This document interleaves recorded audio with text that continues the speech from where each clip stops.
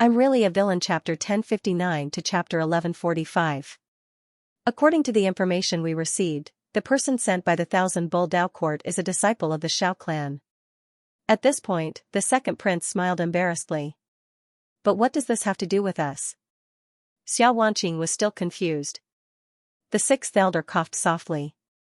He looked at Xiao Wanqing and said, "This Shao clan is actually related to our Sky Martial sect." "Why haven't I heard of it?" Xiao Wanqing asked doubtfully. "Many years ago, when the Sky Martial Emperor was still around, our Sky Martial Dao Court and Thousand Bull Dao Court could be considered famous. There was often a marriage alliance between the two forces," the sixth elder said. "But after the Sky Martial Emperor left and the Dao source was destroyed, we started to decline. Our connection with the Thousand Bull Dao Court was slowly cut off." "The second prince has a good plan," Xiao Wanqing said indifferently. "But I might have to disappoint you. We no longer have any connection with the Thousand Bull Dao Court." "Miss Xia, don't be angry. I admit that I am hiding something, but I will let you enter the secret realm." "We are just taking what we need," Chen Luo said with a smile. "As for whether there is a connection or not, it is not important. Maybe they will remember their old friendship. I can guarantee that no matter what the result is, I will guarantee that you will enter the secret realm."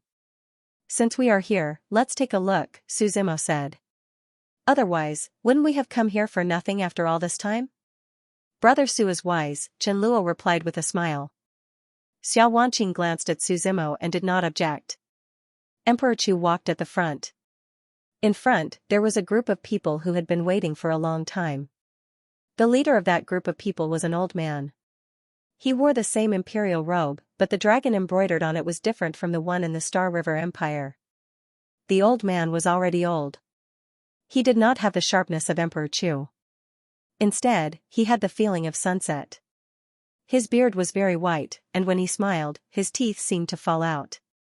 He would cough a few times. But almost no one here dared to look down on him. Because he was the monarch of the Sunset Empire, Emperor Qi. He had led a weak country to become an empire that could compete with the Star River Empire and even suppress it. He had been like this for decades, and it seemed that he would not live for long. But he still sat firmly on the throne. There were a few people following behind him as well. At this moment, they were smiling as they looked at Emperor Chu, who was walking over. "Long time no see." Emperor Qi smiled.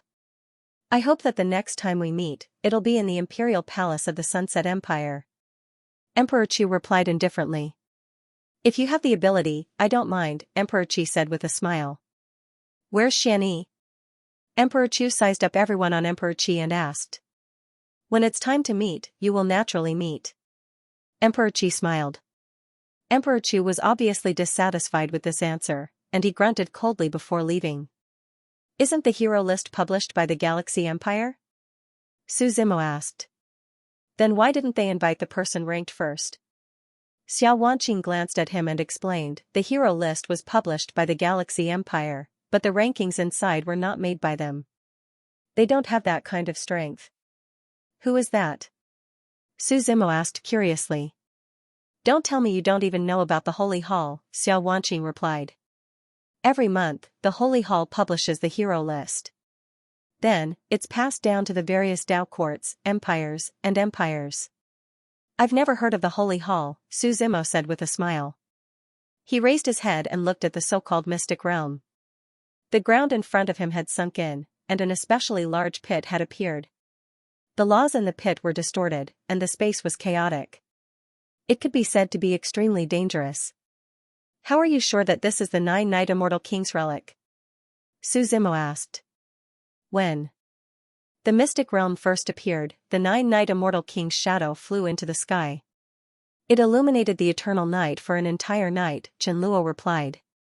At this moment, a rumbling sound came from the sky above. It was like a bolt from the blue. Everyone looked up. A huge warship was hovering above their heads. "It's the Thousand Bull Dao Court spirit ship," second Prince Chen Luo said. The huge spirit ship slowly stopped, and 3 figures stepped down from it. These 3 figures were all dressed in blue robes, and their clothes fluttered in the wind. 2 men and 1 woman. They looked about the same age as Xiao Wanqing. On the blue robes, there was a picture of a demon bull leaning over the ground. The youth on the left landed and asked indifferently, "Where are Emperor Chu and Emperor Qi?" His expression was solemn, and he sheathed a long sword on his back. His long hair was tied up with a hairband. His clothes were neat and clean. "You are the lords of the Thousand-Bull Dao Court," Emperor Chu and Emperor Qi hurriedly went forward and greeted.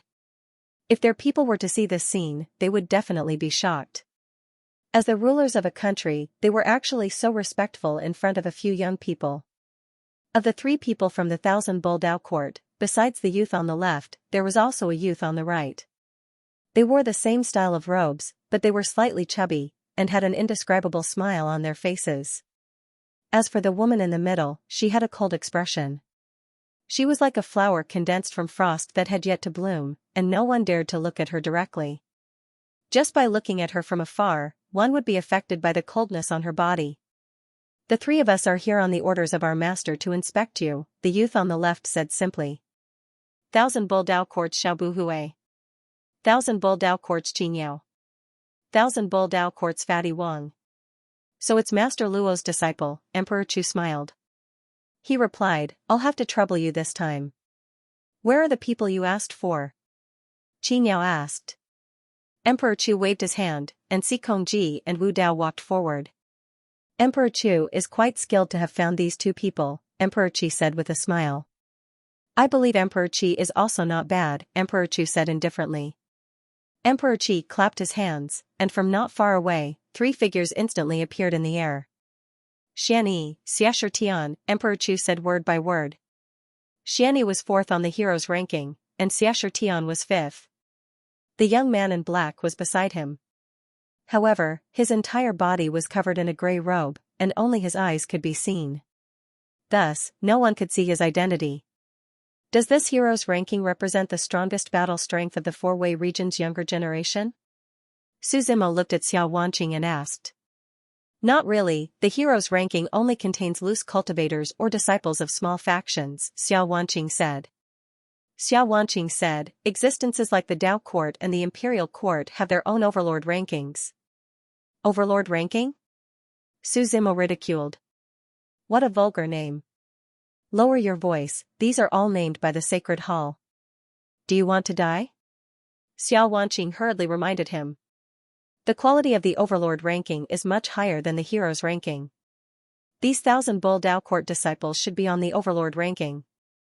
Xiao Wanqing explained, "So they look down on us a lot." Su Zimo looked at the young man in black from the Sunset Empire and asked, "Who is the young man in black?" "His face is completely covered.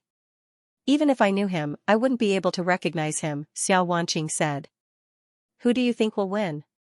"Based on strength alone, it's definitely the Sunset Empire," Su Zimo replied. "First of all, Xinghe has one less person, and the young man in black's identity is unknown. If it's a best of three, where will Xinghe find the third person?" "What about these princes?" Xiao Wanqing asked. "They're just a bunch of dogs and chickens," Su Zimo shook his head. He looked at these princes. They were pitifully weak. Perhaps to ordinary cultivators, they had some ability. Then, he looked at the young man in black. The other party seemed to feel something and smiled at him. Even though his face was covered, Su Zimo could still feel that he was smiling. Xiao Buhui looked at Emperor Chu and Emperor Qi and asked, "Where are you going to compete?" "Just beside this mystic realm," Emperor Chu said. He didn't look too good. After all, they had one less person on their side. He looked at Immortal Yu Ding and said in a low voice, "Tell my sons to choose one person as soon as possible. If they lose this competition, they can forget about the position of Crown Prince." Immortal Yu Ding nodded slightly and retreated. Emperor Chu regained his composure. He stretched out his hand and threw out a black flowing light. At the same time, Emperor Qi also stretched out his hand and threw a white flowing light into the sky. In an instant, black and white lights intertwined in the void. The sky exploded with a rumbling sound. The black and white lights shone brightly and covered the void. When the lights gathered together, a battle platform appeared and slowly descended from the void. It was unknown what material this battle platform was made of. Half of it was black and the other half was white. Separated by black and white, an ancient aura surrounded the surroundings. The surrounding people could faintly hear the sounds of weapons clashing and horses clashing, as well as the sounds of chaos and chaos. It was as if there were tens of thousands of soldiers fighting in front of him. However, in the blink of an eye, the illusion disappeared and only the battle stage remained. Of course. Su Zimo smiled. What a powerful battle platform. A long time ago, there was a land of fallen battles nearby. The Sunset Empire and the Galaxy Empire went in together to explore it. Later on, he discovered that the battle platform was divided into two during the competition between the two parties, and one of them ended up in the hands of Emperor Chu. The other is Emperor Qi's. The place where he fell in battle, Su Zimo muttered to himself. The places where they died were all left behind from great battles. Some were large-scale, while others were small-scale. However, no one knows what kind of battle it is, Xianxia explained. Don't underestimate these battle stages. Not only are they indestructible, but they are also very difficult to destroy. If you cultivate on it, you can also condense battle intent. The battle stage was 1,000 meters long, and it covered the entire area. Everyone stepped into the air and looked at the battle stage. Then let's begin. Who will be sending out for the first round? Xiao Buhui asked. Let's draw lots, Emperor Chu replied. If they didn't draw lots, it wouldn't be fair to let anyone go first. After all, whoever went first would have time to deal with the situation and adjust. This was the same logic as Tianji's horse racing. No need. Our Sunset Empire is not afraid of anyone, Emperor Qi waved his hand and smiled. It's enough to crush them with pure strength. We will send out someone first to give Emperor Chu time to deal with the situation. We are also not afraid, Emperor Chu said indifferently. Xianxia, you go first, Emperor Qi said. The young man called Xianxia nodded slightly. His face was pale. It wasn't the pale white of the void, but a sickly white. With a green robe draped over his body, he slowly walked onto the battle stage. I wonder who will accept the challenge. He looked at Xikongji and Wu Dao and asked. Are you confident? Emperor Chu looked at Xikongji and asked. If Xikongji could defeat Xianxia, then Wu Dao, who was ranked third on the heroes ranking, would have a high chance of defeating Xianxia. Then this competition would be best of 3. And there would be no need for a third person. The only person they were worried about was Xikongji. Because he was only ranked 7th on the heroes ranking. Emperor Chu had no choice. The top 10 on the heroes ranking were each harder to invite than the last. Some of them were even more mysterious and elusive. Being able to invite Xikongji was already the best they could do. Previously, Xianxia was the third person, and this sudden backstab caught Emperor Chu off guard. But now there was no time to find a third person. I'll try, Xikongji said. Actually, he was not confident. After all, his opponent was 2 ranks higher than him. According to the rules of the heroes ranking, even if he wanted to challenge, he could only challenge the 6th person. Xikongji slowly walked onto the battle stage and pulled out a sword from his back. The sword burst out with a gray light. At this moment, Xikongji's eyes also turned gray. The emotionless sword Xikongji, Xianxia said. I heard that he cultivated the emotionless sword and entered the Tao with emotionlessness, eliminating his own emotions. Then what's the difference between him and a machine? Su Zimo replied. While everyone was talking, the battle had already begun. Xikongji raised his sword and attacked. Sword chi surged around his body and emotionless intent enveloped the entire battle stage. On the opposite side, Xianxia's evil aura soared to the sky. He did not use any weapons. Similarly, gray gas flowed in his hand. 3 pure emotionless sword, Xikongji shouted coldly. The long sword in his hand turned into countless afterimages, passing through the endless void and tearing everything apart. It was as if the sword in his hand was not a sword, but a rolling emotionless river. As the sword fell, an endless stream of emotionless intent surged out. 9 Serenity's soul-severing palm. Xianxia waved his right hand. Gray gas flowed in his right palm, turning into a white bone. This white bone was more than twice the size of a normal palm. It was as if the 9 serenities were there, with vengeful spirits lingering and a red river rolling. Afterimages appeared under Xianxia's feet. Countless figures surrounded Xikongji. Xikongji's gaze was solemn. The long sword in his hand spun around. Even his whole body was spinning. But at this moment, Xiaotian's figure disappeared. Before Xikongji could react, a pair of ghostly hands suddenly emerged from the ground. The large hands grabbed his right leg and pulled it down. Xikongji is about to lose, Xiao Wanqing said. Let's see if he has any trump cards, Su Zimo yawned and said uninterestedly. The second prince seemed to say something to Xiao Buhui and the others. Xiao Buhui looked at Xiao Wanqing. He seemed to be a little bored of these battles, so he slowly walked over to the group. Heavenly Martial Sect? He looked at Xiao Wanqing and the sixth elder and asked. Greetings, young Master Xiao, Li Xiaoyuan quickly nodded and replied. Your heavenly martial sect is really declining, Xiao Buhui said. I've also heard from my ancestor that there were old friendships, but they're all matters of the clan. You still can't forget it, no wonder you're declining. I don't understand what young Master Xiao means, Xiao Wanqing said indifferently. This is a battle between two countries, you shouldn't be here, Xiao Buhui said indifferently. We came at the invitation of the second prince, Xiao Wanqing said. If I were you, I would hide in Mufa Mountain. The heavenly martial emperor's face is almost completely lost because of you. Xiao Buhui replied, I can tell you clearly that this battle between two countries. Nothing will change because of you. We never wanted to change anything, Xiao Wanqing looked at Xiao Buhui and said. Young Master Xiao has a lot of enmity towards us, is there some misunderstanding?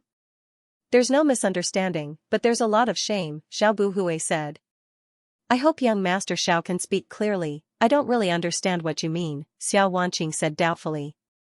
You're making it difficult for everyone. Go back and tell your sect master, a toad should live at the bottom of a well, don't dream of hooking up with a swan, Xiao Buhui replied. After he finished speaking, he turned and left. Xiao Wanqing was left with a face full of anger. She didn't do anything, but she was scolded. No matter who it was, they wouldn't feel good. Hey, Su Zimo's voice came from behind. You seem to be very noble? You're also from the heavenly martial sect? Xiao Buhui looked back at Su Zimo. He said indifferently, whether it's noble or not, at least your heavenly martial sect isn't worthy. Su Zimo still wanted to say something, but was stopped by Xiao Wanqing's signal. Although she was also very angry. She didn't want to offend Xiao Buhui and the Thousand Bull Dao court.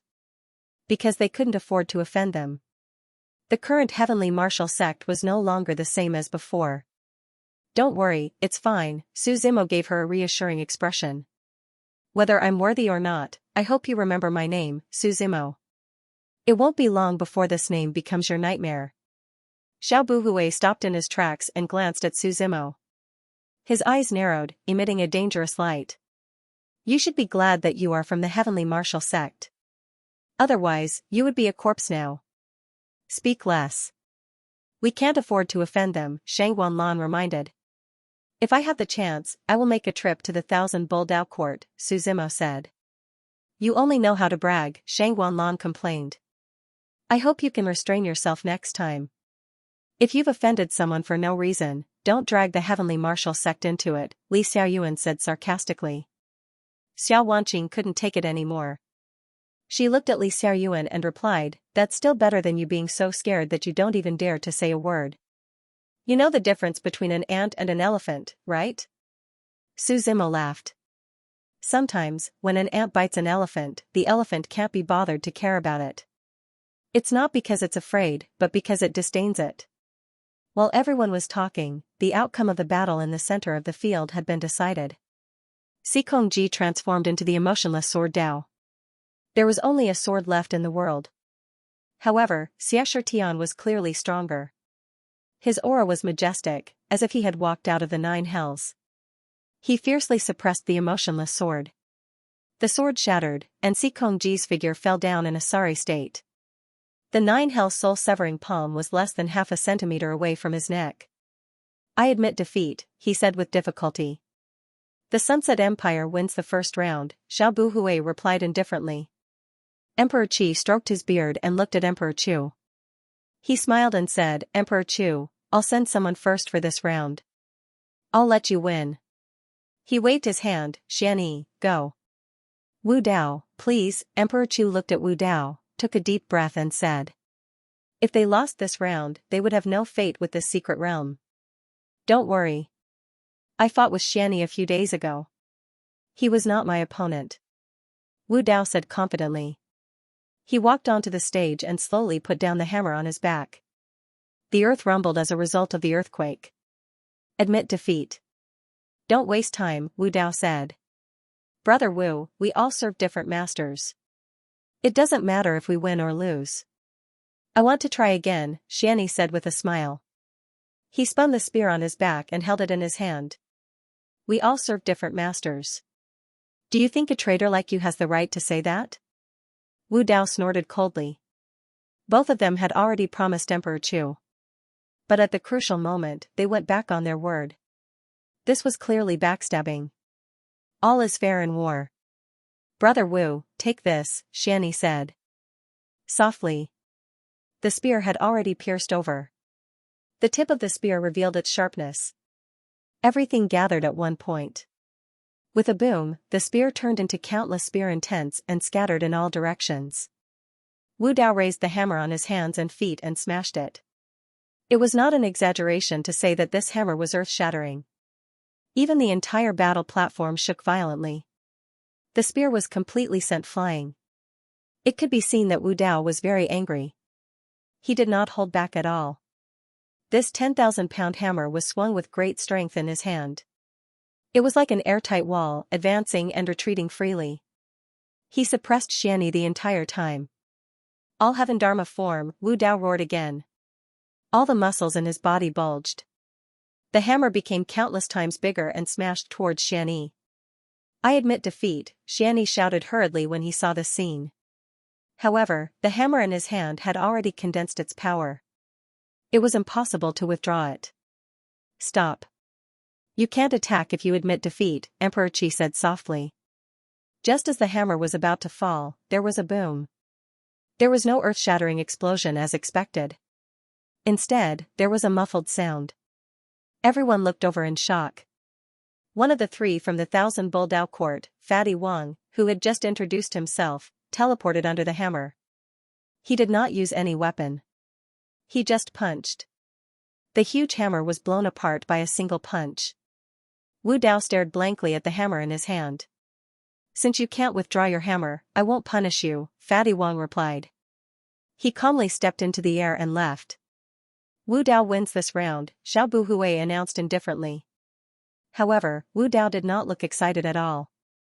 As the third on the hero's ranking, his sure kill move was broken so easily. So this is a disciple of the Dao court, he muttered to himself. The difference between the overlord ranking and the hero's ranking is so big, even Xiao Wanqing said softly. The strength of the Dao court was deeply rooted in everyone's hearts. However, no words could describe how strong it was. Who will you send for the third round? Xiao Buhui asked. Emperor Qi seemed to have expected this. He looked at the young man in black and smiled. Sorry to trouble you. The young man in black nodded slightly and walked towards the stage step by step. His steps were extremely powerful. Every step he took seemed to follow some kind of special pattern. It was as if he was stepping on everyone's hearts. Even the three people from the 1,000 Bull Dao court gathered slightly and looked at the black-robed young man seriously. The young man in black stopped, stretched out his right hand, and slowly waved at the Xinghan Empire. He signaled for someone to go up. Emperor Chu's expression was extremely ugly. He looked at the princes behind him. He asked, "Have you decided?" The first prince Jin Tianqing quickly stood up and said with a smile, "I have someone to recommend." As soon as he finished speaking, a grey-robed youth walked out. This person is the current holy son of the Fire Cloud sect, Huiyunzi. However, the reason is that he has been cultivating in seclusion and is unwilling to participate in worldly battles. However, he is strong and can fight with him. The second prince Jin Luo also stood up. He glanced at Yu Huacheng and said, "I also have someone to recommend. Yu Huacheng, this year's prodigy of the Peaceful Age Lane. She is one of the best among the younger generation. Although she is not on the hero's ranking, she just doesn't like to fight. I also have someone to recommend. The third prince, the fourth prince, and the other princes all stood up. They brought out their recommended candidates. For a moment, the scene was extremely lively. Choose one of you. I can't let everyone go up and try, Emperor Chu said. You can let them fight one after another, or you can all fight together. It doesn't matter to me, the young man in black said indifferently. Although it was only a few words, his domineering aura and confidence were revealed. As soon as he said this, the candidates recommended by the princes all showed anger. This was an open and aboveboard act of contempt. He didn't take them seriously at all.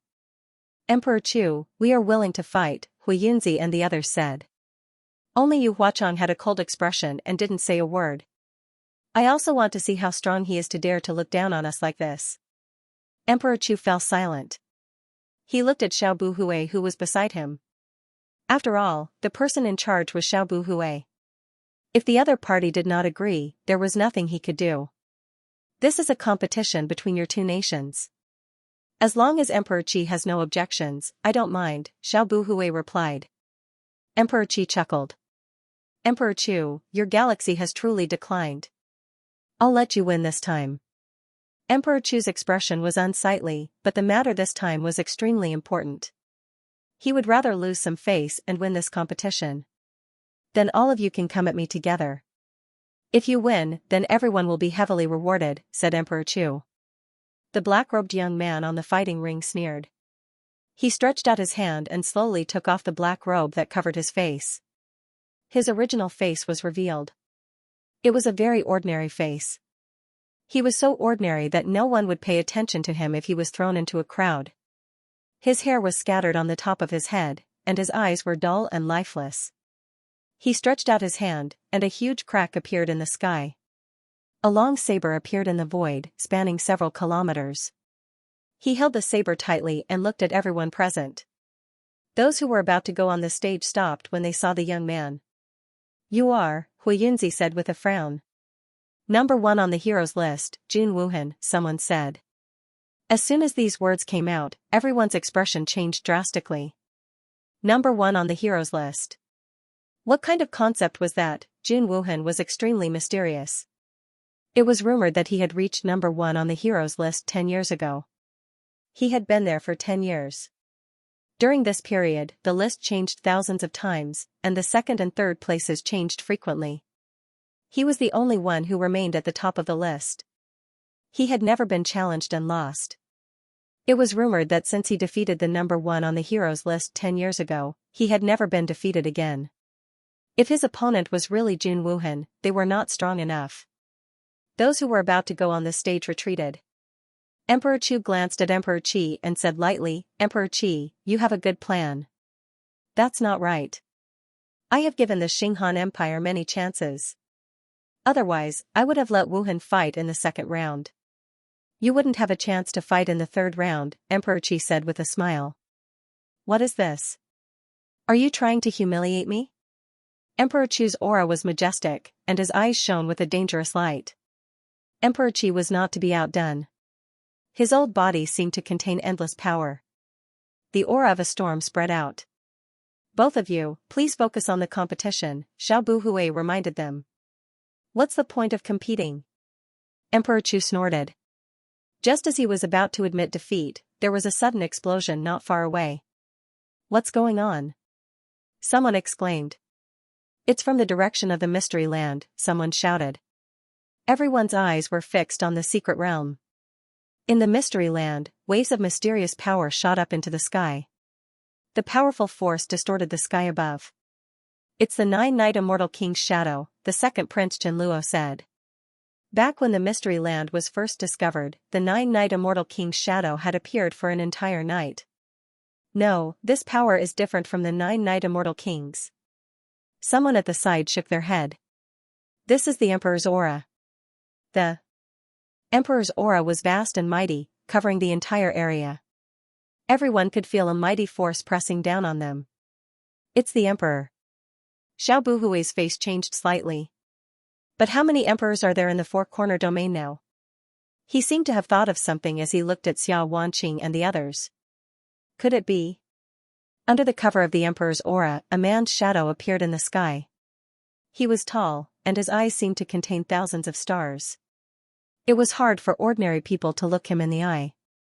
It was as though he was carrying the heavens on his shoulders. The boundless power in the mystery land was like a rainbow piercing through the sky. It's the Emperor Tianwu. Xiao Wanqing shouted. It's the ancestor of our Tianwu sect. That's right. I was fortunate enough to see the portrait left behind by our ancestor. It can't be wrong. But isn't this the inheritance of the nine-night immortal king? Why would the Emperor Tianwu appear? This mystery land is getting more and more extraordinary. Everyone was discussing as they looked at the image in the sky. We must enter this mystery land. The inheritance of our ancestor must not be obtained by others. The sixth elder said. But how do we enter? Xiao Wanqing replied. Our Tianwu sect has no say. It's getting more and more interesting. Xiao Buhui laughed. Looking at Emperor Chu and the other two, he said, you guys hurry up and choose the third person. Su Zimo turned to Xiao Wanqing and asked, you want to enter the mystery land? Xiao Wanqing nodded slightly. Seeing that Emperor Chu was about to admit defeat, Su Zimo yawned and walked towards the battle platform slowly. What are you going to do? Someone asked when he saw Su Zimo. I'll go and try, Su Zimo said with a smile. You're crazy, Xiao Wanqing shouted. Come back quickly. Don't you want to go to the secret territory? I'll take you there, Su Zimo said. The secret territory is not important. Don't be stupid. You're not his match. Xiao Wanqing wanted to pull Su Zimo back. Unfortunately, Su Zimo had already walked onto the battle stage. Who is he? Emperor Chu looked at the second prince and asked.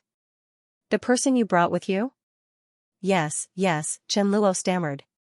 Father, don't misunderstand. I'm not familiar with him. Xiao Buhui, who was at the side, looked at Su Zimo. His eyes narrowed slightly as he snorted coldly. Interesting. Fatty Wang, who was beside him, smiled. Knowing that the opponent is the first on the hero's ranking, he still dares to go up. Is he confident or conceited? Emperor Chu looked at Hu Yunzi and the others and asked, who wants to go up?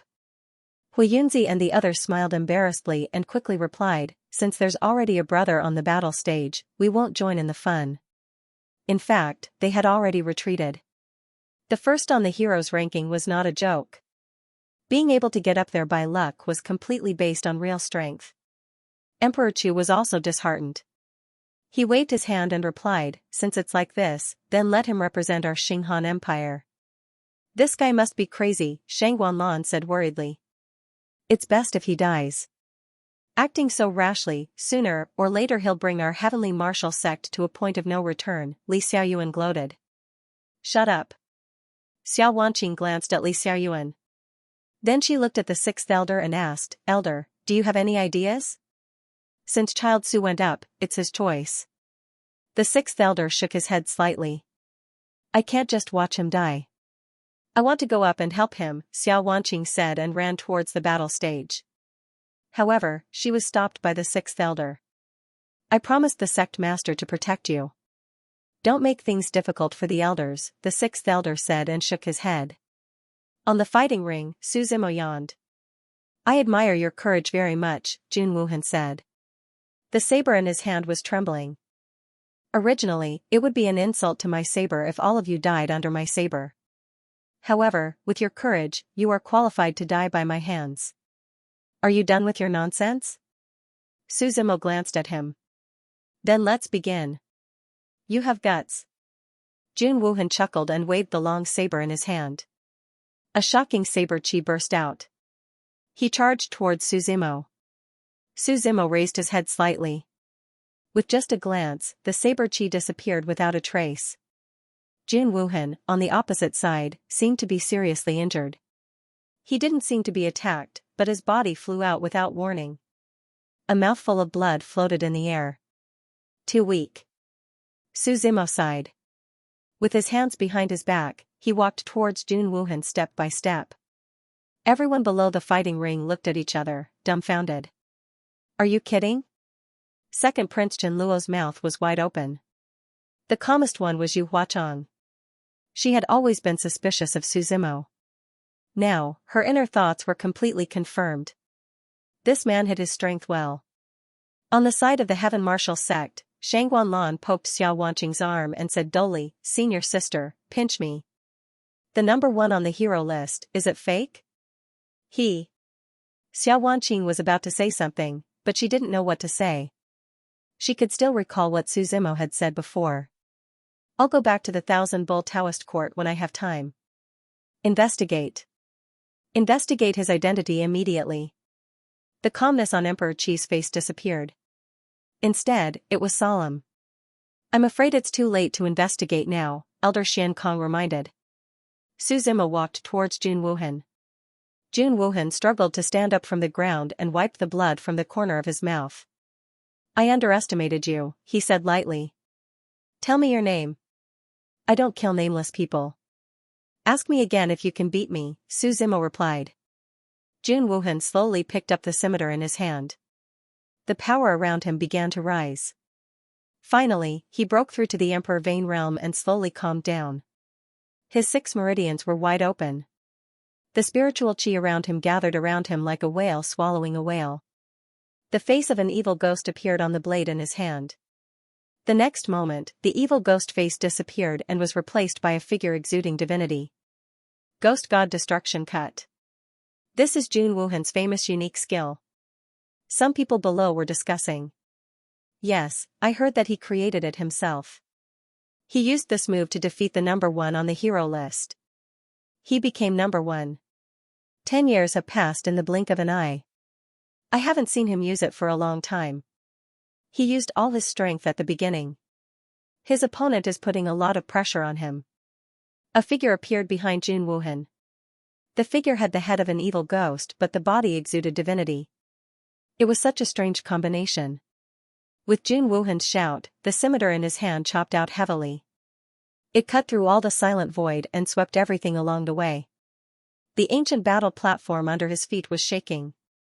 The figure was roaring. It merged with the scimitar and rushed towards Suzimo. For a moment, lightning flashed and thunder rumbled in the sky. The power of this move caused many strange phenomena. Suzimo raised his eyelids slightly. He slowly stretched out his right hand and blocked in front of him. There was no earth-shaking momentum around him. He was like an ordinary mortal. He stood in front of this powerful force. The scimitar fell and collided with his hands. In an instant, the sky darkened. The monster roared. Lightning flashed and thunder rumbled. It wanted to devour Suzimo in anger. At this moment, a force burst out from Suzimo's hand. This force was overwhelming.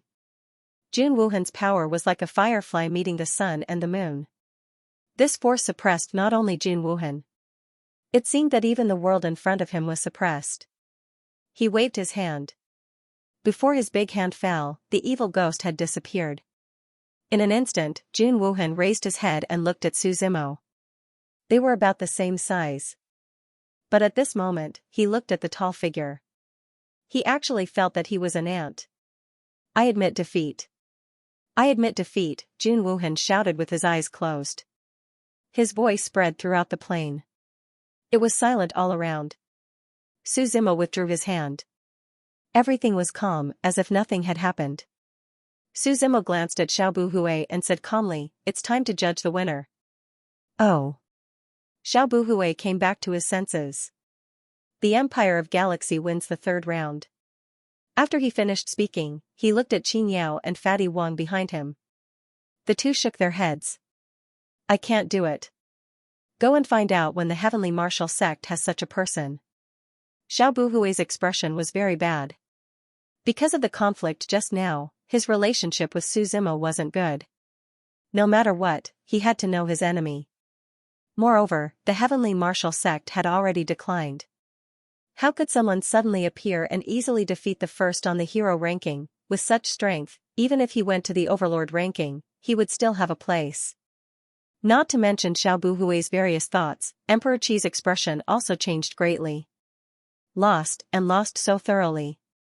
He was disheartened for a moment. He looked at Emperor Chu and said self-mockingly, "Emperor Chu really hit it well. Emperor Chu didn't say anything because even he didn't expect this situation. Since it's 2 out of 3, then the Xinghan Empire has won this battle for the secret realm, Fatty Wang said with a smile. Congratulations, Emperor Chu. You're too kind. Emperor Chu glanced at the second prince and said, tell your friend to raise any conditions he wants. I will reward him greatly. Let's go. Su Zimo walked down the stage and looked at Xiao Wanqing calmly. Go where? Xiao Wanqing asked blankly. Don't you want to go to the secret realm? Du Ankang replied. He pulled the dazed Xiao Wanqing towards the secret realm. However, he was blocked by Emperor Chu. Child Su, only one person can enter the secret realm at a time. I already have a candidate in mind, Emperor Chu said with a smile. Thank you for winning the 3rd round. Once the 9 Night Immortal King's inheritance is found, you can enter freely. You really think that this is just the 9 Night Immortal King's inheritance? Su Zimo asked with a smile. Emperor Tianwu's appearance just now made everyone expect that this place was extraordinary. That's not important, Emperor Chu said. No matter what, there's still the 1,000 Bull Dao court. You don't seem to understand one thing, Su Zimo said. What is it? I entered this secret realm to inform you, not to discuss with you, Su Zimo replied. Do you have the right to criticize me?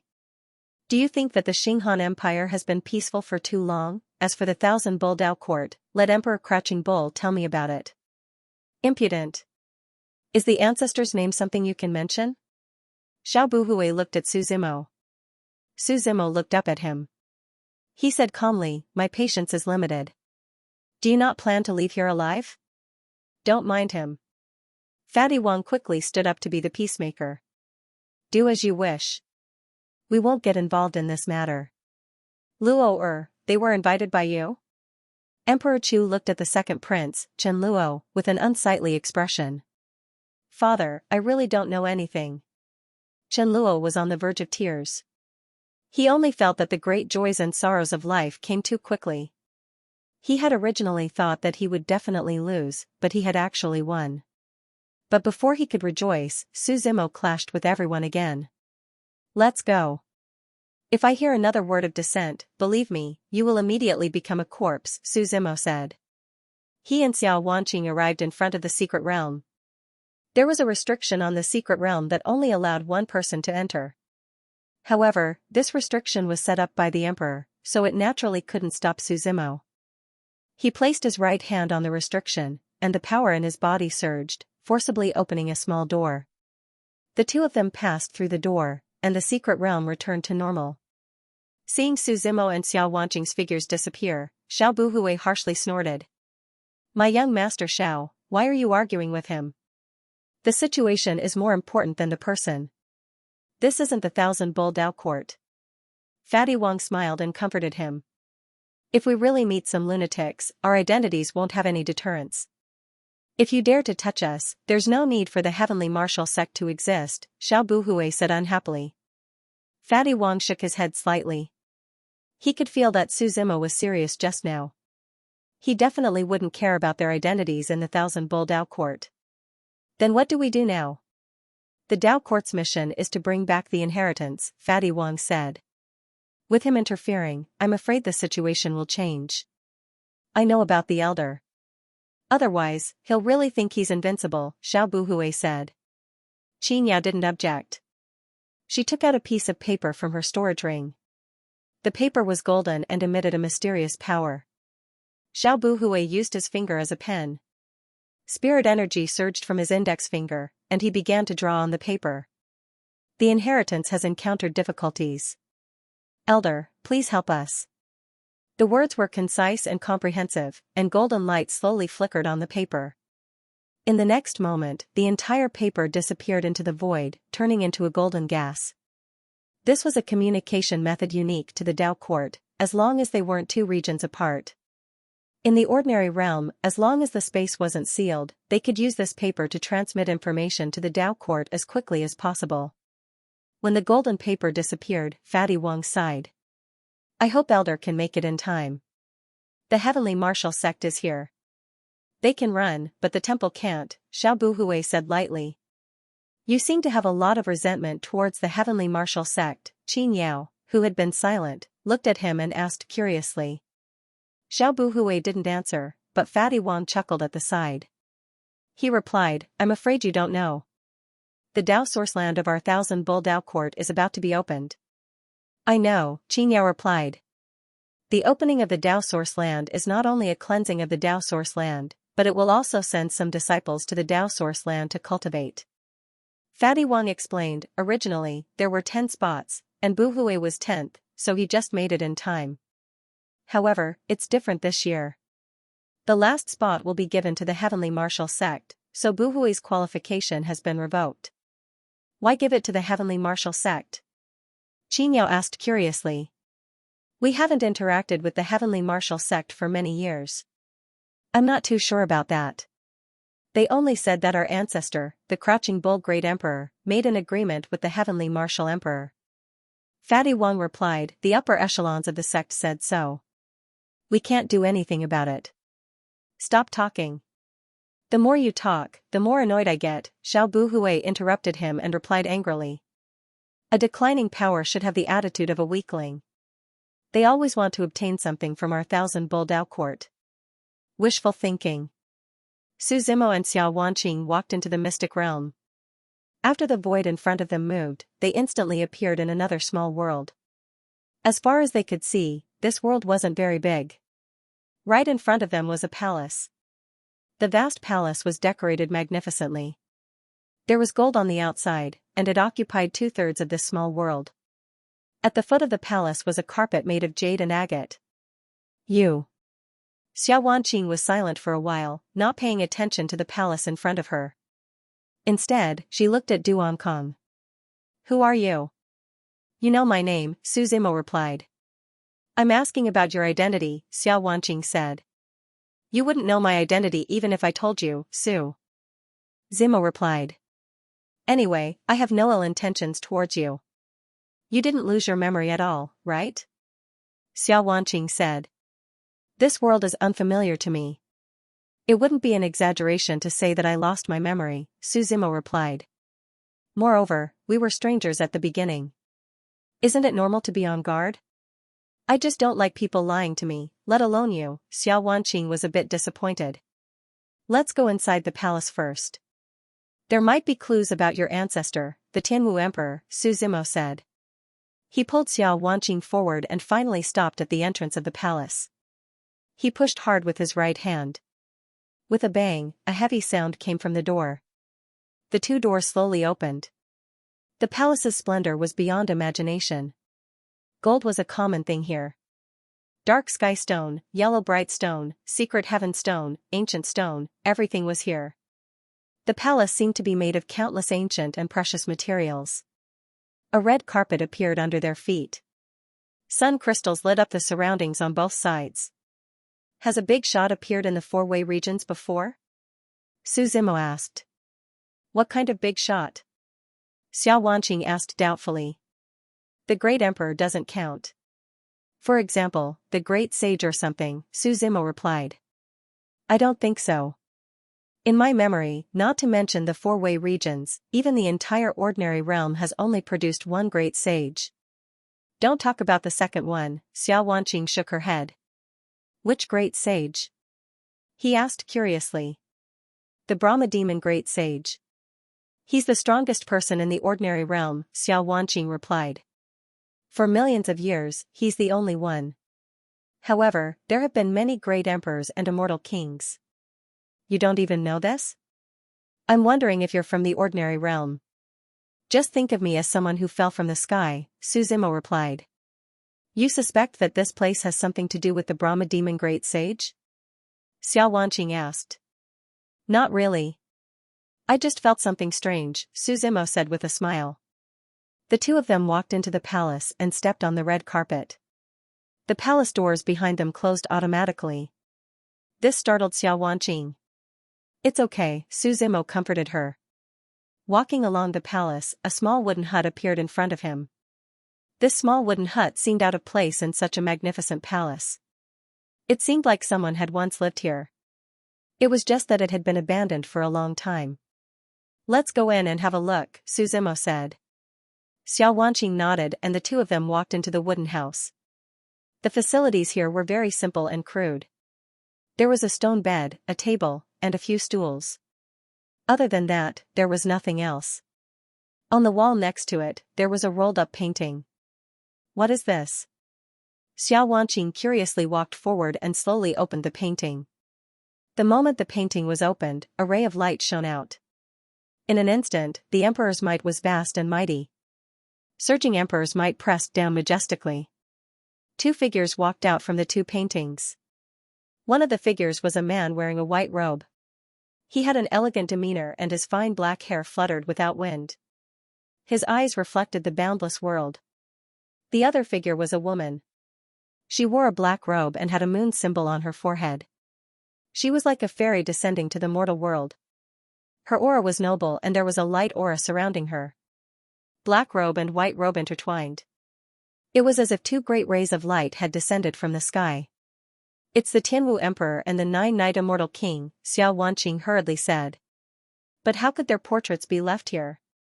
Could it be that they came here before they disappeared? Before Xiao Wanqing could say anything, she suddenly realized that the Tianwu Emperor and the nine-night immortal king were looking at the two of them. Greetings, Ancestor and nine-night immortal king, Xiao Wanqing did not care if the two paintings had consciousness and greeted them. Suzimo, who was at the side, did not say anything. She tugged at Suzimo's sleeve, but the other party did not react. The Tianwu Emperor stared at Suzimo for a long time before finally looking at Xiao Wanqing and asking, "You're a disciple of the Tianwu sect?" Yes, Xiao Wanqing nodded. How is the Tianwu sect now? The Tianwu Emperor asked. It's already declined. It's the incompetence of the later generation that couldn't revive the family business left behind by our ancestor, Xiao Wanqing said with a depressed expression. Everything in the world will decline after reaching its peak. It all has the principle of yin and yang samsara.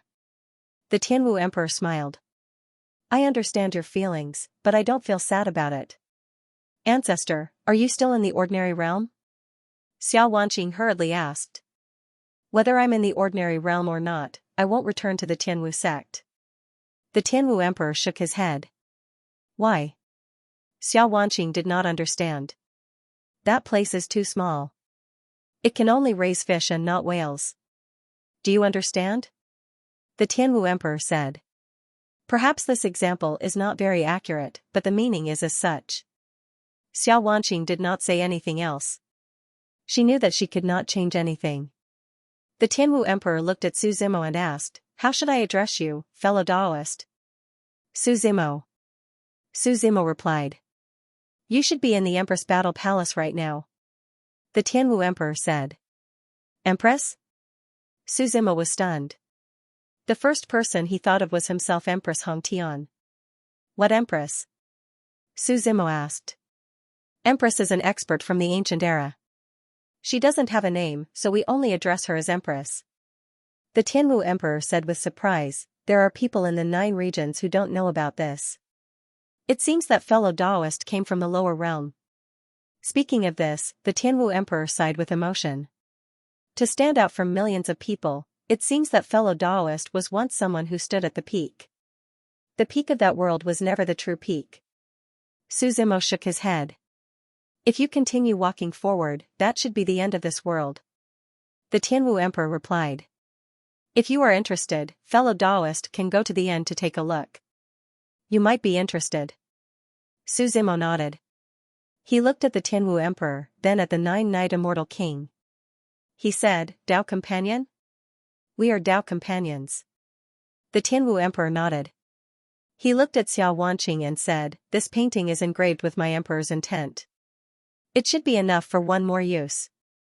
This is the last gift I can leave for the Tianwu sect. Go back. The fate of the Tianwu sect will be in your hands. As soon as he finished speaking, the illusory figure in front of him completely disappeared. Then, the painting returned to normal. As for Xiao Wanqing, she carefully put away the painting, looking extremely solemn. Let's go to the front, Suzimo said.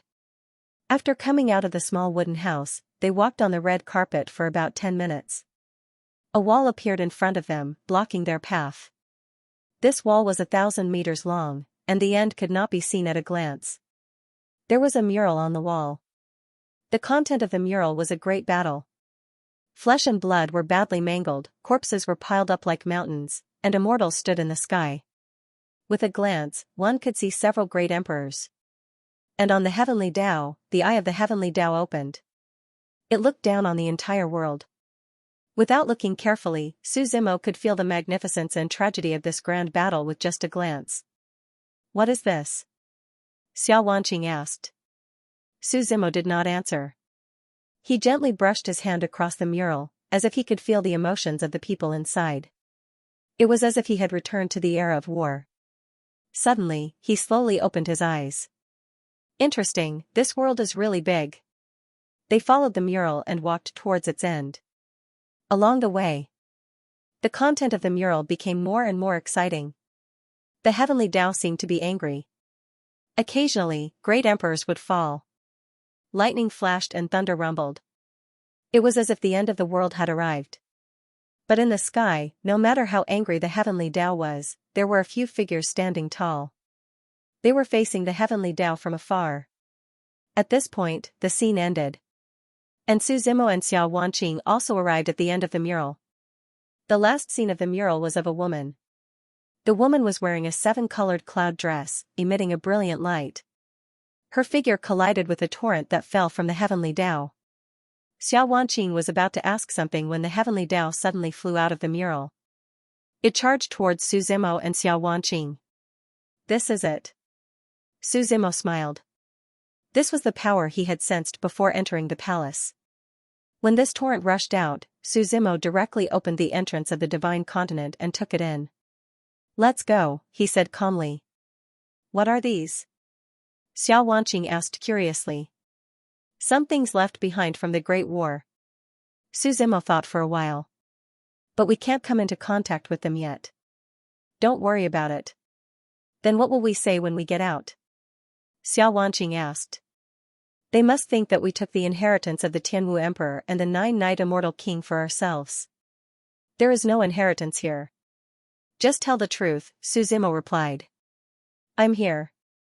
Nothing will happen. I'm afraid of the 1,000 Bull Dao court. The crouching bull great emperor seems to be alive, Xiao Wanqing said worriedly. Unlike the Sky Martial sect, the reason why the 1,000 Bull Dao court is so powerful is partly because of their own great emperor.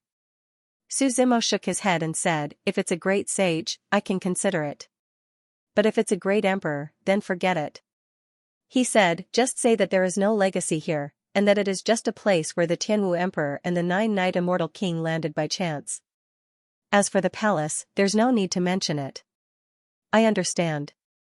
Xiao Wanqing nodded obediently. Before leaving, Su Zimo glanced back at the palace. He didn't know if he would end up like the owner of this palace one day. Although he didn't obtain anything from this trip, some information was much more important than treasures. The void in front of them began to ripple, and the two figures walked out of the small world. Before leaving, Su Zimo waved his hand and exiled the small world. The so-called exile was to banish the small world into the void. The void was everywhere, and it could be said that one of the most important parts of the entire world was time and space. Perhaps one day, this small world would appear somewhere else, or perhaps it would never see the light of day again. Su Zimo just didn't want anyone to disturb the peace of this place. Because the owner of the palace had the same goal as him, and could be considered a kindred spirit. It was just that they didn't know each other. As soon as he walked out of the small world, Su Zimo felt countless gazes on him. The Star River Empire and the Setting Sun Empire. There was also the 1,000 Bull Dao court, but this time, there was an additional old man beside the three from the 1,000 Bull Dao court. They're calling for reinforcements, Su Zimo said with a smile. This old man's aura was majestic, and he was at the peak of the saint bloodline. Or even stronger. He was dressed in a grey robe, and his gaze faintly contained pressure. When he looked at Su Zimo, he frowned slightly. He couldn't see through the other party. Child Su, Miss Xia, where's the inheritance? Emperor Chu took the lead and asked. After all, this was related to the future of the Star River Empire. In a way, Su Zimo and Xiao Wanqing also represented their Star River Empire. There's no inheritance there. It's just an old land of our ancestors, Xianxia replied. Is that so? Then I'll go in and take a look, Emperor Chu said. The small world has already disappeared. If Emperor Chu can find it, I have no objections, Su Zimo said. Child Su, aren't you going a little too far? Emperor Chu narrowed his eyes and said indifferently. This small world was discovered by everyone together, and this is the territory of the Dao court. Could it be that you want to take the inheritance for yourself? I said there's no inheritance. Don't you understand human language? Su Zimo retorted. Then let us search you. Emperor Chu had only spoken half of his sentence when he saw Su Zimo's gaze cast over. As if he was heavily injured, he spat out a mouthful of blood and fell to the ground. Child Su, no matter how strong you are, can you be stronger than the Dao court? Emperor Chu struggled to stand up from the ground and continued. His wishful thinking was very good. Anyway, with the Dao court behind them, if they could perform well, they might have an advantage when the Dao court merged the two empires. Young master, at this moment, the new elder from the Thousand Bull Dao court stood up and spoke. The Thousand Bull Dao court and the Heavenly Martial sect have a history, so we don't want to make things difficult for you. As long as you hand over the inheritance, nothing happened between us. How about it? Seeing Su Zimo being put in a difficult position, Xianxia was rather angry. She stood up and said, We already said that there's no inheritance. No matter how you force us, we can't hand it over. If you really don't want to give up, then we'll fight to the death. Does your Heavenly Martial sect have the qualifications to fight to the death with us? Xiao Buhui laughed disdainfully. Xianxia glanced at him and slowly took out the painting that the Heavenly Martial Emperor had left behind. The moment the painting was opened, a soaring emperor intent spread out. In the sky, a figure broke through the firmament and came out. Inside the painting, the light of the Heavenly Martial Emperor slowly shone. It's the Heavenly Martial Emperor, Emperor Chu exclaimed. And you said you didn't get the inheritance. We only got a painting, nothing else, Xianxia explained. When the soaring emperor intent appeared, the expression of the Thousand Bull Dao court's elder changed slightly. Although it was just a painting, it already made him feel threatened. The might of the Heavenly Martial Emperor was terrifying. He looked at Xianxia with a gloomy expression, then suddenly chuckled.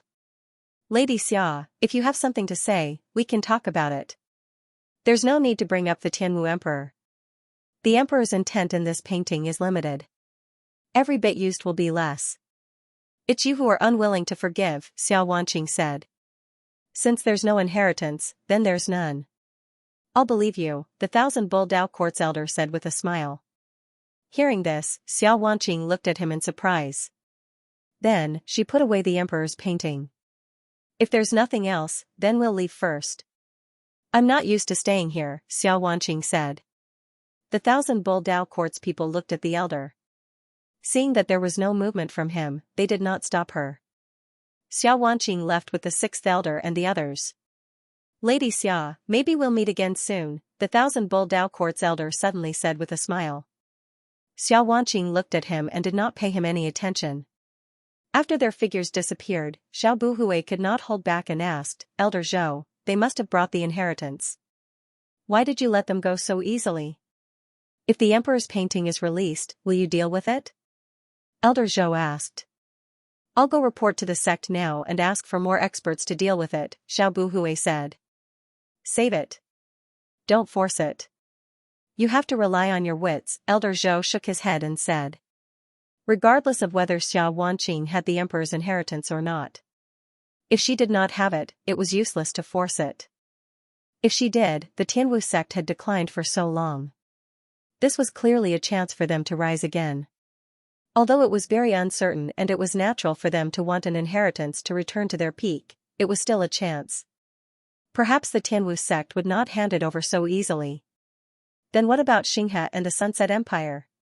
Xiao Buhui asked. The merger of the two countries had not been decided yet. Let's leave it for now and wait for the Great Elder to decide, Elder Zhou said with a smile. I shouldn't be the one worrying about this matter. On the way back to the sect, everyone had a lot on their minds. No one said a word. Li Xiaoyuan wanted to say something but stopped. However, after looking at Su Zimo, he did not dare to speak again. After all, Su Zimo's strength had shocked him. Sixth Elder, do you know something? Xiao Wanqing looked at the sixth elder and asked. Now, the few elders of Heavenly Martial Sect all had their own agendas. It could be said that they were not on good terms with the sect leader. On the surface, they were just obeying in public but opposing in private. Only the sixth elder was a direct descendant of his grandfather. That was why the first elder had been replaced by the sixth elder this time. The sect leader said before that you must keep this matter a secret. The sixth elder pondered for a moment. The Dao source of the Thousand Bull Dao Court is about to open. According to the previous agreement, we have a quota to enter. The Dao source grounds, Xiao Wanqing muttered to herself. Every Dao court was the source of the Dao, the foundation of a sect. The origin of the Dao was a little complicated. However, to put it simply, the sect would be established in the territory of the source of the Dao, and all the places that were enveloped by the source of the Dao. The 4 seasons were like spring, and the spiritual qi of heaven and earth was boundless. All kinds of immortal trees and rare beasts would be born. Babies born in the source of the Dao would possess spirit roots from a young age and possess extraordinary talent. It could be said that the existence of the source of the Dao was a qualitative leap and upgrade for a sect. Even if it was a ruined mountain, with the support of the source of the Dao, it could become a treasure and become an immortal mountain. Of course, this was one of the functions of the source of the Dao. Cultivating near the source of the Dao would increase one's comprehension by almost 100 times.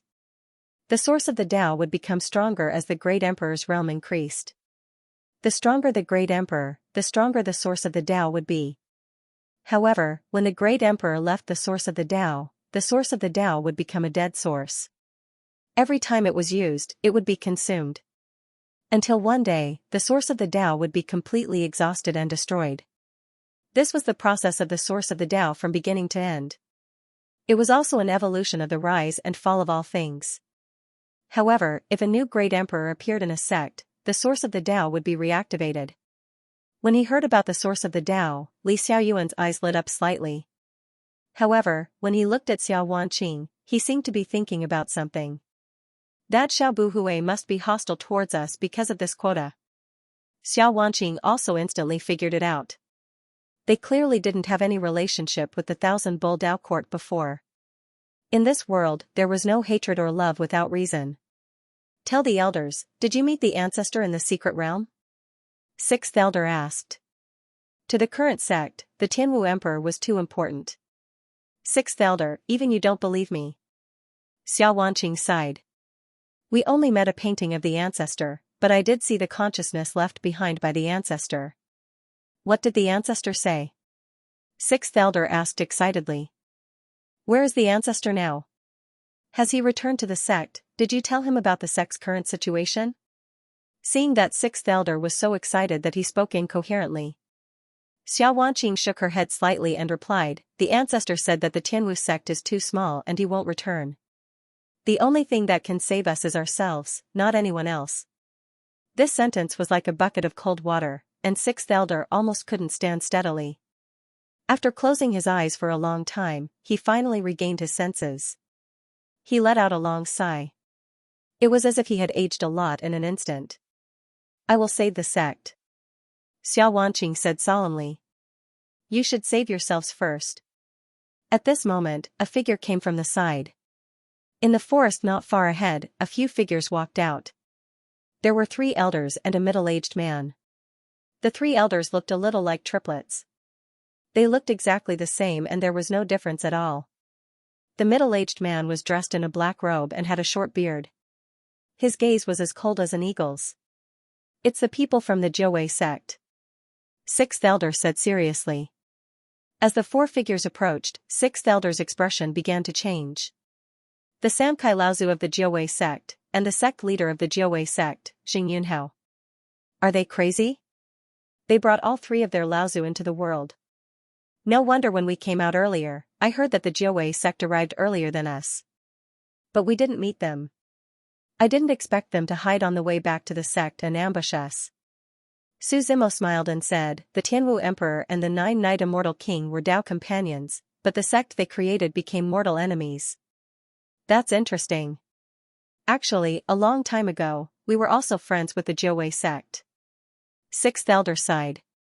Back then, the departure of the Tianwu emperor and the nine-night immortal king was a huge blow to both sections. Later on, the source of the Tao was almost exhausted. In order to continue their source of the Tao, the two sects plundered each other and fought. That was how they became enemies. Actually, it's not right or wrong. Everyone, hand over the inheritance. The sect leader of the Jiawei sect, Xing Yunhao, said with a smile. Sect Master Xing really has a good plan, the sixth elder sneered. Nothing is too deceitful in war, Xing Yunhao replied with a smile. Our Jiawei sect is weak and can't compare to those big forces, so we can only take this risk. At this point, Xing Yunhao stretched out his hands. Hand it over and give us the inheritance. I can guarantee that we won't hurt you. There's no inheritance in that secret realm, Xiao Wanqing explained. We'll search for it ourselves, Xing Yunhao said with a chuckle. Now, please don't resist. Xiao Wanqing frowned slightly and was about to open the emperor painting, but she was stopped by Su Zimo. Every bit of emperor intent used is a bit less. It's better to save it for a moment of crisis. I'll deal with them. Su Zimo walked forward step by step, feeling rather bored. Little brat, you're quite competent, Lao Zu, who was on the left, said. The so-called three talents were heaven, earth, and human. The three of them walked forward step by step, their auras majestic, their robes fluttering in the wind. Three long swords of different attributes floated in the void. Are you going to surrender, or do you want us to attack? Lao Zu asked. Come at me together, Su Zimo waved his hand and said with a smile. The three of them looked at each other, slightly angry. The three of them shouted softly, holding their respective three talents swords, and descended from the sky, surrounding Su Zimo. The three talents swords emitted three dazzling rays of light.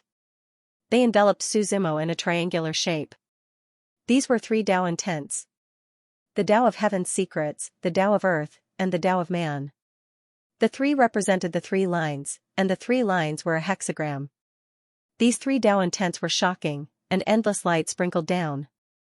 Then, the three long swords came from all directions, attacking Su Zimo. Su Zimo smiled. He waved his hand, and a mighty force came. Then, the three swords fell at the same time.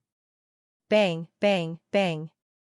Three cracking sounds were heard, and the three long swords of heaven, earth, and human all broke in front of him. As for the three Lao Zu, they seemed to have suffered heavy injuries. He spat out a mouthful of blood and was sent flying. Lao Zu. Xing Yunhao's expression changed drastically. He hurriedly went over to help the three Lao Zu up. The three of them raised their heads and looked at Su Zimo in horror. Do you know why I didn't kill you? Su Zimo asked. Please speak, Samkai Lao Zu replied. I heard that you used to be friends with the heavenly martial sect, Su Zimo said. Previously, I met the nine-night immortal king in the inheritance. He and the Tianwu emperor were Tao companions. Why did the future generations have to do this? You've all declined, so why don't you join forces and develop together? I'll spare your lives. Go back and think about it. Hearing Su Zimo's words, Xing Yunhao fell into deep thought. The four of them stood up and bowed deeply to Su Zimo before walking away. Isn't it too easy to just let them go? Shang Guanlan said from the side. It's better to have one more ally than to kill them, Su Zimo replied. If they don't know what's good for them, it's not too late to kill them. The group continued forward and finally returned to the heavenly martial sect in Mufa Mountain. The sixth elder and Xiao Wanqing went to report the situation, while Su Zimo returned to the courtyard. Not long after, Xiao Wanqing also finished reporting and returned. Grandfather has confirmed the matter of me being the young sect master, Xiao Wanqing said. That's good, Su Zimo nodded. He was also thinking about leaving. Grandfather also said something else, Xiao Wanqing said after a moment of silence. What? The matter of the Tao source. Grandfather wants me to represent the heavenly martial sect to go to the Thousand Bull Tao court, Xiao Wanqing replied. You don't want to go? Su Zimo asked. Not really. It's mainly because I don't want to leave this place. I don't know how long I'll be gone for, Xiao Wanqing explained. Grandfather wants me to stay in the Thousand Bull Tao court to cultivate. He said that the world there is even bigger and that staying in the heavenly martial sect for the rest of my life would be useless. Then go. I also want to go to the Thousand Bull Dao Court to take a look, Su Zimo said with a smile. Think about it yourself. After chatting with Xiao Wanqing for a while, Su Zimo returned to his room. This was because he sensed Baimont calling him. When his soul returned to the divine continent, Baimont had been waiting for him for a long time. Master. What happened? Su Zimo asked. I seem to have heard of the Thousand Bull Dao Court's Emperor Crouching Bull, Baimont said. He should know where your demon heart is. Demon heart, Su Zimo frowned slightly. Yes, when the demon body of purgatory was separated from you, the demon heart was also suppressed. Baimont said, before I fell asleep, according to the information I received, the demon heart seems to be related to the Crouching Bull Great Emperor. Then it seems that I have to go to the Thousand Bull Dao Court, Su Zimo said with a smile. Also, you have to be careful of the so-called Sacred Hall, Baimont said. I suspect that they are related to the Sacred Hall. I know, Su Zimo nodded. After talking with Baimont for a while, he went back to cultivate. At night, the sky gradually darkened. Su Zimo, who was cultivating, slowly opened his eyes and looked out the window. He saw a thin bamboo stick poking in through the window, blowing in a fog from inside. He carefully sniffed the fog and found that it had a very strong sleep-inducing effect. And it was extremely powerful. Even if a saint bloodline expert who had evolved their soul accidentally smelled it, they would most likely fall for it. He looked out the window with interest. He saw a figure wearing night clothes, tiptoeing back and forth between his and Xiao Wanqing's room. After a while, the figure slowly pushed open the door to Xiao Wanqing's room and walked in. Su Zimo followed behind him and also walked into the room. Xiao Wanqing seemed to have fallen into the fog and was unconscious on the bed, while the figure looked at the storage ring in her hand. Just as he was about to take it off, he suddenly felt someone pat his shoulder. The figure was startled and turned around, only to see Su Zimo looking at him with a smile. You're just going to give up, Su Zimo said. He snapped his fingers, and the extinguished light in the room lit up. Under the light, the black cloth covering Li Xiaoyuan's face was slowly taken off. Spare my life, I only want the inheritance, I definitely have no intention of harming her, Li Xiaoyuan hurriedly begged for mercy. You think she has the inheritance? Su Zimo chuckled. Whether it's the position of young sect master or the spot to go to the Thousand Bull Dao Court, it's all Xiao Wanqing's, so your heart is extremely unbalanced. You know you don't have many chances, so you want to try. I don't have any ill intentions, I was blinded by greed. If you spare my life, I'll do anything for you, Li Xiaoyuan continued. Your life is a waste of air, Su Zimo grabbed at him. Li Xiaoyuan felt that he couldn't go against him, so he didn't care about anything else and directly fled out the window. Su Zimo didn't stop him. He just waved his hand. The light in the room instantly turned into a stream of light. In an instant, Li Xiaoyuan was burned to ashes. Su Zimo turned to look at Xiao Wanqing who was lying on the bed. She was only unconscious and was fine. He then left the room. In the next few days, Su Zimo had nothing to do and cultivated in his room. Half a month later, Xiao Wanqing was about to leave for the Thousand Bull Dao Court. Su Zimo also finished packing and left with her. During this period of time, the Jiawei sect took the initiative to ask for peace, wanting the two sects to reconcile. When they left, all the disciples of the heavenly martial sect came to see them off. Su Zimo rode the seven-winged demonic dragon while Xiao Wanqing rode the thundercloud horse towards the Thousand Bull Dao Court. They had to pass through several cities along the way. The two of them were travel-worn. It was Su Zimo's first time traveling in this world since he came to the ordinary realm. Not only the Star River Empire and the Sunset Empire, but they also encountered several empires along the way. There were also some stronger imperial cities among them. On this day, the sky was slightly dark and dark clouds gathered, as if there was a sign of rain. The two of them arrived at the boundary of the Linlong dynasty. A gloomy wind blew past, stirring up ripples on the horizon. In the fierce wind, the two of them slowly came to a stop. Of course, they didn't stop because of the wind, but because of the battle not far ahead. More than a dozen men in black were besieging a young man. Dozens of figures had already fallen on the ground beside him. The young man also seemed to be in danger and wouldn't be able to hold on for long. The black-robed men's attacks became faster and faster like a storm. Dust flew up and the young man staggered and fell in the yellow sand. "Save me, I am the crown prince of the Linlong dynasty. I will repay your kindness." The young man looked at Su Zimo and Xiao Wanqing as if he saw the hope of survival. He shouted for help. The dozen or so black-clothed individuals exchanged glances with each other. One of them said indifferently, "Don't leave anyone alive. Kill." As soon as his hoarse voice fell, half of the black-clothed men charged towards Su Zimo and his companion. "I'll leave it to you," Su Zimo ordered as he looked at the seven-winged demonic dragon beneath him. The seven-winged demonic dragon roared angrily. Only then did everyone see that the demonic beast beneath the young man was actually a Saint bloodline realm existence. Their expressions changed drastically. They wanted to dodge, but it was already too late. The seven wings on its back flapped rapidly, filling the sky with yellow sand. A sandstorm was gathering in front of him. With a boom, the figures of the black-clothed men were sent flying. Some were directly crushed into minced meat by the sandstorm. "Save me, Lord Qianqiu!" The leader of the group of black-clothed men shouted. Seeing that the seven-winged demonic dragon was still roaring angrily, a huge hand suddenly stretched out from the void. A dense aura of the divine vein realm enveloped the area. The seven-winged demonic dragon was suppressed on the spot.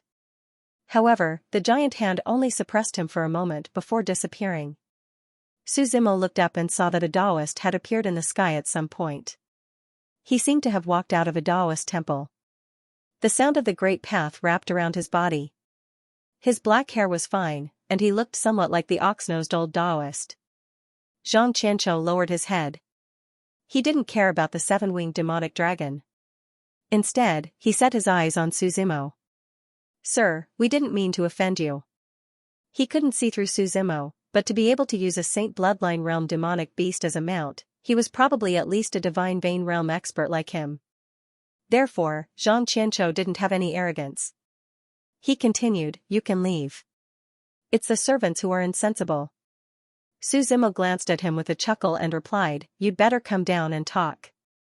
I don't like others looking down on me from above." As soon as he finished speaking, he pulled his right hand into the void. Zhang Qianqiu only felt an unparalleled force coming at him. Immediately after, the void shattered. His figure fell to the ground without any gravitational force. "Please save me," the young man from before shouted again. "I'm willing to pay any price." "Who are you?" Su Zimo looked at Zhang Qianqiu and asked. "They are from the ancient path. I originally planned to go to the Thousand Bull Dao court to study, but I didn't expect to be robbed and killed halfway," the young man from before answered first. "The ancient path," Su Zimo muttered to himself. Perhaps afraid that Su Zimo didn't know, Xiao Wanqing explained, "The ancient path is the most powerful organization in the entire ordinary realm except for the Sacred Hall. Their origins are mysterious, and everything is unknown. Usually, they are assassins who are paid to eliminate disasters for others. I didn't want to save him, but I don't like the look of you. Get lost." Su Zimo waved his hand. "Sir, we mean you no harm," Zhang Qianqiu replied. "Do you mean no harm, or do you mean no harm after seeing my strength?" Su Zimo asked. Zhang Qianqiu was slightly speechless. "Since you know about the ancient path, you should know the consequences of destroying us," Zhang Qianqiu said unwillingly. Normally, it was very difficult to kill the crown prince of the Linlong dynasty. He was in charge of this mission, and this was a rare opportunity, so he wasn't willing to give it up. "Are you threatening me?" Su Zimo chuckled.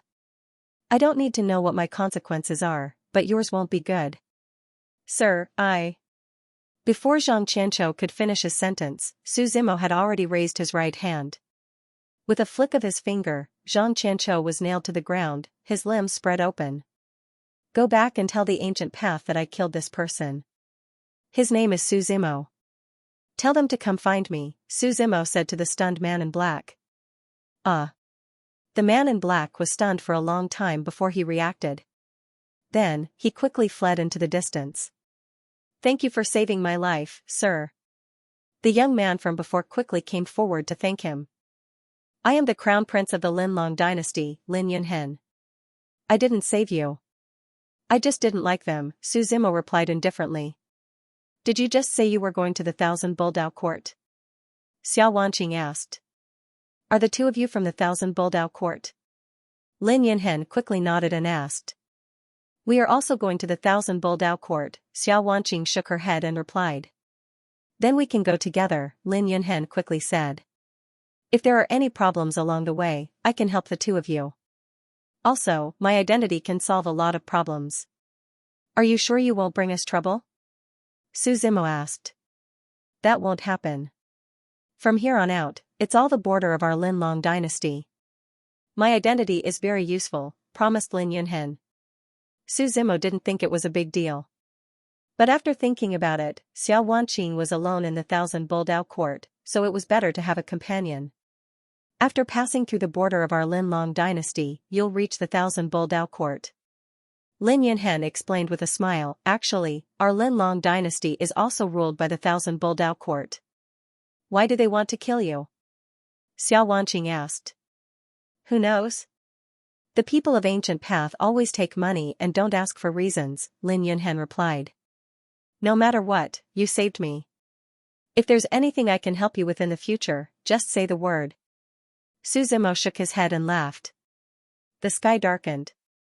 A light rain began to fall from the sky. It was covered by the wind and sand, making it hard for people to open their eyes. Do you know where we can rest nearby? Su Zimo asked.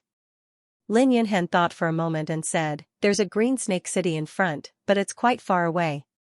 Then come and sit on the demonic dragon. It'll be faster, Su Zimo suggested. The two nodded and carefully lay down on the back of the demonic dragon. Then, with a deafening dragon roar, the seven-winged demonic dragon's huge body flew into the sky. Not long after, it turned into a small black dot and disappeared. Green Snake City was not a city for humans to live in. It was the territory of the Green Snake clan. They were half human and half snake. From the waist up, they were no different from humans, but the lower half was a snake. The Green Snake clan had always been on good terms with humans, and humans could also come to this city. They accepted the rule of the Linlong dynasty. Looking from the sky, this Green Snake City was a medium-sized city. Even in such bad weather, the city was still very lively. Su Zimo said to the seven-winged demonic dragon, Find a place to stay. I'm afraid bringing you into the city will cause panic. The seven-winged demonic dragon let the three of them down, then flapped its wings and flew away. In front of the huge city gate, there was a statue of the Green Snake Empress. Her appearance was so beautiful that it was moving. Just like Gara, her hair was woven into the shape of countless small snakes. She still had a human head and a snake body. This is the first clan leader of the Green Snake clan, Lin Yunhen explained. She was the one who led the weak Green Snake clan to its current scale and was recognized by humans. Therefore, later generations of the clan will use this to commemorate her. Is the Azure Snake clan in this city? Xiao Wanqing asked. Not really. Most of the Green Snake clan lives in the forest, in those narrow and humid environments. They rarely interact with the outside world, Lin Yunhen said. The Green Snake Empress didn't want to live like that, so she left with some of her people. Later on, she helped our Linlong dynasty's ancestor with a great favor, so our ancestor specially built this city for them to live in. Furthermore, future generations are not allowed to disturb them. They walked into the city. 90% of the creatures on the streets were green snakes. There were only a few people from other races. A sudden clap of thunder sounded in the sky, followed by bean-sized raindrops falling from the sky. Let's find an inn. First, Lin Yunhen suggested. Su Zimo nodded and walked into an inn. Have you heard? Recently, creatures have been dying around our Azure Snake City. I wonder what kind of monster did it. However, those who died were all from other races. Our Green Snake tribe seems to be fine. If our clansmen were really injured, I'm afraid the elders would have sealed the city long ago. As soon as they walked into the inn, they heard a few Green Snake clansmen discussing something. They didn't care. There were too many strange things in this world. They wouldn't stay for long anyway. However, after Lin Yunhen entered the inn, his gaze was fixed on a few people at another table. The three of them were wearing large black robes that completely enveloped their bodies. They didn't say a word while eating. "What's wrong?" Xiao Wanqing asked. Lin Yunhen shook his head slightly until the three people left. There was a coffin beside the inn. The three people carried the coffin out of the inn in the heavy rain. "Let's go take a look," Lin Yunhen said solemnly. "You know them?" Xiao Wanqing was confused. "Do you know about liches?" Lin Yunhen asked. "How could we not know?"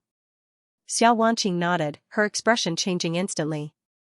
"You're saying they're liches?" "I'm not sure, but I felt an aura." Lin Yunhen opened his jacket and took out a jade pendant. The jade pendant was golden with a dragon carved on it. At this moment, a black line extended from the jade pendant. "This jade pendant was given to me by my father when I became the crown prince," Lin Yunhen explained. "It can identify many different elemental powers. This black line appeared when I passed by the coffin." "What's a lich?" Suzima was confused. "You haven't heard of the lich's calamity?" Lin Yunhen looked at him in surprise. "He lost his memory and doesn't know many things," Xiao Wanqing hurriedly explained. Then she looked at Suzimo and said, "A great calamity happened in our ordinary realm. It was called the lich's calamity. Later, under the leadership of the Brahma demon Grand Sage, the calamity was quelled. Thus, the entire ordinary realm established a common law to arrest those liches who were struggling at death's door." "Let's go take a look," Lin Yunhen said. If Green Snake City was really related to liches, then it would be troublesome. After all, Green Snake City was within the Lin Long dynasty's territory. If anything happened, the Lin Long dynasty would be the first to bear the brunt. Xiao Wanqing hurriedly nodded. Suzimo didn't want to care and followed the two out. It was raining heavily outside and the entire street was flooded. However, the people of Green Snake City weren't afraid of the rain at all. They continued to walk calmly on the street. There, Lin Yunhen pointed at the corner where the two black-robed people had just disappeared. "Don't get too close to avoid being discovered," Xiao Wanqing reminded. The three of them followed like this. After walking for 10 minutes, the black-robed people finally stopped in front of a courtyard. They knocked on the courtyard rhythmically. It seemed to be a secret signal. Then the courtyard's door opened and a black-robed person walked out. The black-robed man looked around for a while before finally letting them in, along with the coffin. "They went in," Lin Yunhen said. "What do we do?" "Aren't you the crown prince of the Lin Long dynasty?" Xiao Wanqing said. "Go find the city lord of Green Snake City and have him search this place. If the city lord colludes, wouldn't we alert the enemy?" Lin Yunhen replied. "You guys wait here. I'll go in and take a look," Suzimo said. With his strength, he wouldn't be discovered if he approached the courtyard, but the same couldn't be said for the two of them. "Sorry for the trouble," Lin Yunhen said. Suzimo walked out step by step, his figure disappearing into the void amidst the heavy rain. His figure walked in the void. The void was very quiet, without the slightest ripple. Suzimo walked through the courtyard and looked down. The courtyard was vast, but there was no one in sight. When he looked carefully, he found that there was a secret mechanism hidden under the courtyard. There was a secret room. He saw with his own eyes that the man in black took off his black clothes and revealed his face. How to describe it? It was like a monster that was a combination of a human and a demon beast. It didn't look like him at all. His face was covered with blue hair, and his mouth was triangular like an eagle's. But his nose and eyes were no different from a normal human's. And his hands were like two claws, with nails half a meter long that could be retracted at will. "So this is a lich," Suzimo muttered to himself. He felt the power in the other party's body. It was very violent and chaotic, as if even the lich itself couldn't control it. Otherwise, Lin Yunhen wouldn't have noticed the abnormality just now. They couldn't control their own power. Suzimo followed behind the other party and walked into the secret room below. Because he was hidden in the void, unless the other party broke through the void, they wouldn't be able to detect him. And the strongest lich he had met so far was only a sacred bloodline. Even if he stood behind them, they probably wouldn't be able to sense him. He walked down the dark stairs. Suzimo finally saw the scene inside the secret room. There were hundreds of cages of various sizes here, and each cage contained a human. What surprised him wasn't this, but these imprisoned humans. None of them were ordinary people, and each of them had a special constitution. It was a bit similar to the 100 Great Battle constitutions, but Su Zimo didn't know much about the special constitutions of the 9 zones. So he didn't know. It was just that these constitutions varied in strength. He saw with his own eyes that these lich dragged out a human, then skinned him and pulled out his bones, forcibly separating the special constitutions. It was obvious that they were collecting special constitutions. Before Su Zimo could observe further, a creature in the depths of the secret room seemed to have noticed him. Su Zimo felt a gaze penetrating through the layers of void and landing on his body. At that moment, he actually felt a force being suppressed. Even though he broke free in an instant. His figure then vanished into the void of space.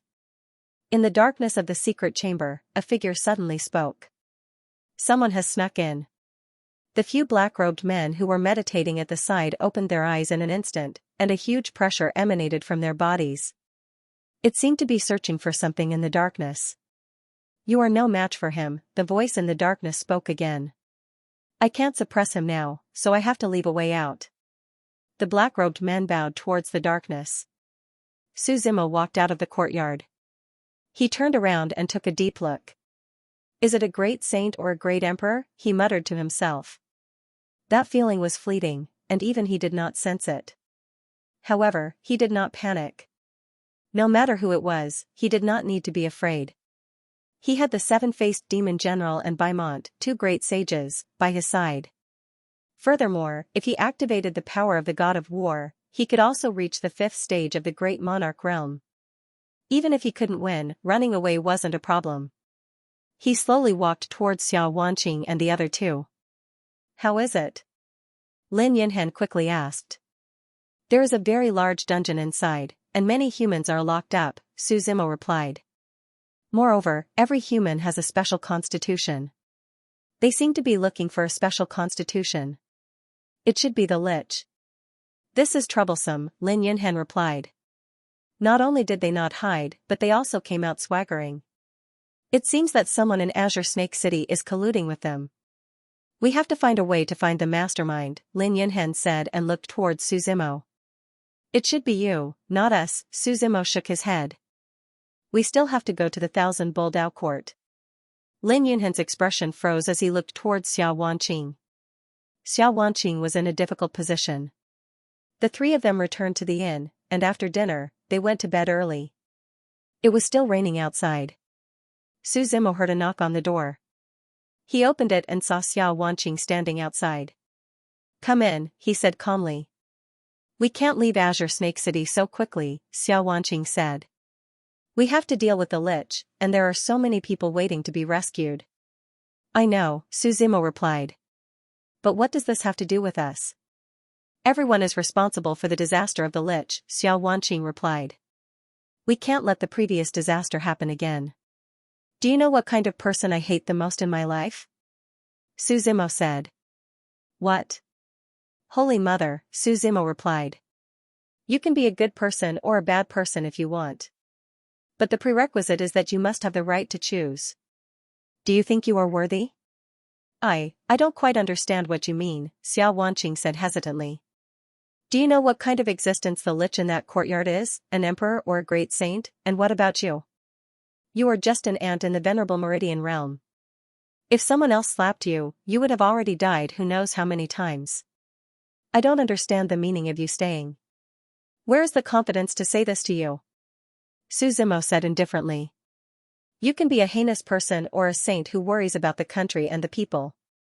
But the prerequisite is that you must have the ability to be strong enough to ignore everything. Do you think you have it? The most important thing about being a person is to know your own limits.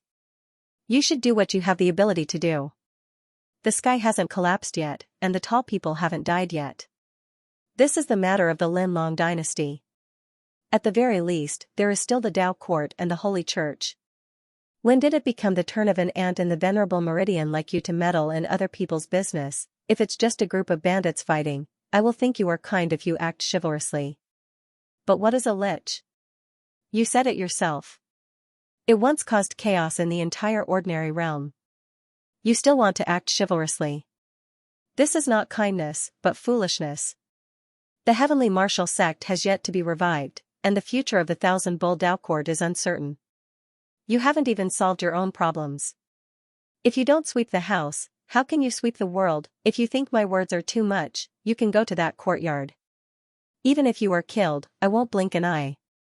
Hearing Su Zimo's words, Xiao Wanqing became more and more silent. Don't be angry. I was too naive. She looked worriedly at Su Zimo. I'm not angry. I'm just teaching you the rules of being a person. Su Zimo waved his hand. Go back and sleep. You can think about it at night. Tomorrow morning, I will leave for the Thousand Bull Dao Court. The night was silent. The next morning, the rain gradually stopped, and the sky was covered by a gray fog. When Su Zimo went downstairs, Xiao Wanqing and Lin Yunhen seemed to have been waiting for a long time. Brother Su, let's go. Lin Yunhen smiled. You're not staying? Su Zimo asked. I've already thought of a way to inform my father. We'll leave the rest to them, Lin Yunhen said with a smile. We'll only alert them here and cause trouble for them. It's more important to go to the Dao Court to study. Su Zimo looked at him in surprise. Lin Yunhen could see things more clearly than Xiao Wanqing. What kind of ability should be used for what kind of things? Let's go. Su Zimo nodded. The three of them left the inn and walked out of Green Snake City. A deafening dragon roar sounded. The seven-winged demonic dragon's huge body had been waiting there for a long time. The Thousand Bull Dao Court was located in the west of the ordinary realm. In the ancient Eight Desolation era, they weren't very famous. But no one would have thought that such a small force would produce an existence like the Hidden Bull Great Emperor. Since then, the Dao Court had been established and its might had spread far and wide. After passing through the Lin Long dynasty's territory, the Thousand Bull Dao Court's territory was 3 million miles to the west. The land that extended for tens of millions of miles was under their control and had to listen to their orders. In fact, a long time ago, the Thousand Bull Dao Court hadn't been so powerful. The Sky Martial Dao Court and the Nine Mountains Divine Sect were its rivals. But everyone knew what had happened later. When the two sects declined, their territory naturally fell under the Thousand Bull Dao Court's control, causing it to become even more powerful. With Brother Su's strength, I'm afraid you'll have a chance to show off your skills in the Dao Court, Lin Yunhen praised. When he fought with Gu Dao, he understood that he had to be on good terms with Su Zimo. I'm not going there to study. Su Zimo waved his hand. I just want something from the Hidden Bull Great Emperor. Lin Yunhen was stunned when he heard Su Zimo's words. Then, the smile on his face became slightly awkward. He admitted that Su Zimo was very strong, but he was bragging when it came to great emperors. The ordinary realm was divided into two parts, the Four-Way Domain and the Tuatsong Domain. Not to mention the great emperors that were hidden and unknown to the world, there were no more than 20 great emperors that truly existed. As for the specific reason, it was because the ordinary realm couldn't compare to the other domains. The Holy Court was located in the Calamity Immortal Domain, and the 10 great families were established in the Limitless Domain. Other than that, the divine race lived in the Yukuan Ruins region, which was not a human world. Everything there was ruled by the divine race. As for the Nether Realm, that was the final destination of death. It was said that after the creatures of this world died, their souls would automatically float to the Nether Realm. That was the realm of life and death that led directly to the Great Tao. They could be reincarnated. However, these were all legends. Only the dead could enter the Netherworld realm. Other than these 5 regions, the other 4 regions were the Sin Demon region, the Blazing Fire region, the Tianluo region, and the Great Wilderness. This was the composition of the 9 domains of the heavens beyond heaven. Every domain had its own unique characteristics. Only the lowest level of the ordinary realm was like a hodgepodge, with all kinds of things. Great emperors were extremely revered in the ordinary realm. If a great sage appeared, they would be hailed as the pride of the ordinary realm. As for Su Zimo, he wasn't famous and had never heard of any of his deeds. Naturally, Lin Yunhen wouldn't believe it. He thought that Su Zimo was joking. Have you been to the Dao Court before? Xiao Wanqing looked at Lin Yunhen and asked curiously. I went once with my father when I was young, but I don't remember it clearly. Lin Yunhen smiled. You're the crown prince of a dynasty. Is it difficult for you to go to the Dao court? Xiao Wanqing asked in surprise. A dynasty is nothing. Let me tell you, there are as many as 7 dynasties under the 1,000-bull Dao court's rule. Lin Yunhen explained, actually, an ordinary Dao court isn't that strong. But you know, our western side declined because of Tianwu and Jiuwei. In the end, the 1,000-bull Dao court became the strongest. It's not a good thing for one to be the strongest, Su Zimo said from the side. Decline is inevitable. This is the principle of the samsara of myriad things since ancient times. I didn't see any decline, but the 1,000-bull Dao court has become stronger in recent years, Lin Yunhen said. They've ruled the western side for so many years. Has there ever been a second great emperor? Su Zimo asked. No. Lin Yunhen shook his head slightly. Then that's it. If their high-end strength can't go up, no matter how strong their mid-range strength is, it's just an illusion. Su Zimo shook his head and chuckled. Lin Yunhen didn't argue. These things were meaningless. After about 7 days, the 3 of them finally passed through the border of the Lin Long dynasty and arrived in front of the 1,000-bull Dao court.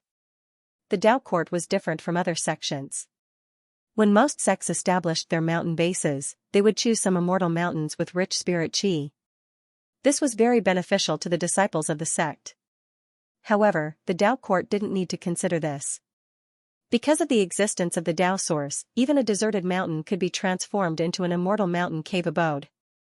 The size of the 1,000-bull Dao court exceeded Su Zimo's imagination. The entire sect was about 1 million square meters. Just the outer sect was comparable to some of the imperial lineage of the Yuanyang continent. Not to mention the inner sect and the core. Most of the disciples in the Dao court flew in the air or rode on strange beasts because the Dao court was too wide. The 1,000-bull Dao court is most famous for its 300 immortal mountains and 3,000 cave abodes, Lin Yunhen explained with relish. In the Dao court, not only the elders, but every core disciple has their own mountain and cave abode. The stronger you are, the closer you live to the Dao source. After we go to the Dao court, this is their headquarters. Let's try not to have any conflicts. Xiao Wanqing looked at Su Zimo and reminded him worriedly. She knew Su Zimo's temper. There were some things that he wouldn't back down on. I have my own plans. Su Zimo smiled. Looking up, there were all kinds of immortal trees planted on both sides of the 1,000-bull Dao court. There were often divine beasts flapping their wings above their heads, and prodigies flying on swords. The 30,000 feet tall gate was hidden in the clouds. Everything was solemn, but it didn't lose its ethereal quality. Everyone says that the Dao court is good. It's better than countless mortals. Lin Yunhen laughed. The 3 of them walked up the steps leading to the gate. There were a total of 10100 steps. Su Zimo wanted to fly in the air, but he was stopped by Lin Yunhen. Brother Su, you can't, Lin Yunhen explained. When outsiders come to the Dao court for the first time, they have to walk the Dao steps. Otherwise, it will be seen as an offense to the Dao court. After we enter the Dao court, we can fly in the air. Su Zimo shook his head and laughed. He didn't want to make things difficult for the 2 of them. The Dao steps seemed to have a special power. With every step, there would be a force suppressing him. However, it wasn't suppressing his body, but his soul. When he finished walking all the steps, he would only feel that he was incomparably weak, while the Dao court was boundless. Senior brother, please report that the crown prince of the Lin Long dynasty is here to learn. Lin Yunhen lowered his posture. On both sides of the gate stood 2 young men in green robes. Their eyes were burning with arrogance.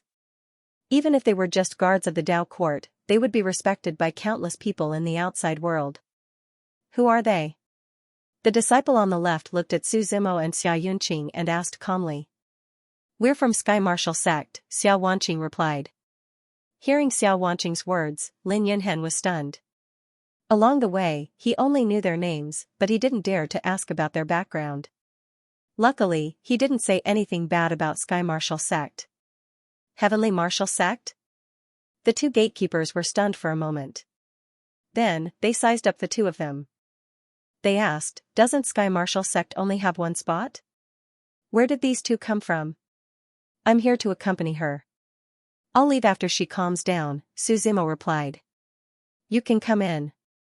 The two disciples pointed at Lin Yunhen and said, Sky Martial sect will have to wait. Why do we have to wait? Suzimo asked. Just wait. What's with all the nonsense? The disciple on the left replied impatiently. Come with us. He led Lin Yunhen into the Dao court. However, just as he turned around, he seemed to be pushed by a force and rolled down the 1,000-odd steps outside the Dao court. Junior brother Chung, the disciple on the right, shouted anxiously. Let's go in, Suzimo said as he took the lead and stepped into the Dao court. This isn't good. This is trespassing, Xiao Wanqing said hesitantly. Didn't you see how aggressive they are? There's no need to be humble. Suzimo waved his hand. After entering the Dao court, they could see the outer sect's appearance clearly. There was only one word to describe: vast. Thousands of Bodhi trees could be seen in front of him. They were planted around the great path to heaven in front of him. In the sky, there were floating islands and jade palaces. There were divine beasts dragging hundreds of millions of mountains across. There were people absorbing the essence of the sun and moon. Immortals, immortal trees, immortal beauty. With a single breath, spiritual energy entered her stomach like a whale swallowing a whale. Xiao Wanqing even felt that her stagnant cultivation was about to break through. Brother Su, Lin Yunhen said as he followed closely behind. Should we go find the elders first? If we're caught, we'll be finished. It's okay, I know someone. Suzimo waved his hand. So Brother Su knows someone here. That makes things a lot easier. Lin Yunhen let out a long sigh. When did you know someone in the 1,000 Bull Dao court? Xiao Wanqing asked in a low voice. Xiao Buhui, have you forgotten? Suzimo replied. Xiao Wanqing's expression froze as she followed behind Suzimo in a daze. As they walked along the heavenly avenue, they began to encounter disciples on both sides. Where is Xiao Buhui? Suzimo grabbed a random disciple and asked. Who are you? You dare to directly address senior brother Xiao by his name? That disciple looked at Suzimo and replied indifferently. Core disciple Suzimo. You don't know him? Suzimo indifferently replied. Do you know the 300 immortal mountains? I live on the 200th one. The 1,000 Bull Dao court was too big, and there were more than 1,000,000 disciples. Suzimo didn't believe that these disciples would be able to remember everyone. That disciple was stunned. Although he felt that this name was a bit unfamiliar, he didn't know it. But in all things, it was better to believe it was true than not. If he really was a core disciple, then wouldn't he have profited greatly? So it's senior brother Su. It's an honor to meet you. That disciple quickly greeted. Junior brother Xianxia, I have eyes but can't see. Please don't blame me. Take me to Xiao Buhui. Suzimo waved his hand and ordered. Senior brother, please follow me. Senior brother Xiao usually lives on the solitary cloud peak. Xianxia quickly replied. Lin Yunhen and Lin Yunhen trembled in fear. Such a blatant impersonation. If they were discovered, their crimes would be even worse. Senior brother, you look quite unfamiliar. Xianxia asked with a smile. I usually cultivate and don't show my face. You also know that the competition in the 300 immortal mountains is very big, Suzimo calmly replied. I know. Xianxia quickly nodded. As they spoke, the three of them arrived in front of a mountain peak. This mountain peak towered into the clouds like a pillar supporting the sky. It was filled with gray pine and cypress trees. This is the solitary cloud peak. Xianxia replied. Got it. You can go back. Suzimo waved his hand. Senior brother, I'm Xianxia. If you need anything in the future, just let me know. Xianxia quickly introduced himself. Suzimo waved his hand. He looked at the mountain peak in front of him and said to the two, Go find Xiao Buhui and get him to bring us to the source of the Tao. That's not good. Lin Yunhen replied. The source of the Tao is not a place where anyone can go. I'm here to cause trouble. Don't you understand? Suzimo replied. Lin Yunhan's body instantly froze on the spot. No, Brother Su, you must be joking. Lin Yunhan hurriedly said. Do you think my actions are a joke? Su Zimo retorted. He took the lead and walked up the solitary cloud peak. He left behind Lin Yunhan, who looked like he was about to break down. The solitary cloud peak's environment was not bad. It was shrouded in clouds and filled with immortal energy. Brother Su, wait for me. Lin Yunhan's shout came from behind. He also ran up to them. What? You want to follow me? Su Zimo laughed. Since we've already walked this path to the end, let's just go, Lin Yunhan said.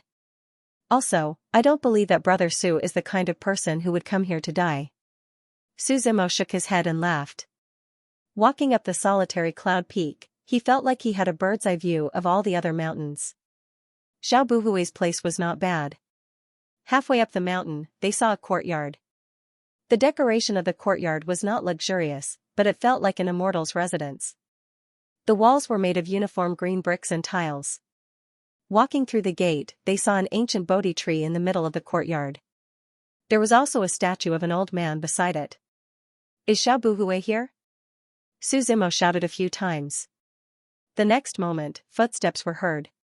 Xiao Buhui, who was dressed in a green robe and had his hair tied up neatly with a hairband, walked out from the inner room. Who called me? Long time no see, Su Zimo said with a smile. Seeing them, Xiao Buhui's expression changed. He said awkwardly, who allowed you to come to my solitary cloud peak? Get lost. We're here to see you. Don't be so angry. Su Zimo smiled. He waved his hand, and an extremely powerful force descended. Then, the void shattered, and a huge hand came down from above. What are you doing? Xiao Buhui shouted. His aura was majestic, and he wanted to rush out from the suppression of the huge hand. Boom! A muffled explosion resounded, and the solitary cloud peak under their feet trembled for a long time. Dust flew, and Xiao Buhui's body was pressed to the ground, unable to move. Do you remember what I said? The name Su Zimo will become your nightmare, Su Zimo said with a smile. How dare you commit such a crime in the Thousand Bull Dao court? Xiao Buhui shouted. Aren't you afraid of my Thousand Bull Dao courts, Laozu? If you let me go now, I can pretend nothing happened. Hearing Xiao Buhui's threat, Su Zimo smiled. So what if your Thousand Bull Dao court? If I'm willing, there's no place in this world that can stop me. The aura around him grew even stronger. She chuckled and said, Now, young Master Xiao, please take us to the Dao source. What do you want to do? Xiao Buhui asked in fear. Without Laozu's permission, no one can go there. Furthermore, the sect has already agreed to give your heavenly martial sect a spot. Lady Xia, don't be so stubborn. You'll destroy yourself in the end. You only need to take us there. Whether we can enter or not is my problem, Su Zimo replied. I won't take you there. Even if you kill me, it's wishful thinking, Xiao Buhui said indifferently. Su Zimo smiled and looked at Lin Yunhan.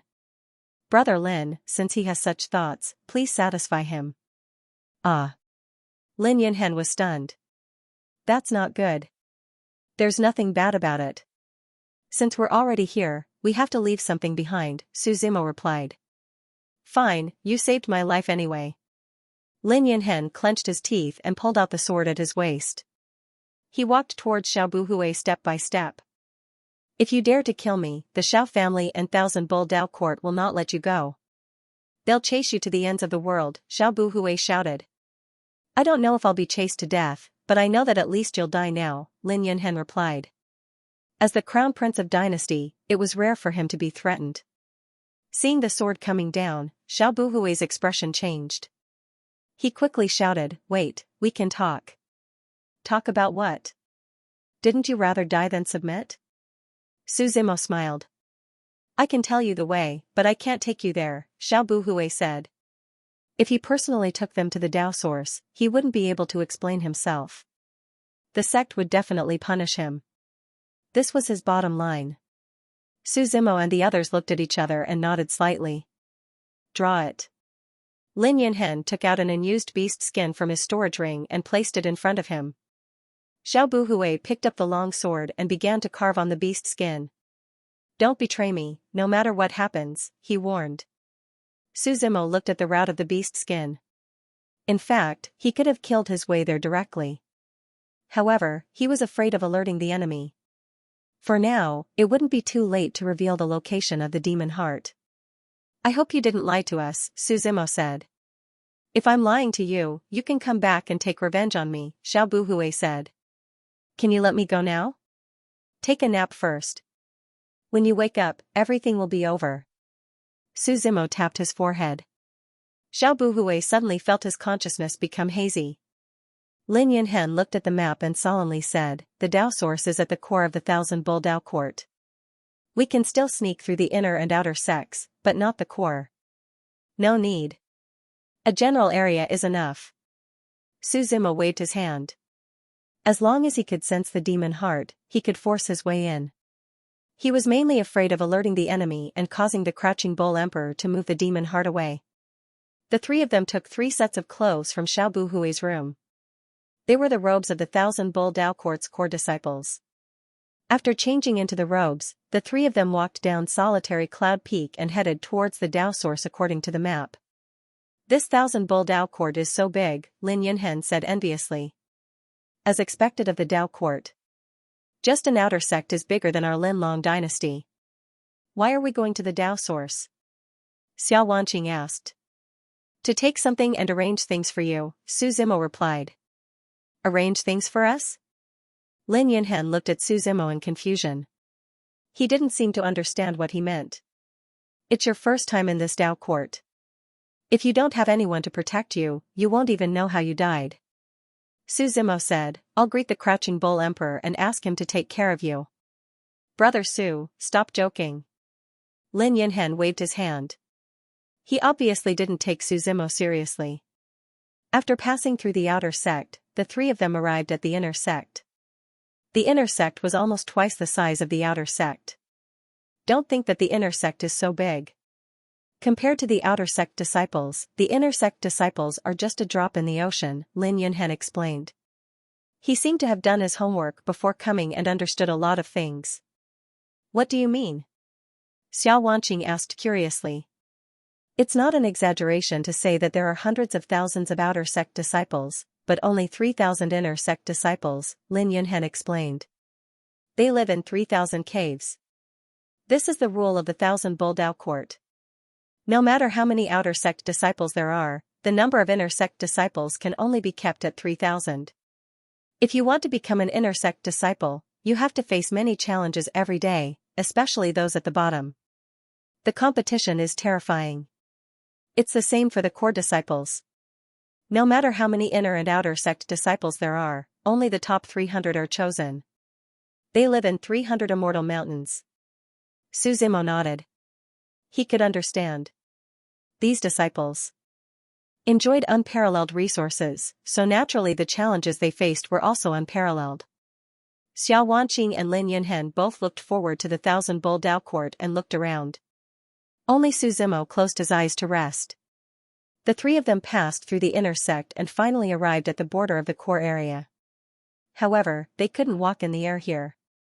Moreover, there were only 300 core disciples. Basically, every disciple knew each other, so it was impossible to sneak in. Su Zimo closed his eyes, wanting to sense the location of the demon heart.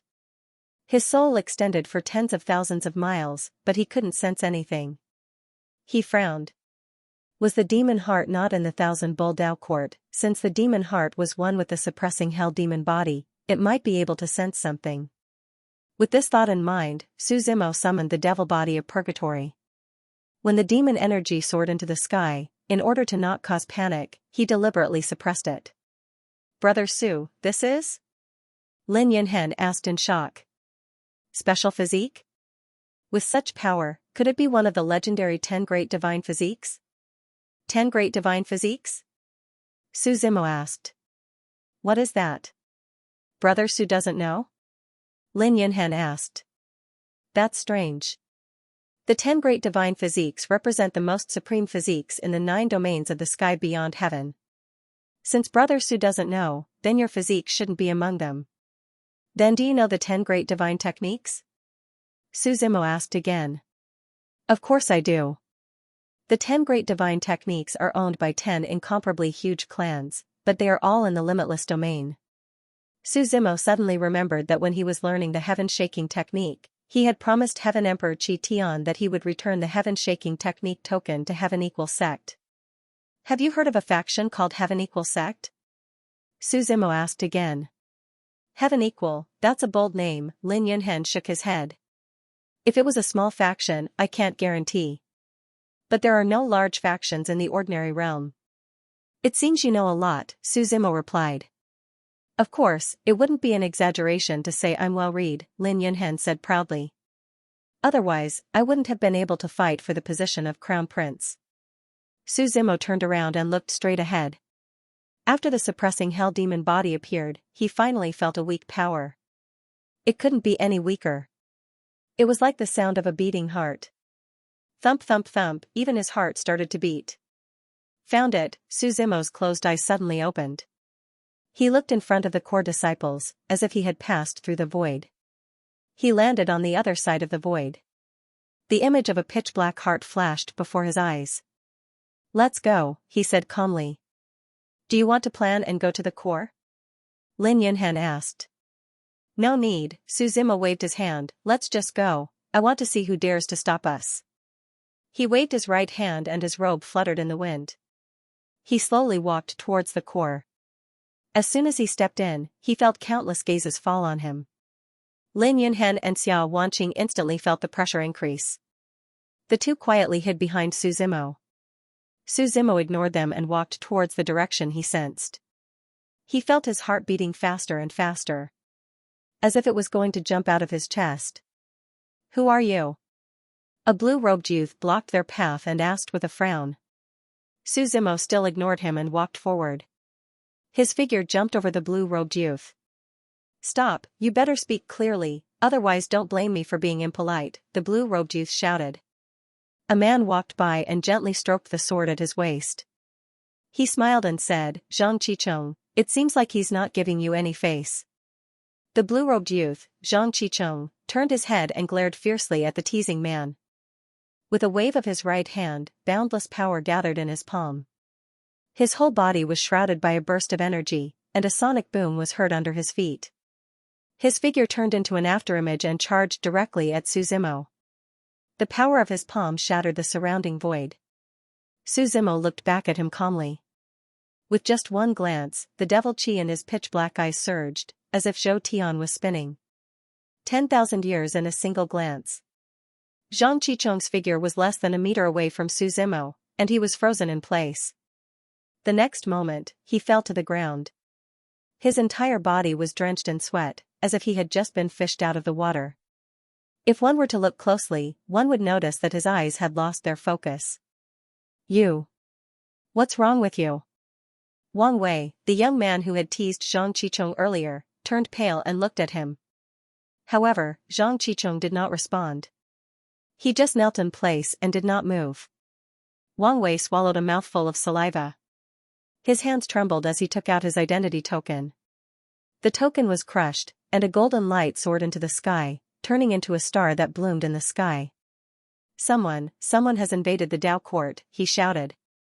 At this moment, on the Saint Peak of the Thousand Bull Dao Court, many core elders of the Thousand Bull Dao Court and sect master Dongfengli were gathered there. Beside the Saint Peak stood another group of people. It would be best if the Ghost Bone Dao Court could join forces with our Thousand Bull Dao Court, Dongfengli said with a smile. We dominate the West, and you suppress the East.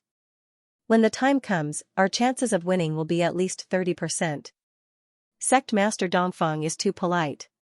The leader of the group of people from the Ghost Bone Dao Court was a woman. She wore a long black dress, like a black rose blooming in the dark night. She was natural and graceful, and at the same time, had an immortal aura. The Thousand Bull Dao Court is the ruler of the West, but our Ghost Bone Dao Court does not dare to do so. After all, there is a difference. Then you can consider my conditions, Miss Yu, Dongfengli said with a calm smile. I heard that the old sect master has abdicated and intends to appoint Miss Yu as his successor. Perhaps our Thousand Bull Dao Court can help. Thank you for your concern, Sect Master Dongfeng. However, the old sect master must have his own plans. There is no need for us to make wild guesses. Yu shook her head and smiled. At that moment, a golden light suddenly rose from the horizon. The range of the light was very wide. Not only did they see it, but all the disciples of the Thousand Bull Dao Court could see it. What's going on? Dongfeng Li asked with a frown. This is a distress signal from the core disciples, the Grand Elder explained. Every core disciple was the main wealth of the Dao Court, and their future. Thus, in order to protect them, the Dao Court would give each of them a distress signal. Of course I know it's a distress signal, Dongfeng Li said indifferently. I'm asking why this distress signal would appear in the Dao Court. Could it be that someone dared to come here and kill people? I'll go investigate, the Grand Elder hurriedly said. At that moment, Yu suddenly smiled and said, Sect Master Dongfeng, why don't we go together? We've been in the Dao Court for a while now, but we haven't had a good tour. Since we're leaving, let's pay our respects to the Thousand Bull Dao Court. That's right, that's right. The people of the Netherbone Dao Court behind her nodded. Dongfeng Li was silent for a while, then finally smiled. Since Miss Yu is interested, let's go together. The group of 20 people all stepped into the air and flew towards the core. Even after Su Zimo and the others disappeared from sight, Wang Wei didn't dare to stop them. He hurriedly ran forward to support Zhang Qichong, who was still kneeling on the ground. He asked, Are you all right? Terrifying, so terrifying. Zhang Qichong only shook his head. Wang Wei. The first elders. Sonorous voice came from above. Wang Wei looked up as if he had seen his savior. All the higher-ups of the sect were in the sky.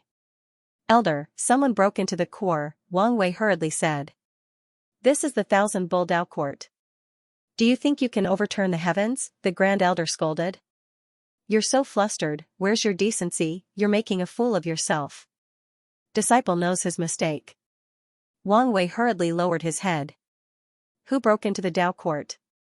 Dongfeng Li asked. I don't know. There are 3 people in total, Wang Wei hurriedly replied. But the other 2 are very weak.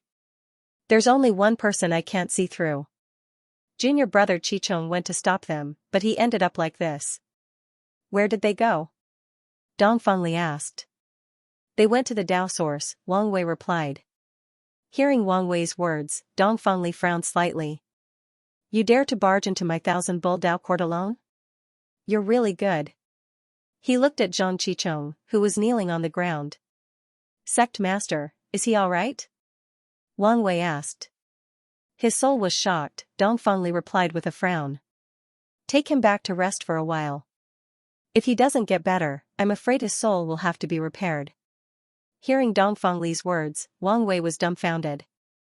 One had to know that Zhang Qichong was ranked in the top 100 of the 300 Immortal Mountains. He was on par with him, but his soul was shocked by the other party's gaze. It seemed that his Dao heart had been broken. That young man's age was about the same as his. Sect Master, I want to follow and take a look, Wang Wei suddenly said. Then take him with you, Dongfeng Li instructed and flew in the direction of the Dao source with everyone. Sect Master Dongfeng, it seems that we came at a bad time, Underworld Feather said with a chuckle. It's fine. I want to see who is so bold. Dongfeng Li waved his hand. Brother Su, why do I feel like my heart is beating so fast? Lin Yinhen followed behind Su Zimo and said. It's my first time in the Dao Court, and I'm actually in such a state. My life is worth it. You'll get used to it, Su Zimo replied. I can't compare to Brother Su, Lin Yinhen said. The dynasty has always been under the Dao Court. When people from the dynasty see the Dao Court, we are naturally inferior. Su Zimo did not answer him, but seemed to have sensed something. He raised his head and looked at the sky. A group of people arrived in the air. They were all dressed in immortal robes and were handsome and had grand auras. This group of people was like a high and mighty god looking down at all the living beings below. Who are you? How dare you barge into my Thousand Bull Dao Court? The Grand Elder shouted. I'm just here to take something that belongs to me, Su Zimo replied. I'll leave after taking it. This is the Thousand Bull Dao Court. How can it be yours? the Grand Elder snorted. His voice was like thunder, shaking the heavens. You'll know when I get it, Suzimo said with a smile. The Great Elder's aura skyrocketed, and a shocking divine aura condensed in the sky. It was as if the heavens were enraged, lightning flashed, and thunder rolled. Great Elder, calm down. Don't make a fool of yourself for a young man, said Dongfeng, since it's the young people's problem, let them solve it. This is to prevent others from saying that we are bullying the weak and oppressing others with our power. It's not like my thousand-bull Dao court doesn't have anyone. As Dongfeng spoke, he looked at the people from the Netherbone Dao court. He smiled and said, I've made a fool of myself in front of everyone. Sect Master Dongfeng, do not worry about us. Underworld Feather smiled. The Great Elder looked around and his voice seemed to contain endless spiritual energy. He called out, where are the disciples of the 300 immortal mountains? This voice was like a sudden clap of thunder, spreading over a radius of 1,000 miles. The news spread among the disciples. Disciple is Jiangjing. Disciple Luo Fadian is here. Disciple Chen Su is here. Hundreds of voices sounded at the same time, shaking the entire 1,000-bull Dao court. It was indeed a bit exaggerated to say that this was just for Suzimo. However, this was the effect that Dongfeng wanted. He wanted to put on a show for the Netherbone Dao court. This was like a performance. And the Netherbone Dao court was like an audience. They wanted a perfect ending. Only then would the Netherbone Dao court cooperate with them, and that matter would be taken one step further. The entire 1,000-bull Dao court was shaken. What's going on? It seems like someone has invaded our 1,000-bull Dao court. What kind of joke is this? We are the rulers of the Western Dao court. Could it be another Dao court? Let's go and see what's going on. Many disciples discussed animatedly as they headed towards the center of the hall to watch. The 300 immortal mountains were located in various parts of the core area. At this moment, the 300 immortal mountains were all moving. Some immortal mountains were shrouded in immortal aura, and their immortal pressure was majestic. And some immortal mountains had the 4 divine beasts roaring non-stop, and their beast aura swept through the world. In the north, stars fell from the sky, and the sky seemed to be covered in a layer of mysterious light. In the south, a long river that stretched for thousands of miles came rolling in. The sky was covered with dark clouds as the waves of the blue dome of heaven surged. These phenomena appeared one after another, filling the void. It was as if colorful flowers were competing with each other. We're surrounded, Lin Yunhen said. Hundreds of people stepped into the air, and each of them was a monstrous existence. Each of them had a different aura. All of you come together, Suzimo looked at everyone and said calmly. There's no need to deal with you, a young man in the sky replied indifferently. He descended from the void, his purple robe fluttering in the wind. Xiaoyi, 10th of the 300 immortal mountains, the purple-robed young man said indifferently. Just let your first place come. Don't waste time. Suzimo waved his hand. Who are you looking down on? Xiaoyi frowned, his face angry. The aura of the Saint Bloodline realm enveloped his body. He tore the void in front of him with both hands, and a long spear slowly appeared from the void. The long spear was more than 7 feet long, and its entire body was purple gold, with half-black gilt flashing on it. He raised the long spear in his right hand, and a sharp spear light condensed from the surroundings. Spear of the starry sky, Xiaoyi shouted. His body was enveloped by stars, and starlight shone on the long spear. At that moment, an endless amount of purifying light descended. It was as if everything was connected to a single point. The long spear shot towards Suzimo with a sonic boom. Everyone only saw a shadow flash in front of them, and then the stars fell behind him. Senior brother Xiaoyi is already at the peak of the Saint Bloodline, right? The disciples who heard the news whispered. Yes, and his spear intent has perfectly fused with the stars. The other party is going to be unlucky. In the sky, Dongfeng smiled with some relief. Even Underworld Feather nodded slightly. The disciples of the 300 immortal mountains of the 1,000-bull Dao court are indeed extraordinary. I've embarrassed myself in front of you, Dongfeng said with a smile. When the long spear shot over, Suzimo was indifferent. Lin Yunhen could only be anxious. Xiao Wanqing steeled her heart and directly blocked in front of Suzimo. Go to the side and watch obediently. Suzimo's voice fell, and her figure was also pulled to the side. Suzimo slowly stretched out his index finger. It was just an ordinary index finger, and the tip of the long spear collided with the tip of the long spear. This guy is so arrogant, a disciple at the side said in surprise. However, even more people had solemn expressions. This was because when the fingertip collided with the tip of the spear, two extremely strong forces spread out. Kacha sounds continued to be heard. The golden long spear shattered bit by bit from the tip of the spear, turning into dust that drifted in the void. With a bang sound, the entire long spear completely dissipated. It turned into a gust of wind as if it had never appeared. Xiaoyi stared blankly at his empty hands. He was stunned on the spot. Suzimo patted his shoulder, pointed at Xiao Wanqing and Lin Yunhan behind him, and said to Xiaoyi, "These two will stay in the thousand-bull Dao court in the future. Your survival is all thanks to them. You should understand what I mean." After he finished speaking, he pushed away the stunned Xiaoyi. He looked at Dongfangli in the sky and asked, "Where's the crouching bull great emperor?" "How dare you call the ancestor by his name?" the great elder shouted coldly. "Isn't a name for people to call?" Suzimo replied. "Otherwise, why would he call himself an emperor? If you don't answer, then I'll go find him myself." As he spoke, he turned around and continued to walk towards the source of the Tao. However, after taking a few steps, he was stopped by a few people. The third of the 300 immortal mountains, Luo Baichou. The second of the 300 immortal mountains, Feng Qingting. The first of the 300 immortal mountains, Wu Ming. The three of them slowly stood in front of Suzimo with majestic auras. "You want to stop me?" Suzimo asked. "It's our duty.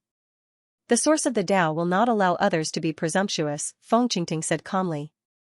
The three of them each held a weapon. It was not a saint bloodline, but a divine bloodline. And these three powers were getting stronger and stronger. It was like a hurricane that tore the sky apart, turning into a shocking green light that flickered. "Vine of all things," Feng Qingting shouted. With him as the center, countless branches spread out from under his feet. They were like vines covered with barbs. Densely packed, they charged towards Suzimo. As for Luo Baichou, he slowly pulled out the black sword at his waist. A sword light flashed. The black hair on top of his head actually became as white as snow, and all of it draped over his shoulders. He frowned and waved his long sword. "My hair has turned white, and the world is vast." The last disciple was called Wu Ming. His gaze was calm, and the majestic aura on his body slowly spread out. A chain wrapped around his two arms. He slowly dragged the chain, and the spiritual energy between heaven and earth suddenly changed. The sun and moon shuttled back and forth, yin and yang intersected, and time and space were forcibly separated. "That's the yin and yang chain," a disciple said in surprise. "Looks like senior brother Wu Ming is under a lot of pressure. He even took out his life-saving treasure. That's a supreme treasure that's ranked 51st among the myriad treasures." The three of them were surrounded by three powerful auras. In the sky, Underworld Feather laughed. "Sect Master Dongfang, what do you think are their chances of winning?" Dongfang Li's expression didn't look too good. After all, the three of them were fighting against the other party's single person. It was a little unfair. For a large faction like them, face was very important. "I believe the three of them," Dongfang Li calmly replied. He was no longer as relaxed as before. "Oh, is that so?" Underworld Feather smiled. "I think the opposite young master will win." "Let's wait and see," Dongfang Li replied. Suzimo's expression was calm when the three of them charged at him. "I can't be bothered to play with you." He shook his head slightly. "Saber, come." There was an explosion in the sky. The tyrannical shadow traversed through time and space and appeared in the sky. It was like a fireball. When it flew over, it created flames in the sky. The tyrannical shadow descended from the sky and charged at Wind Ivy. Wind Qingting's expression changed drastically as he felt the powerful force. The surrounding vines covered his head in layers. Unfortunately, it was useless. When the tyrannical shadow descended, everything in its path was destroyed. With a blood-curdling scream, the vines were destroyed, and Wind Ivy's burned body flew out from the inside. The tyrannical shadow turned and charged at Luo Baichou. "Gui Jianchou," Luo Baichou shouted. He waved the sword in his hand and a ghost head condensed above his head. The ghost head tried to devour the tyrannical shadow, but it was penetrated in an instant. The tyrannical shadow descended again and hit the sword. Luo Baichou's figure flew out. The sword in his hand pierced his chest because of the powerful force. Su Zimo snapped his fingers. The tyrannical shadow changed its attack again and charged at John Doe. John Doe looked solemn and took a deep breath. The yin and yang chain in his hand suddenly collapsed. His true fate appeared behind him and he stepped on the tai chi it connected with the yin and yang chain in front of him. They turned into black and white fish respectively, entangling and trying to devour the tyrannical shadow. The tyrannical shadow collided with the yin and yang chain. Sparks flew everywhere. John Doe's figure kept being pushed back until he reached the spirit mountain in the distance. Because of the powerful force, his body was directly embedded in the spirit mountain. Su Zimo waved his right hand and the tyrannical shadow fell into his palm. He looked around at everyone in a domineering manner. He asked indifferently, "Who's going to stop me?" There was silence all around. Even the people in the sky were stunned. Things were out of their control. "He's already an immortal. His name is Laozu," Dongfeng Li shouted. As soon as his voice fell, a bell rang from a distant mountain peak. The bell sounded like the morning bell and evening drum, like the low roar of a divine bull.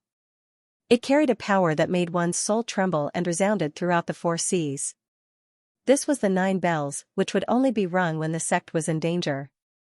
The moment the bell rang, several shocking rays of light shot up into the sky from the core of the land of the source of the Tao. These rays of light gathered together, and the sky seemed to be torn apart. Lightning flashed and thunder rumbled. Several figures exuding a suffocating aura walked out of the land of the source of the Tao. "That's Qianheng Laozu and Shenwu Laozu. That's Jiu Xiao Laozu." The disciples of the Thousand Bull Tao Court called out. These were the powerhouses of the older generation of the Thousand Bull Tao Court.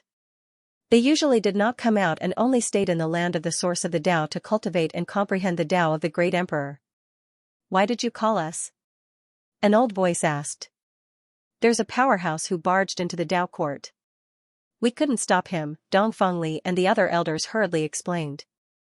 "Useless," the hot-tempered Jiu Xiao Laozu scolded. "Strange, strange."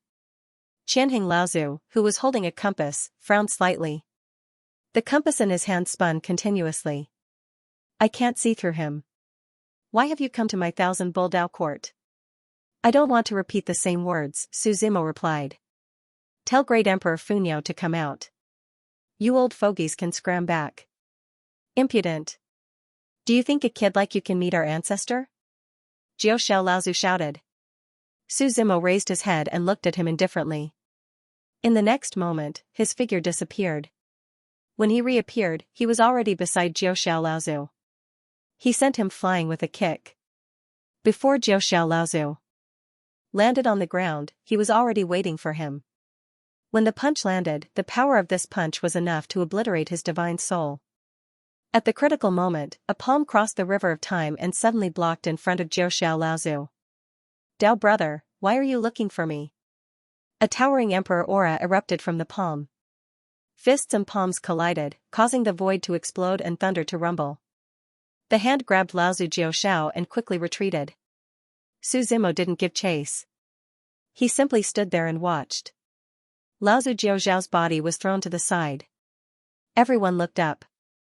A figure seemed to walk out of the chaos. Step by step, he broke through mountains and rivers. Beside him, a green ox walked out slowly. It was a young man. He wore a straw hat and held a wooden flute in his hand. With a smile on his face, he looked at the crowd. The majestic, heaven-shaking emperor's aura was coming from him. Although he was only a young man, no one dared to underestimate him. Laozu Jiu Xiao beside him were all moved. They all trembled and knelt down. "Greetings, ancestor. Greetings, ancestor."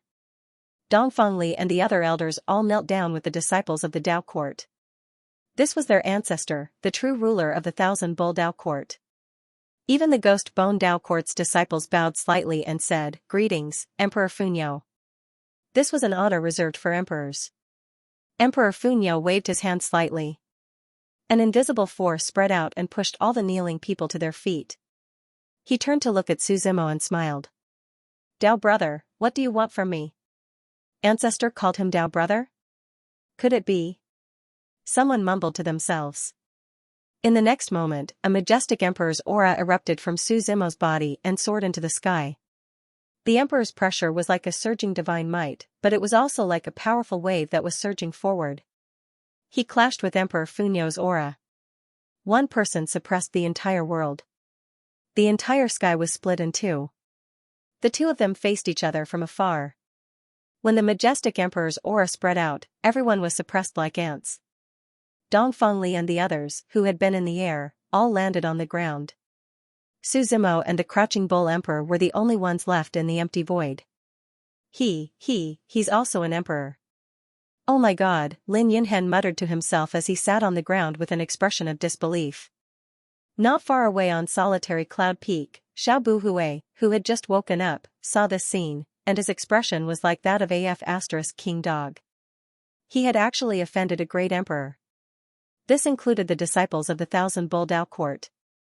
Originally, when the ancestors descended, they were already confident that victory was within their grasp.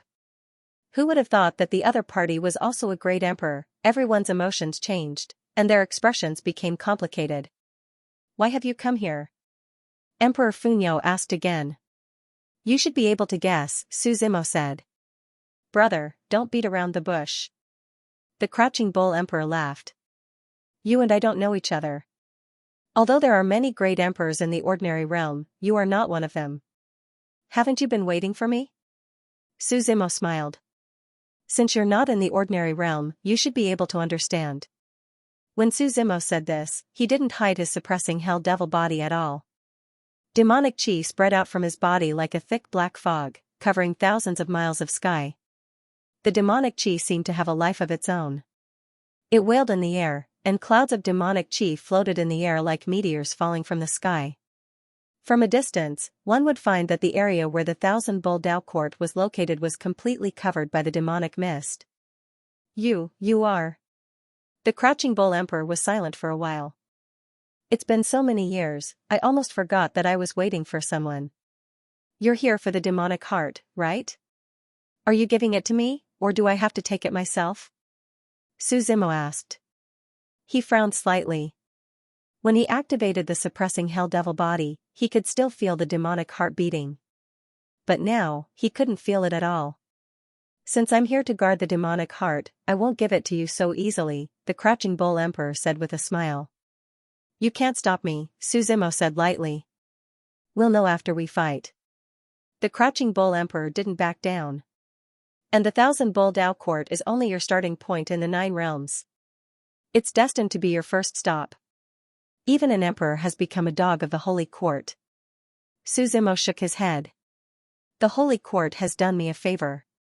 I'm guarding the demonic heart to repay them," the crouching bull emperor explained. "In that case, the Holy Court should have informed you that I'm coming to the ordinary realm," Suzimo said. It would be difficult for the Holy Court to find him after he ascended. It was like looking for a needle in a haystack. The ordinary realm was too big. If he wanted to hide, no one would be able to find him. But there were a few places he had to go. The crouching bull emperor frowned and looked at Dongfeng. Dongfeng hurriedly replied, "The Holy Court did send someone to inform you, but you were in seclusion at the time. I didn't dare disturb you." The Thousand Bull Dao Court's prosperity had given Dongfeng a false impression.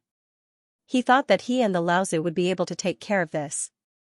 "Forget it." The crouching bull emperor shook his head. He waved his right hand and the wooden flute in his hand exuded a shocking aura. A rainbow-colored light emerged from the wooden flute. The green bull beside him mooed, each mooing louder than the last. It was like the sound of the great Tao, shocking everyone's heart. The rainbow-colored light became more and more dazzling. The crouching bull emperor held the flute and said calmly, "The 100 Eras flute, ranked 32nd in the Great Thousand Realms." Suzimo smiled. The tyrannical shadow in his hand trembled. Although my blade isn't ranked in the Great Thousand Realms, it's been with me for a long time. It's not inferior to any other divine weapon. The Crouching Bull Emperor picked up the 100-ears flute and began to play. At that moment, heaven and earth fell into darkness. The void in front of him was covered by darkness. 2 blood-red suns appeared in the void. The 2 blood-red suns trampled mountains and rivers and shattered the void. They floated on either side of the Crouching Bull Emperor.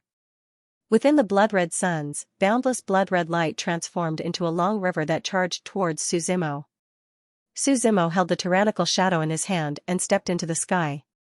With every step he took, the void beneath his feet shattered. Slash. The scimitar slashed down.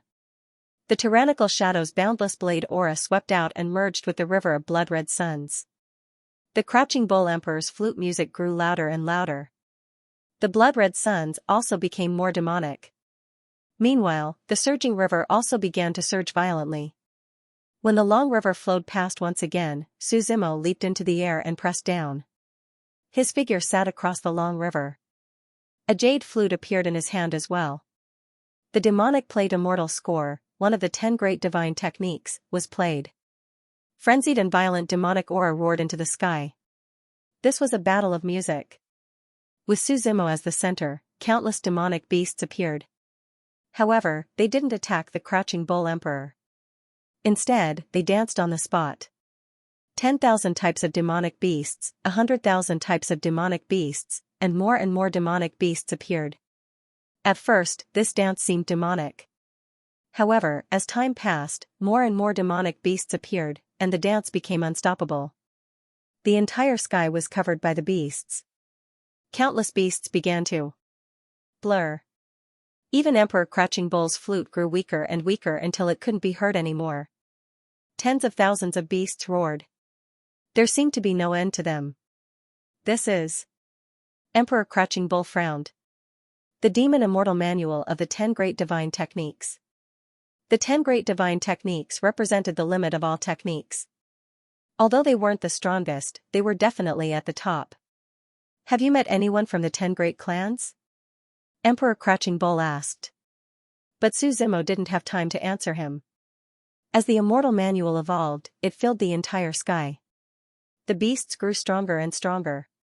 As long as Suzimo was able to withstand it, he would be able to rebirth an endless amount of demonic beasts. In the next moment, countless beasts charged toward Emperor Crouching Bull. Emperor Crouching Bull's figure crossed thousands of miles of mountains and rivers. He went from one end of the Thousand Bull Dao Court to the other. It was as if he had crossed the other side of the river. He tore through space amidst flashes of lightning and thunder. You want to run? Suzimo laughed. Ever since I inherited the mandate of heaven, I've rarely had the chance to fight someone of the same level. This is a good opportunity for me to test the strength of an upper world great emperor. The great emperors of the Yuanyang continent were born with the mandate of heaven. But things were different in the 9 realms. Here, the great Tao didn't restrict them. All sorts of laws and rules filled the air. As long as you could comprehend the source of Tao, you could become a great emperor. There wasn't much difference between the 2 types of great emperors. The only difference was the method. It was like the saying that all roads lead to Rome. This was the tragedy of the small world. It was much more difficult for the people of the small world to become powerful. It was impossible for a great saint to appear on the Yuanyang continent. Unless the restrictions of the small world were broken. The decline of the gods on the Yuanyang continent was related to this. Suzimo stepped into the air and followed closely behind him. The jade flute suppressed the sky. Tens of thousands of beasts charged forward. He also crossed thousands of miles of sky and suppressed everything. Emperor Crouching Bull frowned when he saw this. The 100 reincarnation flute in his hand turned into a torrent. It was like a flood of rainbow-colored rainbows. A heavenly chasm appeared in front of him, as if the void had been cut apart. Baishar Samsara, Emperor Funyo called out. All the demonic beasts that came into contact with the 7-colored torrent were swallowed up. A shocking scene was formed in the sky. It was as if the torrent would devour as many demonic beasts as Suzimo created. The 2 sides were in a deadlock. Suzimo frowned slightly and put away the jade flute. There was no point in fighting like this. The tyrannical shadow returned to its scabbard. He raised his hand, and the Book of Life and Death appeared out of thin air. He clasped his hands together like a god of death. The Book of Life and Death floated in front of him and slowly flipped open. Since you have samsara, can you tell life from death? The chi of life and death burst out, suppressing Baishur Shao. One had to know that the Book of Life and Death was ranked at the 18th position, which was even higher. Chains of life and death extended out from the book. How troublesome. Emperor Funyo snorted. He retreated again, leaving the territory of the Thousand Bull Dao Court. He appeared in the sky above the Linlong dynasty. The Baishur Shao turned into a torrent and rushed down. The chains of life and death formed a single entity as they swept through the void one after another. Every attack seemed to pierce through the void, leaving behind only the chi of life and death. Every time the chains of life and death struck, the Baishur Zhao's torrent would leave behind a seal of life and death. Once the number of seals of life and death reached a certain number, it would be forcefully pulled into the Book of Life and Death. Emperor Funyo retreated as he fought. The citizens of the Linlong dynasty looked up at the sky, their faces filled with shock. At first glance, they thought the world was about to collapse. Great Emperor, look! 2 great emperors are fighting. What a rare opportunity. That's the Crouching Bull Emperor. Who's the other one? Awesome.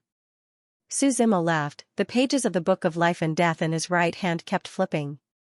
Page after page. The chains of life and death all had different shapes. Some were like dragons, while others were like tigers descending from the mountains. Some turned into vines, which evolved into all things in the world. Emperor Funyo was being suppressed, and he looked a little angry. His figure crossed thousands of miles again, leaving some time to catch his breath. The profound meaning around him surged. The green bull beside him mooed, and the sound of the great Tao spread across the land. The green bull turned into a profound meaning. This profound meaning crossed the river of time, passed through the land of eternity, and merged with the endless void, enveloping Emperor Funyo. The green bull was formed from the profound meaning of time and space. With the profound meaning of time and space in his hand, Emperor Funyo snorted. He clenched his hands, and his body seemed to merge with the void around him. He became a part of it. This vast expanse of sky was under his control. Su Zimo laughed softly. You want to compete with me in profound meaning? He had the divine land as his true fate, and the countless laws in the world were at his disposal. He looked up, and the same profound meaning of time and space filled his palm. The two of them didn't move at all. They just looked at each other from afar, and the void around them was silently destroyed. It was like a piece of glass, shattering. However, the area affected was very large, almost covering the entire sky in the west. Countless old monsters were awakened, and they looked up in shock. Continue, Su Zimo shouted.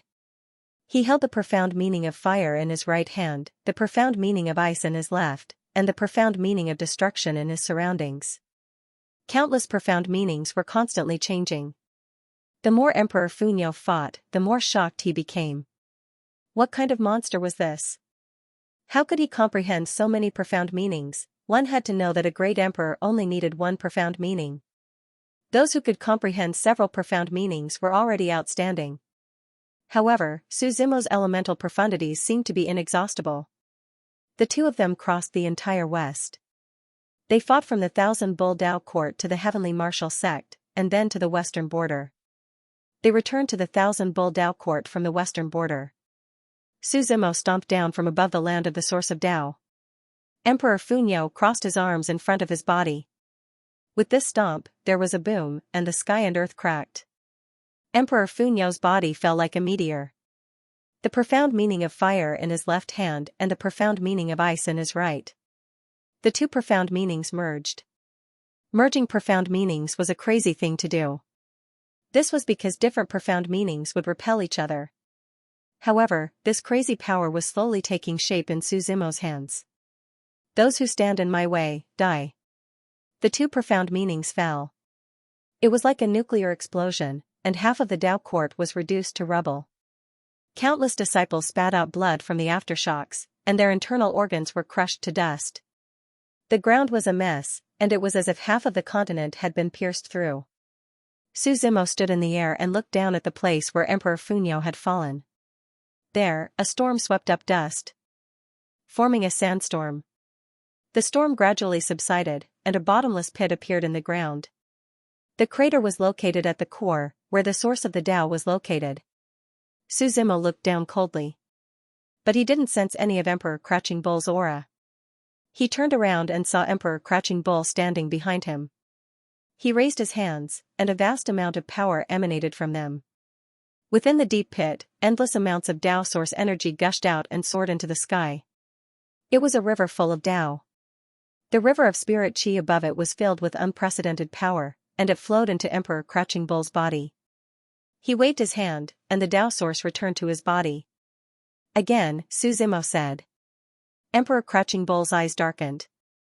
Divine art of great creation, he said softly, and the Tao source in his hand began to change. The entire Thousand Bull Tao court trembled. Everything within the Tao source's range began to change. Some of the newly planted immortal trees instantly grew into towering trees. The divine beasts broke through one by one, and their roars filled the air. Everything in the world began to change. And Emperor Crouching Bull was the end of it all. With the help of the Tao source and the divine art of great creation, the aura around him grew thicker and thicker. The void had already shattered into a black hole. Everything around him was in ruins. Su Zimo stepped through the air. Emperor Crouching Bull shouted. His voice was like the voice of heaven and earth, and it spread out in waves, shattering the void in its path. Everyone, retreat 50 kilometers away, Dongfeng Li shouted. The entire Thousand Bull Tao court was almost destroyed. But with the Tao source, no matter what kind of damage it was, it could be repaired. Instead, it was a punch that came straight at him. It was like a cannonball, and it shot towards Su Zimo at a speed that was undetectable to the naked eye. Su Zimo met the fist head-on, and the two of them twisted in the void. The profound truths of spacetime kept exploding. The entire world was stirred up. Apart from the sun and the sky, nothing else could exist. You're not strong enough, Su Zimo shouted. Demonic chi surged around him, and the vortex in his body kept spinning. The power to shake the heavens erupted bit by bit. Is that so? Emperor Funyo chuckled. At this moment, a shocking demonic aura also erupted from his body. Demonic chi billowed out, annihilating the void completely. After it soared into the sky, it merged with the demonic chi around Su Zimo's body as if it came from the same source. This is... Su Zimo frowned slightly. You're also a demon? Unfortunately, he couldn't sense any demonic chi from the Crouching Bull Emperor. Although everyone hates demons, sometimes this power is really something to look forward to. Emperor Crouching Bull smiled. He punched down, and a terrible explosion spread out between the two of them. The two figures began to separate. At this time, Su Zimo's demon heart, which had disappeared before, actually sensed it again. He turned to look at Emperor Crouching Bull. The thumping sounds were getting closer and closer, as if they were right in front of him. You fused with my demon heart, Su Zimo said in astonishment. Looks like you've noticed, Emperor Crouching Bull replied. I thought the Holy Court didn't care about us, Su Zimo replied. I'm not from the Holy Court, Emperor Crouching Bull explained. I'm just indebted to them. That's not important. You shouldn't have fused with that demon heart, Su Zimo said. I know I shouldn't have, Emperor Crouching Bull replied. But this power was right in front of me. I guarded it for countless years, but in the end, I couldn't resist. Under the influence of the demon heart, Emperor Crouching Bull's body began to change. His heart was like the core of his body. His blood turned black, and demonic chi emanated from his eyes. How is it? Emperor Crouching Bull asked. The azure bull transformed into a black bull, looking like a peerless bull demon. It kept on mooing and moaning. Su Zimo smiled. He picked up the tyrannical shadow and cut his palm. Blood flowed out from the palm of his hand, forming a line of blood. More and more blood flowed out, and the sound of water splashing could be heard. Not long after, the blood flowed out into a river. Su Zimo waved his right hand, and the river of blood flowed towards Emperor Crouching Bull. What is this? Emperor Crouching Bull shouted. Demonic blood, Su Zimo said with a smile. Don't you have a demon heart? I'll give you a little gift. Emperor Crouching Bull wanted to escape, but he suddenly found that he couldn't move. His demon heart seemed to have been summoned, and it stopped beating. His 5 viscera and 6 bowels, including his 8 extraordinary meridians and 8 extraordinary meridians, were all dead silent. Emperor Crouching Bull couldn't move. He struggled. Apart from his head, he couldn't control the rest of his body. What did you do? Emperor Crouching Bull asked. He felt that even his Tao source had been infected by the demonic qi. The 1,000-bull Tao cord existed because of the Tao source. The immortal trees and immortal beasts started to mutate. They were all covered in demonic qi. Aren't you asking for it? Su Zimo said. Even demons can't handle a demon heart, let alone a human like you. He slowly walked in front of Emperor Crouching Bull, reached out, and pulled the demon heart out of his chest. He looked at the demon heart in his hand. The red and black heart started to beat again. It was full of evil and demonic. I was curious why I couldn't feel the demon heart. You didn't die after eating my demon heart. So it was sealed. Su Zimo smiled. What kind of existence was the previous devil master? No matter what, he was still an existence that stood at the peak of this world. How could an emperor eat a demon heart? How could the sacred hall let Emperor Crouching Bull guard the demon heart alone? It's not easy to cultivate. It's hard to become an emperor, Su Zimo said. What do you want? Emperor Crouching Bull asked. I have 2 friends. I'll let them cultivate in the 1,000-bull Tao court, Su Zimo replied. It's that simple? Emperor Crouching Bull asked. You've never been my enemy. You're not worthy. Su Zimo shook his head. He looked at the demon heart in his hand. The sealing power on its surface was still flowing. It was as if there was a barrier blocking out his demonic qi. He looked at the seal and smashed his fist down on it. Boom! The seal was undamaged. It was as if the seal had been activated. A ray of light shone from the seal. Su Zimo seemed to have sensed something and raised his head to look at the sky. Where the light shone, the demonic qi was dispelled.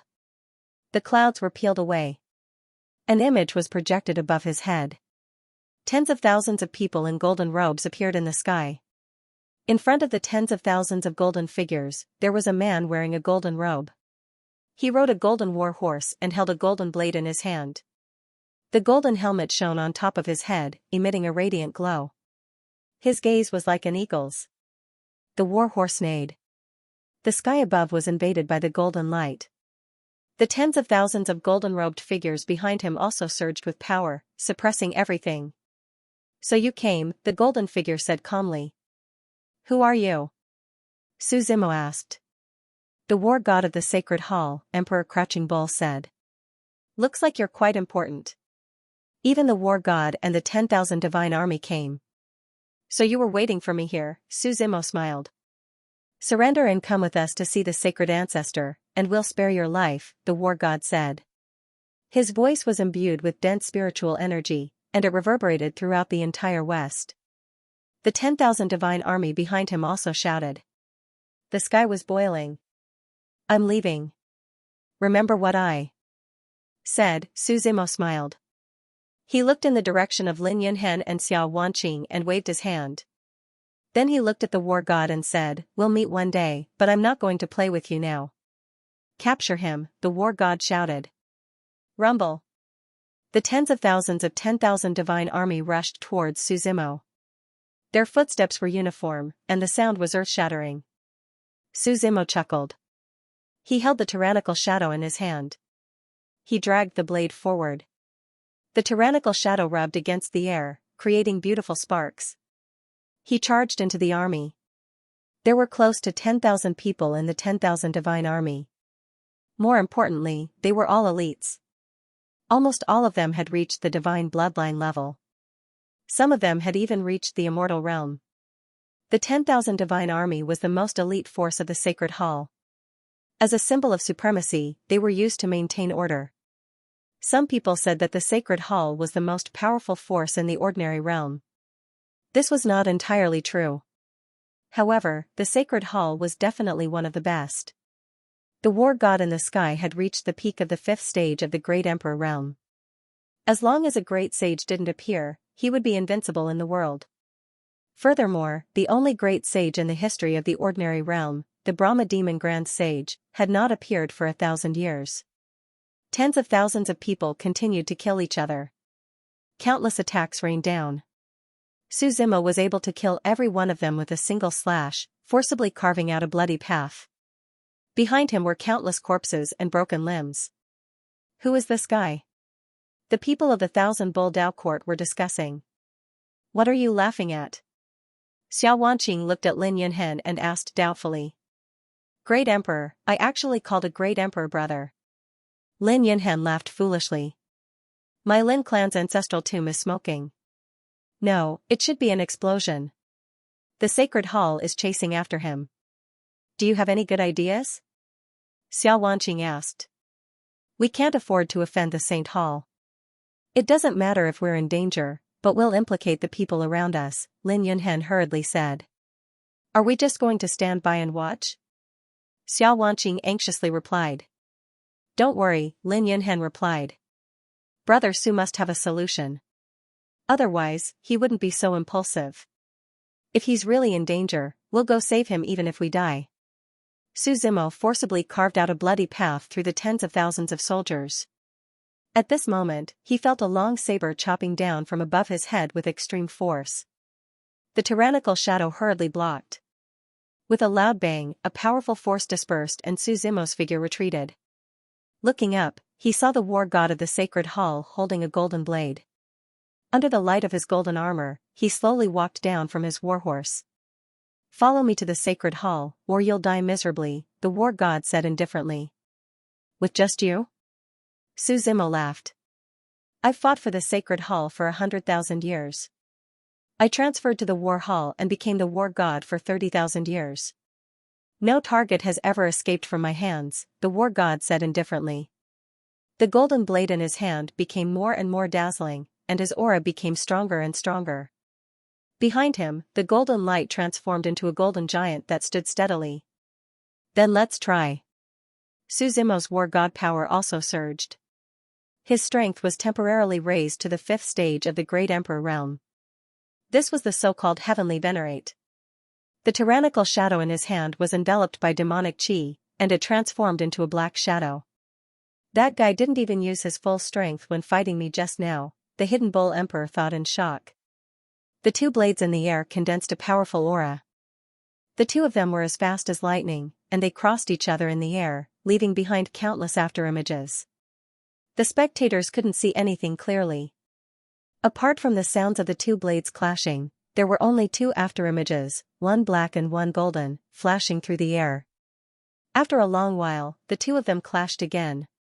Their backs were facing each other. As for the space in the middle, it was sliced into hundreds of millions of pieces like tofu and shattered into pieces. If one had trypophobia, they probably wouldn't even dare to look directly at it. The war god slowly turned around. With a poof, the golden cape on his back was torn apart. I'm afraid that today, you won't live up to your title as the war god, Suzimo said with a smile. The tyrannical shadow in his hand exploded again, and the heaven-shaking giant behind him charged forward. The sky was exploding with a rumbling sound. The war god looked at Suzimo fiercely and asked calmly, heaven-shaking technique? What's your relationship with the Zhou family? I'm distracted in battle, Suzimo said with a smile. The giant roared as they reached the bend. A large part of the sky exploded, and the power around the war god began to change. Chongxiao, the war god roared. The blade was covered in a layer of power, and it clashed with the tyrannical shadow. The two of them crossed each other, and the two blades crossed. Wanqiang, the war god roared again. Like an ancient dragon, his power grew stronger and stronger. Taixiu. Shenwu. With two more roars, the golden blade grew stronger and stronger. With one slash, the sky was destroyed, and yin and yang were separated. Every move was filled with the power of the great Tao. The blade spun continuously, and a rune appeared on the blade. For compatible seal, the war god stepped into the air, raised his two blades, and attacked. Suzimo used the tyrannical shadow as well. This attack wasn't as strong as the war god's. Instead, he was sent flying backwards. I won't play with you for now. We'll meet again, Suzimo said with a smile. He tore the space in front of him apart and stepped into the void. The 10,000 divine army wanted to chase after him, but the war god waved his hand. Stop, we can't catch him, the war god said calmly. This matter is beyond the Holy Hall's jurisdiction. We need to report it to the Holy Hall. The 10,000 divine army obeyed, and their figures disappeared into the golden light. The war god looked at Emperor Funyo. Why don't you come with me to the Holy Hall? There's no need for that. Emperor Funyo smiled. I'm used to being alone. I don't want to be tied down. The sacred hall won't interfere. You just have to listen to their summons. The battle god said. I'll think about it. Emperor Funyo smiled. I've repaid my debt to the sacred hall. Now that there's such a mess, I'll be busy. The battle god nodded. He didn't insist. What are you going to do with that person? Emperor Funyo asked. He ran away just like that. He'll come back. There's a seal on his demon heart. If he wants to break it, he'll have to come back. The battle god said, but this is different from the information we received. He just became a great emperor, but he's as strong as a stage 5 great emperor. That's strange. The battle god said, we can only wait for him in the next step. He won't be able to run away. The only difference is how long it'll take to catch a turtle in a jar. Be careful. Don't let the turtle bite you, Emperor Funyo said. It wasn't clear if he was mocking them or reminding them. The battle god waved his hand and led the 10,000 Shinjun into the sky. Wan Shinjuan's golden robe turned into a dazzling golden light as it shone brightly. Following which, they merged with the void and disappeared without a trace, just like how they had come. Laozu. After everyone left, Dongfengli led the elders to Emperor Funyo. Do you need us to do anything? I'm fine. Emperor Funyo shook his head. Although the Dao court had been destroyed, the source of the Dao was here. It didn't need anyone to help it. Laozu, we caught 2 people. Dongfengli waved his hand. Lin Yunhen and Xiao Wanqing were brought over. They were with that great emperor. They should know each other. Emperor Funyo frowned. He remembered what Suzimo had said. Where are you 2 from? He's the crown prince of the Linlong dynasty. As for the girl, she's a disciple of the Tianwu sect. Dongfengli replied carefully. Ancestor, don't you have an old agreement with the Tianwu emperor? They will be given one of the spots for the source of the Dao. Heavenly martial sect. Emperor Funyo pondered for a long time. In the end, he said, go and ask them what they think. If they want to leave, then let them leave. If you want to join the Dao court, take care of them. Ancestor, this. Dongfengli was taken aback. He originally thought that the 2 of them would be punished, but he didn't expect that not only would the punishment fail, but he would also be implicated. What is it? Emperor Funyo asked. I'm fine, Dongfengli quickly replied. Ancestor, don't worry. I will take good care of them. You can go now. This incident has a huge impact. Try your best to suppress it, Emperor Funyo instructed. I want to be quiet for a while. Don't disturb me. This was a huge setback for Emperor Funyo. Not only had he been defeated, but his Dao heart had also suffered a heavy blow. At his level, if his Dao heart was forced, it was very easy for him to feel his inner demons. Inner demons were the greatest taboo for high-level cultivators. The aftermath of this matter could only be left to the 1,000-bull Dao court. At this moment, somewhere in the void, the calm void was torn apart by a large hand, and Suzimo's figure walked out from it. His face was pale. This was the after effect of using the war god's power. This kind of power was a bit of an overdraft. Every time he used it, his body would need a while to recover. After walking out of the void, he looked around. He found that he was in a dense forest. Previously, he had been traveling through the void and couldn't see clearly. The main reason was that he didn't want to get tangled up with the war god. Neither of them could kill the other, so he didn't want to expose too much. If the stalemate continued and the sacred hall's reinforcements arrived, the situation wouldn't be in his favor. He took a step into the air and passed through the dense forest, looking down at his surroundings. The forest was surrounded by plains. In the north, there seemed to be a large group of people gathered in a valley. Su Zimo prepared to go over and talk to them. When will Emperor Ming's inheritance be opened? I've been here for 3 days and 3 nights. That's nothing. I saw a lot of people waiting here half a month ago. Even the world's #1 profound practitioner, Gong Yang Su, isn't accurate. Outside the valley, someone complained. He said within a month. The 1-month deadline hasn't passed yet. Why are you in such a hurry? That's right. Even if the inheritance is opened, there will be big forces involved. We're lucky. At most, we'll get some soup. Several loose practitioners were discussing. Su Zimo walked over with the tyrannical shadow on his back.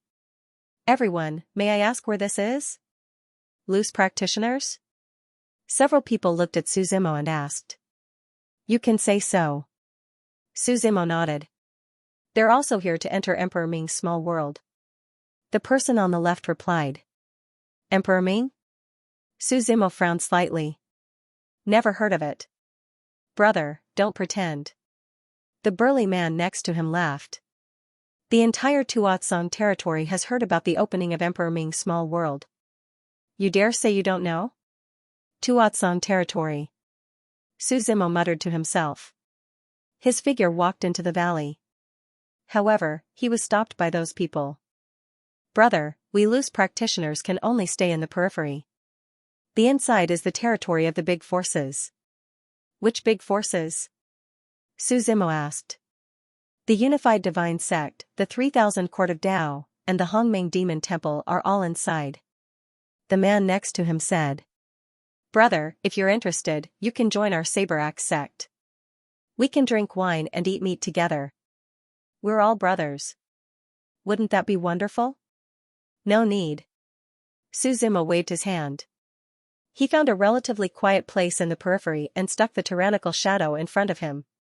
Then, he took out the demon heart he had obtained. The demon heart was greatly suppressed. Even Su Zimo could not see through the seal on the surface. Master. Baymont's voice sounded in his ear. This is a special seal of the Holy Court. How do I undo it? Su Zimo asked. This is not a formation.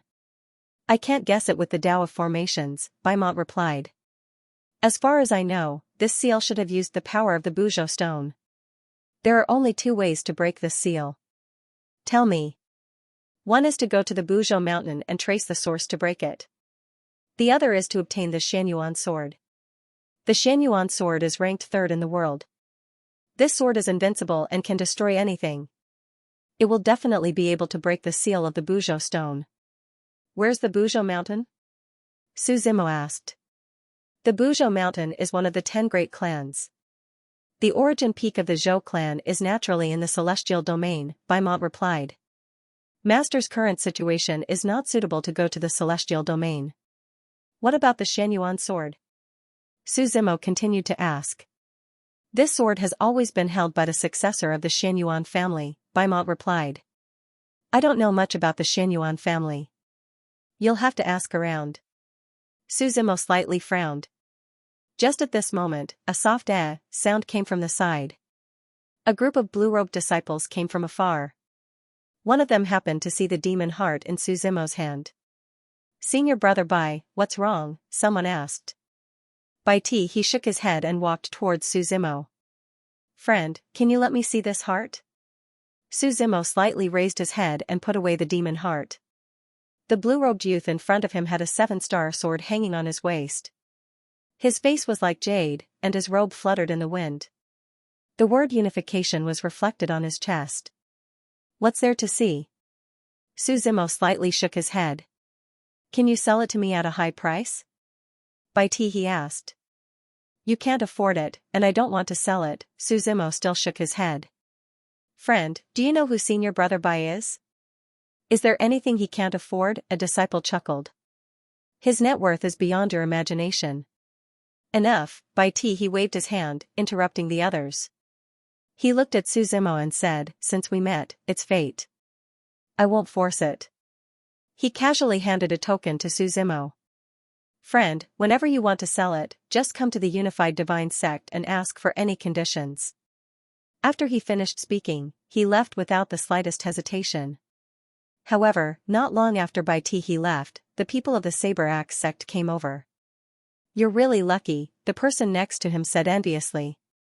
Seeing Su Zimo's puzzled expression, someone explained that Bai Ti he is the young ancestor of the Unified Divine Sect. You don't know how to appreciate his kindness. What's a young ancestor? Su Zimo was a bit confused. It's just hearsay. Just listen to it for fun. The person next to him laughed. This Bai Ti he should have been an amazing person in his previous life. I don't know why he was reincarnated. Now that he had unified the divine sect, he was truly a big shot. Even their sect master has to be courteous to him. What does that have to do with me? I'm not from the unified divine sect. Why should I give him face? Su Zimo retorted. You. The man shook his head, seemingly helpless at Su Zimo's stubbornness. Right at this moment, everyone suddenly felt a powerful force sweeping over. Everyone felt a little suffocated as they looked up. In the sky above the valley, the figure of a golden-winged rock slowly descended from the sky. The golden-winged rock was 1,000 meters long and covered the sky. Just its wings alone were enough to block the sun. It was more like a sun, shining with boundless golden light. It's the people from the Golden Rock Immortal Palace, someone from the Saber Axe sect said. Court of Tao again? Su Zimo asked. When he was in the four-way region, he didn't feel it. Why did he keep hearing about so many Tao courts in the Tuatsang region? It's not a Tao court, but it's better than one, the person next to him replied. Their ancestor is the Flying Rock Immortal King. I heard that he has a deep connection with the Golden Winged Rock clan. I don't need to say more about the Golden Winged Rock, right? The one from the Xianxia region? Su Zimo asked. Seeing the other party nod, he finally understood. The Xianxia region was one of the 9 regions. To be precise, it was a world completely ruled by demon beasts. Among them, the upper 8 demon clans and the lower 8 demon clans reigned supreme. The Golden Winged Rock was one of the lower 8 demon clans. It was said that they were cruel by nature and had once destroyed countless Tao courts in the war between the human and demon clans. They were vengeful, and most importantly, they were unprecedentedly united. The Golden Rock emitted a dazzling golden light. It enveloped the entire valley. In the next moment, the Golden Rock roared angrily and its huge body flew into the distance. More than a dozen figures descended from the sky. There were men and women among the dozen figures, and they were very impressive. Each of them held their heads high and puffed out their chests. There was a pattern of the golden-winged rock carved on their chests. They walked into the valley, but no one dared to stop them. So domineering, the people of the Saber Axe sect said enviously. When will we be able to have such treatment? Can you tell me about Emperor Ming? Su Zimo asked. Speaking of Emperor Ming, we have to talk about the Ming Empire he founded. It was once known as the most unyielding empire in history. The person next to him was obviously a chatterbox. He sat down and said slowly, the Ming Empire was destroyed 30,000 years ago. It was destroyed by Emperor Shi and his people. Emperor Shi? Su Zimo was stunned. There was once a Emperor Shi in the Yuanyang continent, but he didn't know if it was the same one. It seems that you don't know anything, the person said with a smile. Emperor Shi came from a small world, but he has made a name for himself in the 9 regions. That should be right, Su Zimo muttered to himself. The first person in the emperor's era was Emperor Zhenwu, and the second person was Emperor Shi. He had met Emperor Shi before. At that time, he had used the River of Destiny and the Chaos Bead to return to the early mythological era. Emperor Shi had given him a fate-defying bead. However, it was a long time ago, and he had almost forgotten. If this name hadn't reappeared. When Emperor Shi first came from a small world, he had a conflict with the Ming Empire founded by Emperor Ming. As for the details, we are not very clear, the person explained. Later, Emperor Shi cultivated for several years and gradually adapted to the rules of the 9 regions. He stepped into the void and killed his way into the Ming Empire. After that great battle, the empire with a history of 100,000 years was finally destroyed. However, what surprised the world was that when the Ming Empire's millions of soldiers and citizens died in battle, no one surrendered or begged for mercy. Including the women and the elderly, they all died in battle. It could be said that the emperor died for the country, and the emperor guarded the city gate. Then what about Emperor Ming? Su Zimo asked. No one knows. After he became an emperor, he disappeared. Even the people of the Ming Empire don't know where he went, the person replied. That's why the appearance of Emperor Ming's small world caused such a huge commotion. There are endless rumors in the streets, and there are all kinds of rumors. However, it's not without reason. Look at this time, so many forces have come. It's obvious that this small world is not simple. Su Zimo smiled. While they were talking, the entire valley suddenly shook. Then, the sound of uniform footsteps rang in his ears. It was as if millions of people were walking at the same time. The sky was divided by a blue light. Everyone looked up. Under the scorching sun, countless lightning bolts struck from the void. The sky was giving birth to a heavenly tribulation. The small world is opening, someone shouted. How can a small world cause a heavenly tribulation? In the sky, the heavenly tribulation had arrived. Endless wind and clouds stirred up the sand in the sky, forming a huge whirlpool that spun wildly. The power of devouring permeated the air. The heavenly tribulation continued to condense. Lightning flashed and thunder rumbled. The power of the heavenly path poured into the heavenly tribulation, erupting with shocking power from the void. Everyone trembled with fear as they watched. They did not even dare to approach.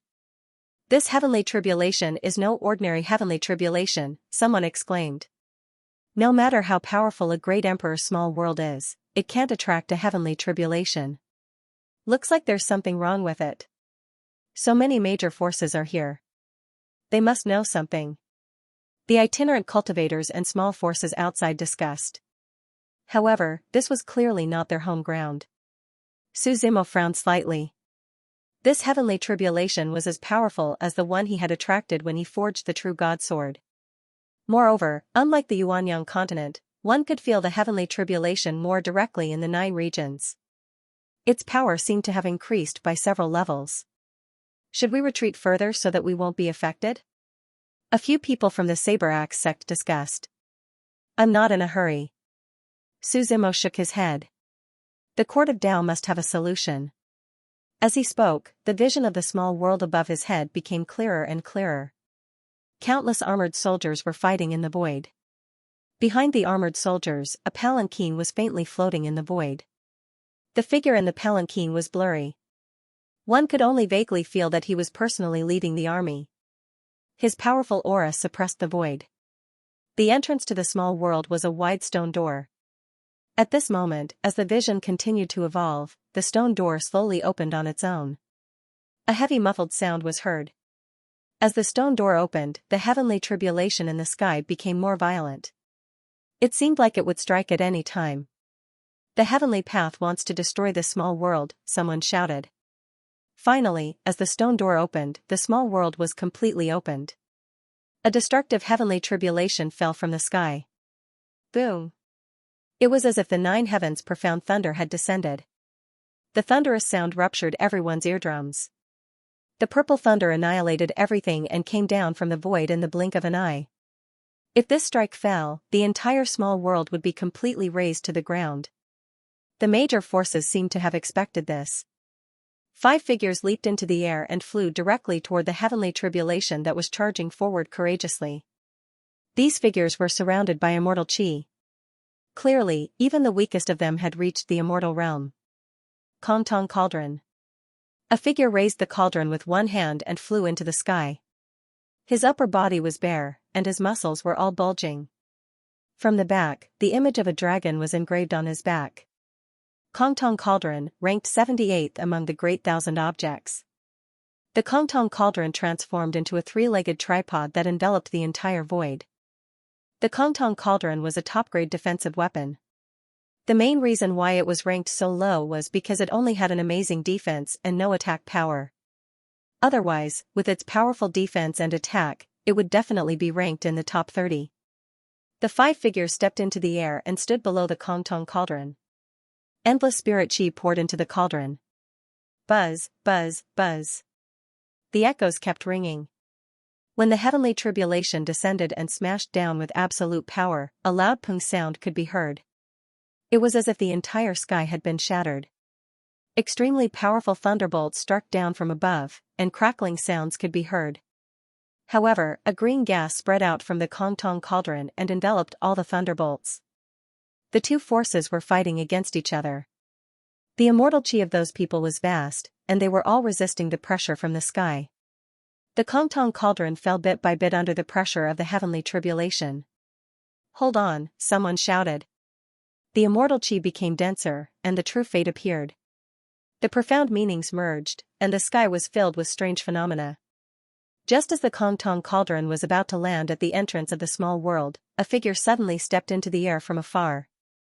The crowd didn't even see the figure's appearance clearly. They only saw a flash of white clothes. The white-clothed person was holding a long sword. The sword light illuminated the world, and then turned into a heavenly scar that slashed out in the void. With a boom, the clouds shattered.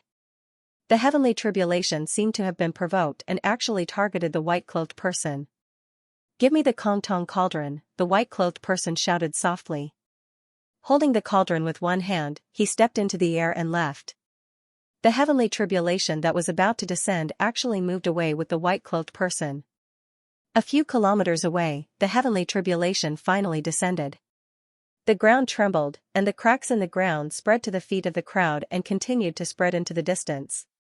Dust flew, and at the core of the cracks in the ground, the white-clothed person slowly walked out with his sword sheathed. "It's the sword immortal," someone shouted. Even the people of the major forces of the Dao court bowed to the white-clothed person. "Thank you for your help, Lord Jiang." "Sword immortal Jiangyun?" Su Zimo looked at the people of the Saber-Axe sect and asked. "So there's someone you know," the person said with a smile. "You don't know about Emperor Ming, and you don't know about these Dao courts. I thought you didn't know anything." "We're old acquaintances," Su Zimo chuckled. Sword immortal Jiang Yun. Back in the Yuanyang continent, he had seen his remnant soul in the other party's small world. He even helped to send his inheritance back to his family. Jiang Yun had received the favor of the divine ancestor and had been suppressing the blood domain. Su Zimo didn't know what identity he was going to face Jiang Yun. According to his guess, the divine ancestor should be the founder of the holy court. His identity was very mysterious. Not only was he extremely famous in the 9 regions, but even in the Yuanyang continent, the oldest mythological era, there were still legends about him. If Jiang Yun obeyed the orders of the divine ancestor, then the two of them were destined to be enemies. The sword immortal's robe was as white as snow. He stepped out and arrived in front of the small world. There were a total of 13 long swords on his back. He carried a sword case on his back, which seemed to be specially made. There were 13 swords of different lengths in the sword case. There were wooden swords, stone swords, iron swords, and many swords made of materials that he couldn't see through. "The small world has begun. Those below the sacred bloodline are not allowed to enter," Jiang Yun said faintly. His voice spread throughout the valley, immediately stirring up 1,000 waves of commotion. Everyone seemed to be in an uproar. They had been waiting here for a long time to enter the small world. If they could get some opportunities, they would at least be able to get some benefits. "This is too overbearing," someone said. "Sword immortals have always been praised. Why would he say such things?" Jiang Yun seemed to have seen through everyone's thoughts. He said faintly, "I'm not forcing you to enter. It's just that this small world is extremely dangerous. I'm just giving you a warning. If you listen to me, leave on your own. If you insist on entering, I won't stop you. However, you'll have to bear the consequences." Hearing Jiang Yun's words, everyone began to discuss again. Some began to hesitate, while others clamored to go in and take a look. "Let's go, everyone." Jiang Yun looked at the people from the major factions and took the lead to step into the small world. He ignored the other itinerant cultivators. He had already said so much. He had done his best for the itinerant cultivators. As for whether the others listened to him or not, it was not his concern. Then, the unified divine sect, the 3,000 Tao courts, the primordial chaos demon hall, and the new golden rock divine sect all stepped in. The rest of the people looked at each other. Everyone, the path of cultivation has always been about danger and opportunity. If you're afraid of this, what's the point of cultivating? Someone laughed. Then, he was the first to step into the mystic realm. Then, more and more people began to enter. Friend, do you want to go in? The people from the Saber-Axe sect looked at Suzimo and asked. Let's go in together. We can take care of each other. Since you've told me so much, let's go in together, Suzimo replied. A huge wave of people wanted to enter the small world. At the entrance of the small world, Suzimo suddenly stopped and frowned. He sensed a familiar aura. After thinking about it carefully, he seemed to have sensed this aura from the liches in the Green Snake City of the Linlong dynasty. Is this small world related to the liches? Suzimo muttered to himself. Brother Su, what's wrong? The person next to him asked. Nothing, let's go in. Suzimo waved his hand and stepped into the small world. As soon as he stepped into the small world, Suzimo realized that it was different. The scene in front of him was more like a maze. Everyone was deep in a very narrow cave that extended in all directions. There were tunnels in the 6 directions of the cave, including the top, bottom, and north. Some places had fluorescent crystals that emitted a weak light. Some places were pitch black, which was difficult to accept. What kind of small world is this? Someone asked. After everyone entered, they would be divided into different places. Suzimo did not know who these people were. Before he could react, a blood-curdling scream suddenly rang in his ears. He turned his head and saw a black shadow with hands as sharp as claws, directly snapping a person's neck. His head was separated from his body. The black shadow seemed to blend into the darkness, and Suzimo couldn't see his face clearly. The next moment, the shadow disappeared as if it had never appeared. Suzimo frowned slightly as he walked along the tunnel. After a few steps, another scream came from not far away. It was likely that someone else had been killed. What is this place? Someone shouted in fear. I want to go out. What the hell is that thing? It comes and goes without a trace. People began to panic. Some people even stopped where they were, not daring to move forward. Suzimo continued to walk forward. He felt a cool breeze blow past his ear, and goosebumps appeared all over his body. A black shadow appeared behind him without him noticing. With a bang, the tyrannical shadow blocked the incoming claws. He directly grabbed the other party and wanted to kill him. But he grabbed empty air. The black shadow melted into the darkness. Suzimo frowned again, but Baymont's voice came from the divine land. Master, this is the 9 heavens and 10 earths formation. You know it, Suzimo asked. How do I get out? If you want to get out of this formation, you must first understand its principles, Baymont explained. Most formations are formed by formation plates, formation seals, or even more advanced formation diagrams and formation flags. Formations are based on the path of illusion and reality. There is reality in the illusion, and reality is mixed with illusion. However, this 9 heavens and 10 earths formation is a little different. What's different? Suzimo asked. This kind of formation is not formed by formation seals, so to be precise, it doesn't have a formation eye. This makes it much more difficult to break the formation, Baymont said. This formation needs a small world as a medium to be truly carved in it. It can be said that the place you are in now is all real, and not an illusion of the formation. You understand, right? This formation is all real, Suzimo said. Can't I just destroy this place? This formation was set up by a supreme saint. Unless you are stronger than him, you can't destroy it by force, Baymont said, shaking his head. Supreme saint? Isn't this Emperor Ming's small world? Suzimo frowned again. Master, if you want to break this formation, you must find his medium, Baymont said. There could be one medium, or there could be more than 10 of them. It may be a blade of grass, a flower, or a fish. There is no fixed medium.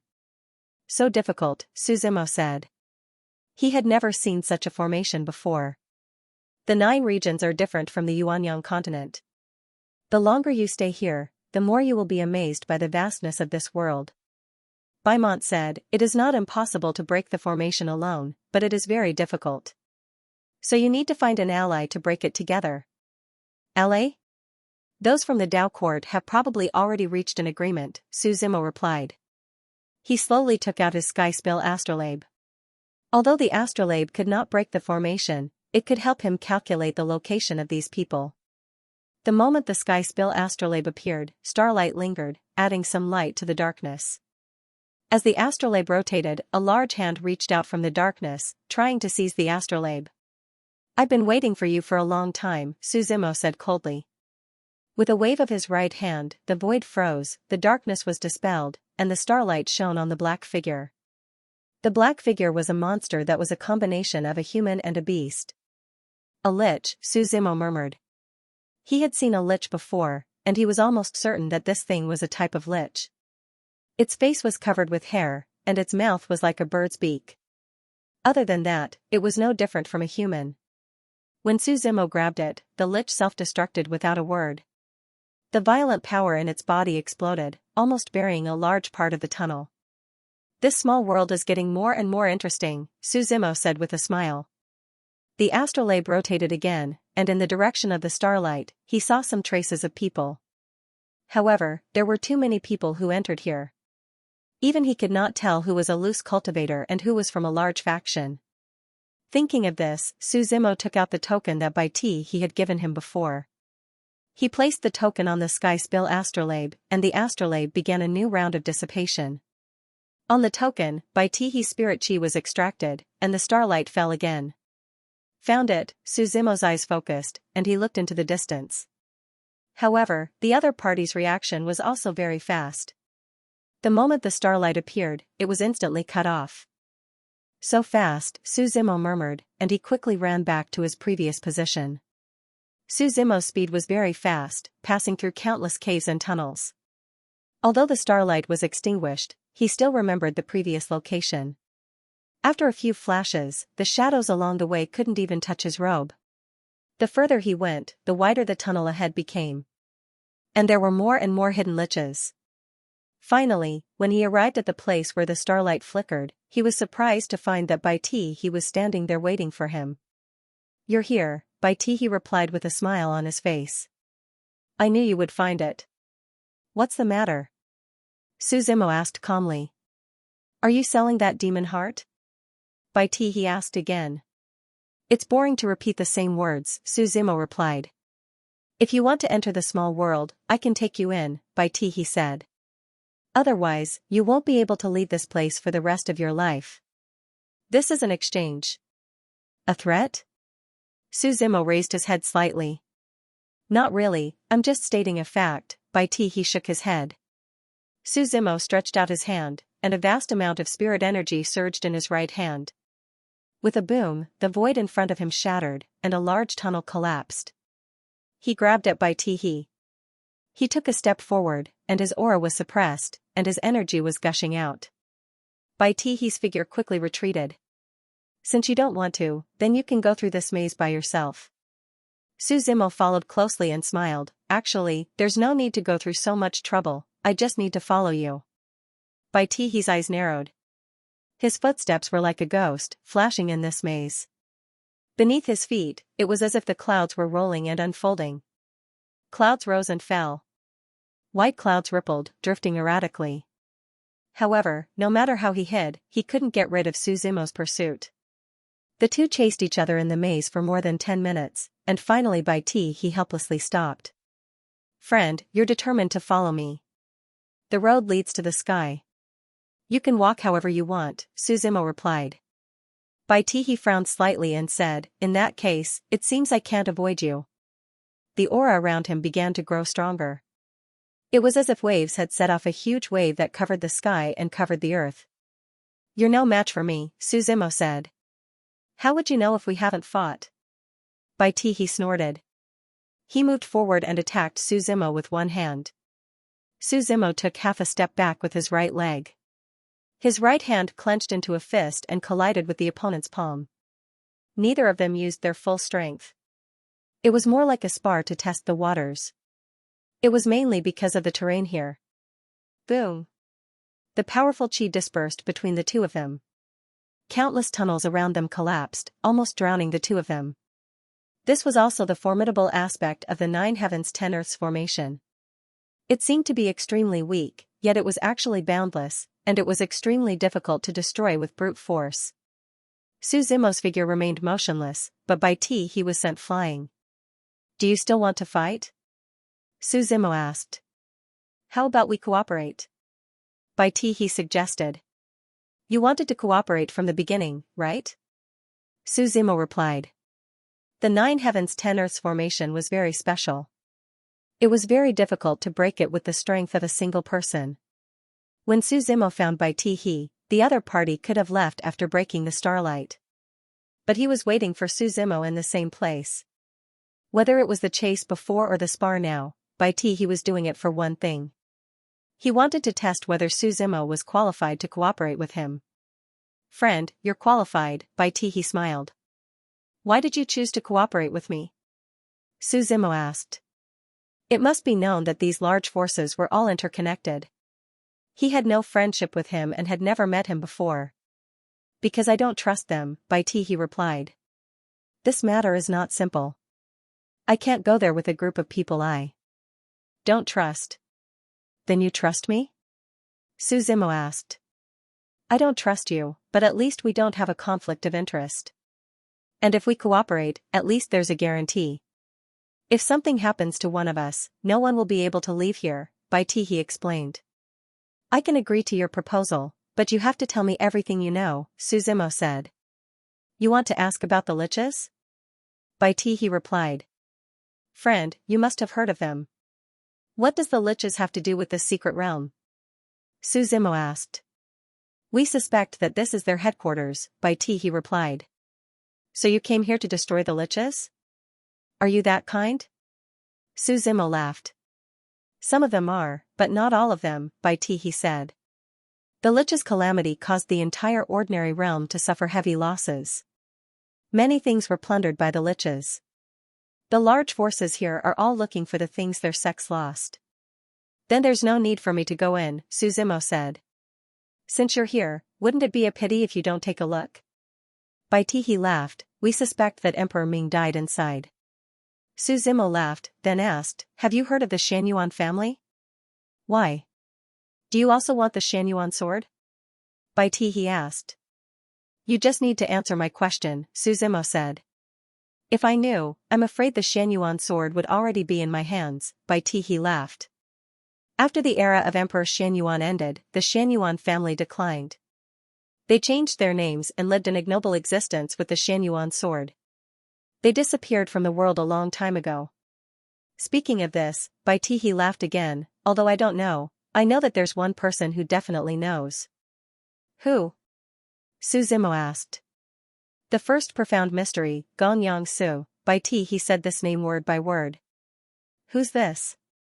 The first divine fortune teller in the Tuatsang territory. He can predict the heavens and the earth. There's nothing in this world that he doesn't know. Bai Tihi said, even the opening and location of Emperor Ming's small world this time was told to us by him. Where can we find him? Su Zimo asked. Beiluo City. Bai Tihi did not hide anything. But his fee is very high, and he won't answer all questions. Just the reward for entering Emperor Ming's small world this time was paid by several major forces together. I see. Su Zimo nodded. Tell me about this 9 heavens and 10 earths formation.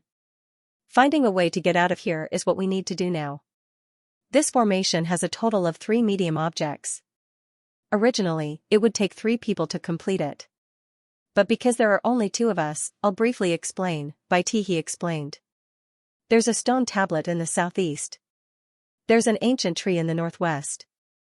The 2 of us will each go to one place. After obtaining these 2 items, we'll gather in the northeast. Then, we'll seize the medium object in the 3rd place. The beast bone. Then let's split up, Su Zimo said. You take the ancient tree, I'll take the stone tablet.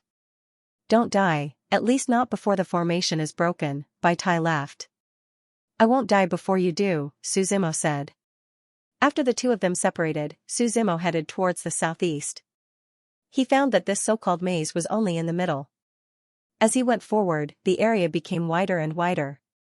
Light began to appear in front of him. Suzimo stepped out of the tunnel, the oppressive feeling suddenly disappeared, and what appeared was a barren land. Suzimo looked up, the sky was gray, as if it was covered by dark clouds. And in front of him, the yellow soil under his feet was filled with dead silence. There were a few ghost claw trees, all of them eerie and terrifying. The tree trunks seemed to have withered, leaving only old bark that slowly fell off. A few crows opened their hazy eyes, staring at the creatures passing by. They shook off their wings, and a few black feathers fluttered to the ground. As Suzimo walked forward, the dried leaves under his feet made a zhi-zhi-zhi sound. The next moment, the crows were like the Grim Reaper, directly rushing towards him. Their wings were like long blades, and their feathers were like razor blades. As they swept through the void was sliced into pieces like tofu. Suzimo held the tyrannical shadow in his hand and directly attacked. Countless crows screamed, annihilated by the blade. But in the next moment, the black gas that was annihilated in the void transformed into new crows. One divided into two divided into four. It could be said that there was no end to killing, and there were more and more of them. Suzimo didn't want to waste time here, he madly ran into the distance, wanting to find the medium stone tablet. Countless crows chased behind him, and as he continued forward, lush pine trees began to appear in front of him. These pine trees were all more than 10 meters tall. On the trunks of the trees were ferocious faces. Seeing Suzimo appear, they uprooted themselves from the ground and swarmed towards Suzimo. It seemed that all the liches in the 9 heavens 10 earths formation were unkillable. Suzimo didn't want to waste any more time. Space and time power Upanishad surged. Shuryen clenched his right hand and the void around him seemed to be held in his hand. In the next moment, time froze. The surroundings fell into silence. Suzimo stepped forward, directly passing through the layers of void encirclement, and continued forward. Behind him were flocks of crows and ghost-clawed trees. Finally, he arrived at the end of this small world. The figure stopped in front of a tomb. There were thousands of tombs here, piled up together as far as the eye could see. At this moment, pairs of bloody hands were reaching out from these graves. The next moment, the soil in front of the grave was dug up, and zombie-like monsters crawled out. Their bodies were badly mutilated, and their appearances were hideous. Their eyes were like bloody holes. All of them screamed and charged towards Suzimo. They came to the crows and ghost-clawed trees behind him. "You really won't die?" Suzimo snorted coldly. He clenched his right hand again, and all the void around him was sealed. Endless fire Upanishad surged in his hand, and he scattered it towards the sky, burning the entire void. All the creatures in the surroundings were enveloped in raging flames. The flames burned fiercely and were difficult to extinguish. No matter how many times those creatures revived, the flames would continue to burn them to death. Suzimo's figure moved forward and slowly arrived in front of these tombstones. There were thousands of tombstones. If he were to search them one by one, it would be difficult for him to find all of them in a short time. Thus, he took out the sky spill astrolabe. The starlight in the sky scattered again. He didn't need to find the tombstones. As long as he had an approximate range, it would be much easier to find them. Boom! Suddenly, a ball of black fog hit the astrolabe in his hand. The sky spill astrolabe fell to the ground. Suzimo looked up at the sky. The raging flames above his head were torn apart, and a creature that looked like the god of death appeared above him. It had the body of a human, but the head of a dog. It looked like Shurima's kobold. It held a scythe in its hand, and the Death Upanishad surged around its body. "Emperor?" Suzimo said in surprise. Feeling the powerful strength of the other party, Suzimo frowned slightly. It looked like an emperor, but there was something wrong with it. The Death Upanishad spread out majestically around its body. This dog-headed monster didn't waste any time and directly charged towards Suzimo. The scythe in its hand fell, as if countless lives were being reaped. The tyrannical shadow collided with it, and the ground around them cracked. The soil on the ground exploded and floated in the void. The power vortex in Suzimo's body spun wildly. The heaven-shaking giant roared and charged towards the dog-headed lich. Rumble. The sound of explosions resounded through the void. "You're not enough," Suzimo said softly. The tyrannical shadow in his hand exploded with a powerful aura, and directly sent the dog-headed lich flying. He pulled out his sword and charged forward. The tyrannical shadow's light shone brightly on the tip of the sword. He stepped into the air, and the sound of sonic booms could be heard. The scythe fell again, and lightning flashed and thunder rumbled. The dog-headed lich wanted to block with its scythe. But the tyrannical shadow's Xianxia seal surged out from the blade. The vast seal left a mark on the dog-headed lich's body, and then it exploded. The death Upanishad on its body became more and more intense. Suzimo smiled, and the same death Upanishad surged around him. The long sword pierced through the air, and each strike was more overbearing than the last. The dog-headed lich could only passively retreat, and each strike left wounds on its body. Finally, the sword came down and chopped its entire body into minced meat. The death Upanishad surged, and then it wrapped around the minced meat and disappeared. "Just a fake emperor." Suzimo coldly snorted. "Even an afterimage wants to stop me." I picked up the sky spill star plate again, and countless stone steels were shrouded in starlight. He slowly walked in front of one of the stone steels, and the tyrannical shadow returned to its scabbard. He grabbed the stone steel with both hands and pulled it up by the roots. As the stone steel was unearthed, the entire stone steel was in Suzimo's hands. But after the stone steel was pulled up, a new stone steel appeared in its place. Suzimo knew that this was the special characteristic of the 9 heavens and 10 earths formation. The next person who wanted to leave the formation would have to collect these medium items again. It could be said that as long as the formation existed, the medium items would never disappear. He carried the stone steel to the place where he and Bai Ti he had agreed to meet. Along the way, there were no more liches stopping him. Suzimo smoothly arrived at the meeting place. Bai Ti he was waiting for him there. But other than Bai Ti he, there was another lich standing there. Its entire body was covered in a black robe, and it stood there calmly. "You're here." Looking at Suzimo, the lich said with a smile. Suzimo frowned and looked at Bai Ti he. Bai Ti he shrugged, indicating that he didn't know either. "What's wrong?" Suzimo asked. He slowly pulled out the tyrannical shadow and looked at the other party. "I'm not here to fight," the lich smiled and waved his hand. Seeing Suzimo frown, he smiled and said, "I'm here to help you get the 3rd medium beast bone." "Why?" Suzimo asked. The other party helped him for no reason. "Isn't that what you want?" The lich replied. "You want to leave this 9 heavens 10 earths formation." "We can do it ourselves," Suzimo said. But the lich didn't answer at all. He just waved his right hand and a black fog hit the mountain wall in front of him. The next moment, the roars of beasts sounded one after another. The mountain wall in front of them slid down, and the whole mountain collapsed. When the mountain collapsed and the ground cracked, a huge beast came out from the mountain. It looked like a flaming lion. Its body was huge, and in front of it, everyone was only the size of ants. The roars of the beast and the strong smell of blood came together. Seeing the 3 people on the ground, the flaming lion raised its right claw and stomped down. With a bang, the right claw stopped in midair. The lich stretched out his right fist and smashed it down, shattering the endless void. The fist and the claw collided, and the two were in a deadlock in the void. The lich roared, and his weak body forcibly overturned the flaming lion. Bai Ti he didn't participate in the battle, but walked to Suzimo and asked, "What's going on?" "I'm not sure," Suzimo shook his head. "I can't see through these liches," Bai Ti he said. "I feel that this trip is not going to end well. Your unified divine sect is really something. If you want to kill the lich, just ask your ancestor to come. Even if a junior ancestor like you comes, it's useless," Suzimo said. "The sect has its own plans," Bai Ti he smiled.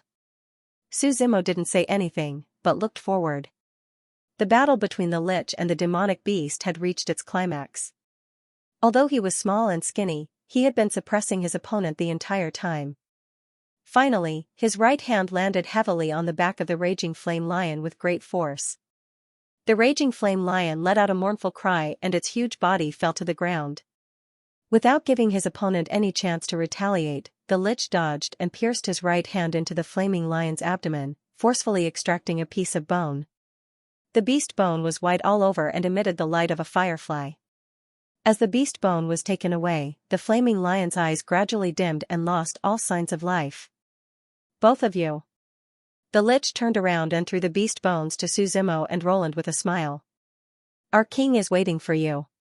After the lich finished speaking, he left without waiting for Suzimo and the other two to speak. Looking at the beast bone in their hands, the two of them exchanged glances. No matter what kind of scheme it is, we'll know once we take a look. The two of them took out the three mediums and prepared to fuse them together. A voice suddenly came from the side. The two of you, hand over the items. Hearing the voice, he looked up. He saw a group of people tearing through the void. This group of people was extremely powerful.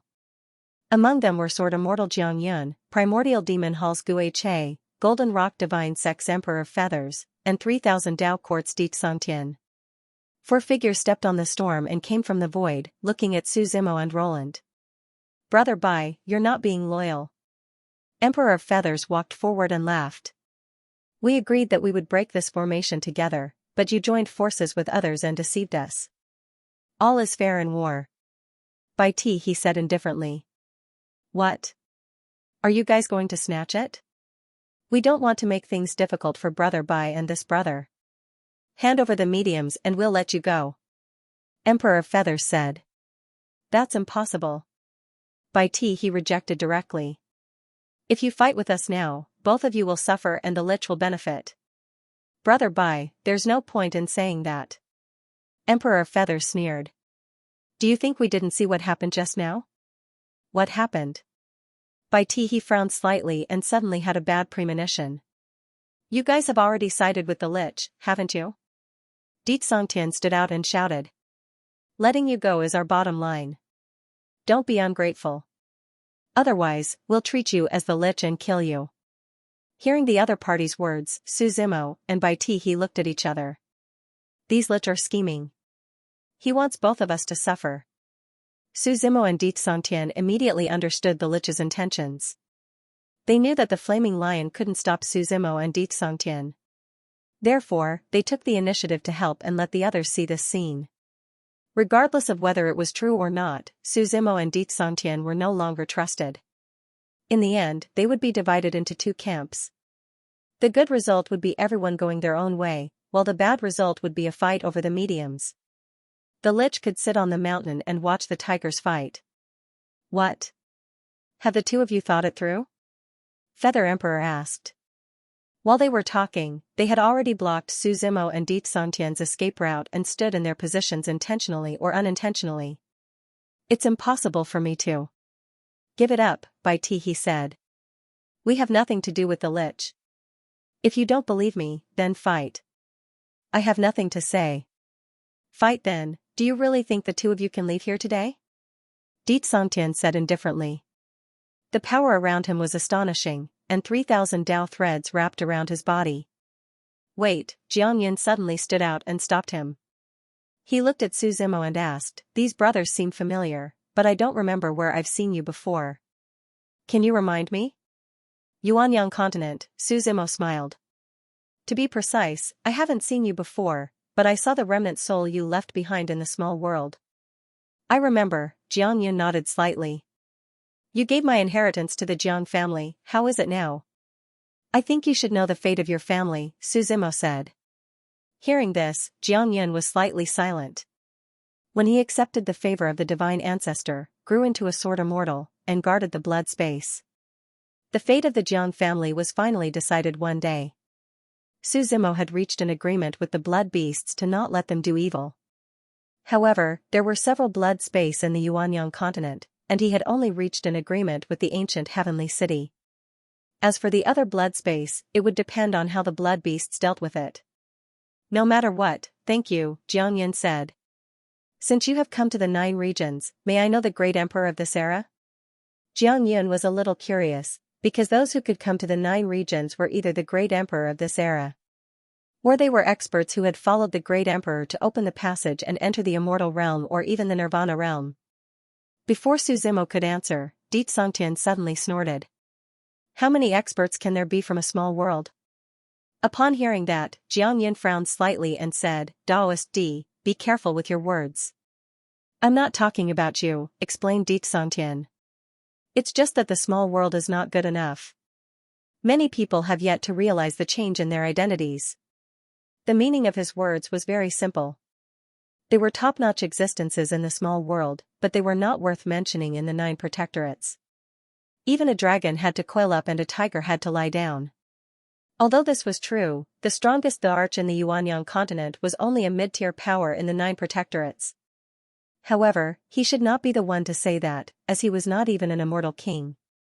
What right did he have to say such things? Suzimo raised his head slightly and glanced at him.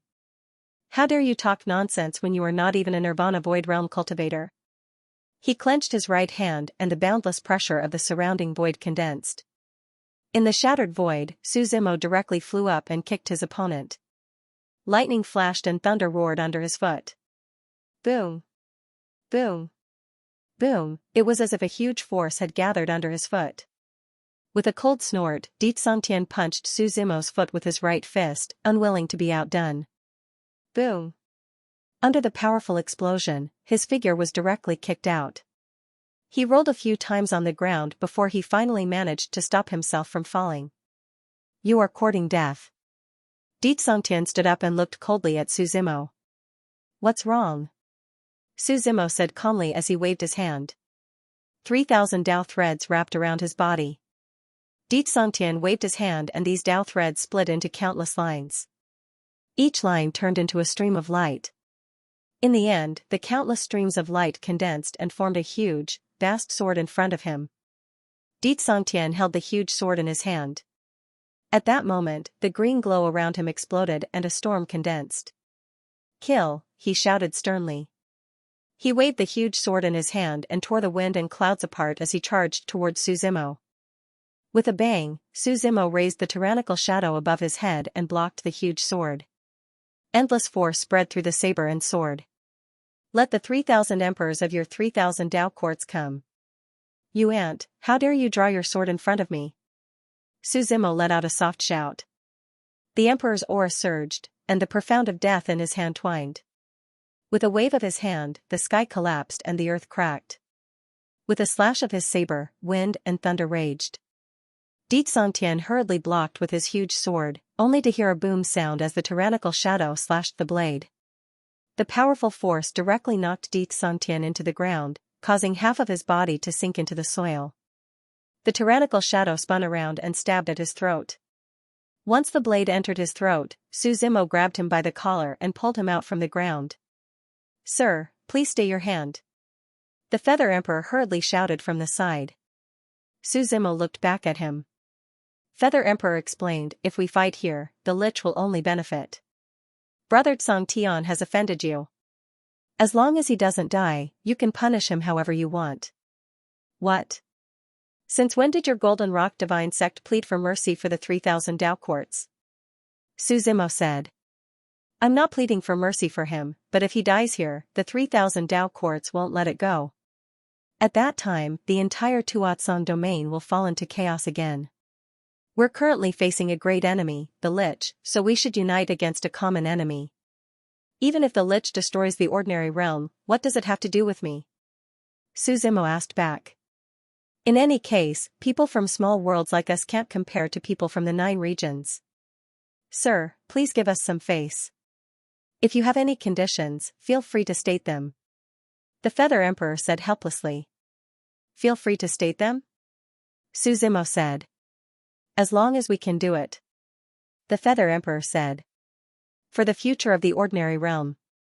When he said this, he looked at Jiang, hoping that the Sword Immortal would plead for mercy. But Jiang ignored him. I'll be going to Beiluo City soon. Suzimo said. Looking for Gangyang Su? The Feather Emperor immediately reacted. I heard his conditions are quite high. Suzimo said, seemingly implying something. Sir, don't worry. As long as he states his conditions, we'll definitely do our best to help you. The Feather Emperor replied. Suzimo looked down at Xianxia. Xianxia replied with a bit of humiliation, the 3,000 Dao courts will naturally do their best. Hearing this, Su Zimo threw him over. You're in no position to comment on the small world. I know. Xianxia retreated and quickly nodded. At this time, Jiangyan smiled, so you're this generation's emperor. I also didn't expect to meet you here. Su Zimo replied. Why don't we work together? Jiangyan suggested. What good would it do me to destroy the lich? Su Zimo asked in return. Then why did you come to this small world? Jiangyan asked. I just happened to pass by this place to take a look. As for who I destroy, I don't care. Su Zimo replied. The people in charge of the major forces exchanged glances. Sir, since you're here, even if you don't have any ill intentions, those lich won't let you go. The ghost chariot spoke in human language. It came from the primordial chaos demon hall and looked like a 9-headed bird. Its entire body was fiery red and its eyes faintly emitted flames. It had a total of 9 heads. That's a different story. Su Zimo said. Why don't we work together and take a look inside this small world? The Feather Emperor suggested. That's safer and we can take care of each other. By tea he looked at Su Zimo. After all, these medium items were obtained by the two of them together. I'm fine with anything. Su Zimo said. By tea he nodded slightly and slowly took out the 3 medium items. The stone tablet, ancient tree, and beast bones all soared into the sky. As it rotated in the void, waves of power filled the formation. In the next moment, a hole appeared in the formation as if the void was being torn apart. Everyone looked at each other, then stepped into the air and flew into the rift. The scene in front of them changed. They appeared in a desert that was covered in yellow sand. The yellow sand filled the sky and a hot wind blew past their faces. They saw a figure standing calmly in front of them. This figure wore a yellow dragon robe and was in his 30s. His face was upright and firm, and there was a sense of majesty between his brows. He had an emperor's sword hanging at his waist.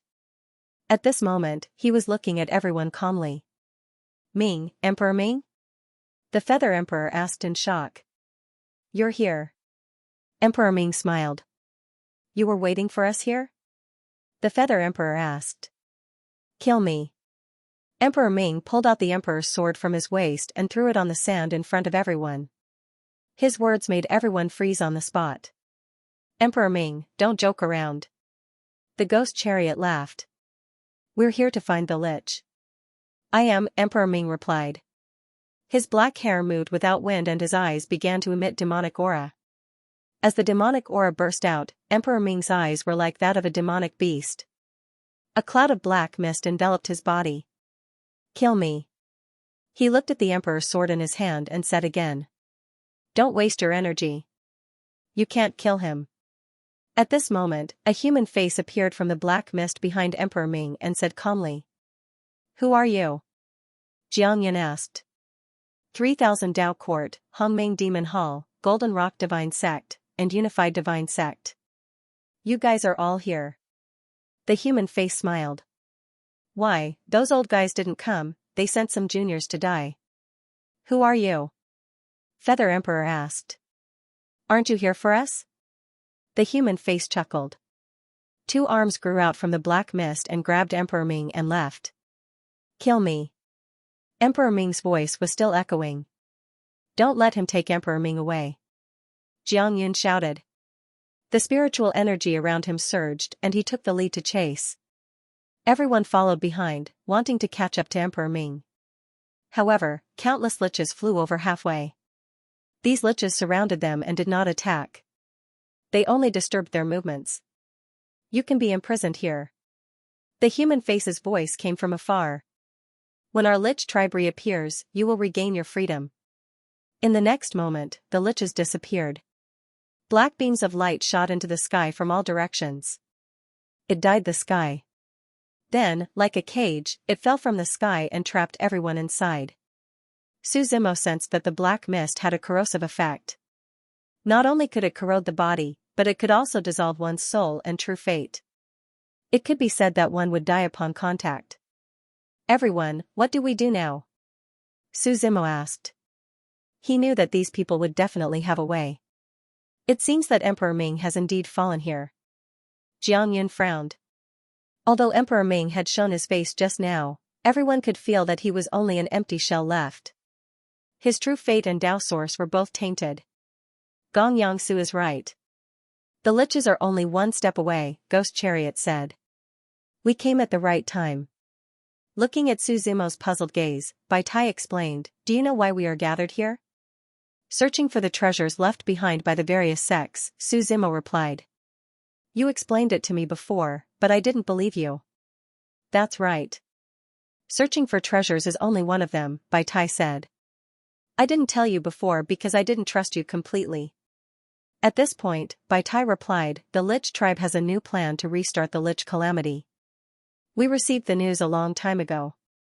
Therefore, we asked the number one mystery, Gongyang Su, to divine the future for us, but we didn't expect this matter to be related to Emperor Ming.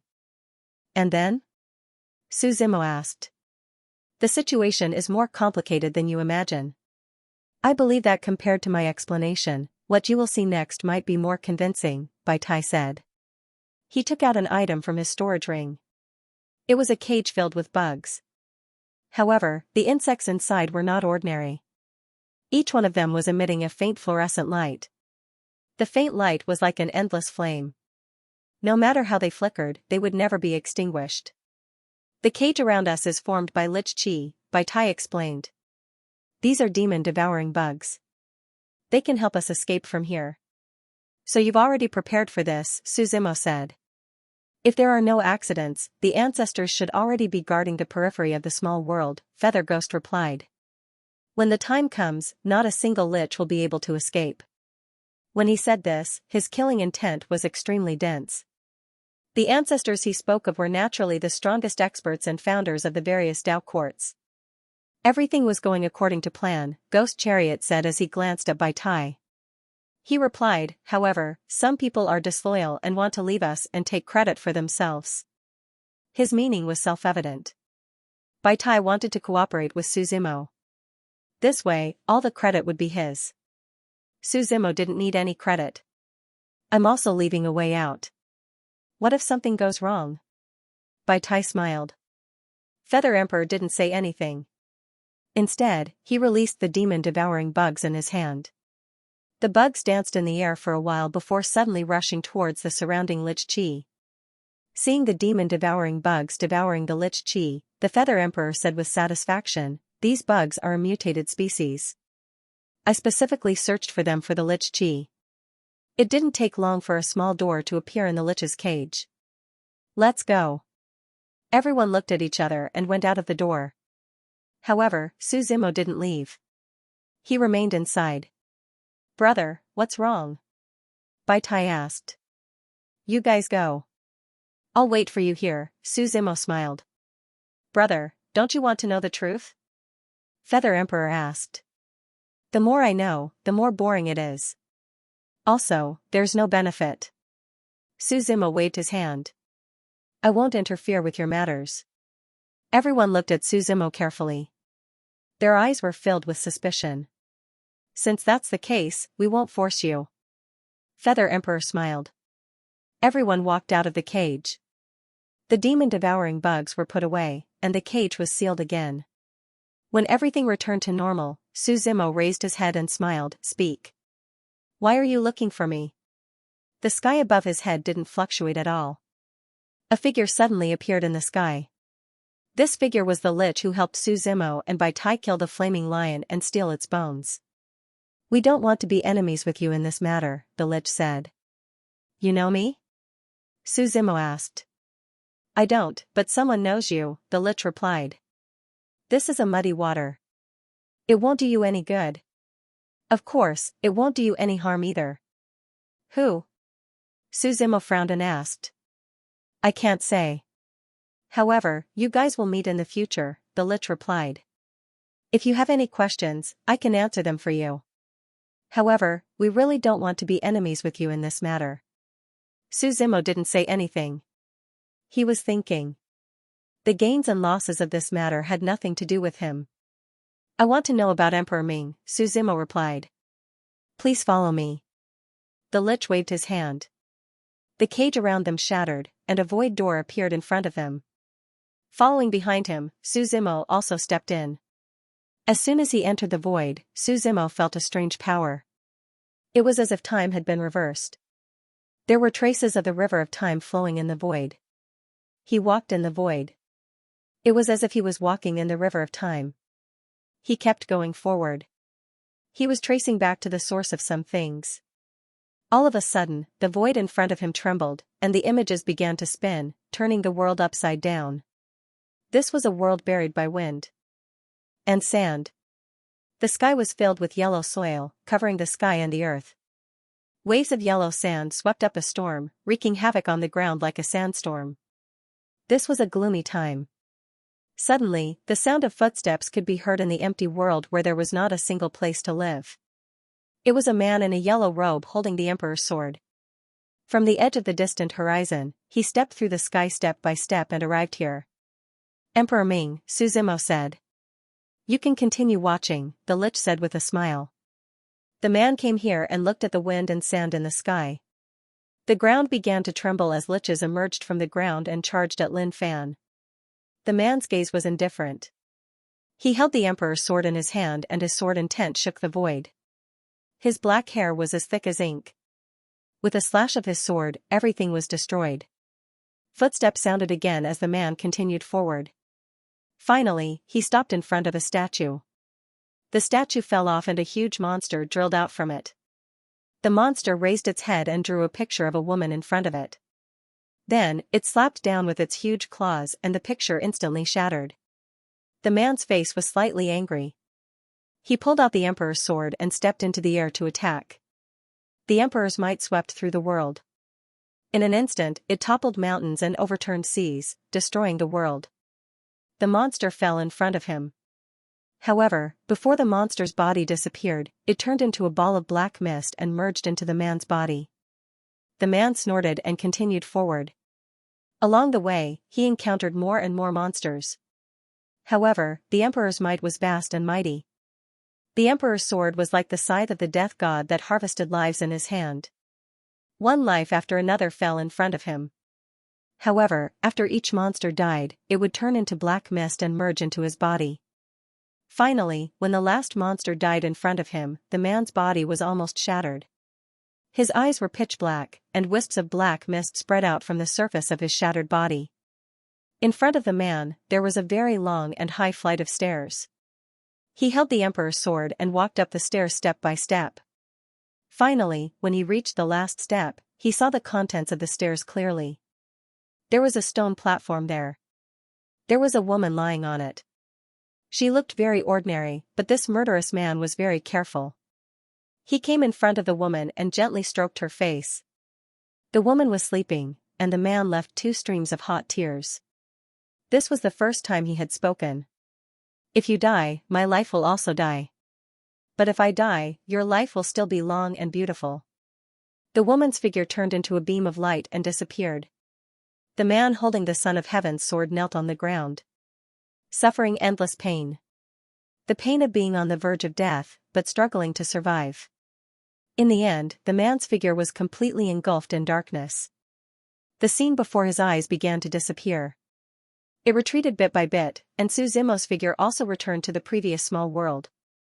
The ending of Emperor Ming, he muttered to himself. Even the Emperor cannot escape the troubles of the mortal world. The Lich laughed. Therefore, his fate has already been decided. You speak as if you liches can escape from everything and transcend, Suzimo replied. Then I also have desires, but I won't be troubled by such low-level matters. The Lich laughed. He stretched out his hand and opened a path in the void before him. A path leading to the outside world appeared. Once we leave this place, the outside world will be the Tuatsong territory, the Lich said. I wish you all the best. Suzimo walked to the front of the path, but he did not enter. Instead, he slowly stretched out his hand and touched the void in front of him. He suddenly turned around and asked, "What is a lich?" Hearing this, the Lich in front of him was stunned, as if he could not answer for a moment. There are thousands of races in this world, humans, gods, immortals, and even shifters. But are liches really a race? Su Zimo asked. Don't ask so much, it won't do you any good. The lich in front of him replied. I only need an answer, Su Zimo said seriously. What answer? The lich asked. You should know, Su Zimo replied. I don't know, and even if I did, I wouldn't tell you anything. Then I can only use my fists to beat you into submission, Su Zimo said calmly. I won't fight you. The lich shook his head. His figure faded into the void and disappeared without a trace. In the end, only one sentence was left. If you think about it, you will end up like Emperor Ming. Even the great emperor is not immortal. Baimont, do you think my intuition is right? Su Zimo smiled. Since the Lord has an idea, you can understand a lot of things if you go and take a look. Baimont replied. Lich, what an ironic word. Su Zimo muttered. He walked towards the outside world. The lich's aura hit him, but Su Zimo was completely fine and walked out safely. Yellow sand began to blow in the outside world. A path covered by yellow sand appeared in front of Su Zimo. Looking up, the path was surrounded by bones. Some were lying in the middle of the path, while some were half covered by the sand. It was obvious that there were countless skeletons on the path, and many creatures had died. Su Zimo did not care about that. He slowly pulled out the tyrannical shadow from behind him. Step by step, he walked forward. With every step he took, a suppressive force would descend from the void of space in front of him. 10 times, 20 times, it began to increase. With a single punch, the sky above his head was completely shattered. More than a dozen lich statues descended from the sky. The 12 lich kings are here to guard this place, intruder. Halt, a loud voice resounded. Retreat 100 miles away, and you will be able to leave safely. Enough nonsense, if you want to fight, then come at me, Su Zimo casually said. The tyrannical shadow in his hand gave off a shocking blade phantom. The emperor's pressure enveloped him. As the tyrannical shadow was swung, heaven and earth were destroyed. The 12 lich kings were killed. The 12 lich kings' eyes were like torches as they flicked their fingers, summoning a large black net from the void of space. It directly covered the entire sky. No matter how Su Zimo tried to dodge, he couldn't escape from the net's range. The 12 lich kings didn't seem to want to hurt him, they only wanted to trap him. Aisha Seal, one of the 10 great divine arts. Su Zimo waved his right hand. A swastika-shaped seal illuminated the sky, tearing the black net apart. Rumble, rumble, rumble, the entire sky was furious. As the tyrannical shadow descended, the statues of the 12 lich kings were instantly shattered into pieces, scattered all over the ground. Just as Su Zimo was about to continue forward, a huge hand that covered the sky suddenly fell down. Enough, it's time for you to complete your mission, a shout was heard at the same time as the giant hand. Su Zimo was suppressed in place. When this powerful aura descended, Yi Zichen's eyes widened. Su Zimo's figure was suppressed on the spot. Extreme power continuously descended from above. His internal organs, limbs, and bones seemed to have stopped moving. Even his true fate seemed to have solidified. He raised his head slightly. The sky was dark, and he couldn't see anything clearly. Before the person even arrived, this aura had already suppressed everything. Baimont and the 7-faced demon general were about to come out, but they were stopped by Su Zimo. He calmly looked at the sky. Without a doubt, this was a supreme saint, a true supreme saint. Since you've already made your move, why don't you dare to show yourself? Su Zimo asked. You should go and complete your mission, not waste your time here on unrelated matters. The voice in the sky said calmly. Come out first, then we can talk, Su Zimo said. I don't talk to people who hide their heads and tails. Leave this place. It's best if you don't get involved in the affairs of the liches. The voice in the sky didn't answer, but continued. It's not good for you. Leave. Su Zimo suddenly felt the pressure around him loosen, and the spirit energy in his body began to flow again. The feeling of great terror disappeared. You don't dare to meet me because you think I'm too weak, he muttered to himself.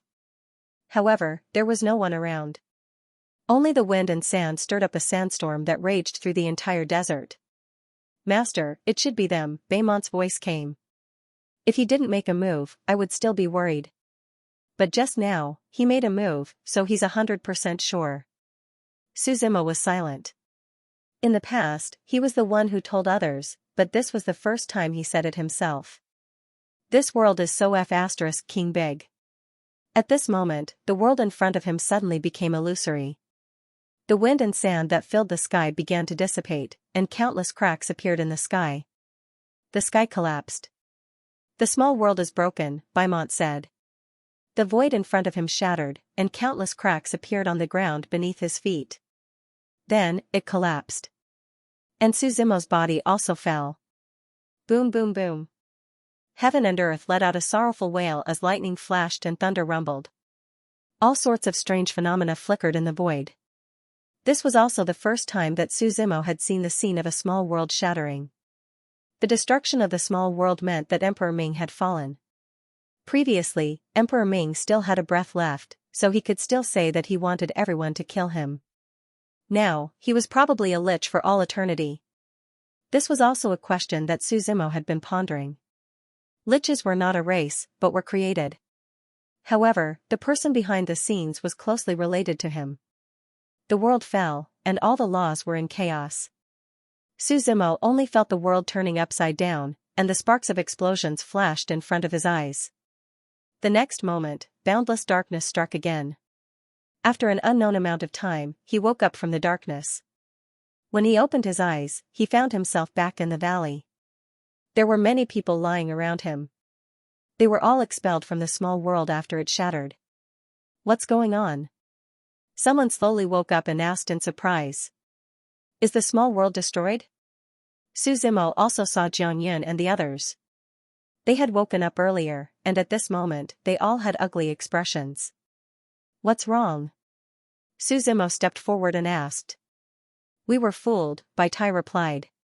Then, he leisurely glanced at Suzimo and asked, Dao brother, do you know something? What can I know? Suzimo shook his head slightly. Those liches are probably. The Feather Emperor sighed. He didn't finish his sentence. They thought that the liches were going to repeat the disaster of the past and wanted to stop them. However, the reality made them pale with fright. If this small world hadn't shattered, they probably wouldn't have been able to leave alive. The current situation was very passive, and they didn't know the whereabouts of those liches. What are you going to do? Suzimo asked. We have discussed and want to form an alliance with the other Dao courts, Jiangyun replied. Brother, do you want to join us? No, I'm going to Beiluo City to find Gongyang Su, Suzimo shook his head. The matter of the Shangyuan sword was naturally the most important. He already knew about the liches, so he didn't need to interact with them. Thinking of this, Suzimo asked again, do you know anything about the liches? We have investigated before, but we didn't have any clues. Everyone shook their heads. They seemed to appear out of thin air and then disappear into thin air. The Brahma Demon Emperor seemed to know something, but he didn't tell us. Brother, do you really know something? Please tell us, for the sake of the entire ordinary realm, the Feather Emperor sincerely replied. Great sage, Suzimo softly replied. As for other things, even if he didn't say it, everyone should know. If they wanted to fight against the liches, they had to find the Brahma Demon Great Sage no matter what. Otherwise, with just the Dao courts, they were still lacking. Thank you, the Feather Emperor nodded slightly. Actually, they also had a premonition. There was a great sage among the liches, but the Brahma Demon Great Sage killed him and defeated the liches. Now, it seemed a little strange. Brother, if you want to go to Beiluo City, why don't we send you there, the Feather Emperor said. No need, I can go there myself, Suzimo shook his head. He asked for a simple direction and set off from the northwest direction. The second city they passed was Beiluo City. It was a very famous and vast city. See you again, everyone said their goodbyes and left the valley one by one. Suzimo also looked at the direction and finally rode on the seven-winged demonic dragon and headed toward Beiluo City. He didn't stop along the way. Perhaps the things he encountered made him feel more and more anxious. With the seven-winged demonic dragon flying at full speed, he arrived at Beiluo City after 3 days. Looking from afar, the city seemed to stretch as far as the eye could see. It was like the Great Wall, extending to the end of the horizon. The city seemed to have no end. Ancient green bricks piled up to form an endless city wall. An ancient pressure was unconsciously emitted. This was a city that was ranked in the Tuatsong domain. The gate at the entrance was rusty. The city didn't have a so-called manager. Although Beiluo City was in the territory of the Unified Divine Sect, the Unified Divine Sect didn't have the qualifications to manage it. There was no ruler in the true sense of the word. Hence, the forces were complicated and intertwined. There were millions of people living in the city. There were at least a few million people every day. The vastness of this city was unimaginable. At this moment, Su Zimo's figure stopped in front of the city. He walked into the city along with the crowd. Previously, the Feather Emperor and the others told him where Xianxia lived. Beiluo City had a strict division. The city was divided into Amaterasu, Earthstar, Anzhou, and Pingyu. And Xianxia's location was Anzhou. North of Anzhou were lions and tigers, stars fell all over the courtyard. This nursery rhyme described the scenery of Anzhou. Its northern territory was divided like lions and tigers, while its southern half was located on the ocean. It formed a starry scene. Su Zimo walked on the streets of Anzhou. In front of him was a street that extended in all directions. On this street, a bustling scene appeared in front of him. Steamed buns, hot steamed buns just out of the steamer.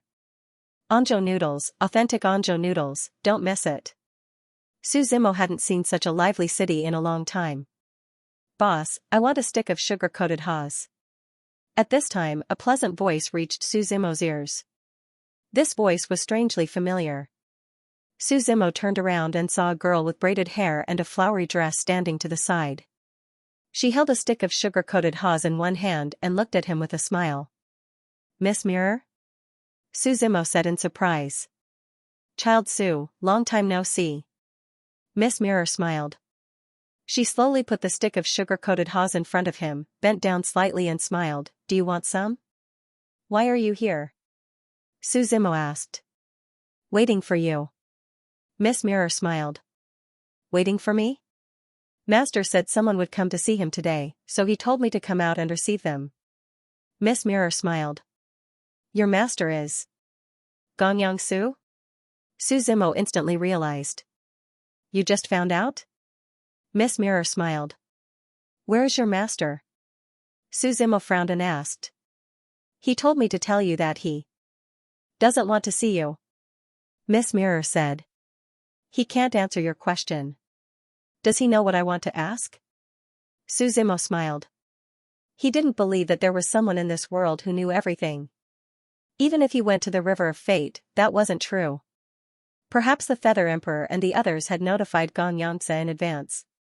However, the chances of this happening were very small. Didn't you want to ask about the Xianyuan sword? Miss Mirror asked with a smile. Your master doesn't want to say. Do you know? Su Zimo asked. My cultivation is too shallow. My master has to do something like this, Miss Mirror said, shaking her head. You came here just to tell me this? Su Zimo asked. Of course not.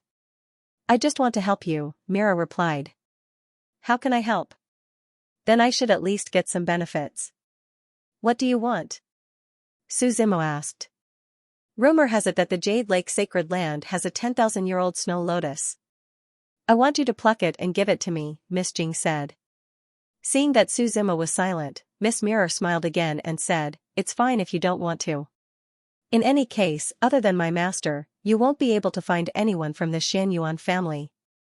Are you threatening me? Su Zimo raised his head slightly and asked. I know you won't be threatened, Miss Mirror said with a smile. I can help you find the Xianyuan sword first. Then you can decide whether you want to go to the Jade Lake Sacred Land or not. Su Zimo thought for a while and nodded slightly. Come with me. Miss Mirror smiled gently and led the way in front of him. They walked through the bustling streets of An Province. People came and went here. It was a prosperous place. Although there was no ruler here, it was surprisingly peaceful. Few people would cause trouble here. This was because this city was very old. No one could say for sure that an old man selling vegetables on the street might be a hidden master. This was the so-called crouching tigers and hidden dragons. You've been here since you came to the 9 regions? Suzimo asked. Of course. This is my home, Miss Mira replied. Then why did you go to the Yuanyang continent? That's a secret. Miss Mira smiled and stopped in front of a restaurant. This restaurant was 100 stories high. It reached into the clouds and stretched as far as the eye could see. The restaurant's decoration was as splendid as the palace. There. Miss Mirror pointed at the restaurant and said, "There's a kind of immortal wine here. It's my master's favorite. If you can get it, I'm sure my master will be willing to see you." Immortal wine, Suzimo muttered to himself. He asked, "You're not going in?" "I have to go back to report. I don't want my master to be angry." Miss Mirror waved her hand and said, "Good luck." Looking at Miss Mirror's departing figure, Suzimo frowned more and more. He had always been suspicious of Miss Mirror's identity. Now that the truth was out, he still had some doubts. He felt that it was not so simple. But for now, he had to deal with the Xianyuan sword and break the devil's heart first. Besides, since he was here in this life, he had to go and take a look at the Lich. He walked into the restaurant. The words "First Tower of Eternity" were written on the magnificent plaque of the restaurant. It shone under the sunlight. This restaurant was different from what he remembered. It was divided into private rooms. The customers were all sitting in the private rooms to eat and rest. After Suzimo walked in, no one paid attention to him. The only waiter was at the counter calculating the accounts. "I want a pot of immortal wine." Suzimo walked up and said, "Friend, this must be your first time here." The waiter looked up and smiled. "What? Are there any other rules?" Suzimo asked. "Although the First Tower of Eternity is a restaurant, we only provide a place to trade. We don't sell anything." The waiter smiled and said, "If you want immortal wine, why don't you go to the private rooms on Immortal Wine Island and see if they sell it?" After saying that, the waiter reminded him, "But immortal wine is very precious. Usually, it's in short supply. It depends on your luck." Suzimo nodded. He walked towards the interior of the restaurant. There was a very quiet passageway. The soundproofing of these rooms was very good. Following the waiter's guidance, he came to a private room with the word "Immortal" carved on it. He lightly knocked on the door. A small window opened on the side of the room. When? A girl dressed as a maid looked outside and asked, "I want to buy immortal wine." Suzimo answered, "We don't have any left for this month. Come back next month." The maid replied. Just as he was about to close the small window, he was stopped by Suzimo. "I can't wait until next month." The maid looked at him and said, "Then we can't do anything. The amount of immortal wine is limited." "You have a way." Suzimo said. "I owe you one. Give me a pot of immortal wine." "You're so strange."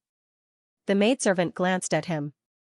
She wanted to close the window, but Suzimo blocked it with his hand. No matter how hard she tried, it wouldn't close. "Why are you like this?" The maid complained. "I must have immortal wine." Suzimo repeated. "If you keep doing this, I'll tell the owner," the maid impatiently replied. "I haven't seen anyone causing trouble in the Aeon Tower." "Maybe my words are a bit overbearing, but I'll give you 2 choices," Suzimo calmly said. "Either I owe you a favor and give me a jar of immortal wine. Or I'll steal it myself. No Immortal Wine Island doesn't have it. Even if you steal it, you won't be able to." The maid took a deep breath and said, "During this time our Immortal Wine Island won't be making any wine. Friend, don't make it difficult for him." At this time, the door to the private room opened. The words "Qin Huang Island" were written on the door. It was a middle-aged man who walked out from inside. He looked quite powerful and had 2 attendants beside him. "Immortal Wine Island hasn't been peaceful recently. They don't have any immortal wine. If you want to drink, you can go upstairs. If someone has some in stock, you can exchange it with them." "Do you have any?" Suzimo asked. "I don't." The middle-aged man shook his head and said, "But I can take you upstairs." "Thanks," Suzimo replied. He and the middle-aged man walked towards the upper floors of the Aeon Tower. The maid coldly snorted and closed the window. What's your name? The middle-aged man asked. Su Zimo. Qin Huang Island's Zhou Ming. The middle-aged man smiled and said his name. Su Zimo slightly nodded. Dao brother Su hasn't heard of my name? Zhou Ming smiled and asked. Su Zimo slightly shook his head. Is it very famous? Seems like it's Dao brother Su's first time in Northern Fall City. Zhou Ming smiled and shook his head. As the two talked, they had already reached the upper level of the Aeon Tower. Su Zimo slightly looked around. This place was more like a gathering place. There were many tables around, all of them were spirit fruits and pills. There were many people talking around. And all of them were quite strong. The spirit chi in their bodies was bottomless and unfathomable. There are many people in Northern Fall City. Everyone knows each other and often holds Dao gatherings. It's a place for Dao discussion and communication. Zhou Ming smiled and explained. Su Zimo nodded slightly. The higher one's cultivation level was, the more they relied on comprehending the Dao. There were many ways to comprehend the Dao. One could listen to the Dao of others or exchange Dao techniques with others. They were all beneficial. Some of the most typical stories were told in legends. In the Middle Ages, it was rumored that the sacred ancestor of the Holy Court had once preached on the sacred ancestor mountain. He lectured for 3 days. Endless multicolored light descended from the sky, and several blazing suns rose into the sky. Immortal cranes flew from the horizon, and divine dragons soared into the world. The vegetation on the ground was the first to bloom. What was originally an ordinary mountain peak had been forcibly transformed into a celestial mountain and an immortal's cave residence after 3 days of preaching. When the lecture ended, the 8 directions bowed and the 4 seas celebrated. A boundless spiritual rain fell from the heavens. It was said that tens of thousands of people had broken through during that Dao gathering, and 30,000 demons had knelt before him. The sacred ancestors might instantly spread throughout the 9 realms. Further back, in the ancient times before the Middle Ages, the great sage of God Fiend had obtained his Dao fruit in the void Dharma heaven and ruled over that era. When he attained Dao, he also preached for 3 days. The God Fiend and God Fiend races stopped for 3 days and dyed the sky red with the blood of the God Fiends, forming a barrier. They did not allow the 100 races to approach. To the God Fiend and God Fiend races, those 3 days were more useful than 100 years of cultivation. Of course, the so-called demons and Su Zimo's demons were another story. They would talk about it in the future. At that moment, Su Zimo looked at the people in the center of the square. He and Zhou Ming sat beside him, and Zhou Ming introduced them one by one. Most of the people here were itinerant cultivators who lived in Beiluo City. The large factions were not allowed to rule this place. They could not rule this place either. This place was like an ownerless land, but everyone lived in peace. Island Master Zhou. Someone walked over and greeted Zhou Ming. Taoist Priest Fu. Zhou Ming stood up and smiled. Long time no see. Your fortune avoidance technique has improved a bit. I heard that Qinhuang Island is showing signs of developing towards an prefecture recently. Island Master Zhou, don't forget about me. Taoist Priest Fu smiled. Zhou Ming nodded slightly, then pointed at Su Zimo and smiled. Let me introduce you. This Taoist brother is Su Zimo. He came here to ask for a jar of wine. Taoist Priest Fu, do you know where to find it? If I have any news, I will definitely tell you. Taoist Priest Fu was not interested in Su Zimo, but he still gave him face and smiled. After Taoist Priest Fu left, Su Zimo looked at Zhou Ming and asked, why did you help me? I want to be friends with you. Zhou Ming smiled. I have traveled extensively for so many years. I can see through all kinds of people at a glance. To be honest, you feel that it is not a loss to be friends with you. Everyone, sorry for being late. At that moment, someone walked up from the corridor. It was a young man in a white robe. His voice was a little loud, and it covered some of the people present. Brother Jinluan, this Dao gathering was organized by you. It is not kind of you to come at the last minute. That's right. You should punish yourself by drinking a few cups. I heard that Brother Jinluan has been busy with work recently. I wanted to say a few words, but I did not dare to disturb you. When the people present saw the arrival of the young man, they all smiled and greeted him. It was obvious that the young man's status was very high. Everyone was expressing goodwill. Who is it? Su Zimo asked curiously. Prince Jinluan. Zhou Ming introduced him without much interest. He is just a commoner. A commoner can also come to this kind of place, Su Zimo said with a smile. I used to be a commoner in the Yin province, a person of all walks of life. Later, he became the illegitimate son of a big shot, and then his status rose, Zhou Ming said with a smile. He did not make it too obvious, but the meaning was basically understood. After all, he was just an unimportant person. Some people attached themselves to him and curried favor with the big shot behind him. There were also people like Zhou Ming who disdained him. It seems that this so-called big shot has a strong background, Su Zimo said with a smile. He has an emperor title. What do you think? Zhou Ming replied. An emperor title meant that he was a great emperor. Where is Senior Wudu now? Someone asked. My father is at Tan Di Feng. He asked me to tell you that he will preach there in a month, Prince Jinluan said with a smile. Although his tone was not particularly arrogant, one could still hear the sense of superiority in it. Having a great emperor as a father, this was something that others could not envy. Please tell Senior Wudu that we will definitely go, someone said with a smile. Although a great emperor's preaching was not as terrifying as a great sage's, it was still a rare thing. To them, it was still a great benefit. Where is Fairy Jiayue now? Prince Jinluan looked around and asked everyone. Fairy Jiayue is not here. We don't know. Someone smiled awkwardly. Did no one inform her about this Dao conference? Jinluan Crown Prince frowned and asked. We did, but we can't do anything about it, someone replied embarrassedly. Hearing that the Jiayue fairy wasn't here, Jinluan Crown Prince's enthusiasm decreased by half. You can pay attention to the Jiayue fairy, Zhou Ming reminded Su Zimo. Why? Su Zimo asked. The Jiayue fairy is the owner of Immortal Brew Island. If you want Immortal Brew, she should have it, Zhou Ming explained. Su Zimo looked at Zhou Ming with interest. At this moment, a cry of surprise came from afar. The Jiayue fairy seems to be here? Someone pointed outside the window of Aeon Tower. A woman was walking in the air. The woman wore a blue gown. Her gown was as blue as the ocean, like a fairy in a lake, light and moving. Colorful ribbons wrapped around her body. Her blue gown seemed to be covered by stars. It emitted dazzling starlight. Her eyes were bright and beautiful, as if they were filled with a starry night. She was agile and graceful, like a fairy, and her eyes were like stars. She was a beauty that was pleasing to the eyes. She was devastatingly beautiful, shocking everyone in the world. This was the best way to describe her.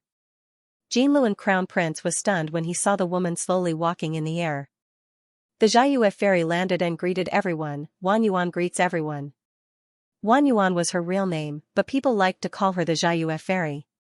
It was said that when she was born, a powerful person plucked the moon of a small world and gave it to her. But these were all legends. Not many people believed them. If there really was such a powerful person, Immortal Brew Island wouldn't have fallen to such a state. Lady Jiayue, you're here, Jinluan Crown Prince walked forward and smiled. The Jiayue fairy nodded slightly. Do you have time? My father is going to preach at Tandi Peak. Do you have time to come? Jinluan Crown Prince asked. Wan Yuan has been busy recently. If I have time, I'll definitely go, the Jiayue fairy replied. What's the matter? Tell me, I'll help you. Even the people of Beiluo City have to give me some face. Crown Prince Jinluan laughed. Your business is my business. I have an enemy, Laoshan Old Demon. I once made an oath that whoever helps me kill him will die. I can agree to any condition, the Jiayue fairy replied. What bullshit, Laoshan Old Demon. Tell him to scram to see me, Jinluan Crown Prince said loudly. Brother Jinluan, be careful with your words. Someone at the side shuddered, seemingly not daring to mention this name, and hurriedly reminded him. Yeah, let's not get involved in this matter. Let's talk about Senior Wudu's sermon. Everyone had different opinions and all of them declined. This made Jinluan Crown Prince feel that something was wrong. What? Is this old demon very strong, stronger than my father? Senior Wu Du is naturally strong. The two of them can't be compared, someone laughed. That's right. Daoist brother. Jinluan, you can ask the senior. We don't dare to say. Seeing everyone's attitude, Fairy Jiayua's face fell. She had seen many of such situations. A long time ago, Immortal Brew Island was still considered a big power. Through the Immortal Brew, they interacted with many powers and people. However, after that incident, those who were on good terms with them all avoided them. Once someone heard the name of Laoshan Old Demon, their expression changed and they didn't dare to mention it again. Su Zimo was a little curious. He looked at Zhou Ming and asked, "What's the background of that Laoshan Old Demon?" North and west of Beiluo City, there are two famous powers. One is Immortal Brew Island. They are famous for their immortal brew. Along with the beautiful women on the island, many people want to go there. The west is Laoshan Old Demon. This power is really terrifying. This is because the people of Laoshan Old Demon basically do whatever they want. They ignore the rules and are good at killing, burning, and robbing. However, because of Laoshan Old Demon, no one dares to find trouble with them. Zhou Ming explained, Laoshan Old Demon can be considered a senior. During the Middle Ages, he was already an emperor. Now, he is a true old emperor. Su Zimo nodded slightly. In other regions, emperors might not be so powerful. However, in the ordinary realm, when the Brahma Demon Grand Sage didn't appear, many people feared him. Zhou Ming continued, according to what I know, one of Laoshan Old Demon's grand disciples wanted to molest the women of Immortal Brew Island. Then, he was accidentally killed in an argument. You know what happened next. Laoshan Old Demon is very protective of his people and directly slaughtered the entire Immortal Brew Island. Then why is this Jiayue fairy still alive? Su Zimo asked. When the Immortal Brew Island was massacred, there were a few people who weren't on the island and thus escaped. This included Jiayue fairy. Zhou Ming replied. After Laoshan Old Demon attacked once, he didn't attack again. As for Jiayue fairy, she wanted revenge. However, it's very difficult. No one is willing to become enemies with emperors for her. Hearing this, Su Zimo had a rough understanding of the situation. You brought me here because you want me to help her, Su Zimo said. You want Immortal Brew wine and she needs help. Isn't this perfect? Zhou Ming smiled. Do you think a pot of Immortal Brew wine can be compared to becoming enemies with emperors? Su Zimo asked. Whether it's worth it or not depends on the person, not just a matter. Zhou Ming smiled. You'll have to ask yourself that. Su Zimo didn't answer. A pot of Immortal Brew wine wasn't worth this price. However, he needed Xianxia to help him find the Xianyuan family. Otherwise, the next step would be stagnant, and it would be difficult to make any further progress. With the demon heart, he would be able to comprehend the things left behind by the previous demon lord. Perhaps it would be of help to his Tao of Emperors. Moreover, his demon body of purgatory also required a demon heart. The Tao conference continued. Jinluan Crown Prince didn't mention revenge, but he still surrounded Jiayue fairy and fawned over her. Everyone began to discuss the Tao, hoping that others' Taos would inspire them. Greetings, Uncle Zhou. Jiayue fairy walked over to Zhou Ming and greeted him. Su Zimo glanced at Zhou Ming. No wonder Zhou Ming brought him here for no reason. So the two of them had some kinship. Tian Yuan, let me introduce you to someone, Zhou Ming said with a smile. Su Zimo. He wants a pot of Immortal Brew wine. Do you have any stock? The Jiayue fairy glanced at Su Zimo. Her gaze flickered slightly before she nodded. She waved her hand and a sealed pot of wine appeared from her storage ring.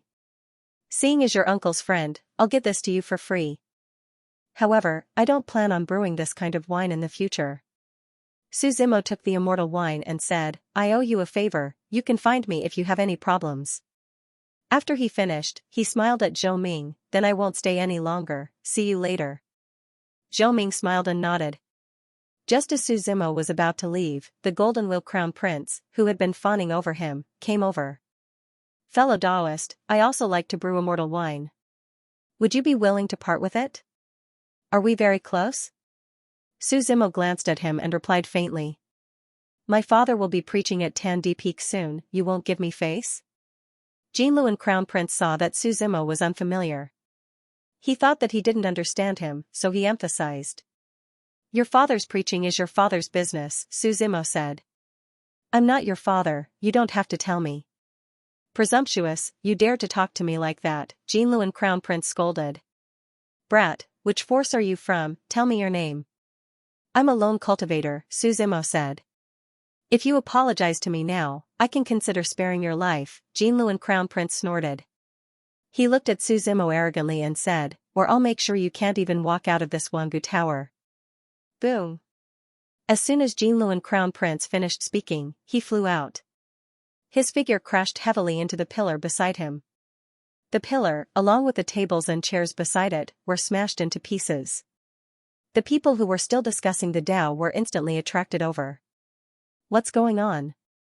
Dao brother Jinluan, are you okay? Who dares to be so bold? Su Zimo only used less than 10% of his power, but Jinlu and Crown Prince's chest still exploded and blood flowed out. He twitched on the ground, his chest was badly mangled and he was in a half-dead state. Who are you? Someone questioned Su Zimo loudly. It's just some verbal conflict, why do you have to be so heavy-handed? Do you want to end up like him? Su Zimo turned around and asked. You. The man was at a loss for words. What's going on? At this time, the Everlasting Tower's people ran up from downstairs. Lord Skeleton, someone is causing trouble here, the person from before quickly replied. Fellow Daoist, we'll give you a chance to explain. The old man from the Aeon Tower turned to Su Zimo and said in an unfriendly tone. There's nothing to explain. I'm already being merciful by not turning him into ashes with one punch, Su Zimo said. Then you'll have to come with us, the old man said calmly. Is that so? Su Zimo asked. Before the old man could answer, he felt a powerful aura erupt from Su Zimo's body. That power was only directed at him. It was as if he saw a demon soaring into the sky, as if a peerless demon king had descended to the world. In front of him was a scene of corpses scattered all over the mountain. His whole soul seemed to be frozen. His blood froze on the spot, and his forehead was dripping with cold sweat. Do you still want me to go with you? Su Zimo asked. The old man came back to his senses and felt as if he had taken a trip to the edge of hell. The clothes on his back were all wet. He swallowed a mouthful of saliva. My lord, I was blind, the old man hurriedly replied. Do as you wish. Remember my name, Su Zimo. He looked back at the people present, and then at the unconscious Golden Will Crown Prince. He said calmly, if his father wants to take revenge, just come find me. I'll be in the Yin province for the next few days. After he finished speaking, he stepped on Golden Will Crown Prince's body and walked down the stairs. The surrounding people were silent, so quiet that even the sound of a needle dropping could be heard. The elder skeleton was the first to react. Take Golden Will Crown Prince for treatment first, and report this matter to Lord Wudu. Everyone nodded at once. Some people thought that Su Zimo had caused a great disaster, and were silently mourning for him or gloating over his misfortune. Some people thought that Su Zimo should have some background, so he was not afraid. Among the few people present, the elder skeleton knew that Su Zimo was probably also an extraordinary existence. Anyway, their Aeon Tower could not afford to offend anyone. Uncle, the Xiaoyue fairy looked at Zhou Ming. Make good friends with him. He's not that simple, Zhou Ming said with a smile. Maybe your luck is not too bad. The Xiaoyue fairy looked in the direction Su Zimo left, and slightly narrowed her eyes. When he came out of the Aeon Tower, Miss Jing was waiting at the door.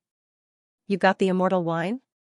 It seems that you know everything, Su Zimo replied. Let's go, I'll take you to see my master, Miss Jing said with a smile. Su Zimo followed her in silence. He felt that Miss Jing seemed to know everything, and he had this intuition since they met. But this kind of thing was impossible. Even if it was a person with monstrous power and meticulous planning, it was no exception. But if she didn't want to say anything, Su Zimo couldn't do anything about it. The two of them walked around the bustling city a few times, then came to a secluded alley. This alley was less than a dozen meters away from the street, but it was extremely quiet. This is the place. Miss Jing stopped in front of a secluded courtyard. Looking at Suzimo, she smiled. Open the immortal wine, my master will personally come to greet you. Suzimo slowly took out the immortal wine, then pulled the cork out. A rich wine aroma immediately floated out. This kind of aroma was rarely seen in the world. Even Suzimo, who was not an alcoholic, was a bit greedy. He asked a few questions, and at that moment, a person jumped over the wall. His hair was disheveled, and he took the wine from Suzimo's hand. Immortal wine, paradise on earth, immortal wine of wine. The man looked at the immortal wine in his hand, muttering excitedly. Just smelling it made him drunk for a long time. Master, Miss Jing smiled on the side. Miss Jing, so it's you. The disheveled man turned around. His appearance was very delicate, like a scholar from ancient times. But he didn't care about his appearance, he was carefree, and had a bit of a crazy temperament. And this is? The man looked at Suzimo. Then he counted with his fingers, then his expression changed. Didn't I say, I don't want to see him? The immortal wine in master's hand is his, Miss Jing smiled. I'll give it to him, the man scoffed. Holding the wine in both hands, he put it in front of Suzimo. Suzimo reached out to take it, but the man quickly put his hand back. Fine, since you're here, come in and have a drink. Saying so, the man carried the wine into the courtyard. Miss Jing smiled. Don't mind him, he's just like that, a bit, like an old urchin. I've seen all kinds of people. Suzimo shook his head. Following Miss Jing into the courtyard, Suzimo looked around. This place wasn't very big. There were 2 quiet rooms, and an 8 trigrams plate was placed in the center of the courtyard. 5 trees were planted around the courtyard according to the directions of the 5 elements. They were spread out according to the elements of metal, wood, water, fire, and earth. These trees seemed to have been specially cultivated, and Suzimo had never seen them before. The moment he stepped into the courtyard, he frowned slightly. Because there seemed to be a few strings coming towards him, and those strings wrapped around his limbs. If Suzimo hadn't sensed them carefully, he probably wouldn't have noticed. These strings didn't affect him at all, but Suzimo felt inexplicably uncomfortable. Don't mind, Miss Jing said with a smile. My master has set up a divination formation in this entire courtyard, and everyone who comes in will be connected by the divination strings. It won't affect you, and it's not targeted at you. Suzimo nodded and walked into the innermost part of the courtyard. There was a pavilion there. Xianxia sat down on a stone bench and put the immortal brew aside. Then he patted the stone table in front of him and said, Miss Jing, come here. Miss Jing smiled at Suzimo, then walked behind Xianxia. I know your background. Xianxia looked at Suzimo and said slowly. I can't help you, but for the sake of the immortal brew, you can make a new request, and I'll do my best to help you. I only want information about the Xianyuan family, Suzimo said, shaking his head. You're on good terms with the Xianyuan family? Xianxia shook his head and replied, it's not that I don't want to help you, but that I'm not strong enough. Even I can't calculate their whereabouts. Suzimo frowned and looked at Miss Jing behind him. Master, isn't your divination technique able to predict everything in the world? Miss Mirror asked. Before Great Emperor Xianyuan left, he disrupted the Xianyuan family's divination. Now that the divination is in chaos, I can't find their location, Xianxia explained, shaking his head. Without the existence of Great Emperor Xianyuan, the current Xianyuan family could not be considered strong. However, he possessed the Xianyuan sword, which was ranked 3rd among the myriad treasures. Everyone understood the logic of an ordinary man having no courage and the crime of possessing a treasure. How could it be so easy to find the Xianyuan family? You must have a way, right? Suzimo asked. There is a way. But why should I help you? Xianxia asked. You should know that my asking price is very high. A jar of immortal wine is nothing. In the end, it's all about benefits. What are your conditions? Suzimo said calmly. The world was bustling with activity, but it was a matter of convenience and convenience. This was something that everyone understood. Even if I say so, you won't be able to do it, Xianxia replied. You don't have to goad me. I know what I can do, Suzimo replied. The great divination art that I've cultivated is actually not complete, Xianxia said slowly. It's still missing the last chapter. I want you to help me find that chapter. I can make an exception and help you this time. Consider it as returning the favor. The great divination art, Suzimo muttered, then asked, then do you know where the last chapter is? It's in Beiluo City, Xianxia said with a smile. Otherwise, I wouldn't have stayed here for so long. Once you've obtained the last chapter of the great divination art, come find me. Xianxia left the pavilion and walked into his room. He kept Suzimo in suspense and didn't directly tell him where it was. Master can't bring himself to do it. He clearly wants me to tell you, Miss Jing said with a smile. The person who possesses the great divination art is an old man called Xianxia. He and my master have never been on good terms. Both of them are famous for their divination and are called the two heroes of the Tuatsong territory. Old man Xianxia, Suzimo nodded slightly. Where is he in Beiluo City? Miss Jing pointed at the courtyard opposite their courtyard and said in a low voice, this old man has a strange temper. Don't use force against him. It's useless against him. You're just like my master. Suzimo nodded. After bidding farewell to Miss Jing, he left the courtyard and went to the opposite courtyard. He slowly knocked on the door. Dong, dong, dong. Footsteps sounded from inside. The person who opened the door was an old man. He was wearing a purple robe and was very short. He looked very thin and weak. The purple robe covered half of his body. Come in, the old man glanced at Suzimo and slowly made space for Suzimo to walk in. There was an iron stove made of bricks in the courtyard. Hot tea was boiling on top of it. The lid of the tea made clang, clang, clang. He poured a cup of tea and handed it to Suzimo. Then, he stared at Suzimo. What's wrong? Suzimo asked. Similar, too similar. The old man took a step forward and carefully looked at Suzimo. Exactly the same. Have we met before? Suzimo asked. Yes, to be precise, it's the old you, the old man smiled. The old me? I don't understand, Suzimo shook his head. You'll understand later, the old man smiled. Senior, are you old man Xianxia?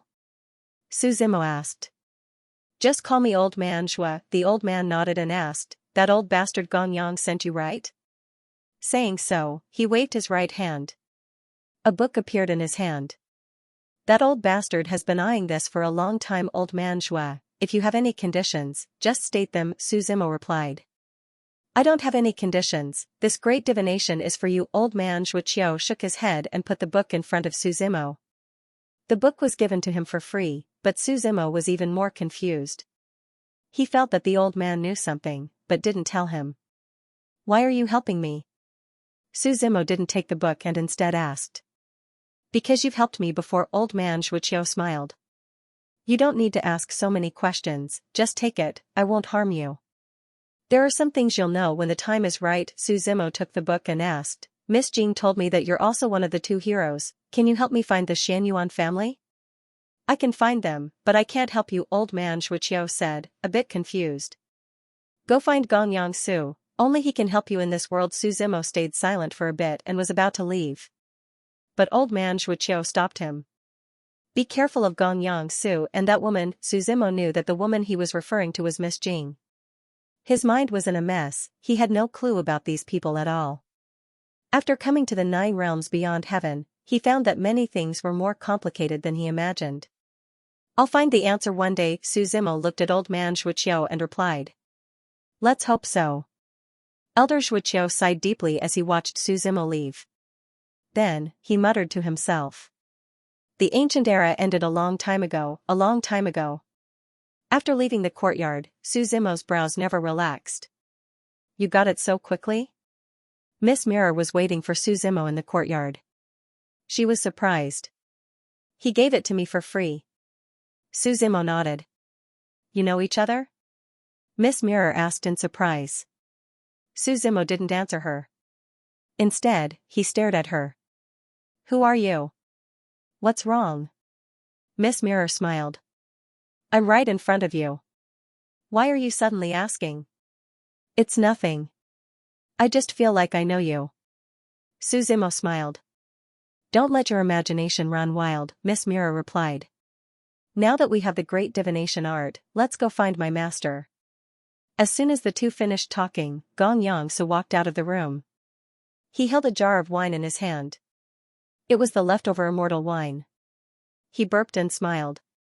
So fast. Looks like you have some skills. How long will it take to get the Xianyuan family's position? Su Zimo asked directly. If it's fast, half a day will be enough, Gong Yangsu said. But I need your help with something. My divination array is set up in this courtyard.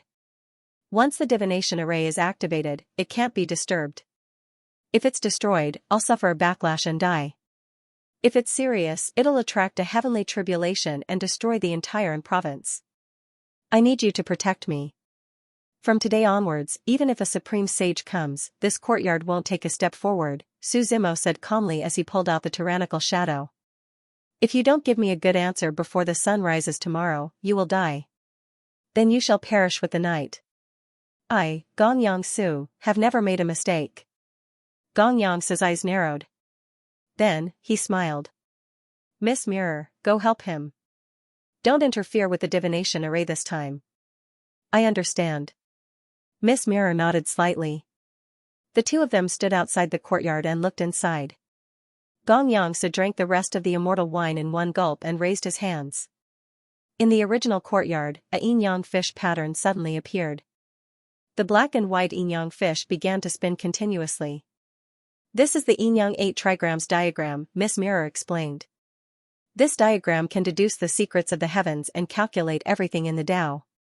In addition, Master's divination techniques are unique in the world, so don't worry. However, Master rarely uses this diagram because once the evolution of heaven's secrets begins, it cannot be disturbed. It is equivalent to putting one's life in the hands of others. Su Zimo nodded as he observed the changes in the yin-yang 8 trigrams diagram on the ground. The yin-yang fish began to disappear, and the ground turned gray. It was as if they had returned to the beginning of the world. The yin-yang 8 trigrams diagram was ranked 31st among the Great Thousand Objects. In terms of divination, it was absolutely unique and rarely seen in the world. Amidst the gray fog, a sun appeared, as well as an entire sky. It was as if the sky above was reflected in the yin-yang 8 trigrams diagram. Gong Yangsu waved his hand, his robe fluttered in the wind, and the ground began to change. The Tuotsang domain, the four-way domain, and the entire ordinary domain seemed to have shrunk countless times before appearing in the diagram. Gong Yangsu's eyes shined as he stared at the yin-yang 8 trigrams diagram. Xianyuan family, he shouted, spirit energy exploded around him, and his aura greatly increased. The entire space began to distort. Black and white gas began to spread out from the diagram. Heaven's secrets combine, heavenly phenomena arise. As he spoke, the black and white chi began to evolve in the void. Senior Wu Du, I saw it with my own eyes. He entered this alley, there is no mistake. Crown Prince Jin Luan was injured by him. The two of them only had a quarrel, but this person is too cruel. Just at this time, a loud noise came from the other side of the alley. You caused trouble, Miss Mirror looked at Su Zimo and asked. I will take care of it, Su Zimo said calmly. The tyrannical shadow trembled in his hand, as if it wanted to drink blood. Su, come out, Senior Wu Du is here, quickly accept your death, a loud shout came from not far away. The voice was like thunder, exploding in the void. Many people in the province and even the Beiluo city heard it. In this city, it had been a long time since someone dared to cause trouble and fight. Because most of the people who came here were hidden big shots, if they disturbed others' peace, no matter how many lives they had, it would not be enough. But obviously, some people were not afraid. What's going on? Someone asked doubtfully. You don't know, Crown Prince Jin Luan was beaten half to death in the Wangu Tower, and Tan Dishan directly issued a kill order, someone explained. Then let's go take a look, won't Great Emperor Wu Du be here? A group of people came from the other side of the alley. All of them were very powerful, and the surrounding power was like a hurricane, whistling around them. Most of the people in this group were wearing dark blue robes. Obviously, they were from the same organization. There was also a small group of people who had met Suzimo in the Wangu Tower before, so they should be rogue cultivators. At this moment, in the Wangu Tower, Zhou Ming poured a cup of tea and stood at the window, looking down. Jiayue Fairy was next to him. Uncle Wen Yuan, watch carefully, this person may be your opportunity to take revenge. You can only be a friend, not an enemy. Wen Yuan knows, Jiayue Fairy nodded slightly and looked in the direction of the alley. It's him, someone saw Suzimo and quickly shouted. The group of people in dark blue robes quickly sealed off the surroundings. Among this group of people, there was a middle-aged man. His eyes were clear, and he was wearing a green robe. He was 8 feet tall, and his beard was 2 feet long, just like Guan Yu. He had the style of a bearded duke. The hair on the top of his head was gray, and his robe was very wide, with the sleeves falling down along his arms. The green-robed man frowned slightly and looked into the courtyard. After a moment of silence, he chuckled. Gong Yangsu activated the yin and yang 8 trigrams diagram. It seems that he wants to find something important. He looked at the people around him and said, surround this courtyard, and without my order, no one is allowed to take half a step in. Yes, the blue-robed people all looked indifferent, and shouted in unison. The green-robed man then looked at Suzimo. Suzimo did not speak. He waved his right hand, and the passage to the divine land was opened. Countless monsters, including the 10 great ancient divine beasts, and several divine dragons leaped out. For a moment, the power of the monsters was vast and majestic. Guard this place, kill anyone who dares to break in. With the word kill, a murderous aura gushed out and spread in all directions. All the demonic beasts roared and surrounded the entire courtyard. Dragons roared and phoenixes cried, and gusts of evil wind swept through the alley. The yellow sand covering the sky and the earth was buried. Suzimo looked at the Fog City Great Emperor and chuckled, do you think the Great Emperor is invincible? The tyrannical shadow was unsheathed and slowly fell into his hand. The blade intent continued to rise. You are? Feeling the power around Suzimo, the Fog City Great Emperor also looked at him seriously.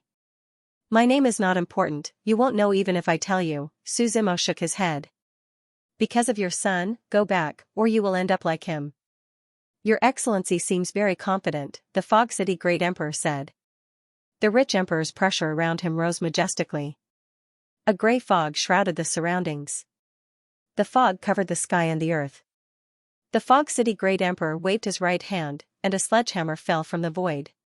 Coincidentally, it smashed onto Suzimo's position. The tyrannical shadow rose, and the blade aura erupted, instantly sending the sledgehammer flying. The sledgehammer returned to the Fog City Great Emperor's hand. At this time, the fog completely filled the surroundings. He raised the sledgehammer, and his wide green robe fluttered in the wind. He didn't wear shoes, but rushed barefoot towards Suzimo. The sledgehammer fell, and the world shook as if it went straight to the underworld. It's just child's play. Suzimo chuckled. The tyrannical shadow rose, lightning flashed and thunder rumbled in the sky, and a little bit of tearing silver and purple lightning wrapped around the blade. Boom! An earth-shattering explosion resounded. The entire void collapsed, and the fog became more and more violent, stirring up the wind and clouds in the sky. From a distance, it looked like a cloud of black fog had enveloped the entire Beiluo city. Other places were still sunny, but here, the sky was covered by haze. Both of them took a few steps back. The great emperor of the Fog City yelled and smashed down with his hammer again. Quick! As his voice fell, his figure was so fast that it was almost blurred. Countless afterimages appeared in the void. It wasn't even an afterimage, but a manifestation of extreme speed. Slow down, he called out again. Suzimo, who had been raising his saber, felt an endless amount of power surging towards him. His entire body seemed to be suppressed. Whether it was walking or drawing his saber, everything became extremely slow. So you've comprehended the profound meaning of speed. Suzimo chuckled.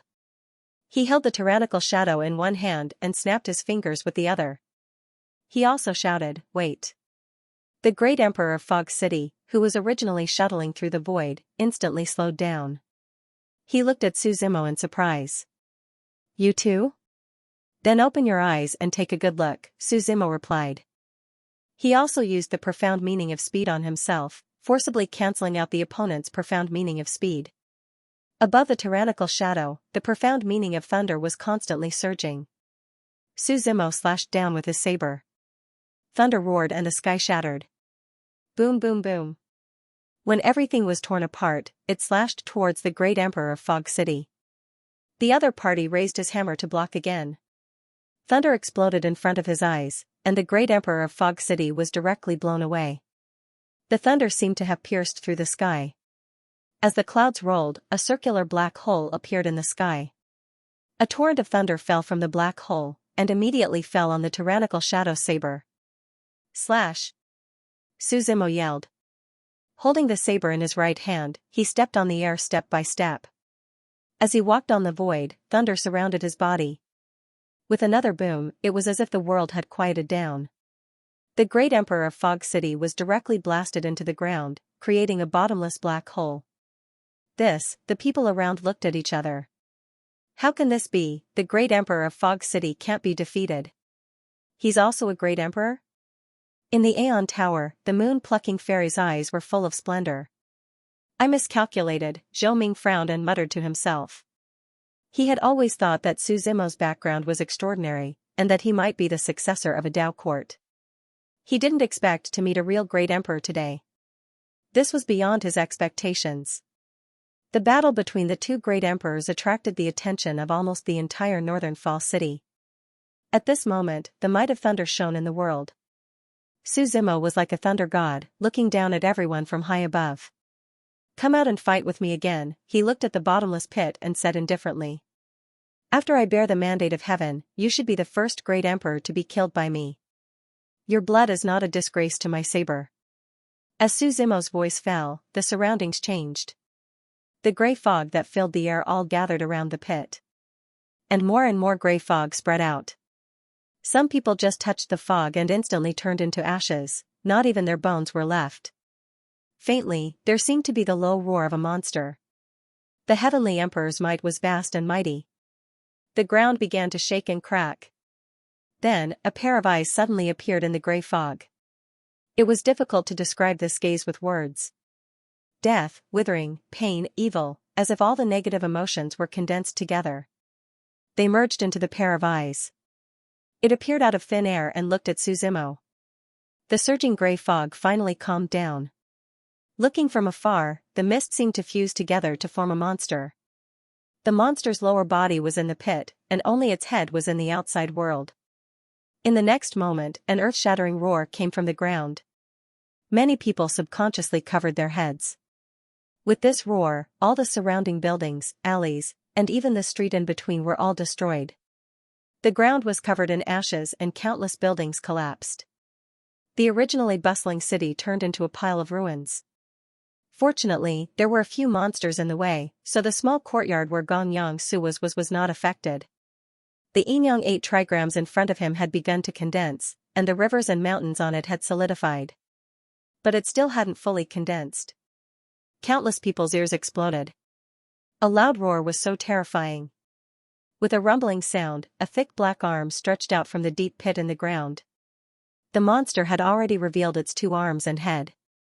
It was still roaring.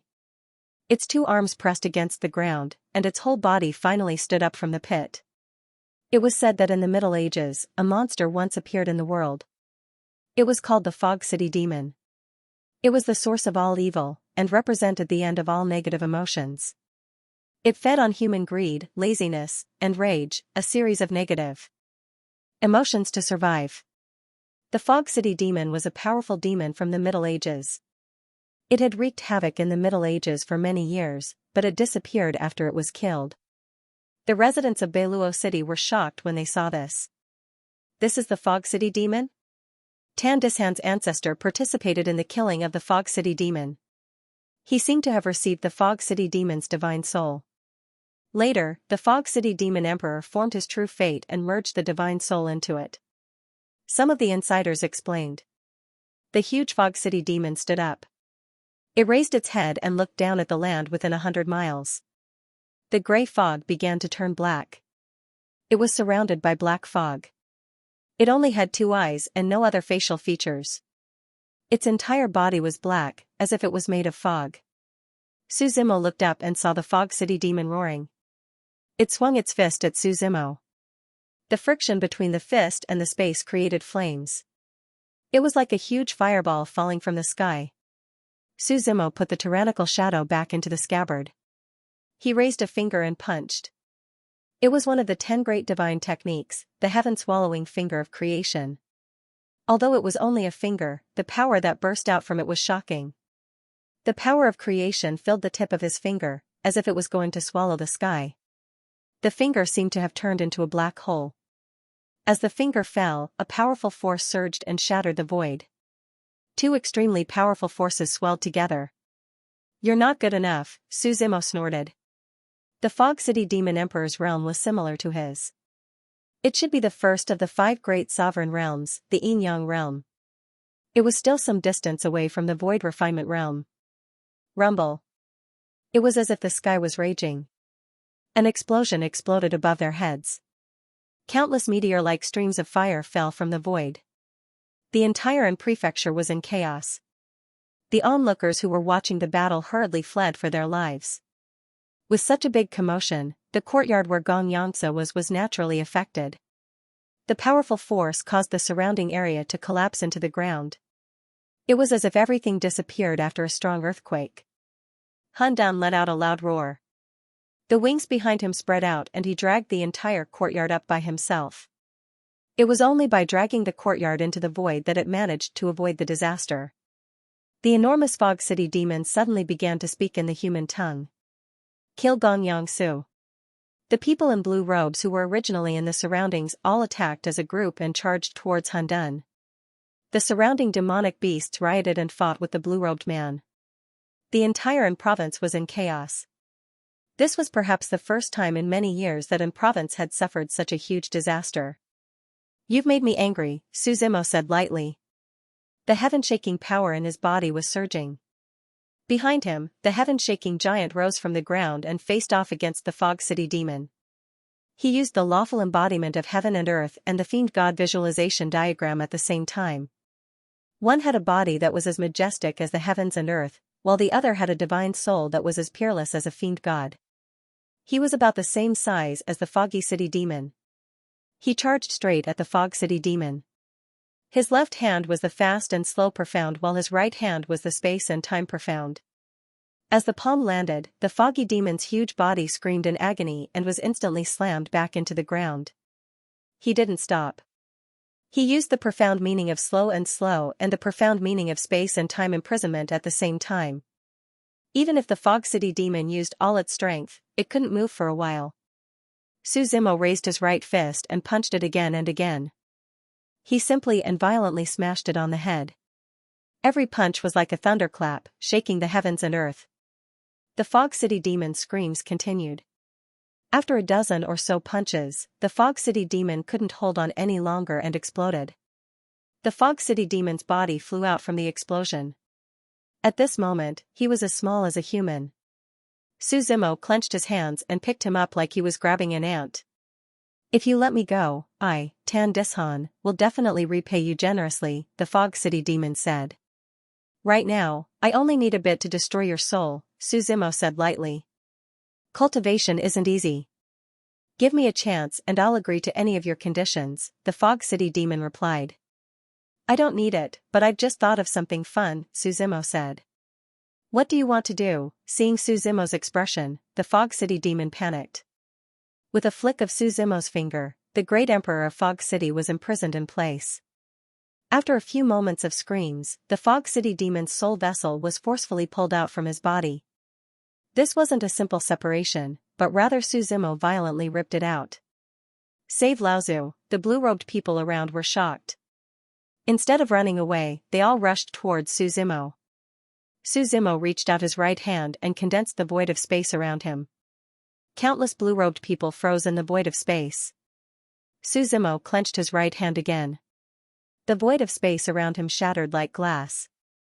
Meanwhile, the figures of the blue-robed men also began to shatter, killing people without being noticed. By the time the shattered void of space was restored, these people's flesh had already been swept away by the void storm. Su Zimo flicked his finger again and split the Fog City demon's body into 4 pieces. He looked at the demon beasts that came from divine land and ordered, "Hang these 4 pieces in front of the Calm Province's 4 city gates. Let everyone know that before the formation is over, there will be no trespassers, including the great emperors." He then looked at the Fog City demon's soul vessel. Directly imprisoning it in the void of space, the Book of Life and Death manifested into several chains to bind it. Su Zimo waved his right hand again. The essence of lightning descended from the void of space and struck the Fog City demon's soul vessel. Desperate screams could be heard. Today, a great emperor will be struck to death by lightning here. Su Zimo looked around at the ruins around him. Hundan's figure slowly descended from the void of space. Fortunately, Xianxia wasn't disturbed in the courtyard. The courtyard was slowly lowered. Hundan and the other demon beasts also returned to divine land. In the sky above, the lightning continued to fall. The voice of the great emperor of the Fog City sounded. "Let me go, or you won't have a good ending. Tan Dishan will not let you go." Divine souls were naturally afraid of lightning that was full of yang qi. Even though it was the divine soul of a great emperor, Su Zimo's lightning was no ordinary lightning. "Tan Dishan, I'll be waiting," Su Zimo said calmly. He slowly stood in front of the courtyard. Miss Mirror's figure walked over from the side. Elder Shuqiu left. "He asked me to bring you a message," Miss Mirror said. "What?" Su Zimo asked. "Everything in this world has a destination. The higher we go, the more ignorant we feel," Miss Mirror said with a smile. Those were his exact words. "I don't like to play dumb," Su Zimo replied. "If you meet him in the future, tell him that I owe him a favor for the great divination art. I don't like to take favors for free." "I know." Miss Mirror nodded. "Also, be careful of Tan Dishan." "What is it?" Su Zimo asked. "Tan Dishan isn't that simple.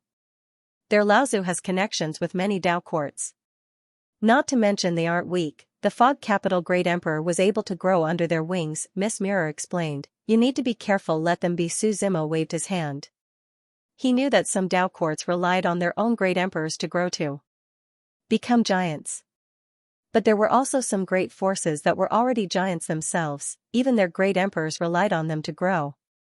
"You." Miss Mirror shook her head. Su Zimo looked towards the courtyard. The image above the 8 trigrams diagram was becoming clearer and clearer. The black and white gas was also slowing down. Sitting cross-legged on the side, Xianxia's eyes were closed, like a sleeping god. The aura of the 8 trigrams surrounded him. After a while, a large amount of gas began to spread from his body. Xianxia's robe fluttered as he slowly opened his eyes. The projection in front of him had fully formed. Heaven's Edge, Sea's Edge, Southern Mountain Pass, 10-mile slope, Black Water Lake, Chaotic Cloud Stream, 100-Flower Valley. Xianxia randomly listed a few places. Then he waved his right hand, summoning a piece of glittering golden paper from the void of space. Using his finger as a pen, he projected all the images onto the golden paper. The projection slowly faded away. After a while, Xianxia stood up. The Heaven's Secrets formation around him calmed down. The black and white gas also disappeared. His complexion also returned to normal as he looked around. Xianxia chuckled. "Seems like you're restless." "I won't let anyone disturb you," Su Zimo replied. "Fog Capital Great Emperor?" Xianxia looked up at the figure being struck by lightning and chuckled. "Any news from the Xianyuan family?" Su Zimo asked. "Did you hear what I just said?" Xianxia asked. Su Zimo shook his head and said, "I heard a lot of it, but I didn't really understand it. The position of the Xianyuan family is a little complicated." Xianxia handed the golden paper to Su Zimo. Su Zimo took it and looked at it. The markings on it were very complicated. Moreover, he wasn't very familiar with the ordinary realm. "If the location of the Xianyuan family is correct, it should be at the edge of the sea," Xianxia replied. "Where is that?"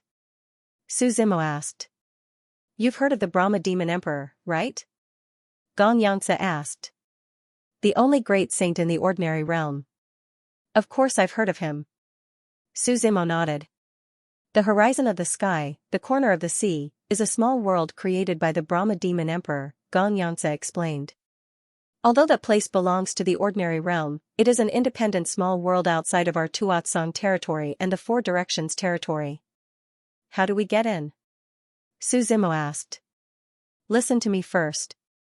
The horizon of the sky, the corner of the sea has 4 passes, each guarded by the 4 heavenly kings. When you get there, first go to the southern mountain pass, then follow the route on this paper to the 10-mile slope, Black Water Lake, Chaotic Cloud Stream, and 100 Flower Valley. The Xianyuan family should be in 100 Flower Valley, Xianxia said. As for entering the horizon of the sky, it's not difficult. You can go to Brahma Demon City. There is a special teleportation array there, but not everyone can enter. You'll know when you get there. Su Zimo lowered his head and nodded, then put away the golden paper. If you don't know the way, I'll go with you, Miss Jing suddenly said. Miss Jing, if you leave, who will I pass on my life's knowledge to? Xianxia objected. Master, let me send him there first, then I'll come back, Miss Jing said with a smile. No, what if this kid kidnaps you? Xianxia shook his head again. He won't. If he wanted to kidnap me, he would have succeeded in the Yuanyang continent, Miss Jing shook her head and smiled. You should stay here. I can go to Buddhist Devil City by myself. Su Zimo refused Miss Mirror's offer. The main reason was that he still had many doubts in his heart, so he couldn't completely trust her. If you don't want me to go, then I'll go, Miss Jing replied. I'm going to Brahma Demon City anyway.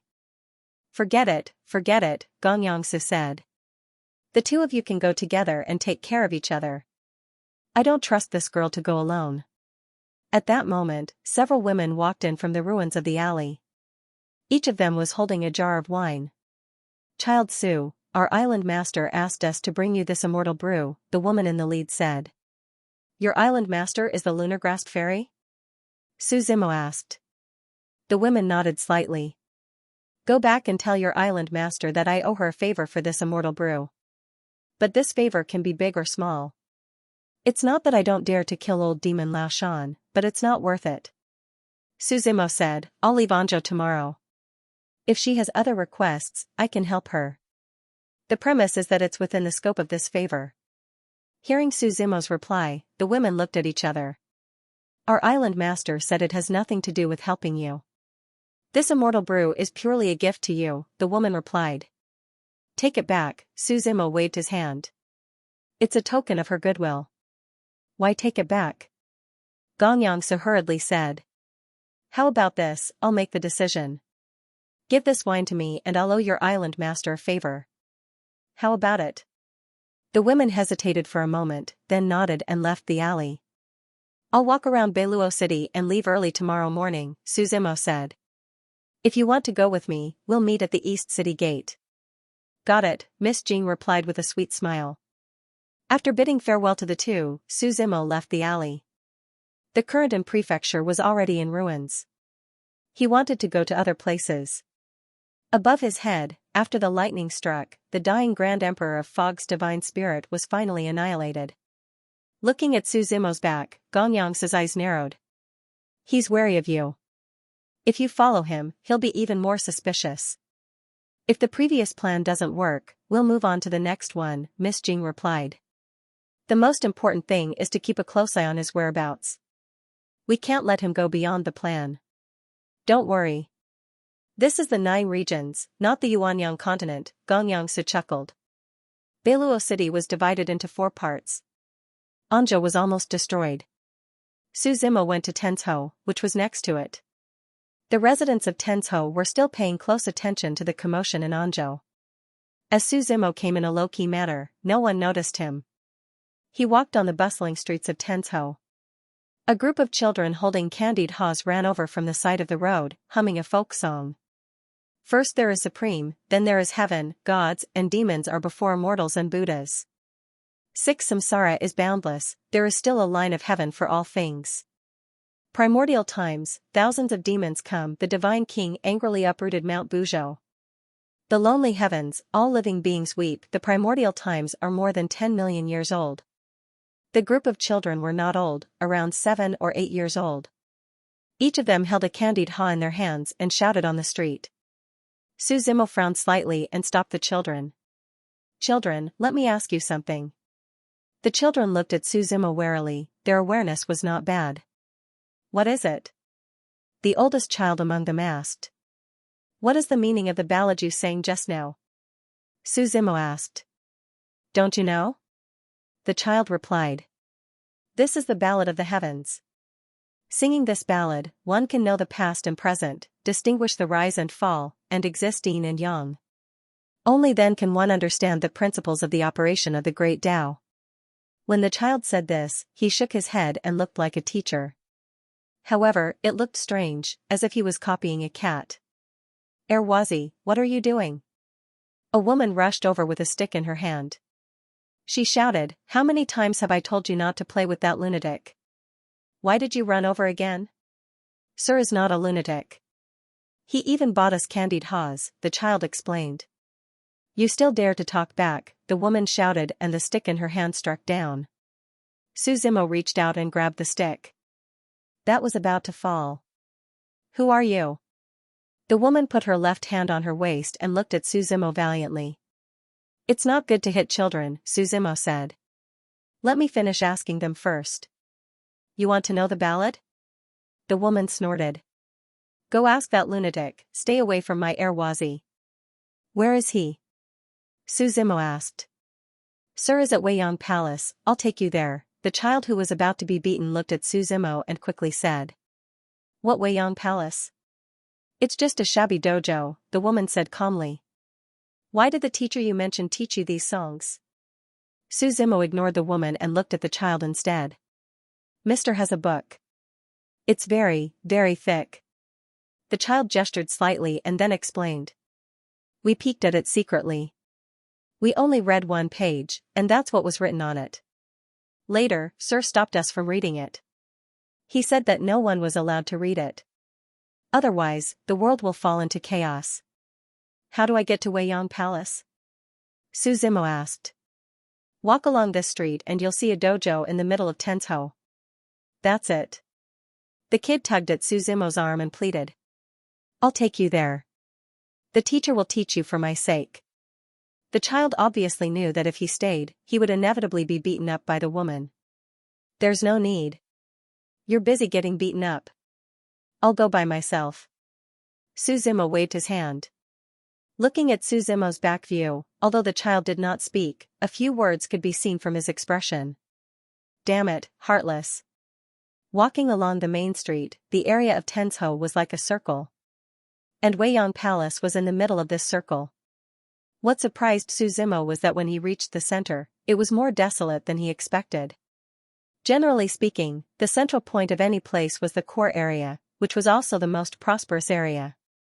However, there were not many buildings here. Many of them were even old. There were only 2 or 3 people walking on the street. One could easily see the shabby dojo in the middle. Suzumo walked towards it and stopped at the door. The dojo was very dilapidated. Most of the surrounding walls had collapsed and the other rooms were in ruins. God knows how long it had been abandoned. There was only a dilapidated hall that was still standing in the midst of the rubble. However, it seemed that it could collapse at any time. Suzumo felt that it was very strange. This place was clearly in such a state. Why was it preserved? Why not rebuild it? Looking up, the 3 words Weiyang Palace were reflected on the golden plaque. Even though many years had passed, looking at it now, one could still feel a sense of shock from it. It was as if these 3 words were like the pine trees in the mountains, everlasting and undecaying. Walking into Weiyang Palace, there were dilapidated scenes everywhere. Suzumo walked to the front of the main hall. This was also the only building that was still preserved. He saw an old man in a long robe with messy hair half kneeling on the ground. There was a brazier in front of him. He seemed to have burned something just now. He was mumbling something, but it was unclear what he was saying. Hearing the sound of footsteps, the old man slowly turned his head. The moment he saw Suzumo, his figure stiffened on the spot. I heard a few children singing a ballad outside, so I wanted to come in and take a look, Suzumo said. However, the old man didn't say a word. He just stared at Suzumo. The next moment, his eyes were filled with tears. You. Suzimo looked at the old man's strange behavior and was slightly puzzled. "You're back," the old man said with a hoarse voice. "Do we know each other?" Suzimo asked. "I read a book." "There's a story about you in that book," the old man suddenly laughed. "What book?" "The ballad you were talking about just now," the old man pointed at the brazier in front of him and said. "I burned it." Suzimo looked up at the old man and asked, "Who are you?" "I forgot. I can't remember many things clearly." The old man stood up. His robe fluttered as he paced back and forth in the main hall. "Don't you think this place is familiar?" Suzimo looked around. This main hall was very simple. There was a high platform in front of him. A statue was placed on top of the platform. Half of the statue seemed to have been cut off by something. Only half of it was left. It seemed to be a Rakshasa woman.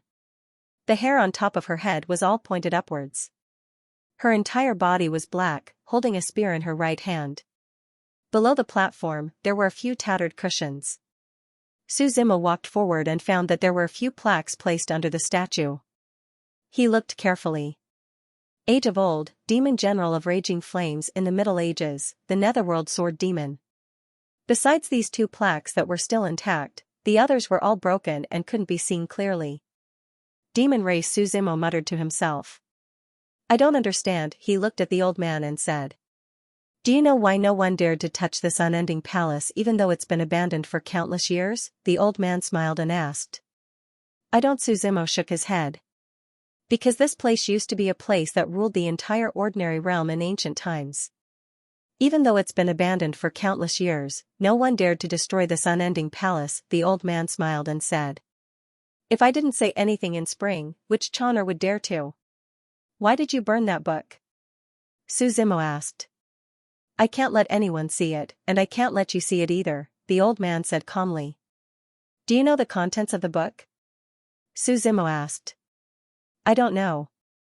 I remember that I was just a guard of that book, but I can't remember many things." The old man shook his head and replied. "What exactly is in the book?" Suzimo asked.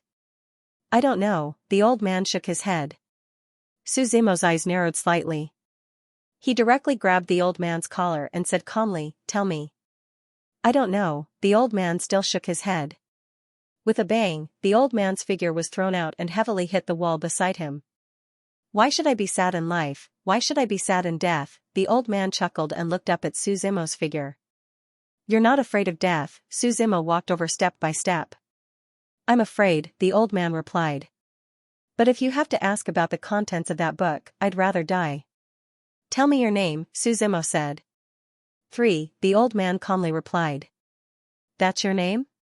Suzimo frowned. "A name is just a code. As long as you're calling me, what difference does it make?" the old man replied. "I recently discovered something," Suzimo said. "What?" the old man looked up and asked. "There are always some strange people who say strange things in front of me," Suzimo chuckled. "I vaguely feel that I'm very close to the answer, but I'm confused and can't guess anything." "Everyone is the same," the old man replied. "You don't have to think so much. Just walk forward." Suzimo glanced at him and left Weiyang Palace directly, leaving only one sentence. "I'll find the answer to everything." The old man chuckled and looked at his back as he left. He slowly got up from the ground. He sat in front of the brazier again and began to talk to himself. How can the sixth samsara be boundless? Everything has a sliver of heaven. Suzimo's face was unsightly as he came out of Weiyang Palace. After leaving the central district, he returned to the bustling main street. The children from before were nowhere to be seen. He closed his eyes and pondered. An endless stream of people walked past him, as if they were from two different worlds. "My lord, the netherworld sword demon and the inferno devil on the plaque are both one of the 12 devil generals." Baymont's words came from the divine land. "Have you heard of the Weiyang Palace?" Suzimo asked.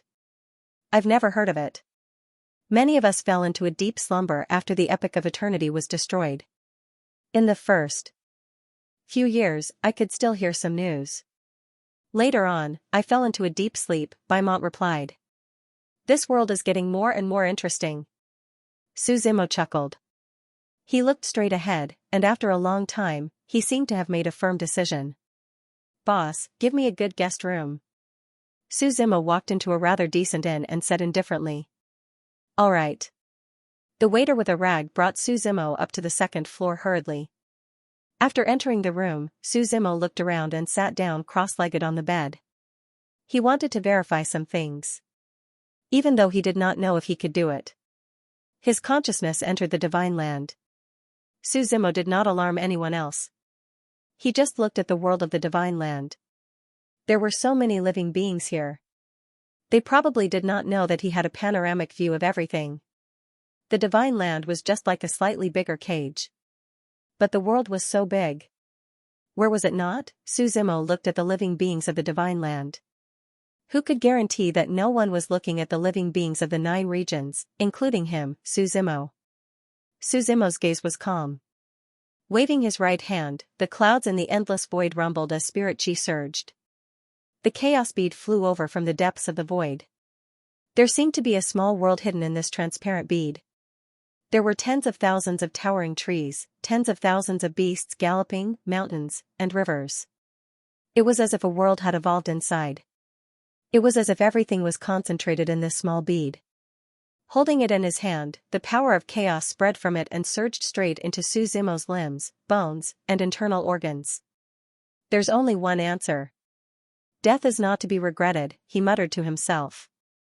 Holding the chaos bead in his hand, the power of the chaos bead illuminated the heavens and tore open a crack in front of Suzimo.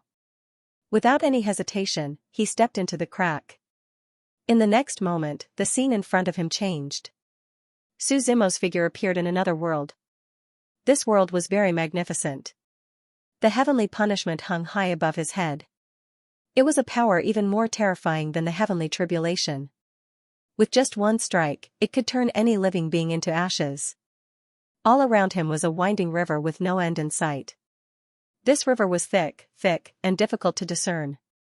If one sea of consciousness were to explore it, it would devour as much sea of consciousness as there was. This was the long river of fate. However, it was not the long river of fate of the Yuanyang continent, but the long river of fate of the 9 domains. Although Suzimo could use the chaos bead to come here, it was extremely difficult for him to check the long river of fate here. Not to mention how powerful the backlash of the long river of fate was. Just the heavenly punishment hanging above his head was like a butcher's knife that was about to fall, and could take his life at any time. However, Suzimo still came, just to solve the doubts in his heart. He held the chaos bead in his hand, and a barrier formed by the power of chaos condensed into a ball, enveloping Suzimo inside. He stepped into the air towards the long river of fate. This long river of fate also evolved into all things. Sometimes, there were gods and devils, and sometimes, there were immortals and Buddhas that existed forever. Mountains and seas, 9 phoenixes soared into the sky, the afterglow of the setting sun, and the bright moon chased after the stars. All kinds of phenomena shone in the long river of fate. There was no end to the long river of fate, so there was naturally no end to these phenomena. They followed the long river of fate all the way to the end. With a boom, Suzimo's appearance seemed to have aroused the wrath of the heavens. The heavenly punishment in the sky became irritable. Crackling lightning flickered in the surroundings. The 1,000-meter-thick heavenly punishment struck down with an unstoppable force. Boom! Boom!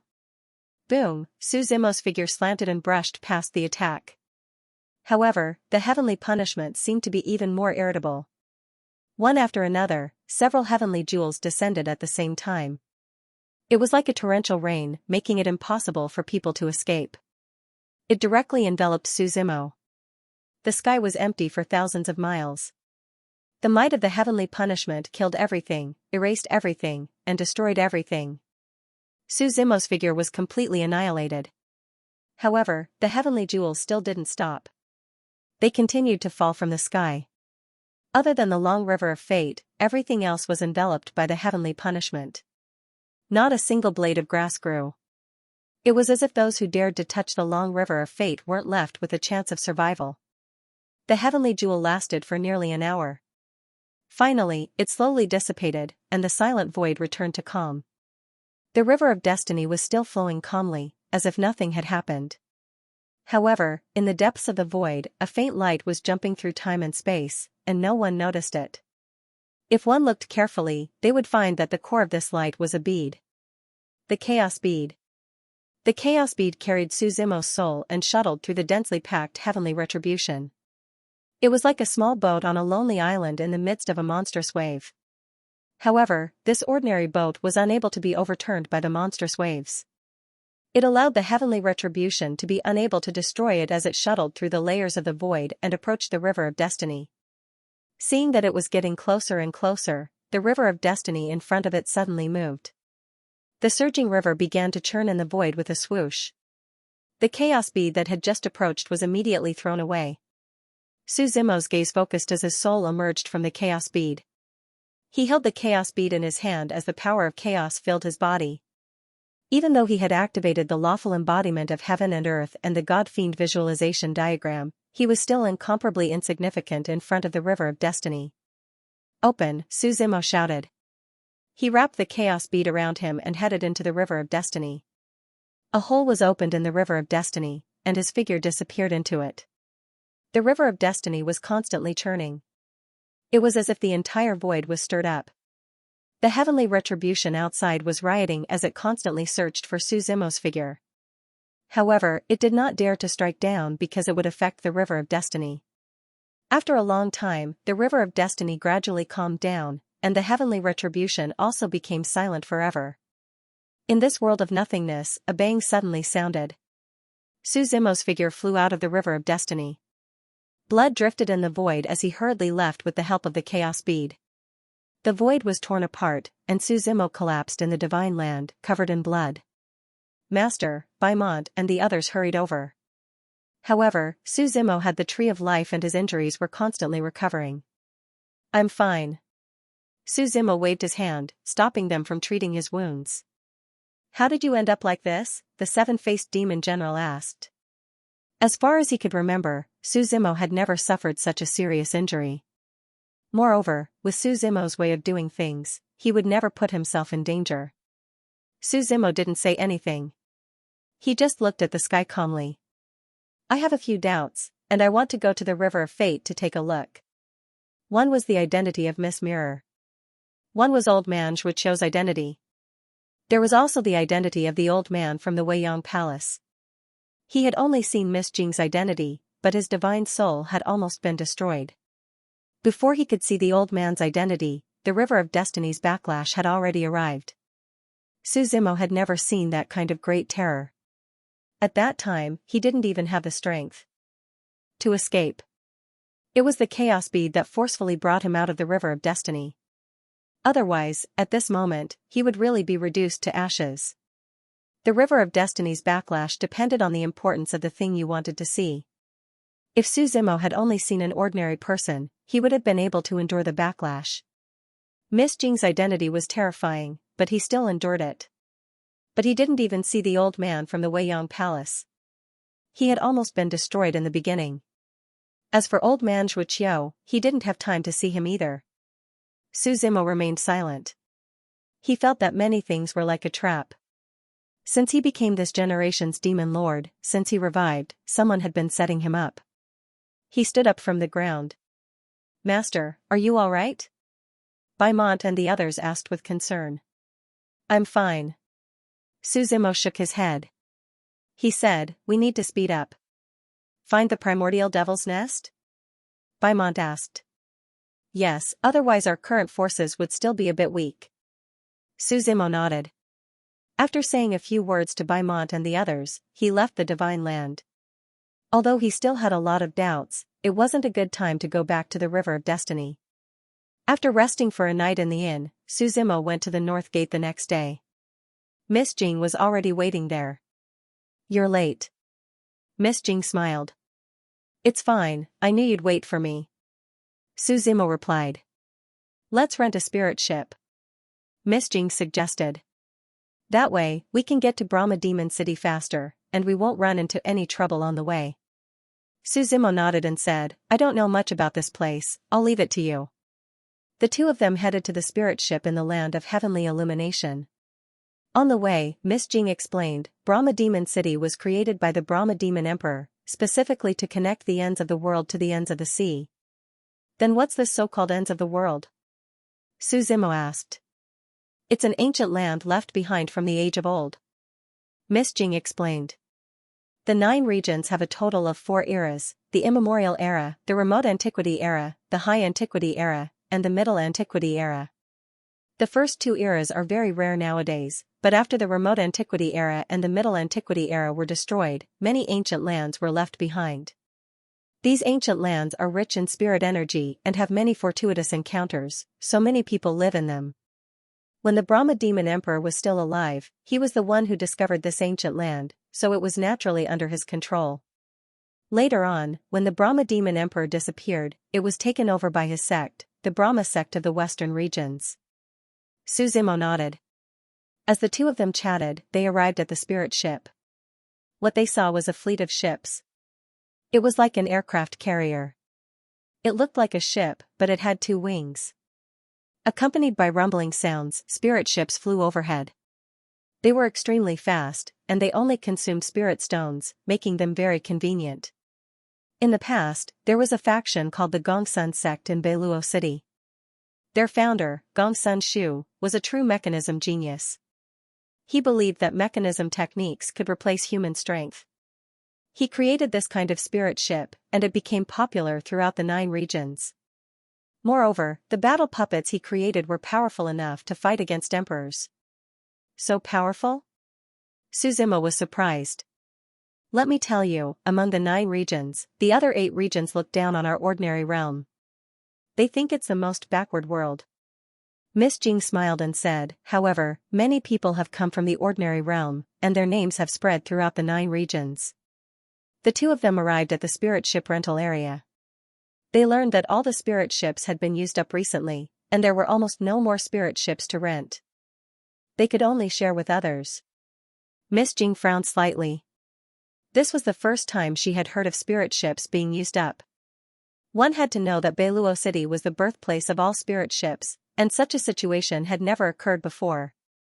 Where are you 2 going? The person in charge asked.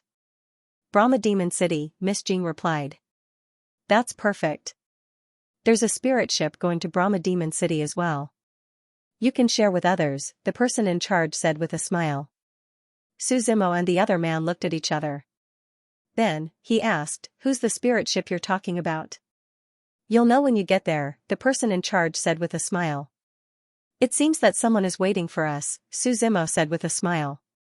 Then, under the guidance of the person in charge, they walked toward the so-called last spirit ship. Which faction is in charge of these spirit ships?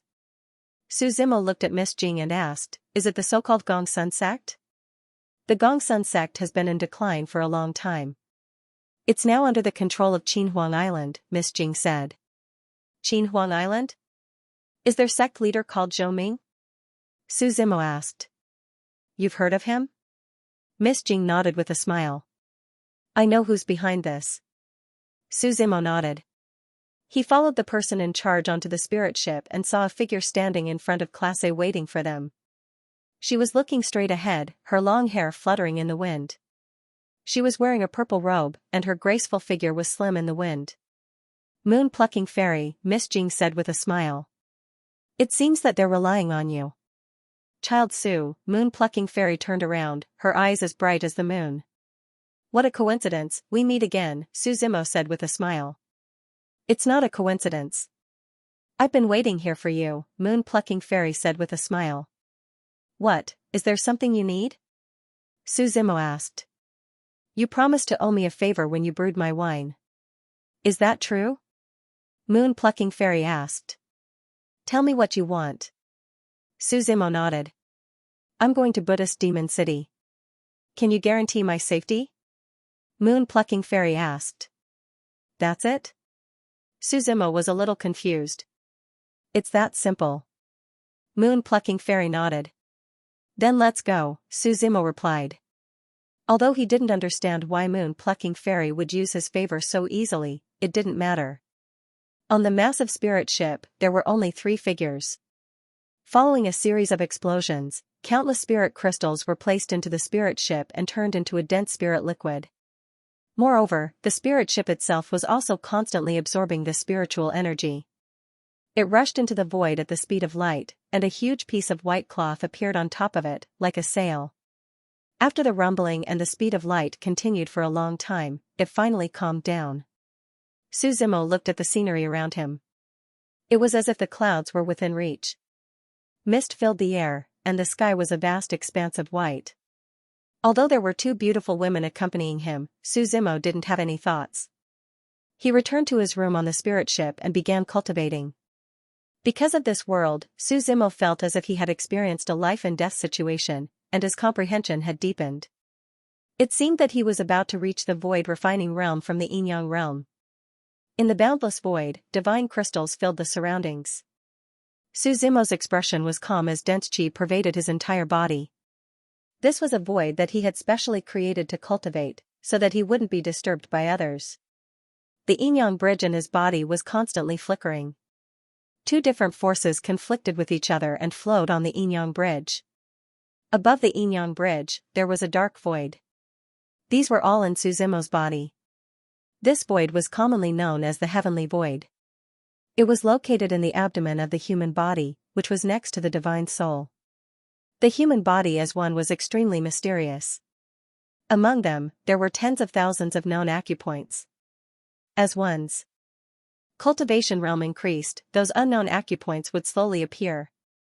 However, not every acupoint and meridian could be used. The human body was like a big treasure, waiting for one to slowly develop it. The opening of the meridians was the same principle. This so-called heavenly void was a space in the human body that couldn't be used. Only by refining this heavenly void could one open the connection between the meridians and acupoints on both sides. Countless minor circulations and grand circulations would rise in response. At this moment, as Suzimo closed his eyes and comprehended, he saw that the heavenly void in his body was wrapped up by a cloud of black demonic qi. This demonic qi devoured the heavenly void. Although the speed was slow, it was indeed effective. Beside the heavenly void, Suzimo's divine soul condensed into the shape of a small person. This small person was exactly the same as him, as if it was carved out of the same mold, except that it was hundreds of times smaller. As soon as the small person opened its mouth, it sucked all the spiritual qi into its mouth like a whale swallowing. Divinity flickered in its eyes, and all kinds of profound mysteries surrounded its body like surging waves. A void refinement realm cultivator had opened 33,333 acupoints in the body. It connected 33,333 meridians. Dense light spots appeared on the small person's divine soul. Every time these light spots were destroyed, a part of the heavenly void would be devoured by the demonic qi. Seeing that the heavenly void was getting smaller and smaller, Suzimo's body was shrouded in demonic clouds, and his Dao runes were rich. Dense qi and purple qi were emitted majestically.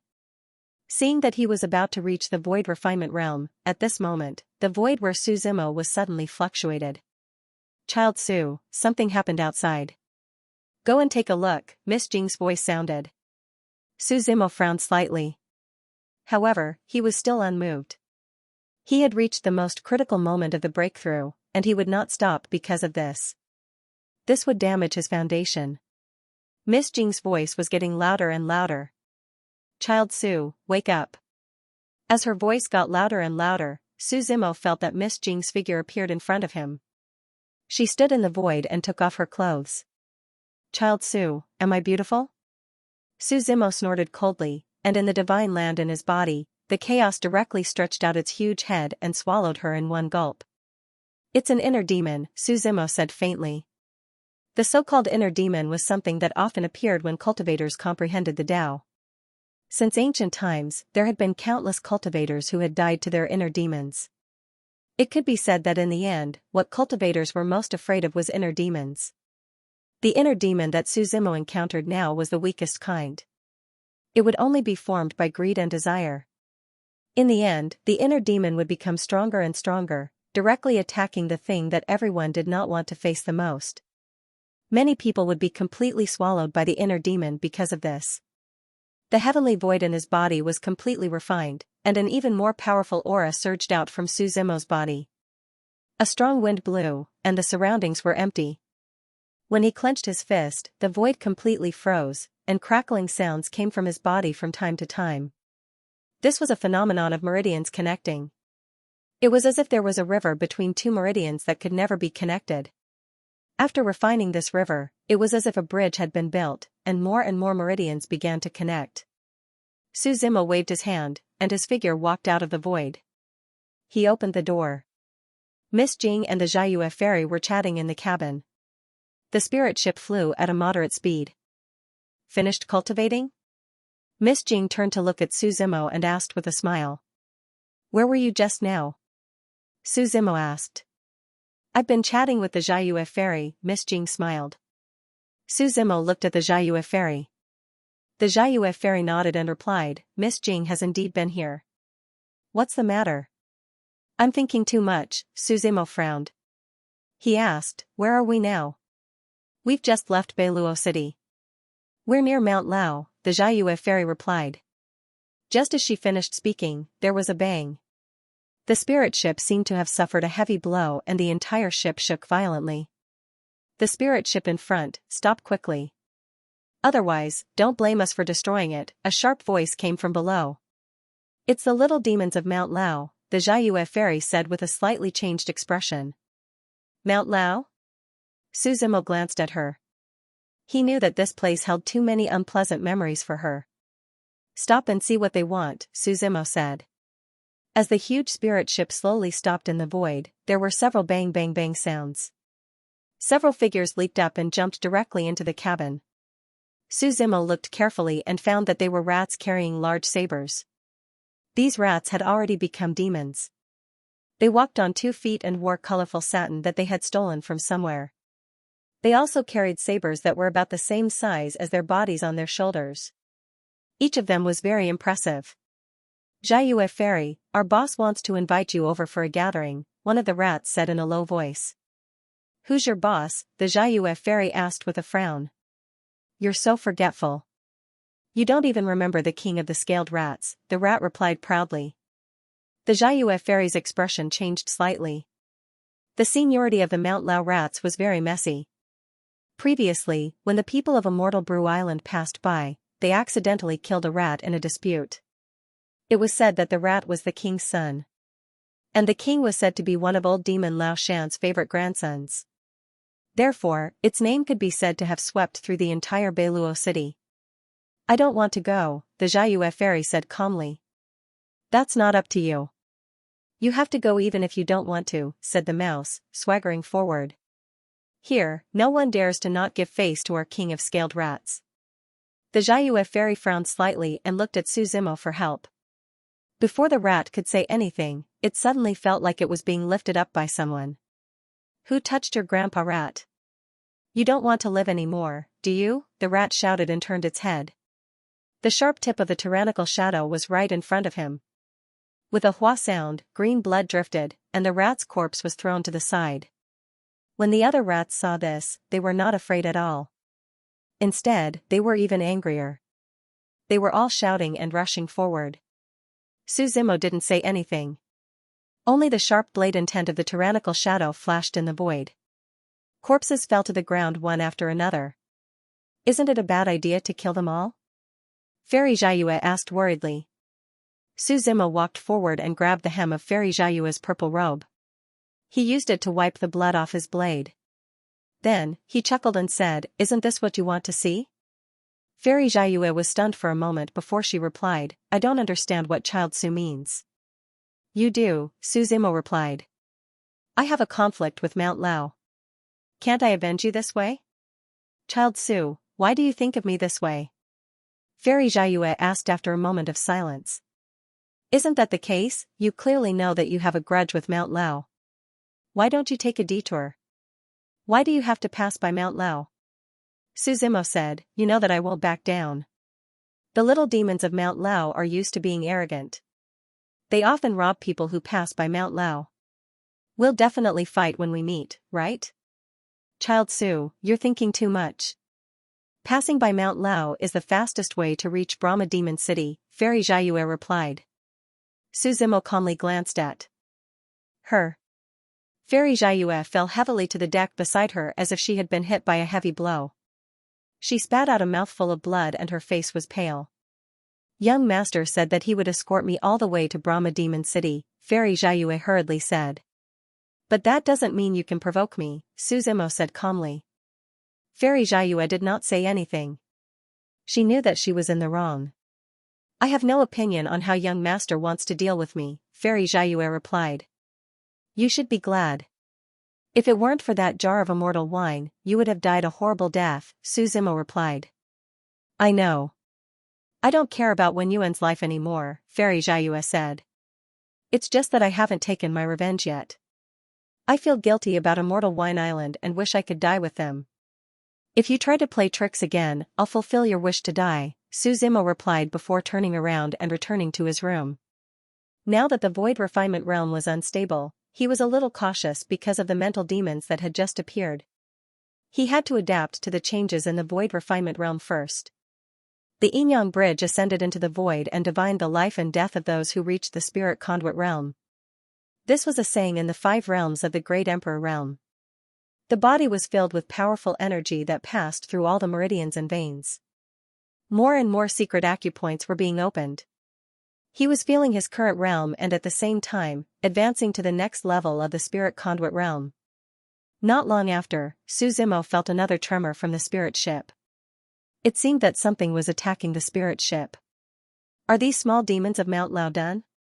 Suzimo frowned slightly. He walked out of the room and saw that the spirit ship had activated its automatic defense function. A transparent barrier protected the spirit ship from all sides. In the surrounding void, countless small monsters had surrounded the massive spirit ship. Humans inside, the king of scaled rats has arrived. Hurry up and come out to greet him, the small mouse demon's voice pierced through and shouted sharply. They were holding various weapons and wearing silk clothes of various colors. They looked very strange. They're coming again, Lady Mirror walked forward and said. I'll leave these small demons to you too, Suzimo replied. What about you? Lady Mirror asked. Killing them is too cheap, I'm too lazy to do it myself, Suzimo said. He waved his hand and a huge figure of chaos came out of the divine continent. The pressure of the beast swept over. Lady Mirror smiled and said, this small world of yours is quite convenient. You can put anything in it. Do you want to go in and take a look? Suzimo asked with a smile. Sure, Lady Mirror nodded. I'm afraid you won't be able to come out after going in, Suzimo replied inexplicably. Of course not, I believe Gongzi won't harm me, Lady Mirror smiled and said. But I'm afraid you'll harm me, Suzimo said. Gongzi, are you implying something? Lady Mirror asked. You know it best, don't you? Suzimo retorted. You're making me more and more confused, Miss Jing shook her head and replied. If there's anything, please enlighten me. I just want to follow you. Where are you from?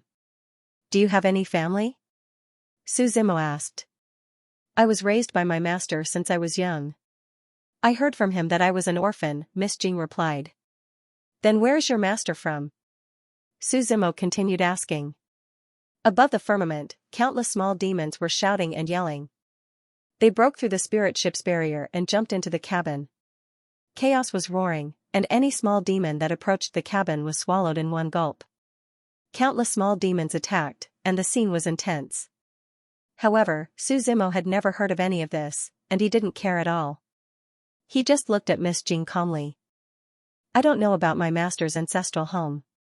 I only remember that I traveled the world with my master since I was young. We visited famous mountains and rivers, watched the sun and moon shuttle, and watched the 4 seasons change. From there, we divined fate and understood the mysteries of heaven. What a perfect excuse, Suzimo said with a smile. Sometimes I wonder if there really is an existence in this world who knows everything. If it's a small world like the Yuanyang continent, it's fine. The 9 regions are directly connected to the heavenly Tao. Your master divined the mysteries of heaven, so why didn't he suffer a heavenly tribulation? The mysteries of the great divination art are unknown, Miss Jing said. If Child Su doesn't think he can't do it, then everyone else in the world can't do it. The world is so big, and there are all kinds of strange people and strange things. My master is just an insignificant existence in the world of divination. Your master is not insignificant. Su Zimo smiled. One had to know that divination was the most complicated thing since ancient times. It was also the most dangerous thing. Just entering the sect alone was enough to isolate most people. Moreover, most of the so-called diviners could only see the general picture. For example, if there was a murderous aura or if there was a change in the owner of the Eastern Purple Star, they would know whether it was a bad omen or a good omen. This was a kind of omen, but it was difficult for them to accurately predict what would happen and when it would happen. In fact, most diviners wouldn't dare to reveal it to others even if they knew about it. He was afraid that he would reveal the secrets of the heavens and suffer a heavenly tribulation. But when Miss Jing met Su Zimo for the first time, she seemed to know everything. At that time, Su Zimo only suspected it because it was the Yuanyang continent, but he didn't think too much about it. But after coming to the Nine Realms, when Gong Yangsu appeared and accurately guessed the location of the Xianyuan family, Su Zimo understood that things were not as simple as they seemed. One had to know that he had the primal chaos bead, a supreme treasure of heaven and earth. Although he could go to the River of Destiny whenever he wanted on the Yuanyang continent, he would try his best not to use it in the 9 domains. The backlash involved was something that even he couldn't bear. But for Gong Yangsu, there was no heavenly tribulation or backlash. Just a formation was enough to deal with it. This was simply a fantasy. Therefore, Su Zimo had risked his life to make a trip to the River of Fate in order to clarify some of his doubts. The answer he got in the end shocked him. "What's wrong with Child Su?"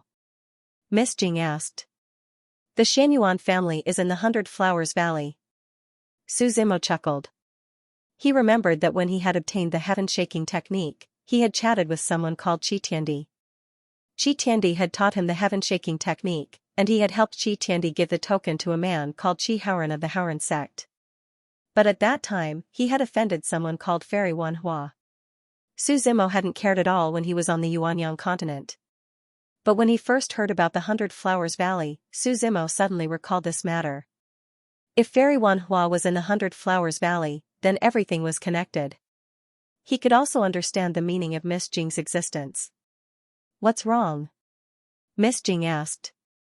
"You asked my master about the Xianyuan family yourself. I didn't lie to you. Have you heard of a story?" Su Zimo smiled. "What story?" Miss Jing doubtfully asked. "Before people kill a pig, they'll keep it in captivity for a while. They'll feed the pig until it's fat before they raise their butcher's knife." Su Zimo smiled. "Between the two of us, who do you think is the one being kept in captivity?" Miss Jing went silent for a while, then pointed to the side and said, "Those lesser demons are about to attack us. I know." Su Zimo smiled. With a wave of his hand, endless fire mysteries surged forward. The mysteries turned into a sea of blood in the void of space, drowning everything inside. When the void of space melted, the demons were nowhere to be seen. Not even a trace of them was left. Su Zimo raised his head slightly and looked towards the horizon. A man with a human face and a demon's body was slowly approaching from afar, wearing a red cloak. Next to him were 2 peerless demons. Both of them had the aura of Ascension Realm. Their immense auras spread, causing the void of space to tremble. "What a heavy aura, brother," the demon's body coldly smiled. "Who are you?" Su Zimo asked. "He's the king of scaled rats," Fairy Jiayue reminded him. "Brother, how are you going to compensate me?" The king of scaled rats smiled. "Why did you stop my spirit ship?" Su Zimo asked in return. "I just saw an acquaintance and came to say hi." The king of scaled rats looked at Fairy Jiayue and smiled. "Fairy, what do you think?" "If that's your way of greeting, then that was my way of greeting." Su Zimo frowned and replied. "Tell Lao Shan to come out, you're not qualified to talk to me." Hearing Su Zimo's words, the king of scaled rats was a bit surprised. Then it replied, "I've seen many people, but you're the first one to want to see Lao Zu right from the start." Su Zimo slightly frowned, then looked down at Lao Shan below. This so-called Lao Shan also had the prestige of a famous mountain. When Lao Shan settled down in the past, he directly used a great divine ability to move an immortal mountain from overseas. Thus, it was renamed Lao Shan. Su Zimo slowly stretched out his right hand, and a powerful force gathered in the palm of his hand. The surrounding spiritual energy was like a sea, and his hands were like a whale swallowing, instantly gathering all the spiritual energy. His palm face down, and the profound meaning of thunder surged in the palm of his hand. King, be careful. The two immortal demon beasts behind him had a serious expression as they stood in front of the king of scaled rats. Su Zimo's right hand fell, and endless thunder struck down. It was as if a purple light was tearing Lao Shan apart, and thunder rumbled. Lao Shan was enveloped in a sea of thunder. You've destroyed Lao Shan. The king of scaled rats looked at Su Zimo and shouted. I think your Laozu will like my way of greeting, Su Zimo smiled. Meow, carrot carrot carrot, a cat's meow suddenly came from the depths of Lao Shan. In the next moment, the destroyed Mount Lao shook. The ground cracked, and countless cracks appeared on it. After the cat's cry, a tiger's roar could be heard. The tiger's roar was full of power. Amidst the grey dust, a gigantic figure was engaged in a destructive battle. Two eyes that were emitting a dim light shot towards the sky and landed on Su Zimo's body. Laozu, this is the person who destroyed our Mount Lao and killed many of our children, the king of the scaled rats shouted. The two Ascension immortals beside him quickly advised, King, this person is not on the same level as us. It's better if you don't say too much. With Laozu here, what am I afraid of? The king of the scaled rats snorted. However, it still subconsciously took a few steps back. When all the dust settled, the huge figure revealed its true form. Su Zimo finally saw the other party's appearance. It was a ferocious tiger with two heads. One head was a ferocious tiger's head, while the other head was a raccoon's head. The raccoon's fur fell from its head. Its body was huge, almost the size of 3 spirit ships. It was full of beast aura, and its body was black and white. It had a total of 8 legs and a pair of wings on its back. Especially its teeth, which were like the teeth of a saber-toothed tiger. Its exposed teeth were terrifying. Brother, why did you destroy my Mount Lao? The tiger asked calmly. You're the old demon of Mount Lao? Su Zimo asked. Laozu is not here. I'm just his mount. The tiger shook its head, and its body rumbled. A mount that had reached the first stage of the great emperor realm, Yin Yang. Even if the old demon of Mount Lao was not a great sage, he was at least at the peak of the 5th stage of the great emperor realm. He was a heavenly venerable. Where did the old demon of Mount Lao go? Su Zimo asked. Laozu's whereabouts have always been unpredictable. He doesn't need to tell us where he goes. The tiger shook its head. Laozu, you're also a great emperor. Why waste your breath on him? The king of the scaled rats shouted. It seemed to be impatient for revenge. Noisy, Su Zimo snorted. This heavy voice reverberated in the void. The void shattered, the sky darkened, lightning flashed, and thunder rumbled. The king's scaled rat seemed to have suffered a heavy blow. Its face was deathly pale, and it fell to the ground, unconscious. Your Majesty. The two ascended immortals beside it hurriedly helped the king's scaled rat up and examined it. Then, he looked at Su Zimo with an embarrassed expression. His soul was shattered. Your Excellency is quite domineering, Fierce Tiger snorted coldly. He spat out a mouthful of true essence and wrapped it around the rat king's shattered soul. I'm overbearing? Su Zimo chuckled. Compared to you guys who annihilate sex at the drop of a hat, I'm afraid I'm just a small fry in the presence of a great magician. Are you here to seek justice for Immortal Brew Island? The fierce tiger asked. What does Immortal Brew Island have to do with me? I was just passing by and was stopped by your people, Su Zimo said. Since you won't let me go, I can only reason with you. Hearing this, Fierce Tiger already had a rough idea of what happened. It seems that these kids are used to being reckless, taking advantage of the existence of old demon Lao Shan to rob passers-by. Normally, people would be afraid of old demon Lao Shan, so they didn't dare to make a fuss. But recently, they ran into a tough nut to crack. Brother, take some compensation and apologize to us. Then we'll forget about today's matter, how about it? Fierce Tiger said. Forget? Su Zimo smiled. You want to forget, but I don't want to. Dao brother, what do you mean? The tiger said, the ancestor isn't here today, otherwise, even if you're a grand emperor, you won't be able to do anything. You've heard of Laozu's prowess, right? Sorry, I've never heard of that before. Su Zimo smiled. Laozu is a peak great emperor, only one step away from the great saint realm, Fierce Tiger said coldly. Laozu might be the second person after the Brahma demon grand sage to become a great saint in the ordinary realm. The second great saint? That's scary, Su Zimo laughed. Brother, I'm trying to persuade you. Don't be so ungrateful, Fierce Tiger said calmly. I'm a bit hungry. I wonder if you're a fierce tiger or a sick cat. Su Zimo tilted his head and smiled. You're courting death, Fierce Tiger roared angrily. Its wings swept across the silent void and directly attacked the spirit ship. The wind created by its wings cut through the void. The giant spirit ship was like paper in front of it and was instantly annihilated. Su Zimo and the others stepped into the air and dodged the attack. Of the two heads of the tiger, the raccoon head hissed. Its speed was extremely fast. The Tao source of Mount Lao was actually the raccoon's Tao source and not old demon Lao Shan's. There were two great emperors in a small mountain. No wonder many people didn't dare to provoke them. These little demons had the right to be arrogant. Fierce Tiger was extremely fast. Its huge body created sonic booms as it rubbed against the void. It was like thunder, rumbling in the sky. Get down, Su Zimo shouted. His silhouette descended from the sky. His right palm was surging with an extremely powerful aura. Only a boom sound was heard. There was a loud bang, and it hit the tiger's back. The surrounding void shattered, and spatial turbulence splashed in all directions like arrows. The two figures were like cannonballs. They suddenly rushed down and fell into the void.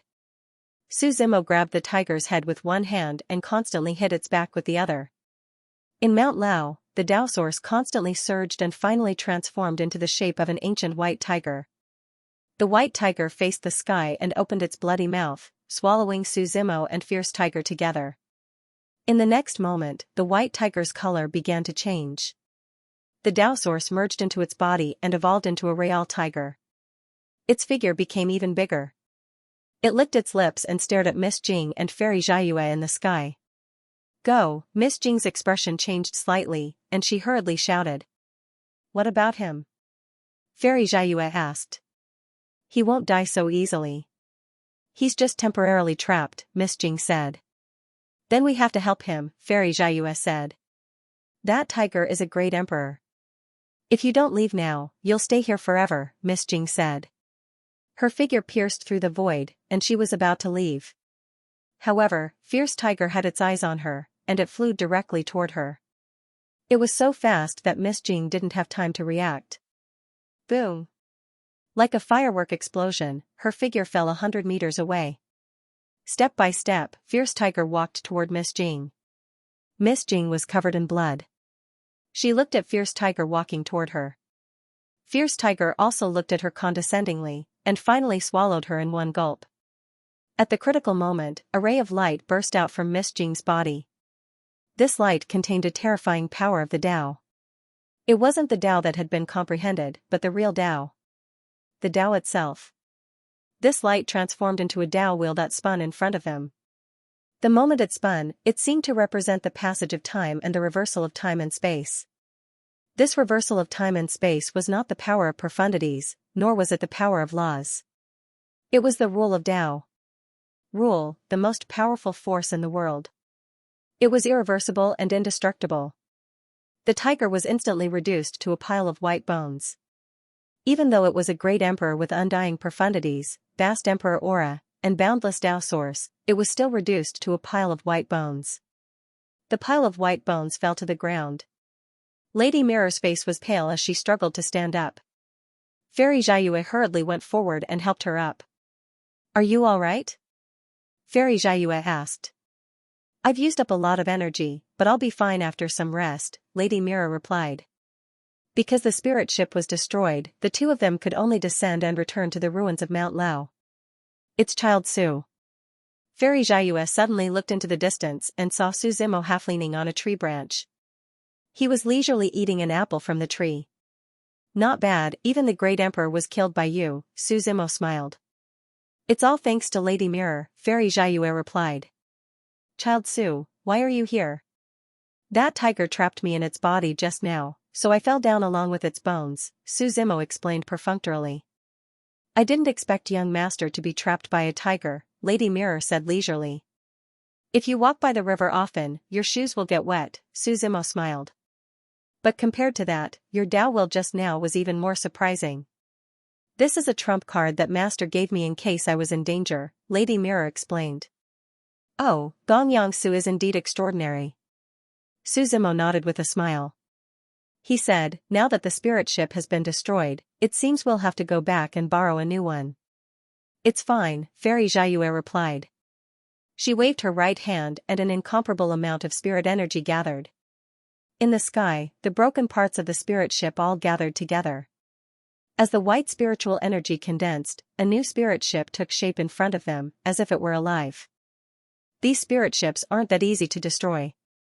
As long as you can control their cores, you can restore them at will, and even change their shape, the Lunar Grasp Fairy explained. Then let's continue our journey to Brahma Devil City, Su Zimo said with a smile. Sir, please be careful.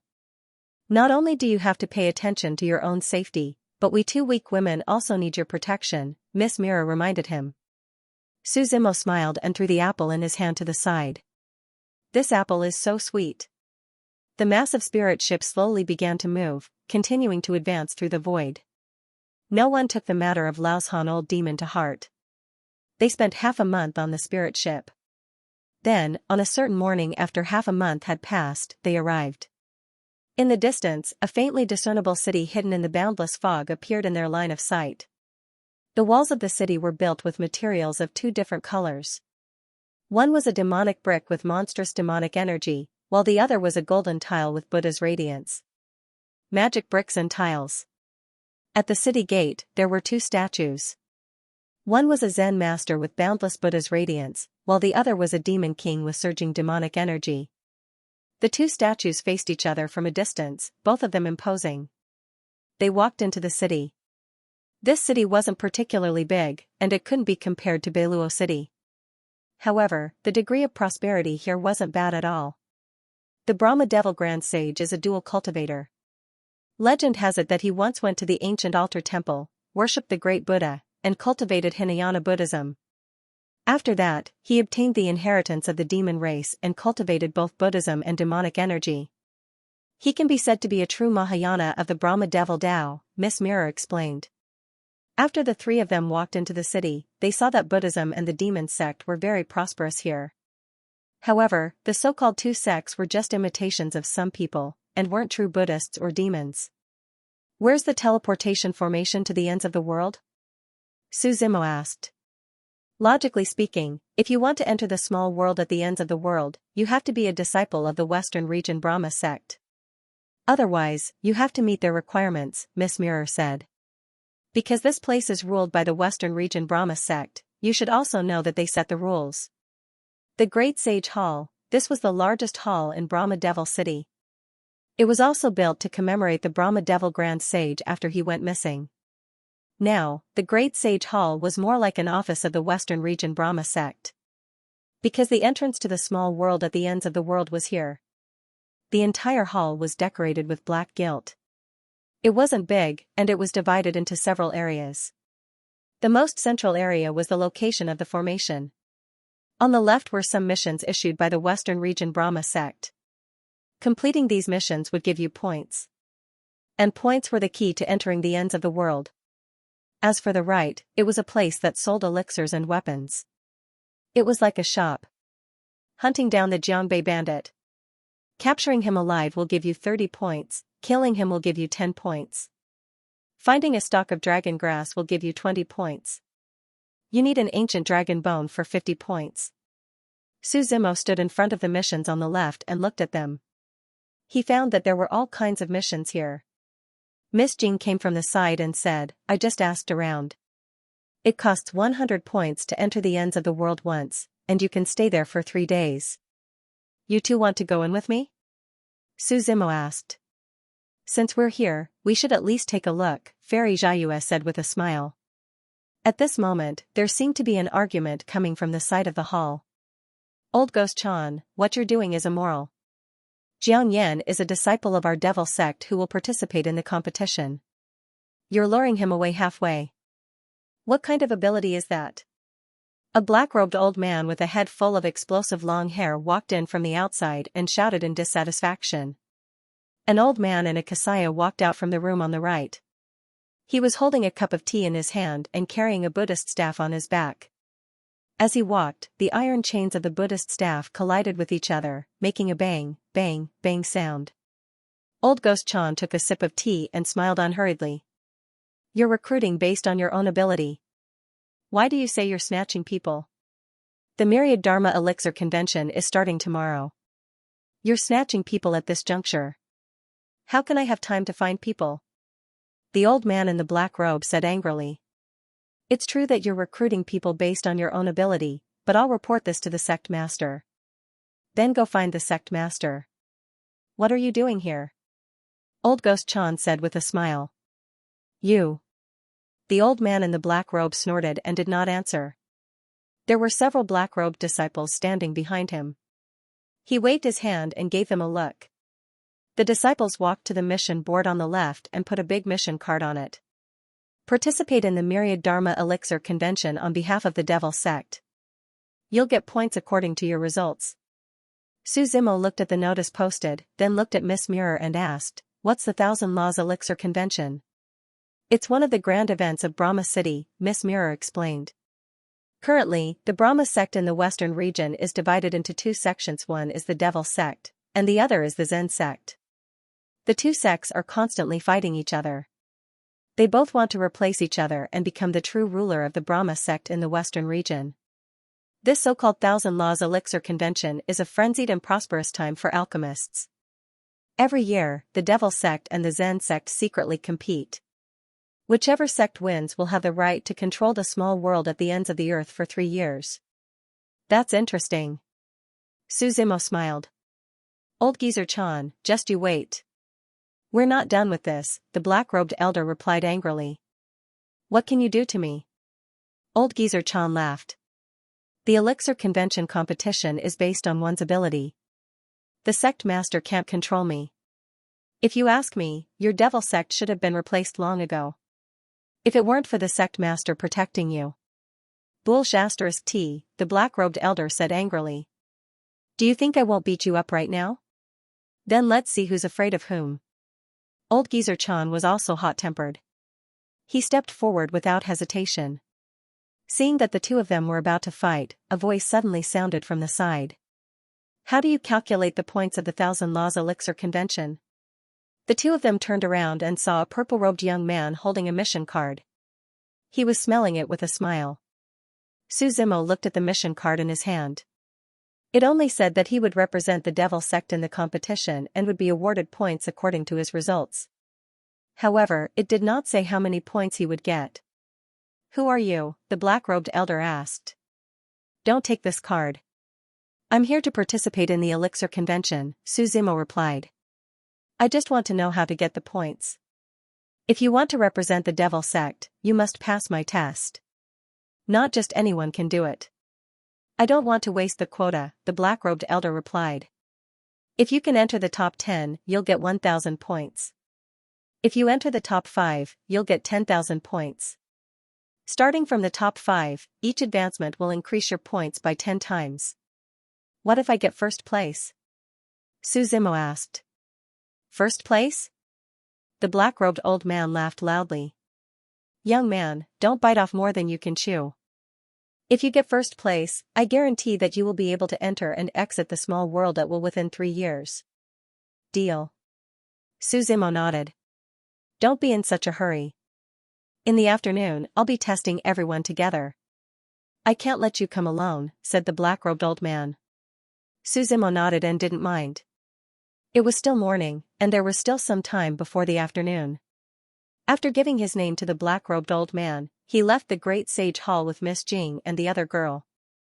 Are you really going to participate in that Myriad Law Pill Convention? Miss Jing asked. Why not? Su Zimo asked. It's just a matter of convenience.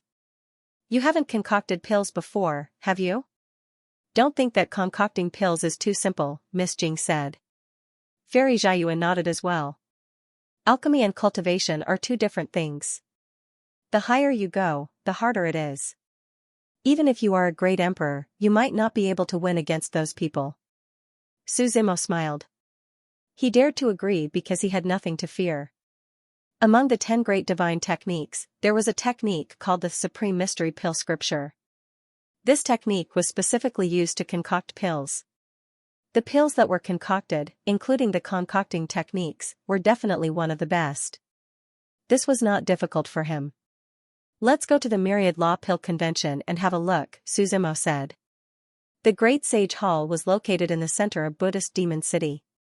The Myriad Law Pill Convention was located in the central square next to it. Everyone would concoct pills in this square. It was said that they would even invite people from the pill tower to be judges. The convention was so grand that it was rarely seen in the world. Especially for the residents of Buddhist Demon City, it was a rare occasion. When Suzimo and the other two arrived at the central square, they saw that the square was thousands of square kilometers. Dragon pillars could be faintly seen in the surroundings.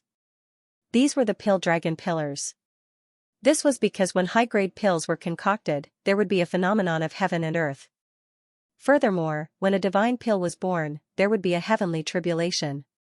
Therefore, the pill dragon pillars were born in response to the heavenly tribulation.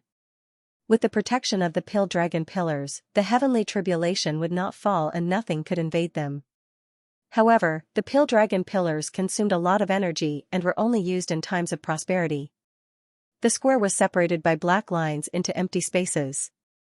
When the time came, every alchemist would stay in their own place and were not allowed to disturb other alchemists. Just as Suzimo was observing, the moon-plucking fairy suddenly shouted angrily, "What are you doing?" Suzimo turned his head and saw the moon-plucking fairy glaring angrily at the man next to her. The man was wearing a gray robe and had a bald head. He also wore a string of Buddhist prayer beads made of skulls around his neck. However, his face was pale and his footsteps were a little shaky. One look and one could tell that he was a man who had drunk too much. "What's the matter?" Suzimo asked. That man wanted to touch the moon-plucking fairy, but she dodged him, Miss Mirror whispered. "What are you doing?" the bald man asked. "Shameless." The moon-plucking fairy snorted coldly and retreated to Suzimo's side. "Oh, you said that I'm shameless. If I don't act shamelessly, I'll be letting you down." The bald man laughed and pounced on the moon-plucking fairy again. This man's actions were like those of a hooligan. "Do whatever you want. If anything happens, I'll take responsibility," Suzimo said softly. The moon-plucking fairy nodded slightly. Although she was not as good as Suzimo, her cultivation level was not bad and she was considered a person of status on the Immortal Brew Island. Immortal Chi surged in her right hand and she slapped the bald man hard. The bald man screamed and was sent flying. His head hit the stairs beside him and blood flowed out. The bald man's cultivation level was only around the spirit meridian level. He could be described as an ant. "The hooligan was beaten up," someone exclaimed. "Who is it? Is he from another city?" Someone looked at the moon-plucking fairy and kindly advised, "You guys should leave. I'm afraid it won't be so easy to deal with that hooligan." Yes, his father is the abbot of the Golden Cicada Temple. We can't mess with him. Monks can get married now?" Suzimo chuckled. "You don't understand. Wine and meat pass through the intestines, and Buddha is in the heart," someone explained. "The Zen sect of Brahma Demon City doesn't care about this. As long as the heart is sincere, it will work. Monks can also marry and have children. It's okay, we can deal with it." Suzimo waved his hand. Someone next to him sighed. "If you don't listen to advice, you'll fall sooner or later. It's a pity for such a beautiful woman." Suzimo raised his head to take a look. That so-called troublesome bald man was already bleeding from his head and lying unconscious on the ground. "Let's go and find a place to rest first," Suzimo said. After all, the Myriad Dharma Pill Convention would only begin tomorrow. The three of them found an inn at random. The name of the inn was Rui. It was a decent place with a decent number of people. They took a seat facing the street and ordered a table full of dishes.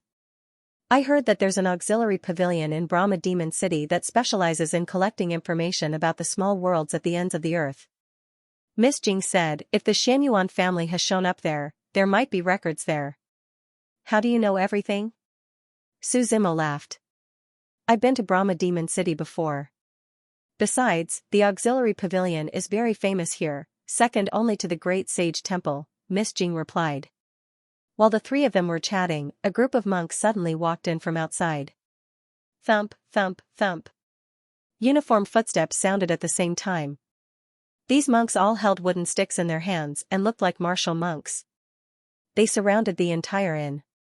Looks like they're looking for us, Fairy Xiaoyue said. Suzimo picked up the wine cup in his hand and took a sip. The monks stood still and knocked the long sticks in their hands, making a series of sounds that shook the ground. Zen masters, what's the matter? The innkeeper hurriedly stepped forward.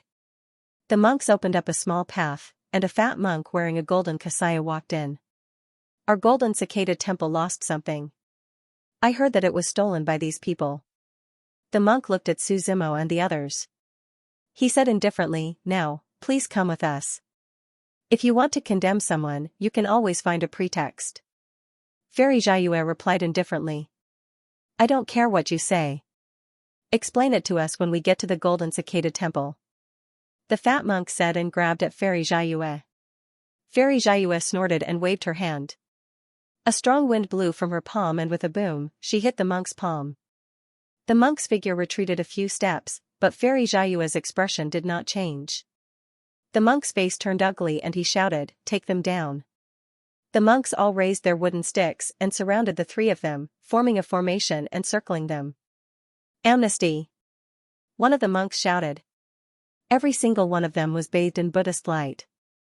Their bodies shone brilliantly as they condensed the word amnesty in the void. The Xiaoyue fairy snorted coldly as she stood up. Her long robe fluttered in the wind as the spirit chi around her continued to rise. She pointed her finger in the air, causing ripples to appear in the surrounding space. Her true fate appeared behind her and turned into the shadow of a nine-headed phoenix. Phoenix cries in the central continent, and phoenix flames soared. Their wings flew together, burning the greater thousand. The nine-headed phoenix's scream pierced through the silent void, and the inn was set ablaze by a nameless fire. The innkeeper's expression changed greatly. While putting out the fire, he shouted, if you want to fight, then fight outside. My small shop can't stand the torment. If you still don't stop, I'll definitely report this to the Western Region's Brahma sect. However, no one paid any attention to the shopkeeper's words. The nine-headed phoenix flew directly towards the golden amnesty character, which transformed into a shield. The two were in a stalemate. The Xiaoyue fairy formed a seal with her hands and a crescent moon appeared between her eyebrows. The nine-headed phoenix's power instantly increased by dozens of times. It tore through the amnesty character and charged towards the fat monk. In the blink of an eye, the entire inn was burned to ashes. Meanwhile, the monks were all sent flying as they screamed in pain. The nine-headed phoenix's power did not diminish as it swooped down again.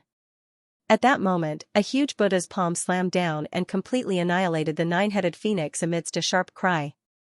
The Xiaoyue fairy's gaze focused as she looked not far away. She saw an old monk with 8 scars on his head. He was wearing a purple kasaya and holding a Buddhist staff. The old monk's beard was white, and his body was emitting Buddhist light. His skin was like a newborn baby's without a single wrinkle. When he walked over, the people around him seemed to hear Buddhist chants like Ba. There's no need to look for the Western Region's Brahma sect. My golden cicada temple is a part of the Zen sect, the old monk said calmly. He held a Buddhist ritual in his hand as if he was a peerless Buddha. As he murmured, all things came to rest. 10,000 Buddhas descended into the world, and a Buddhist will appeared in his mind. It's the golden cicada master, someone exclaimed. Some of the Zen sect's followers even knelt down. Greetings, venerable golden cicada master. Abbot, the fat monk hurriedly got up from the ground as well. I asked you to interrogate the benefactors. What happened? The golden cicada master asked with a frown. They were unwilling, and they even attacked and injured people, the fat monk hurriedly explained. Monks don't lie, the golden cicada master snorted coldly. Wuxing, do you know your crime? The fat monk hurriedly knelt down. Your disciple is willing to accept his punishment. Since it's your first offense, you may rise. The golden cicada master waved his hand and walked in front of Suzimo and the other two. Was the young man in the central square injured by you? He looked at the Xiaoyue fairy and asked. It was me. So what? The Xiaoyue fairy replied. Everything has a cause and effect. He took advantage of you, so it's reasonable for you to hurt him. However, you were too heavy-handed. This cause is not enough to make up for the effect. What do you want? The Xiaoyue fairy asked. Follow me back to the Golden Cicada Temple and suppress the Buddha Pagoda for 30 years. After 30 years, you may leave, the Golden Cicada Master said calmly. What if I don't go? The Xiaoyue fairy asked. That's not up to you, the Golden Cicada Master bowed, and a large Buddha seemed to rise from the ground around him. Then I can only redeem you today, monk. The Xiaoyue fairy's gaze sharpened. The moonlight between her brows was like a full moon in the sky, and the power around her increased dramatically. However, when the Golden Cicada Master raised his hand, the full moon was instantly suppressed. The power of the immortal pinnacle surged. You have the heart of a full moon, but you don't have the virtue of a full moon. Today, I'll take away your full moon. Seeing that the Xiaoyue fairy was suppressed and unable to move, Su Zimo picked up his chopsticks and shook them lightly. He saw a leaf from the chopsticks fly towards him. The green leaf was like a sickle, cutting through the sky and killing toward the Golden Cicada Master. Boom!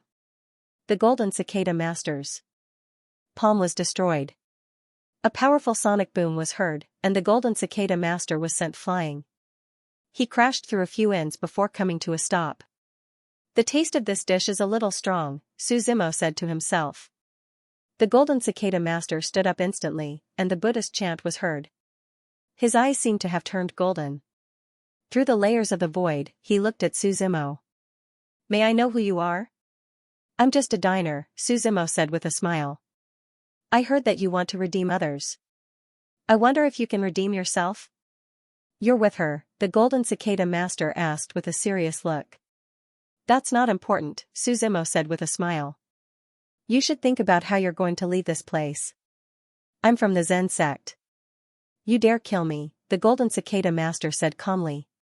In Brahma Demon City, the Zen sect was the absolute protection. Do you want to try? Su Zimo slowly turned his head and said with a smile. Looking at Su Zimo's eyes, Master Golden Cicada doesn't know why, but he feels timid in his heart. He asks, then what do you want? How much do you think your life is worth? Su Zimo asks. Just tell me what you want, Master Golden Cicada replies. Shopkeeper, give me some brush and ink, Su Zimo orders the shopkeeper of the inn next to them. You can ask him for the money for destroying the inn. The shopkeeper looks at Master Golden Cicada. Master Golden Cicada coldly snorts, then throws over a few thousand spirit crystals. The shopkeeper carefully puts them away, then takes out the brush and ink from the already ruined counter and puts it in front of Su Zimo. Demon Emperor Flower, Ghost Withered Branch, Mana Fruit, Virtual Sky Divine Vine, Black Orchid, Su Zimo wrote down a whole piece of paper with great gusto. Because he's going to participate in the Thousand Laws Pill Assembly tomorrow, he's preparing materials for refining pills. Before the sun rises tomorrow, I want to see the drafts on this list, Su Zimo says. Master Golden Cicada takes the list and looks at it a little, then his face instantly turns ugly. Any one of the drafts on this list is a top-notch drafts, some of them are so rare that they're priceless. You're making things too difficult for me, sir, Master Golden Cicada says. You can refuse, if you think these things are more important than your life, Su Zimo says. You can also pretend to agree, then find other Zen people to help. I don't care, in short, I want to see these drafts tomorrow morning, then you'll be safe and sound. Hearing Su Zimo's words, Master Golden Cicada is silent for a long time, then clenches his teeth and nods. I'll prepare them. Su Zimo waves his hand, motioning for the other to leave. Looking at Master Golden Cicada's back as he leaves, Miss Mirror asks, aren't you afraid that those Zen people will come looking for trouble again? As long as I pass the devil sex test this afternoon, they'll naturally protect me, Su Zimo says. He stands up, shaking his head slightly. It's just a pity about this table of good food. The autumn wind made a turn in the sky, bringing with it a cool and bleak feeling, and returned to the tree with the yellow leaves. Su Zimo once again arrived at the Great Sage Hall, accompanied by the Xiaoyue fairy. A young man in a black robe walked over when he saw Suzimo. He asked, "Are you here to participate in the assessment?" "The 10,000 Laws Pill Association." Suzimo nodded. "Master and the other contestants are waiting for you inside." "You're the only one left," the young man in black said. "How many people came?" Suzimo asked. "Including you, there's a total of 10. All of them are famous alchemists," the young man in black replied. Under his lead, Suzimo and the others walked into the inner room at the side. The interior of the room was very spacious. As soon as he entered, he could smell a rich pill fragrance. Taking a breath, it was as if there was spiritual energy flowing through his limbs and bones like liquid. When Suzimo entered, he found that the old man in the black robe was already talking about something. There were 6 men and 3 women next to him. "You're late," the old man in the black robe looked at Suzimo and said faintly. "You only said in the afternoon, you didn't say the time." "The afternoon hasn't even passed yet," Suzimo replied. "Friend, whatever Elder Qian says is right, don't talk back," the man next to him said. "All right, take a seat," the old man in the black robe waved his hand. He introduced himself. "I believe that those who are familiar with the devil sect should know that this old man is called Xianxia. You can call me Elder Xianxia." Below the old man, there were a total of 10 stone altars. On these stone altars, there were all kinds of elixirs, dozens of them. Elder Qianxia waved his hand and continued, "Now, each of you have some drafts on your table. Everyone's drafts are exactly the same, whether it's the amount, the age, or the size. Now, follow me to the central square. Each of you will refine a 6th rank 5 elements blood coagulation pill. The final evaluation will be based on the quality." Hearing Elder Qianxia's words, a young man next to him asked, "Then, how many of us will be accepted?" "Only one person," Elder Qianxia replied. "The number of people participating in the Myriad Law Pill Assembly is limited. Our devil sect only has 3 people. The other 2 have already been settled."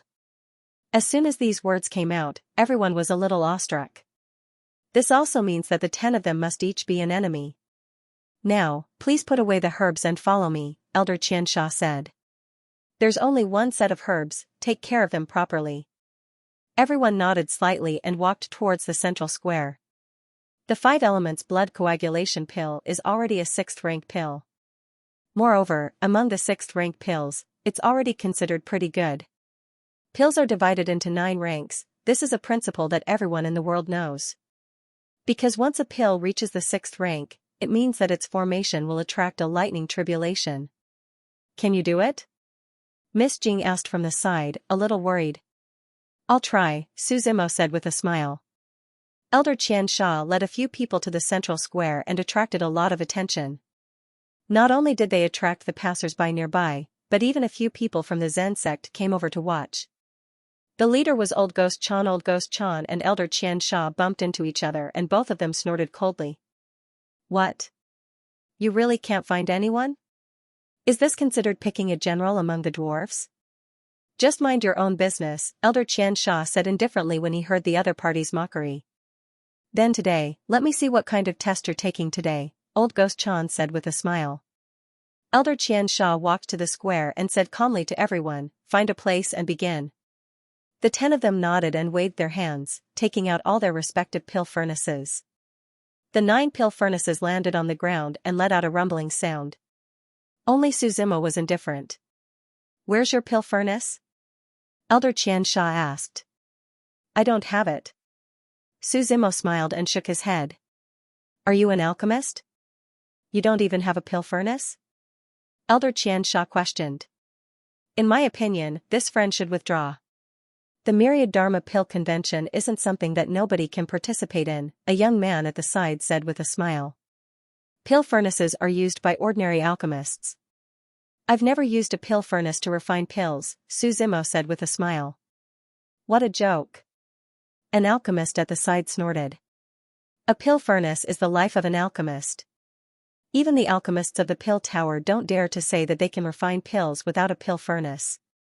How dare a junior like you say such nonsense?" "Pill tower?" Suzimo shook his head. "Never heard of it." "You." The alchemist pointed at Suzimo and was about to fly into a rage, but he was stopped by Elder Xianxia. That's enough. Elder Xianxia waved his hand and looked at Suzimo. I have a pill furnace that I can lend to you. However, other people's pill furnaces aren't convenient to use. Do you want it? I said, I don't need a pill furnace to refine pills. Suzimo shook his head. Since you insist, I won't force you. Elder Xianxia waved his hand. He had already eliminated Suzimo in his heart. Let's see how you're going to refine without a furnace. Elder Xianxia's figure retreated to one side, opening up the empty space for everyone. The 10 of them looked solemn. Refining a grade 6 pill was not difficult for them. However, the grade was the most important thing in refining pills, followed by the time it took. A true alchemy grandmaster could forcefully refine a grade 1 pill to the highest grade. That was the most perfect fusion that the draft could withstand. Outside the central square, many people were discussing in low voices. The Myriad Dharma Pill Convention had been warming up since a month ago. All the forces participating in the convention were looking for alchemists. People who loved alchemy from all over the world were also gathered here, wanting to witness this grand occasion. The convention had not started yet, but it was good to see the dessert before the meal. On the Zen side, a disciple moved a chair for old Ghost Chan to sit down slowly. Elder, will these people be a threat? A disciple next to him asked in a low voice. Let's take a look first. Although I don't care, we might meet some experts among the people, old Ghost Chan said faintly. He and Elder Xianxia did not get along well, not only because of their personalities, but also because of the conflict between the devil and Zen sections. They had conflicts on a daily basis, but he had never underestimated the other party. He had always been a cautious person. Brother, look, there's someone refining pills in front. There are so many people watching, a little girl shouted. She was holding a candied haw in her hand, and her mouth was full of sugar stains. The little girl was 13 or 14 years old. She had 2 pigtails and a dimple on her left cheek when she smiled. Her skin was pink, like a porcelain doll. She was very cute. A young man followed behind her. The young man carried her on his back dotingly. Higher, higher, I can't see, the little girl shouted while holding the candied haw in her hand. The young man smiled helplessly and quickly shuttled through the crowd. The dense crowd could not stop his figure. In a few breaths, he had already flashed to the front of the central square.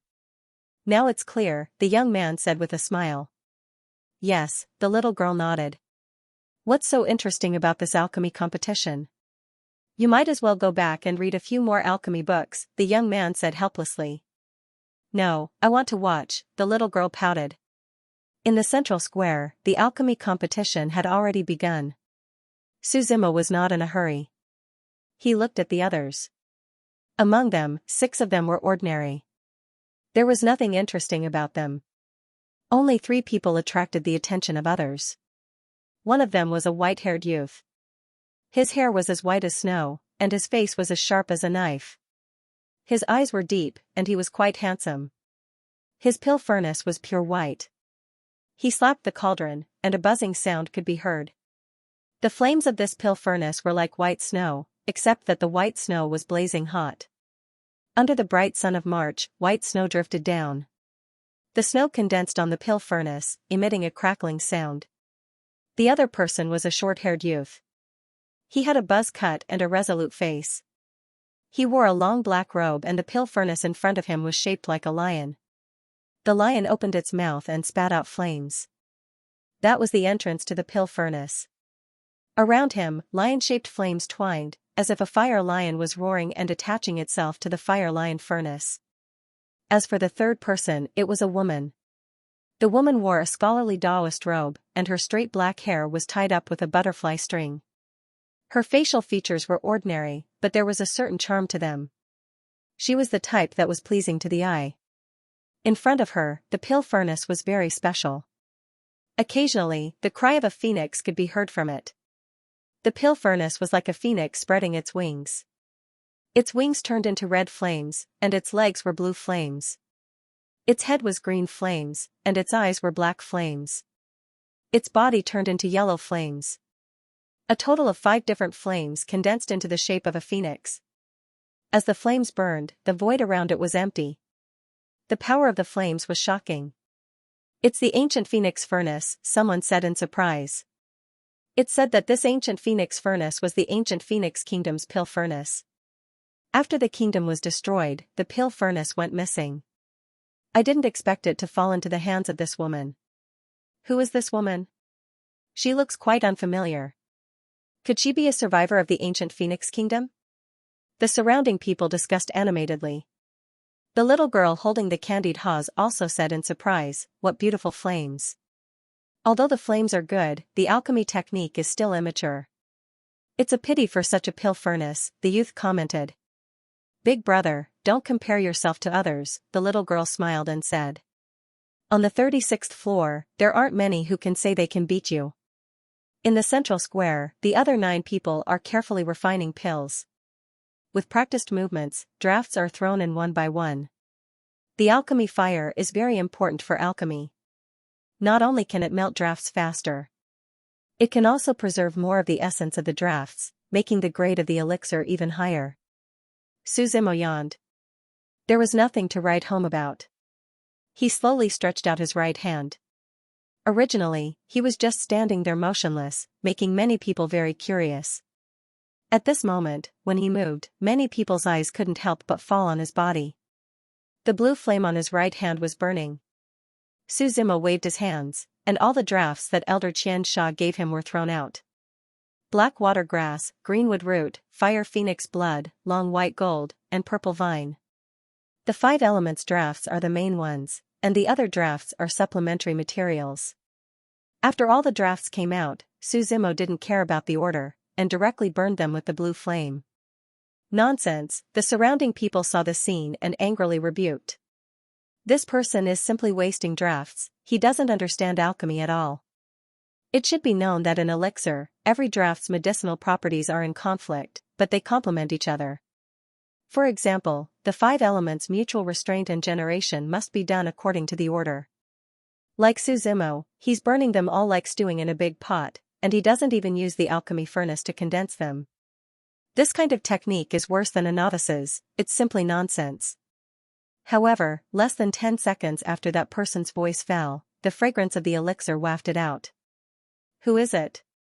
Is the elixir about to be formed? Such a strong elixir fragrance, a 6th grade elixir shouldn't be like this. It's the best of the best. Everyone is discussing it, but the next moment, they turn pale with fright. They see the blue flame on Suzimo's hands disappear, and a 5-element elixir is spinning in the air. The moment the elixir takes shape, there's actually a Tao pattern flickering on it. At the same time, the originally clear sky suddenly darkens. Lightning flashes and thunder rolls, and dark clouds gather overhead. This is lightning tribulation.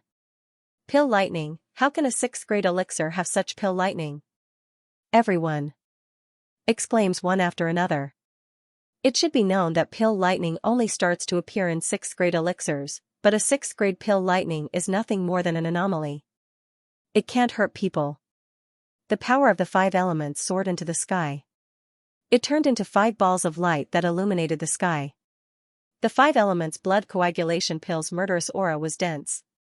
This pill used the murderous aura as its core and was suppressed by the 5 elements. It could be said to be a top-notch pill among the grade 6 pills. The thunder in the sky became more and more violent. The pill lightning of a tier 6 pill phenomenon would not descend, but at this moment, the lightning above his head was like a saber that could descend at any time. Are you kidding me? He can even refine it like that? Did you guys calculate how long he took to refine the pill just now? 10 seconds? Or 15 seconds? I feel like I've been refining pills my entire life and it's all for nothing. The surrounding people were discussing. The little girl licked the candied fruit in her hand and smiled. Did you see it clearly? No, I didn't understand anything, the young man shook his head and said solemnly. See what I said? Don't underestimate others, the little girl replied proudly. The sky was filled with thunderclouds and the thunder tribulation was about to fall. Rumble. The sound of thunder could be heard. Suzimo waved his right hand and the spirit chi in his hand surged. He directly grabbed the 5 elements blood coagulation pill. The aura of the pill was blocked and the thunder tribulation in the sky gradually weakened. Finally, the smoke dissipated and the sky was clear. It was as if nothing had happened. Suzimo stretched out his hand and released the pill. It emitted a 5-colored light. There were 6 Dao patterns shining. The limit of a grade 6 pill was 6 Dao patterns. Similarly, a grade 7 pill was 7 Dao patterns. The fragrance of the pill spread and could be smelled from a few miles away.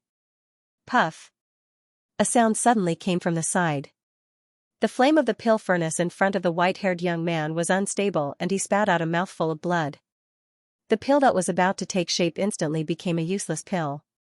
The white-haired young man's face was ashen. He was about to form the pill, but he saw that Suzimo was one step ahead and the quality was so high. Naturally, he became anxious. A small mistake made all his previous efforts go to waste.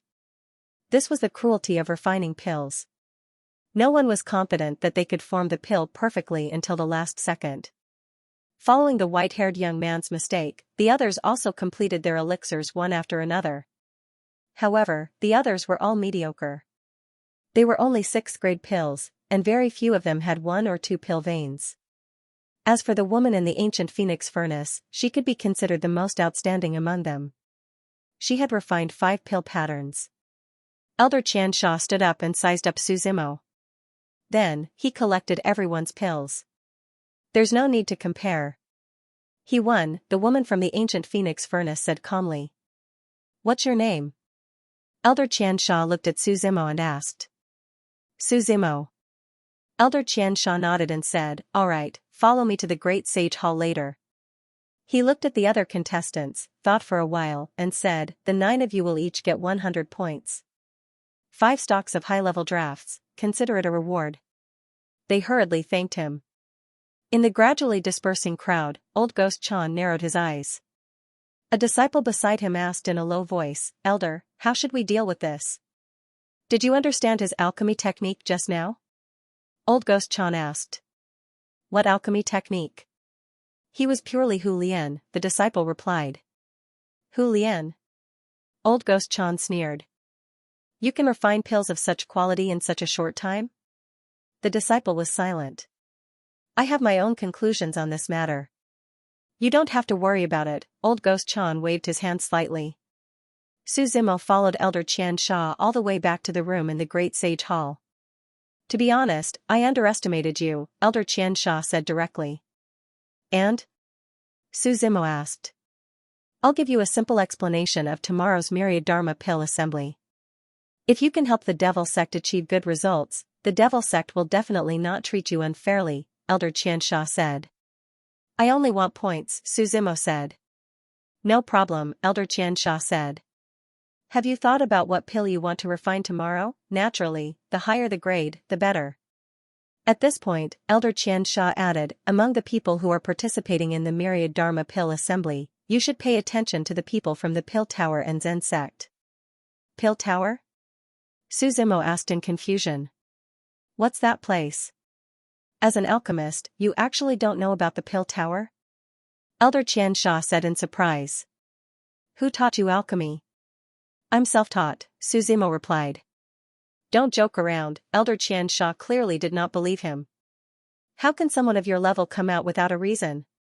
Then look at my alchemy technique just now. Who do you think I resemble? Suzimo asked.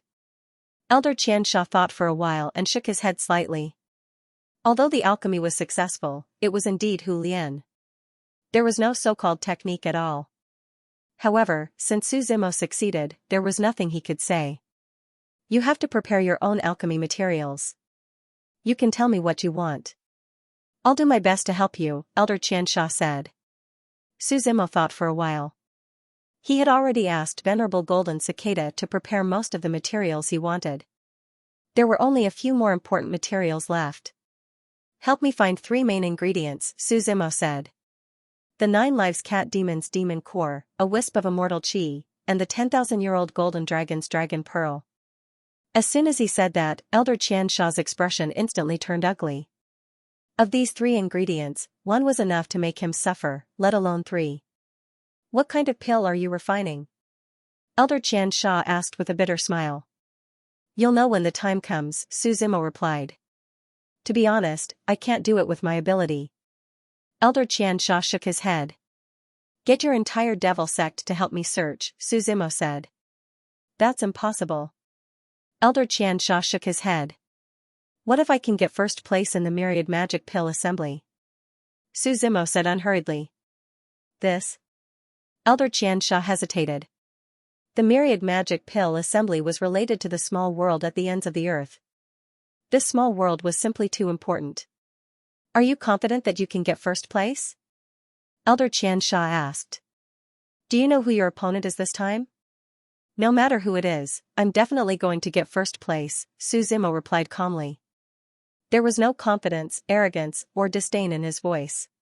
It was just that calm voice that was filled with persuasion. All right, I'll bet with you, Elder Xianxia pondered for a long time before finally raising his hand. Tomorrow morning, I'll give you these things. The two of them chatted for a while more before Suzimo left.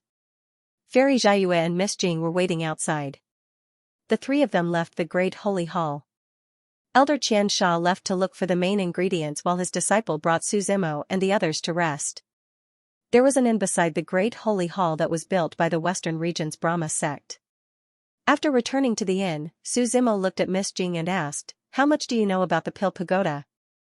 The Pill Pagoda is the strongest in the 36th level of the ordinary realm. How could I not know? Miss Jing smiled. The Holy Land of Alchemy. It represents the highest level of alchemy in the ordinary realm. Miss Jing suddenly realized something and hurriedly asked, Will the Pill Pagoda participate in this myriad arts pill assembly? She was curious. After all, this competition was related to the ends of the earth. It was similar to the internal affairs of the Brahma sect in the Western region. The Pill Pagoda was a transcendent power and wouldn't easily participate. It's not the Pill Pagoda. The Pill Pagoda's disciples will represent the Zen sect in the competition, Suzimo explained. This was what Elder Xianxia told him. Now, both the Zen and Demon sects were doing everything they could to make this happen.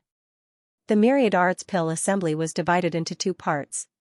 One part was the competition between the Zen sect and the Demon sect, while the other part was a competition between all the famous alchemists in the world. Originally, this competition was supposed to be held at the Pill Pagoda. Later, the Pill Pagoda cooperated with the Brahma sect in the Western region and held it in Brahma Demon City. The Pill Pagoda was invited to be the host and judge. Their authority was self-evident. Then you have to be careful, Miss Jing reminded him. The Pill Pagoda's people aren't simple. Rest early. Suzimo waved his hand and walked into his room. The sky gradually darkened. A full moon hung in the sky. The soundless darkness was like an enraged beast, constantly roaring. The crowd on the street also gradually subsided. Suzimo, who had been cultivating cross-legged on his bed, slowly opened his eyes. The candles on the table were extinguished by a gust of wind. A figure had appeared in his room at some point in time and was watching him silently. Why go through the window when there's a front door? Suzimo smiled. How about we cooperate once? The black figure hid in the void and slowly said. Cooperate on what? Suzimo asked. Don't you want to go to the ends of the earth? The black figure said. If you deliberately lose tomorrow's Myriad Arts Pill Assembly, I guarantee that you can enter and lead the small world for free for 3 years. What do you think? People from the Zen sect? Suzimo laughed. That's not important. Whether you take this deal or not, you'll definitely make a profit, the Black Shadow said. In any case, you have nothing to do with the Devil sect. We can also protect your safety. What if I don't agree? Suzimo asked. Smart people won't refuse, the black figure said calmly. I'm sorry, but I refuse, Suzimo said with a smile. Why? You won't lose anything, said the shadow. Even if you want to help the Devil sect, you might not be able to get first place. No reason. I just don't like the feeling of losing, Suzimo replied. The black shadow was silent for a while. The next moment, it turned into a puff of black smoke and disappeared. Before Suzimo could turn around, the void behind him suddenly shattered. A long saber cut across the void and charged toward him. You want to silence me just because you recruited me well? Suzimo snorted coldly. He flicked his finger, and it collided with the tip of the blade that was coming at him. Only a boom sound was heard. The long saber shattered, and the figure hidden in the void was sent flying. After smashing through dozens of walls along the way, the figure fell on the street outside. The expression of the black shadow could not be seen clearly. Without caring about his injuries, he got up and retreated into the distance. Suzimo chuckled and picked up the broken pieces of the long saber in front of him. With a flick of his finger, the blade flew out like a stream of light. The black shadow was retreating. In a few breaths, he was already several miles away. Seeing that Suzimo did not chase after him, he breathed a sigh of relief. When he came to a courtyard, he stopped. In the pavilion in the courtyard, old Ghost Chan was admiring the moon and drinking tea with a young man. When he saw the black shadow, he asked with a smile, "Done?" However, before the black shadow could say anything, the broken pieces of the saber tip pierced through the void from afar and pierced toward him. The black shadow could not react in time. His eyes were filled with fear. The young man next to him, on the other hand, surged with spirit chi. The wind and clouds turned into a dragon, and a dragon roared. He teleported behind the black shadow and grabbed at the broken pieces. Poof! Blood splattered everywhere. The black shadow fell heavily to the ground. The young man's gaze froze. He stared at his right hand in a daze. His palm was pierced by the tip of the saber. The tip of the saber was unstoppable. Then, it pierced through the black shadow's throat.